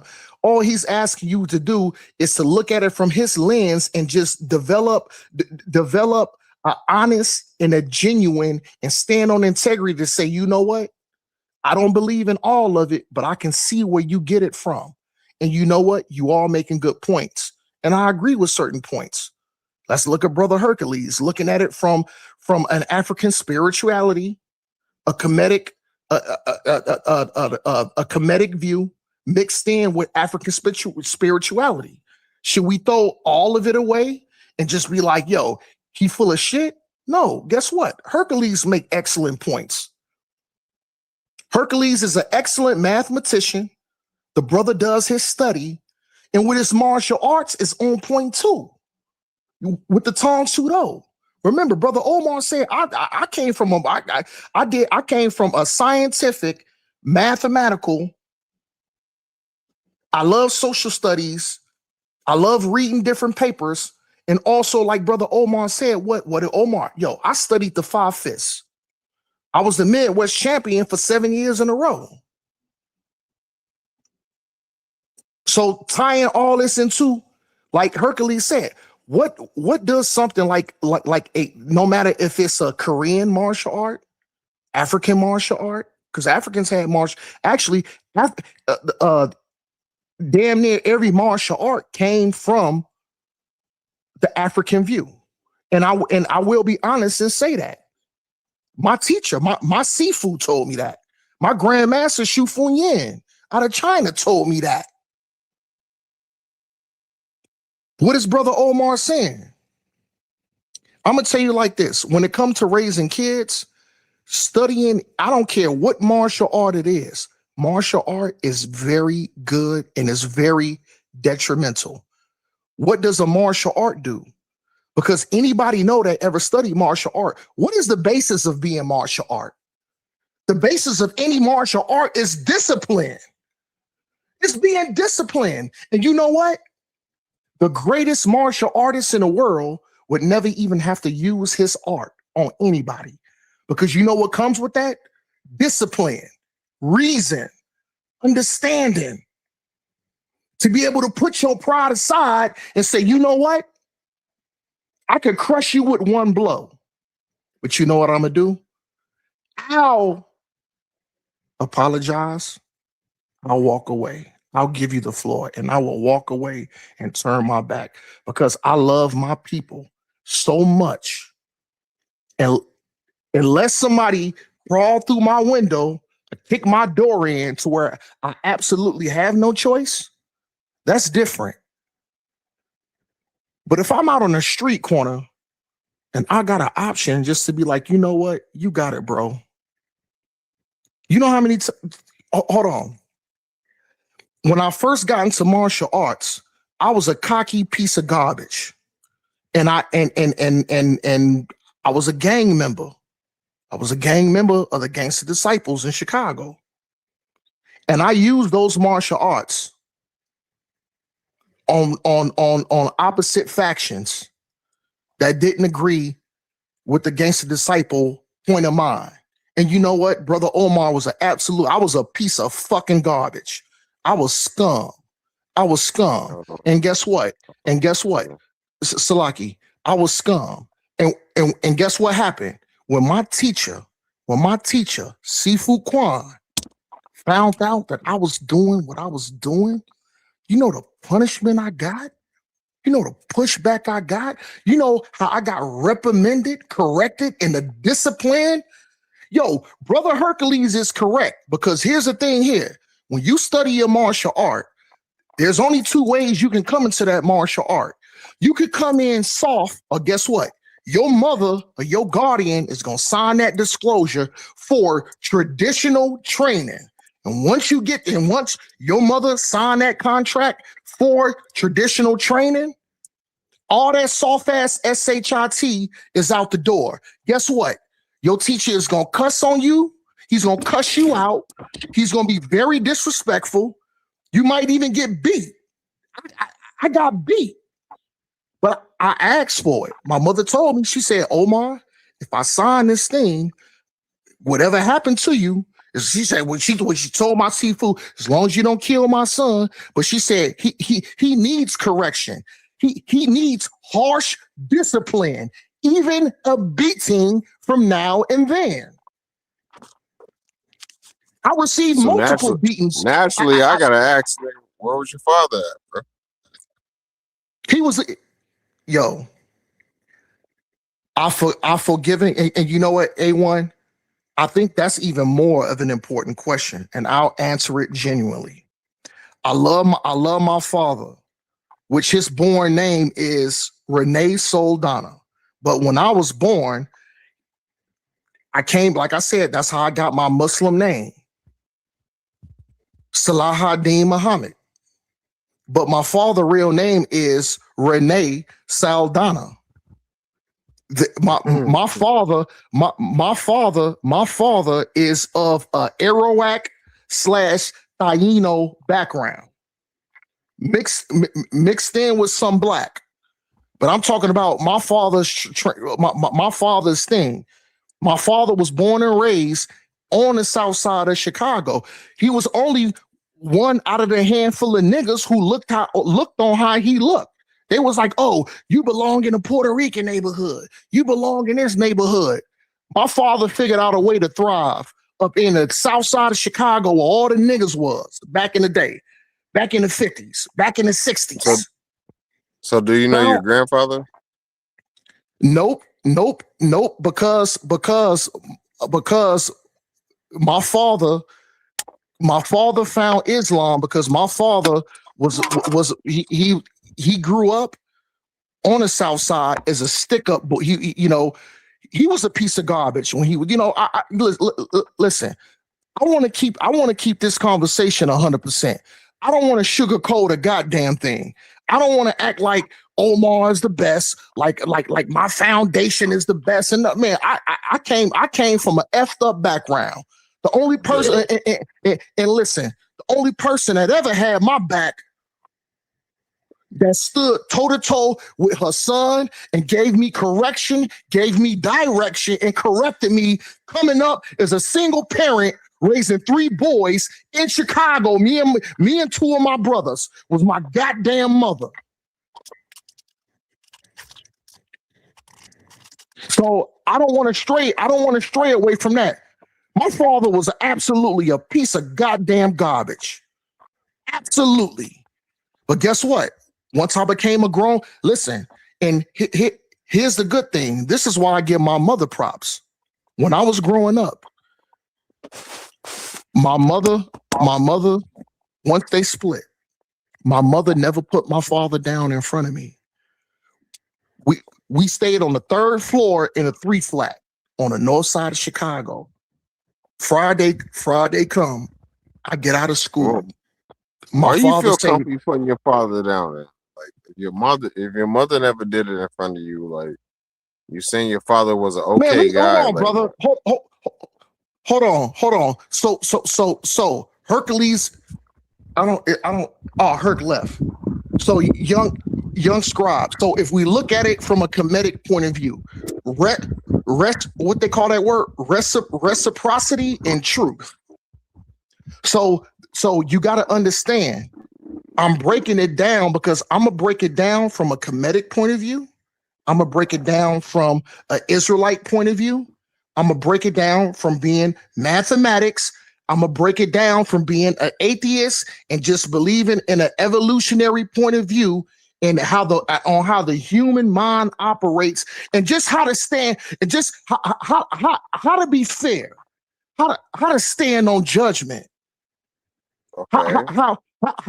How can brother Omar can tell his story without being biased and recognize my parents' fault and not only my faults, the faults that I've made in life, the things that I'm wrong about, and how I came to the light, and hold on, and how I repented from these ways to try to make myself the best human being. We have to stand on truth and rest with the reciprocity, justice, truth, and being honest with one another.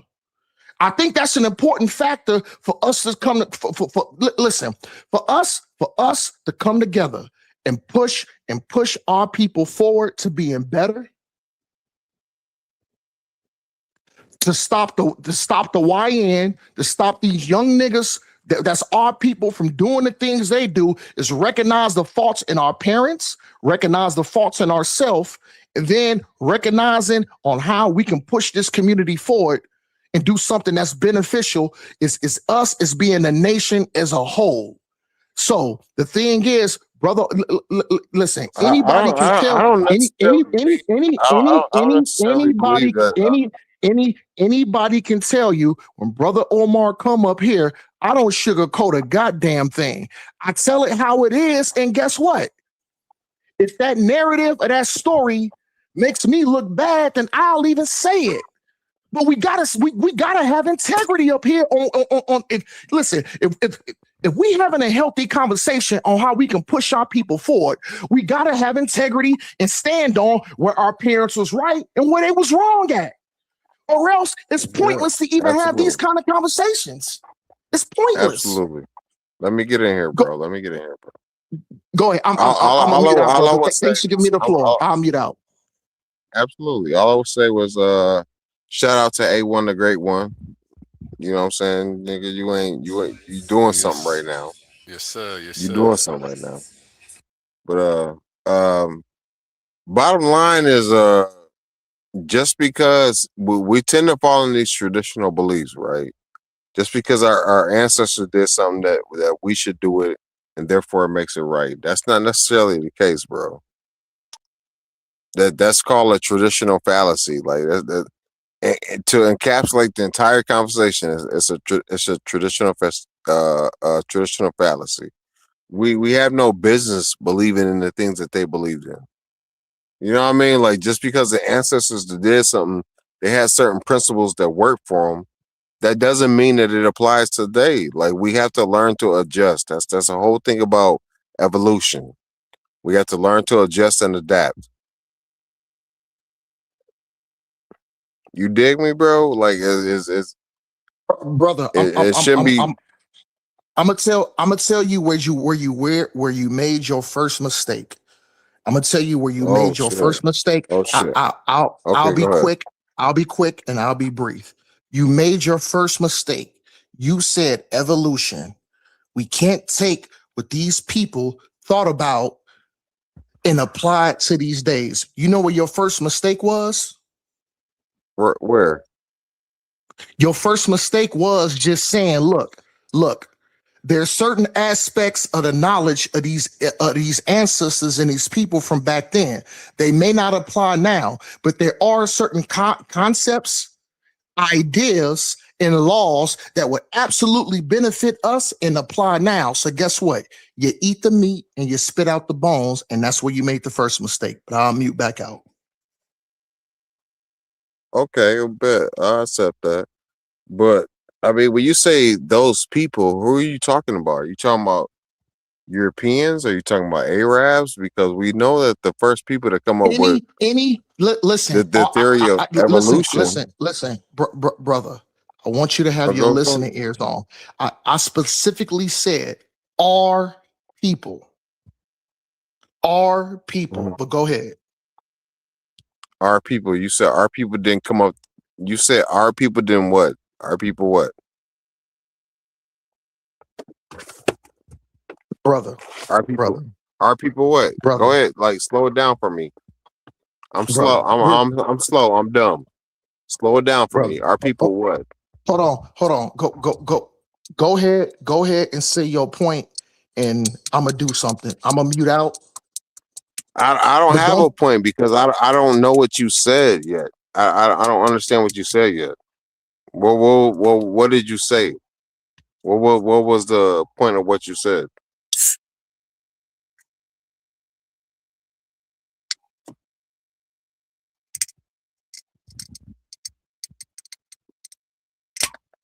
All right, so I mean, I guess he ain't had no point. I guess he ain't had no point. Listen. So young scribe. So if we look at it from a comedic point of view, what they call that word? Reciprocity and truth. So you gotta understand.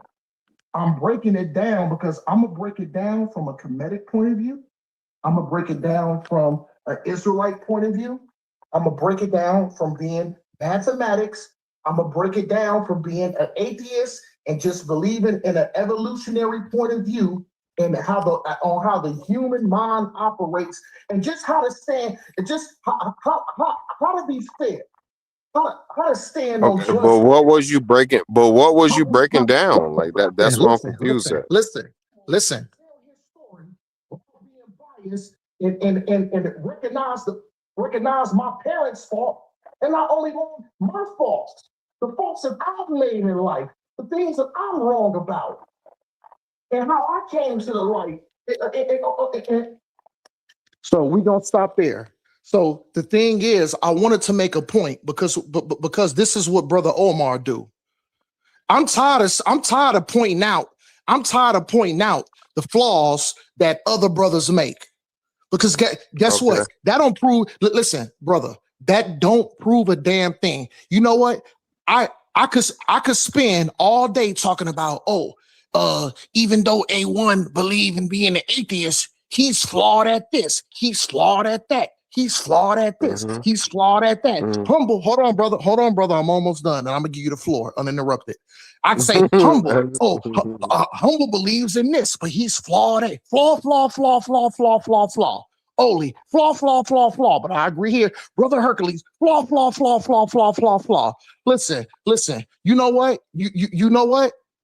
I listened to something the brother said. I can't remember what brother said that. He said, you know what? You need to start at looking at your own goddamn self in the mirror.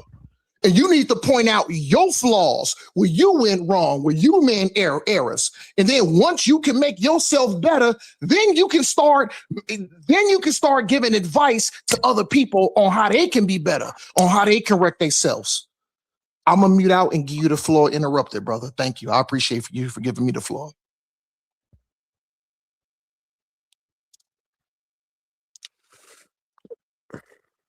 Much love, bro. And I always tend to agree with you, the bulk of what you said. I don't know who was disagreeing with what I said. You know what I'm saying? Like, if you have some disagreement with what I said, speak now or forever hold your peace type shit. Yeah. Like there ain't much more to be said. Like, I just need to know what direction the conversation is progressing in before I continue. So and I appreciate you giving me the floor respectfully and being quick in your response too. I'll try to be as quick as possible to hand the floor back over you to let you cook and do your thing. So I'm just saying, brother, it was some things that I heard you said when you had your dialogue with Brother Hercules. You was kind of, hold on. I want to be precise because I don't want people to put words in my mouth. to misunderstand me or say or put words in my mouth. So I want to be careful and ask, and if you want to correct me on it, you definitely have the ability. But from what I heard with your conversation with Hercules, it was almost you was putting blame on our people, which we have to take some point of blame too, because it's not 100% on our enemy. Some of that blame falls on us. But some of the things that I heard you say was like, oh well, we need to we just can't blame them. We have to take some responsibility, but we're here in this social construct. It was kind of like, for me to be honest, it was kind of like you were straddling the fences to say, okay, our oppressor has a valid point, but then we have a valid point on the other side of the fence. I don't see it that way. We have to look at the root of the issue. What is the root of the issue? We got sold, kidnapped, and we was brought up over here. We was persecuted and brought up under a certain value system. So it was kind of like you were straddling the fence. You had one foot in and 1 foot out. And that's why I said I agree with Hercules. But go ahead, brother. I won't cut you off until you say that you're done speaking, and I can go, brother, respectfully. Okay, I'm sorry for hopping it before you were finished. But my only point was because the conversation was at a point where black people are, when I say black, I mean us African Americans. We're black wherever you want to, are us melanated people. We are in America right now, and we are in a position where we kind of like limbo. Like we kind of like limbo. Like we had a black president. Like we had a super racist white president before that, and we have like a kind of like a weirdo president after that. And it's like our status hasn't truly changed. You know what I'm saying? Like nothing for us has truly changed. Like, you know what I'm saying? Like the things that we asking for has not been answered. And maybe it's because of what you said earlier. Like we vote for people. We get involved with the political stuff, but we never take it a step further than that. Like we never lobby for anything. We have nobody who's willing to lobby for us and our things that we want. So that's always an issue. If you in politics and you have a political issue that you want addressed, if you have no lobbyists for you, the lobbyists, the people who put the money in. If you have no money, then what your issues will always go unheard. So it's not like we not involved. It's just we're not involved to a certain degree, I would say. So I agree with you somewhat on that, and that was well spoken. So, salute to you, brother. But here's my bigger question to you. Here's my bigger question. When a people want to make a statement, what is the most powerful thing that people can do to make a statement and make it be felt, no matter if it's political, spiritual, or anything else?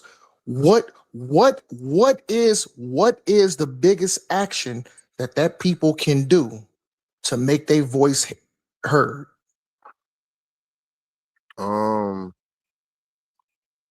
And my little quick fire opinion, I would say just to have a code. Just have a code amongst your people where it's so solidified, where it's nationwide. If it becomes nationwide, then it becomes observable. If it becomes observable, then it's just like it has a chance to become trending, which is cool. But what we really aiming at is unification. Right. If it becomes something that's viral, or I don't want to use the word viral because viral has like, for me, it has negative connotations. Like it's something that lasts momentarily. That's something that's trending. But if we somehow have a way of I don't know,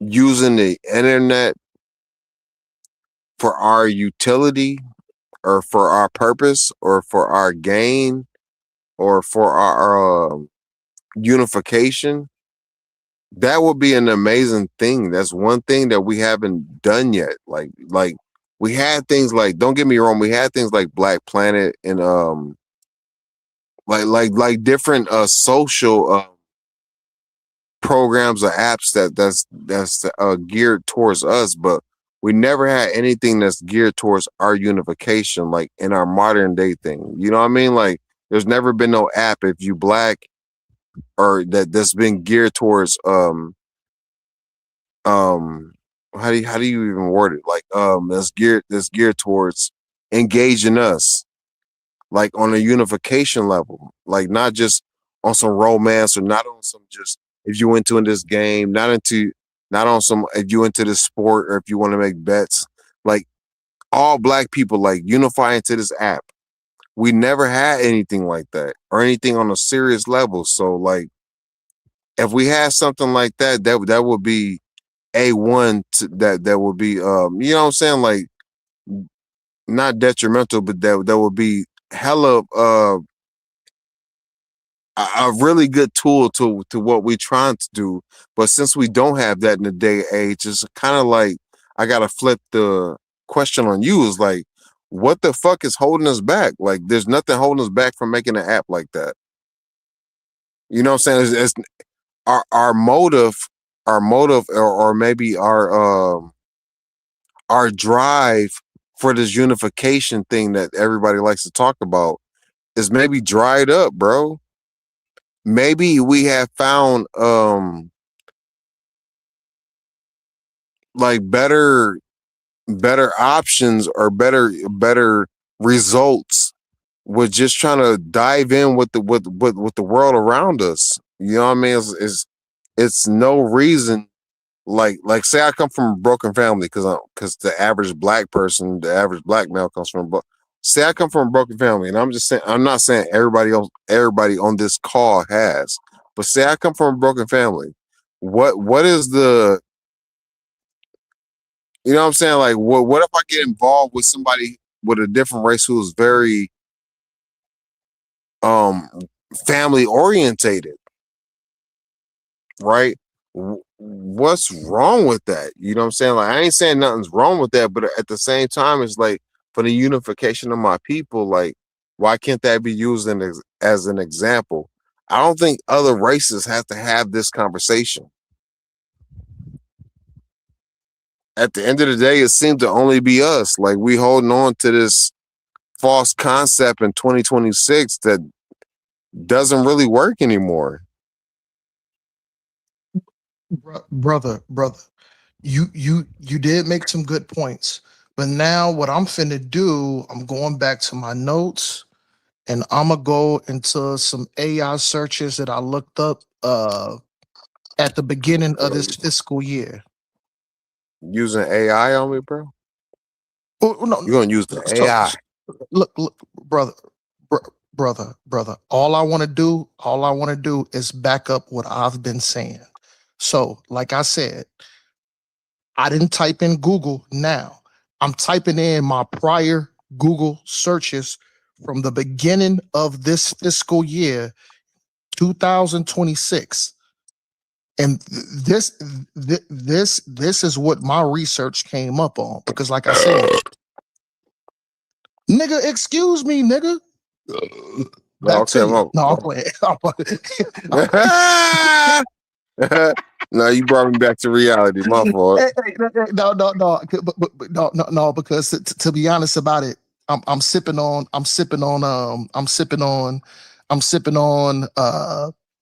pineapple cream soda pop mixed with vodka. You know what I'm saying? So okay. I do gotta be honest. Yeah, I do gotta be honest. You live an exotic life, okay? You live an exotic. I'm just drinking a beer. No, brother, like I said, man, my thing is, I don't mind if people agree or disagree with me, but even if you disagree, Brother Omar stands on truth, and just being honest. And guess what? If a person don't like it, you have that right not to like it. But I always stand on truth. I didn't have to say that, but that's important. Okay, so let's hop back. Salute too. Let's hop back into the subject. So let me pull up my notes from this early fiscal year. And I got it right here. There we go. There go my notes. So let's date back before the beginning of this fiscal year. So of course, if we dealing with the beginning of this fiscal year, which means it would have to date back to the last of the 2025, the last quarter projection, and what all what the experts and what the sources say as far as money and as far as the GDP. Because like I said, a lot of people want to say, Brother Omar, don't bring facts. Let's bring these facts out now. These are my particular detailed notes. And like I said, I do got to be honest. I don't have a lot of time on my hands. These notes come from early fiscal year starting. This was some notes that I pulled back in January at the beginning.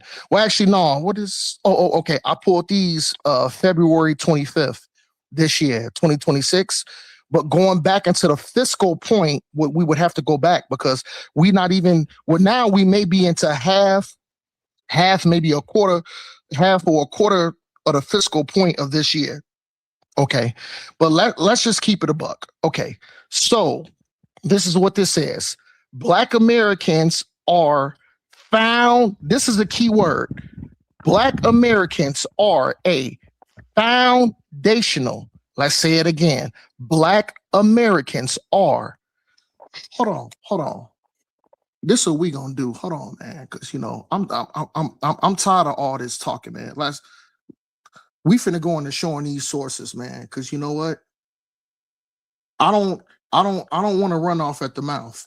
I see that StreamYard. So A1. I'm on my phone is Omar Muhammad.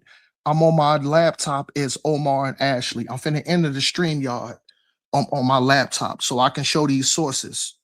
You know what I'm saying? But because I'm tired. I'm tired of all the talk because I know what is it? Source up or shut up. Or even if we want to live by that, at least show one or two sources to validate what you're saying. So give me a quick second. Y'all. Because like I said, I'm tired of all the talk. I don't want to do no more talking.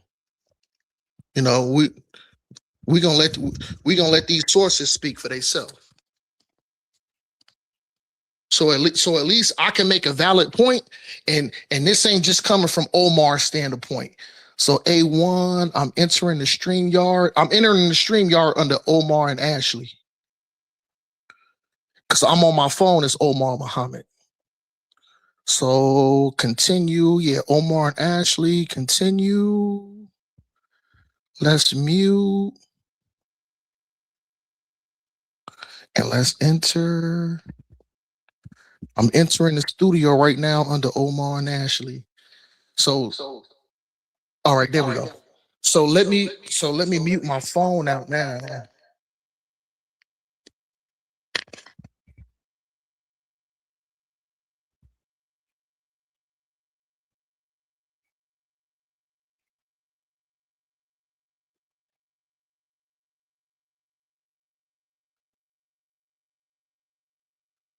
Hey, hold on. I gotta mute this out. I'm getting a reverb. Hey, yo, A1. Hey,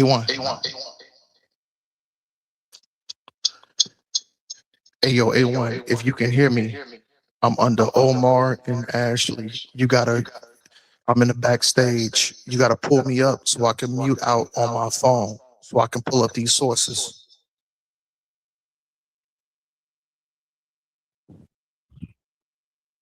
A1. Kia come back on. I'm gonna mute out on my laptop. Hold on.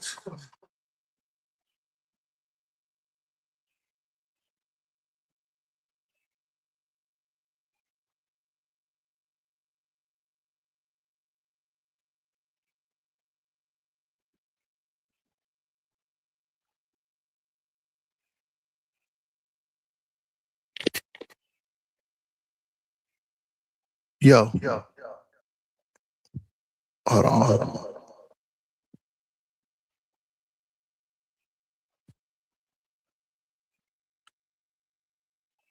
I'm gonna drop off the stream, y'all. So when I'm getting on you, Verd. I don't know when I'm getting on you, Verd. I'm in the backstage on my. That shit sounds stupid. Hold on. Let's go.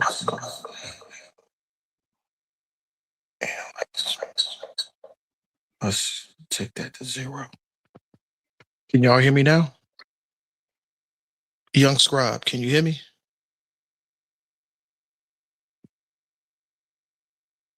Young Scribe.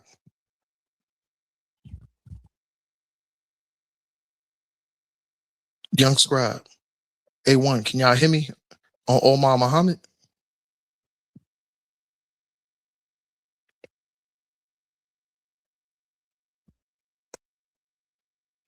What's that? What'd you say? Hey, yo, A1, can you hear me? Yeah. Okay, no, my bad. So I wanted to continue my conversation with Young Scribe, but the thing is, I'm tired of just speaking from Omar's point of view. I wanted to pull up some sources to validate what I'm saying, and so I'm on my phone right now, but I think I'm in the backstage under Omar and Ashley. And as soon as you bring me up under Omar and Ashley, I can mute out on the Omar Muhammad. You already pulled up. I am? Yeah. Under Omar and Ashley? Hold on. Oh, Omar the Bully. There we go. Okay, so let me mute out on my phone. I'm gonna mute out on my phone. I'm gonna mute out under Omar Muhammad, and I'm gonna talk under Omar the Bully.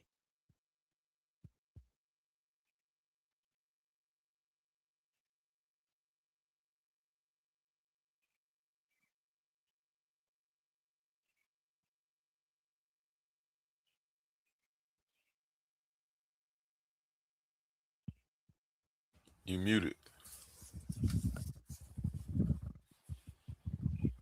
What, Young Scribe fell asleep?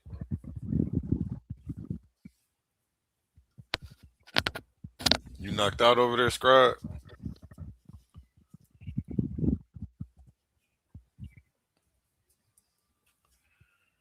Okay, that's not working, Omar. So come back to the other page or whatever.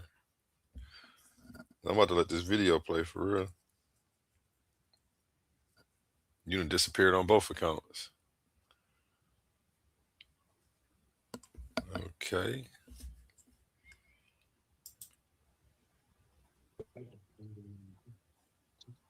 Yeah, I'm gonna get with you, A1. Yeah, I could do that for you. Let's talk about extending your car life and keep people safe on the road.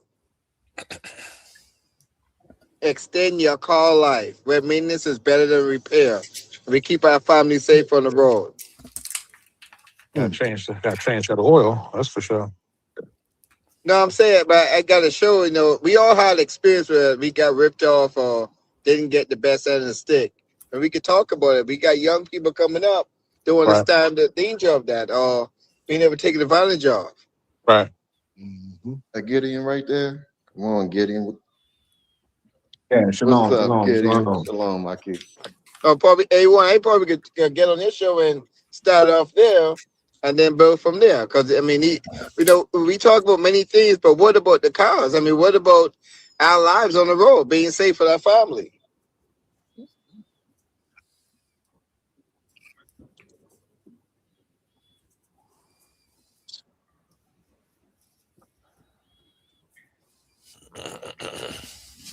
Yeah, it is on my heart. That is correct. I'm a certified technician, so that's where I live.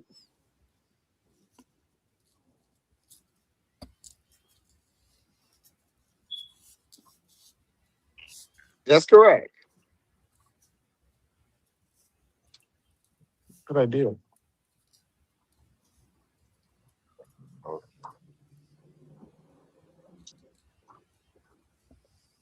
All right.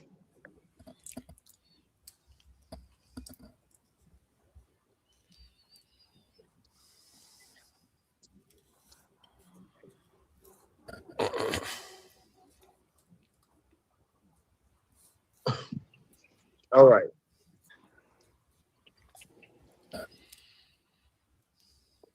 No problem. Dude, I've been doing it for 20 years, man. I mean, it could be no letdown on this one. All right. All right. All right. Resume. No, Herc need to bring his ass back in here. All right. Herc need to come back in here. I seen his ass. He left out and said, "What y'all talking about?" You ain't shit, man. Hey, yo.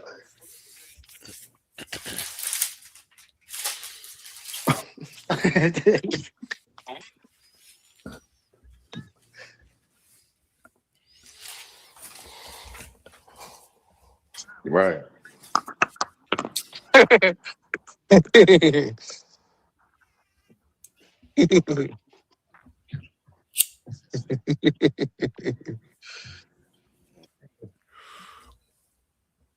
Man.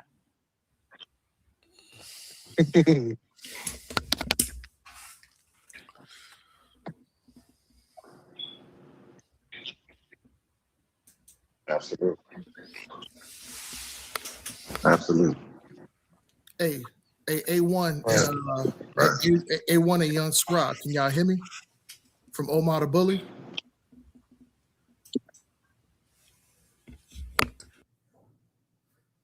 No, I can hear you. Y'all can hear me? No, I can't. Oh, you can hear me? No. I just said yeah 3 times, man. Okay, nigga, damn, man. Okay, so now let's show this screen because I just want to validate a couple of points that I was saying to contribute to the conversation. You know, like Young Scribe fell asleep, man. I thought I just heard that nigga talking.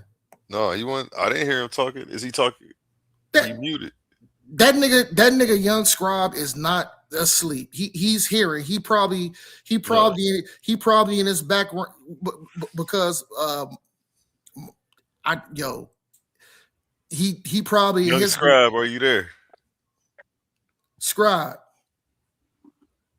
Yeah, he's asleep, bro. No, man, I just heard the nigga talking. I was playing a video, bro. No, not the video that you played.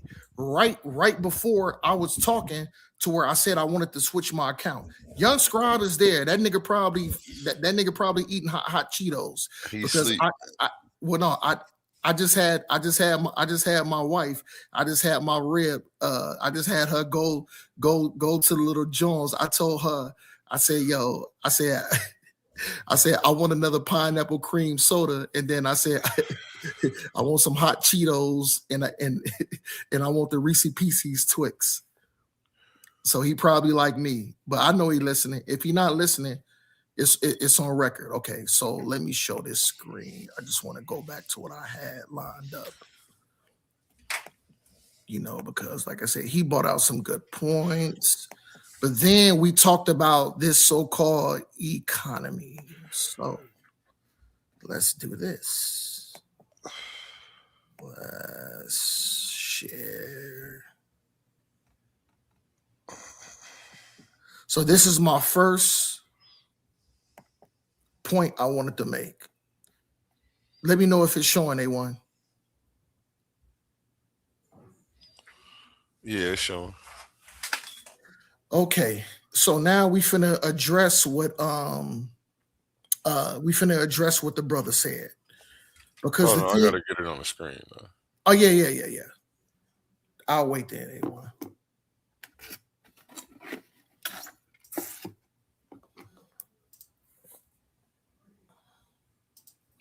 Here, man. All right. You gotta zoom in. You know what? I don't want to sound stupid, A1, but I don't know how to zoom in. Don't beat me up either. All right, go ahead. Okay. I'm sure they can see it. I don't know how big their TV is. I got the 85-inch. I'm looking at I'm on my phone, but I'm on my laptop, but then I got my big screen. So I came downstairs and look at it at my big screen. You know, I got the big dookie 85-inch, but that ain't shit though, because that could be taken away from me. All right. So I wanted to not necessarily piggyback off of piggyback off of Young Scribe's point, but you know, I did want to correct him some. So what we was talking about, our contribution and how we can make a change. So let's read this, A1. Black Americans are this is a key word. Black Americans are a foundational river. My bad. I need my glass. Hold on. Let me stand corrected. Black Americans are a foundational driver of the United States economy, contributing nearly 1.5 trillion to the gross domestic product. That's this word that our government like to use, the GDP. Let's push forward. And controlling a projected buying power of 2.1. Is that billion? A1. Is that billion? Is that? Let's read it again. And controlling a projected buying power of 2.1 billion. Let's hit them one more time from the Israelite point of view on how we like to read. And contributing a projected buying power of what? 2.1 trillion. To how much? 2.2 trillion. If Black America were a sovereign nation, its economic scale would rank among the top 15 economies. No, in the United States. What does it say, A1? No. Are we talking about top 15 economies in the United States? No.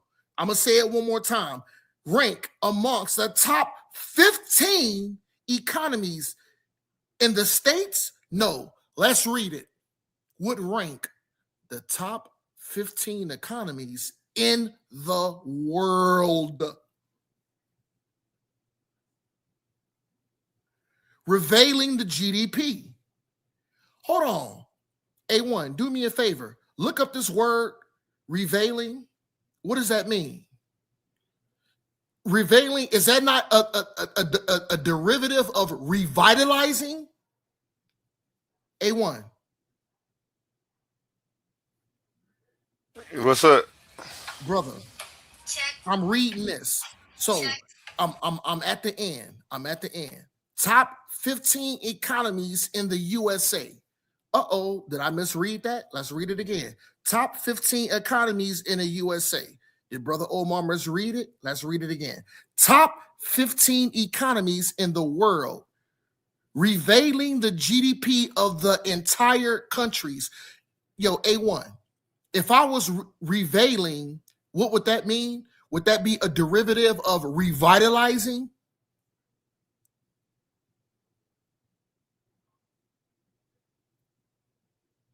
A1? You know what, A1 is cool. I want you to have a non-biased approach. So I'm not going to do that, brother. Let's keep reading. Of the entire countries. Okay. So let's show this last one, which would be this is gonna be damaging. This is gonna be so damaging right here. Let's stop this. Present. Freaking stuff. That's the negative. Okay, so let's go back to present. Share screen. That's if. Okay. So here's my next point, A1. Here's my next point. Because like I said, I don't, let's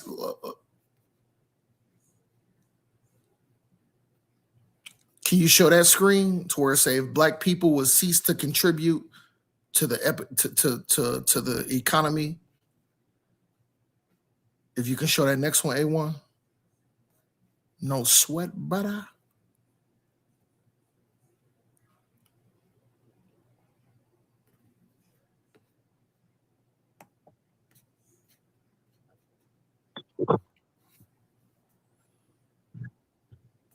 I want to show that. Oh, fuck. Oh, yeah. Hold on, A1, my bad. I moved off of it by mistake. Hold on. I bring it back up. No, A1. I made a mistake and I had it on there. I clicked off of it. I got to type it back in. So give me a second, A1. Thanks for having patience. But see, what's bad, A1? It's a lot of, and unfortunately, there's a lot of people on the comedic side. They say a lot of stuff that they would never repeat in the higher levels of education. Like a Jabari, like some of the things he say is kind of disrespectful because when they talking to other scholars, they'll never fix their mouth to say some of those things. Yeah.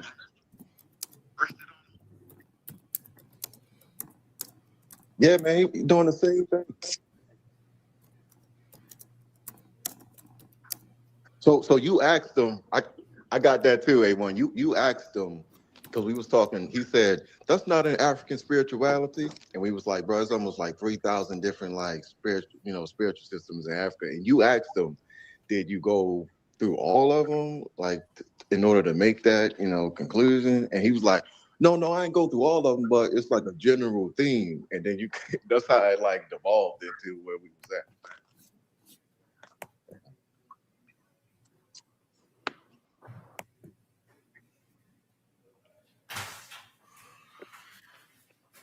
Hey, yo, A1, can you hear me? I was trying to mute out. And paid money to do it.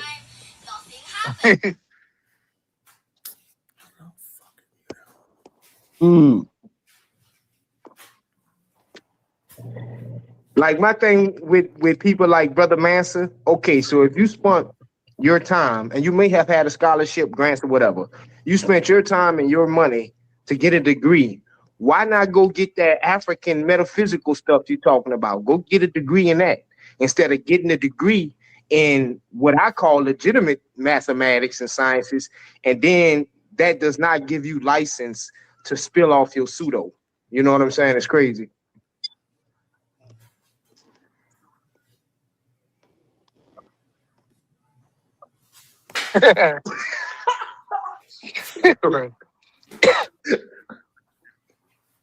I got you.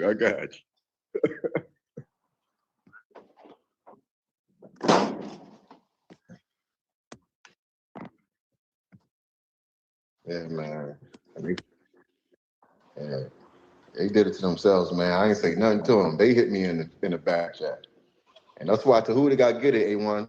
I know I'm punching down, but he do got to get it because he said I was ridiculous. I ain't say nothing to that boy. So now I gotta get it.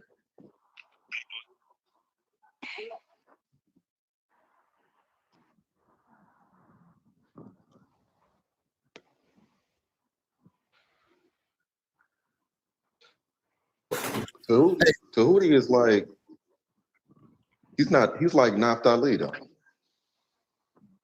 Naphtali, what's her name? Naphtali? Yeah, he's just like the Kemet version of her. Now she is heavily spooked out. Like you got this debate coming up. You ain't see these arguments that she's making. That's what I mean. Now go to Tahuti Facebook page and you see the same type of crazy.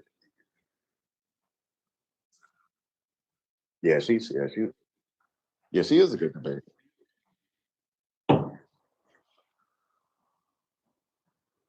Yeah.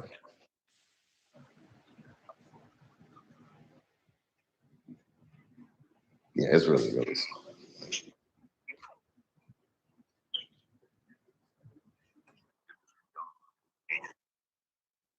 Yeah.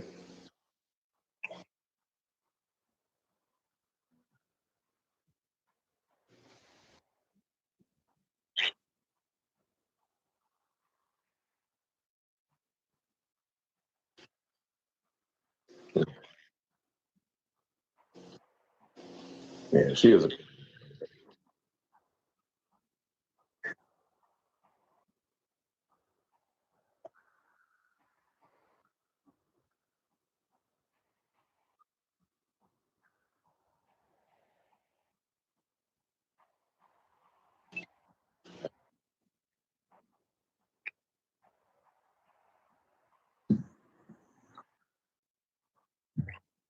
man.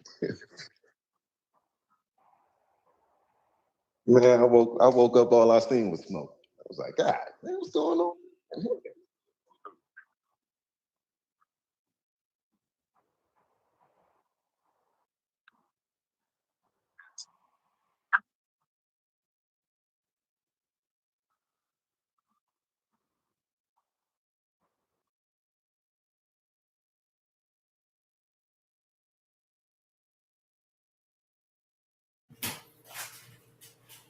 Hey, yo, A1, can you hear me?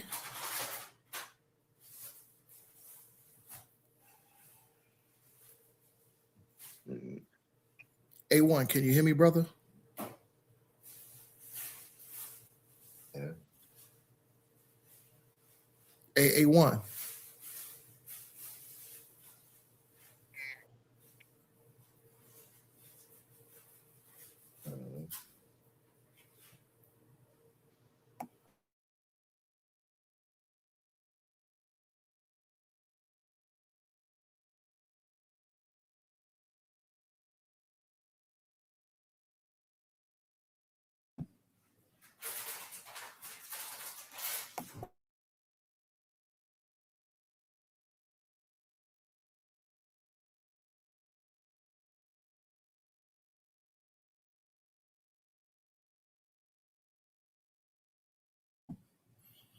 Oh, snap. Hey, yo, OTK. Hey, yo, OTK. I see it, brother. The thing is OTK. I got up off my phone. I'm in the stream yard on my laptop, but I'm acting like a doofus because I got my big screen right here in front of me, and I'm not looking at the chat in the big screen to see what y'all is typing in there. And now I looked over, and now I'm seeing you in there, OTK.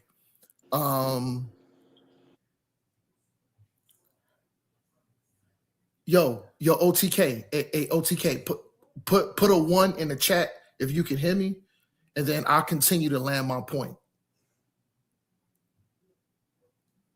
OTK, if you could put a 1, if you can hear me.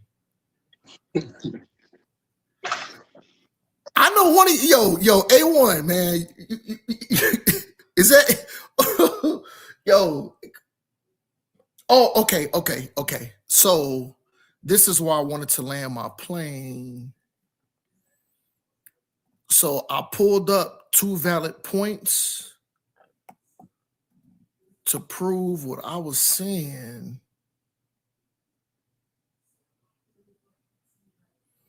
Okay, so OTK, this was the point. This was the point, OTK. As far as our contribution, as far as the so-called Which one? The quantum presentation? You talking about Quantum's presentation? Who was that, Oh, young no, Scribe? yeah, bro. Hey, listen, man. Listen, I got in there like around 10 o'clock. So you was already going in. You was out. Yeah, you was. Yeah. Hold on. Is that young Scribe talking?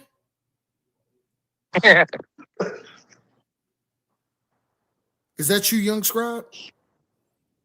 I'm confused right now.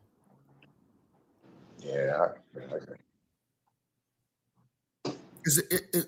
Is that you talking back to Omar, young Scribe? Okay, I'm gonna go ahead and cook, man. And you know what? I want to apologize to the chat. I want to apologize to the chat, and I want to apologize to the panel. Right. It's because Right. Brother Omar was the one that was on multiple devices. I'm on my big screen TV, I'm on my laptop, and I'm on my phone. Now, I cut Omar Muhammad off. So on my YouTube, my joint is Omar the Bully. So I apologize if I made things confusing. It's probably my fault. You know what I'm saying? I apologize.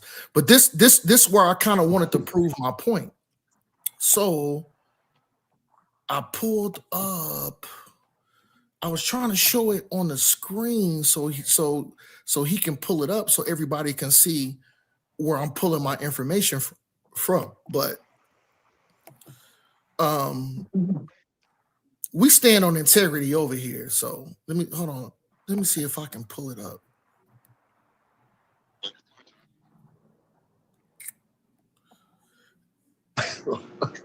Yo, yo, young Scribe. I don't know if A1 here. If I was to pull it up, would I be able to show it, or would A1 have to validate it and accept it once I put my information in a StreamYard? Yeah.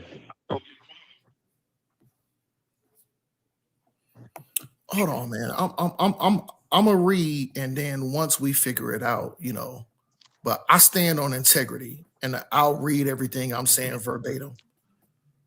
We have integrity over here. I'm not going to, manipulate or misconstrue anything that I'm saying. I can always go back and pull it up because I'm going to keep my screens open too. So that wasn't the manifold, which the manifold thing, Brother Hercules made a good point. Right. I agree with him on that. Let me see. Racism. That wasn't the Rice study because I had the University of Rice study out of Houston. I had that pulled up. Also, was it how? Okay, so let me read this one fact, and this is fact. Black Americans are a foundational driver of the United States economy, contributing to nearly 1.5 trillion to the gross GDP, and that's the gross domestic product, and controlling the projected bond power of 2.1 trillion to 2.2 trillion. This is per GDP per quarterly, or if you want to break it down per year, which those numbers would grow. If Black Americans if Black Americans were as sovereign, he doesn't know what panpsychism is either. I'll bring that up, Wow. but let me cook. I'll bring that up. I'll bring that up, and that's a good point, brother. Because like I said, I want to have integrity, and I don't want to make it seem like what I'm saying is absolute 100%. So let's continue. If Black Americans were a sovereign nation, hey, so I got a question. Hold on. A sovereign nation, its economic scale. No. I'm just saying when you finish, bro. Hold on, is this So this is off the topic. I was just doing some research. Y'all was talking about the nether root earlier when the call first started. So I was just gonna say, if the netters are not literal, right? How did they come up with the netter language? Oh, You know what, y'all? Somebody had to deliver that to them. And the definition of matter is divine words, or words from the netter. So I don't know. That's what I'm saying. I was just thinking about that. Like, you feel me?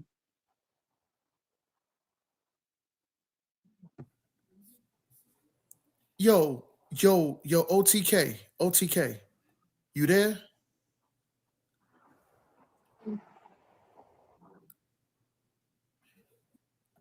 Yeah, I'm here, bro. Yo, OTK. I'm getting confused Well, because that is not that they have script. It's the I'm looking at some of these Egyptologists, like modern, like today's Egyptologists, right? It's preferably African descent, right? And I seen somebody said one of the netters is the goddess of writing. Well, and it dawned on me, and I'm like, damn, that's right. If the netter rule is not literal, then how did they come up with this netter language to communicate with the Netheru, or to get instructions from the Netheru? Now you say that that's not literal. I mean, you say that don't mean that the deity is real, but we don't see that nowhere else. That's what I'm saying. They got to be something, according to the. Yeah, he do. He's supposed to. I suppose to. They all supposed to. Elaborate on that statement. Why on that comment? Yeah, Gideon's still here.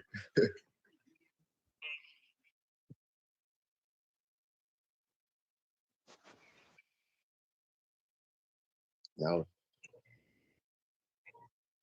Well, right.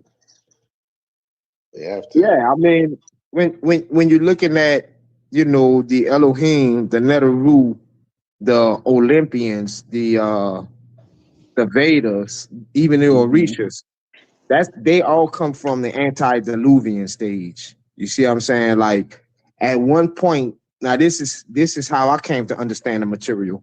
At one point in time, for hundreds of years, they were tyrants on the earth, like giants who were the children of watchers, of angels, of ethereal beings.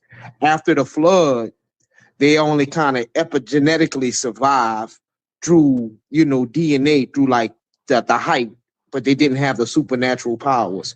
So at one point they did exist, but they were destroyed. That's why we hear in the Bible, the prophets tell them, "You're gods, they're no gods." You see what I'm saying? So yeah, that's how I look at that whole situation.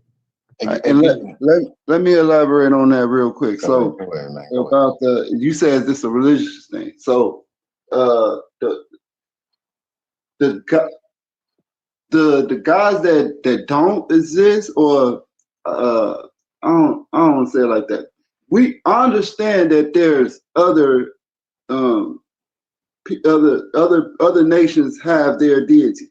The thing that's what you don't suppose to acknowledge is the idol, a physical representation. So if I see a statue of Ma'at, a statue of Set, Shiva, or any of that, I know that's rock, that's stone, that's not living. You know what I'm saying?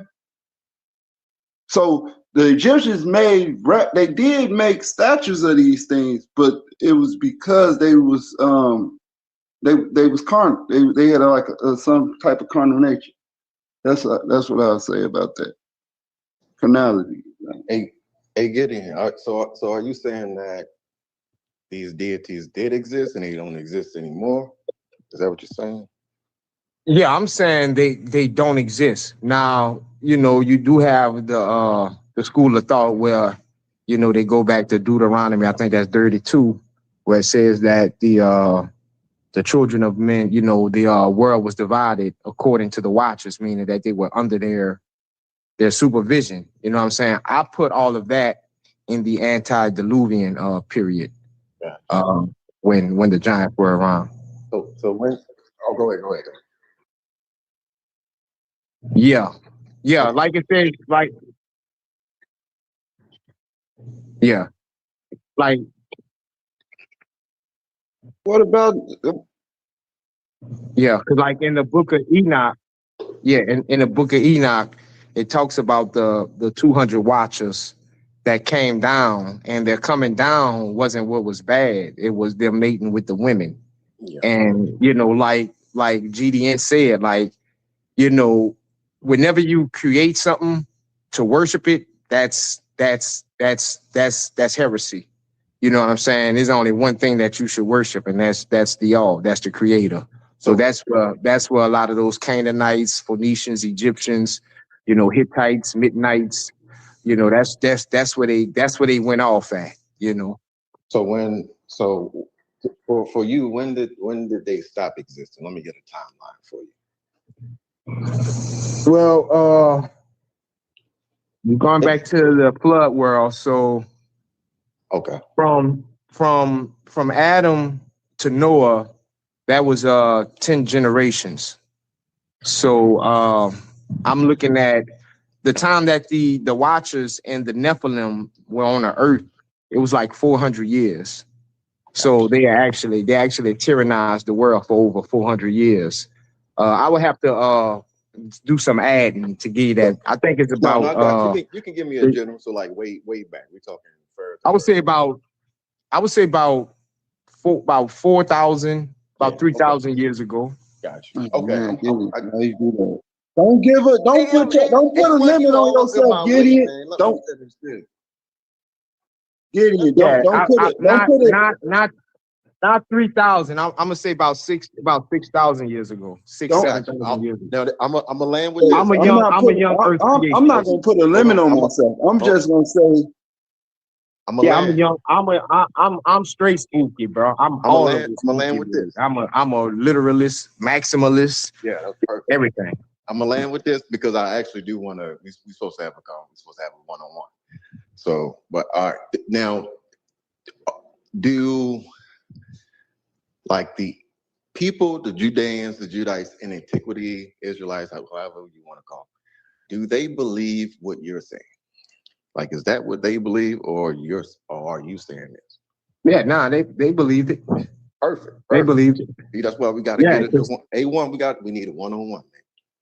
Yeah, because that's where I'm getting all my information from. I don't see how you can disprove that they didn't believe it. Yeah, they definitely believe it. Yeah, we could do I don't be doing nothing that night, so Thursday night would be good. That's perfect. That's perfect for me. Yeah. Yeah. That son of set.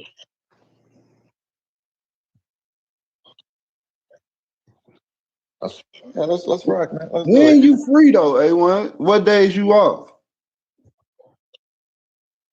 Yeah, that's me too.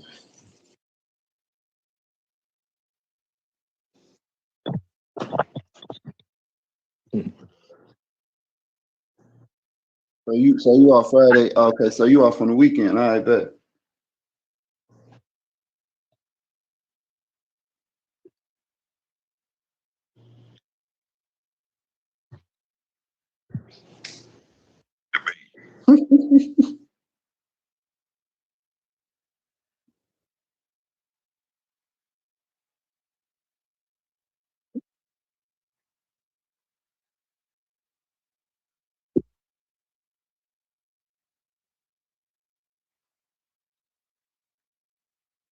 It was.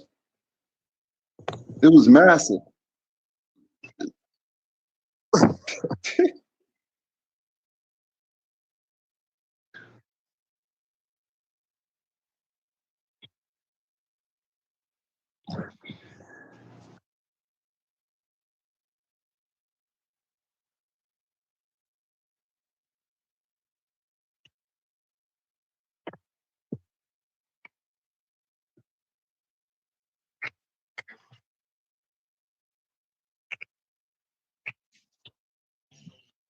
Everyone, that's a great presentation you got there, brother. Yeah, so That's a wonderful presentation you got. That's good. right.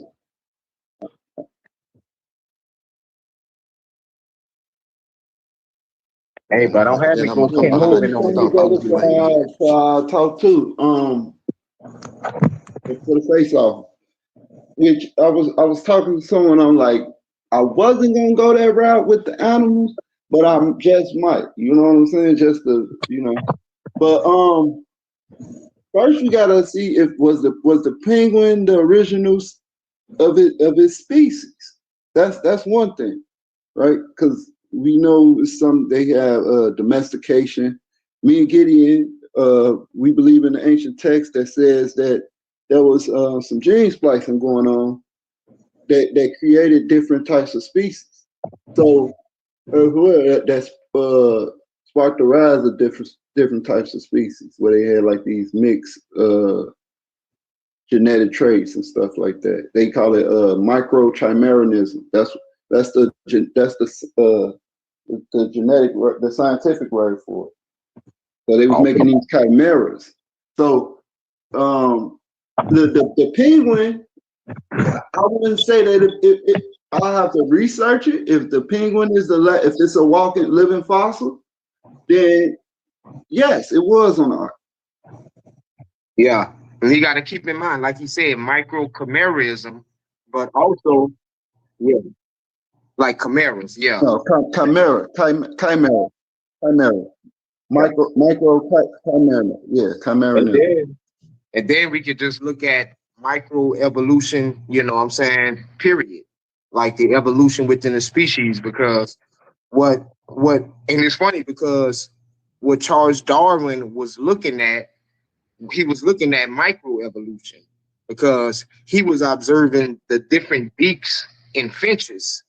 But what you got to understand is that the Most High gave every kind a range of genetic adaptations that they can use. Like it's in their toolbox, it's in their genetic toolbox. So we can see different species adapt and transform and change to fit their environment. But we've never seen macroevolution. We've never seen that. You know, we can't even explain it. We don't have to. We don't have to.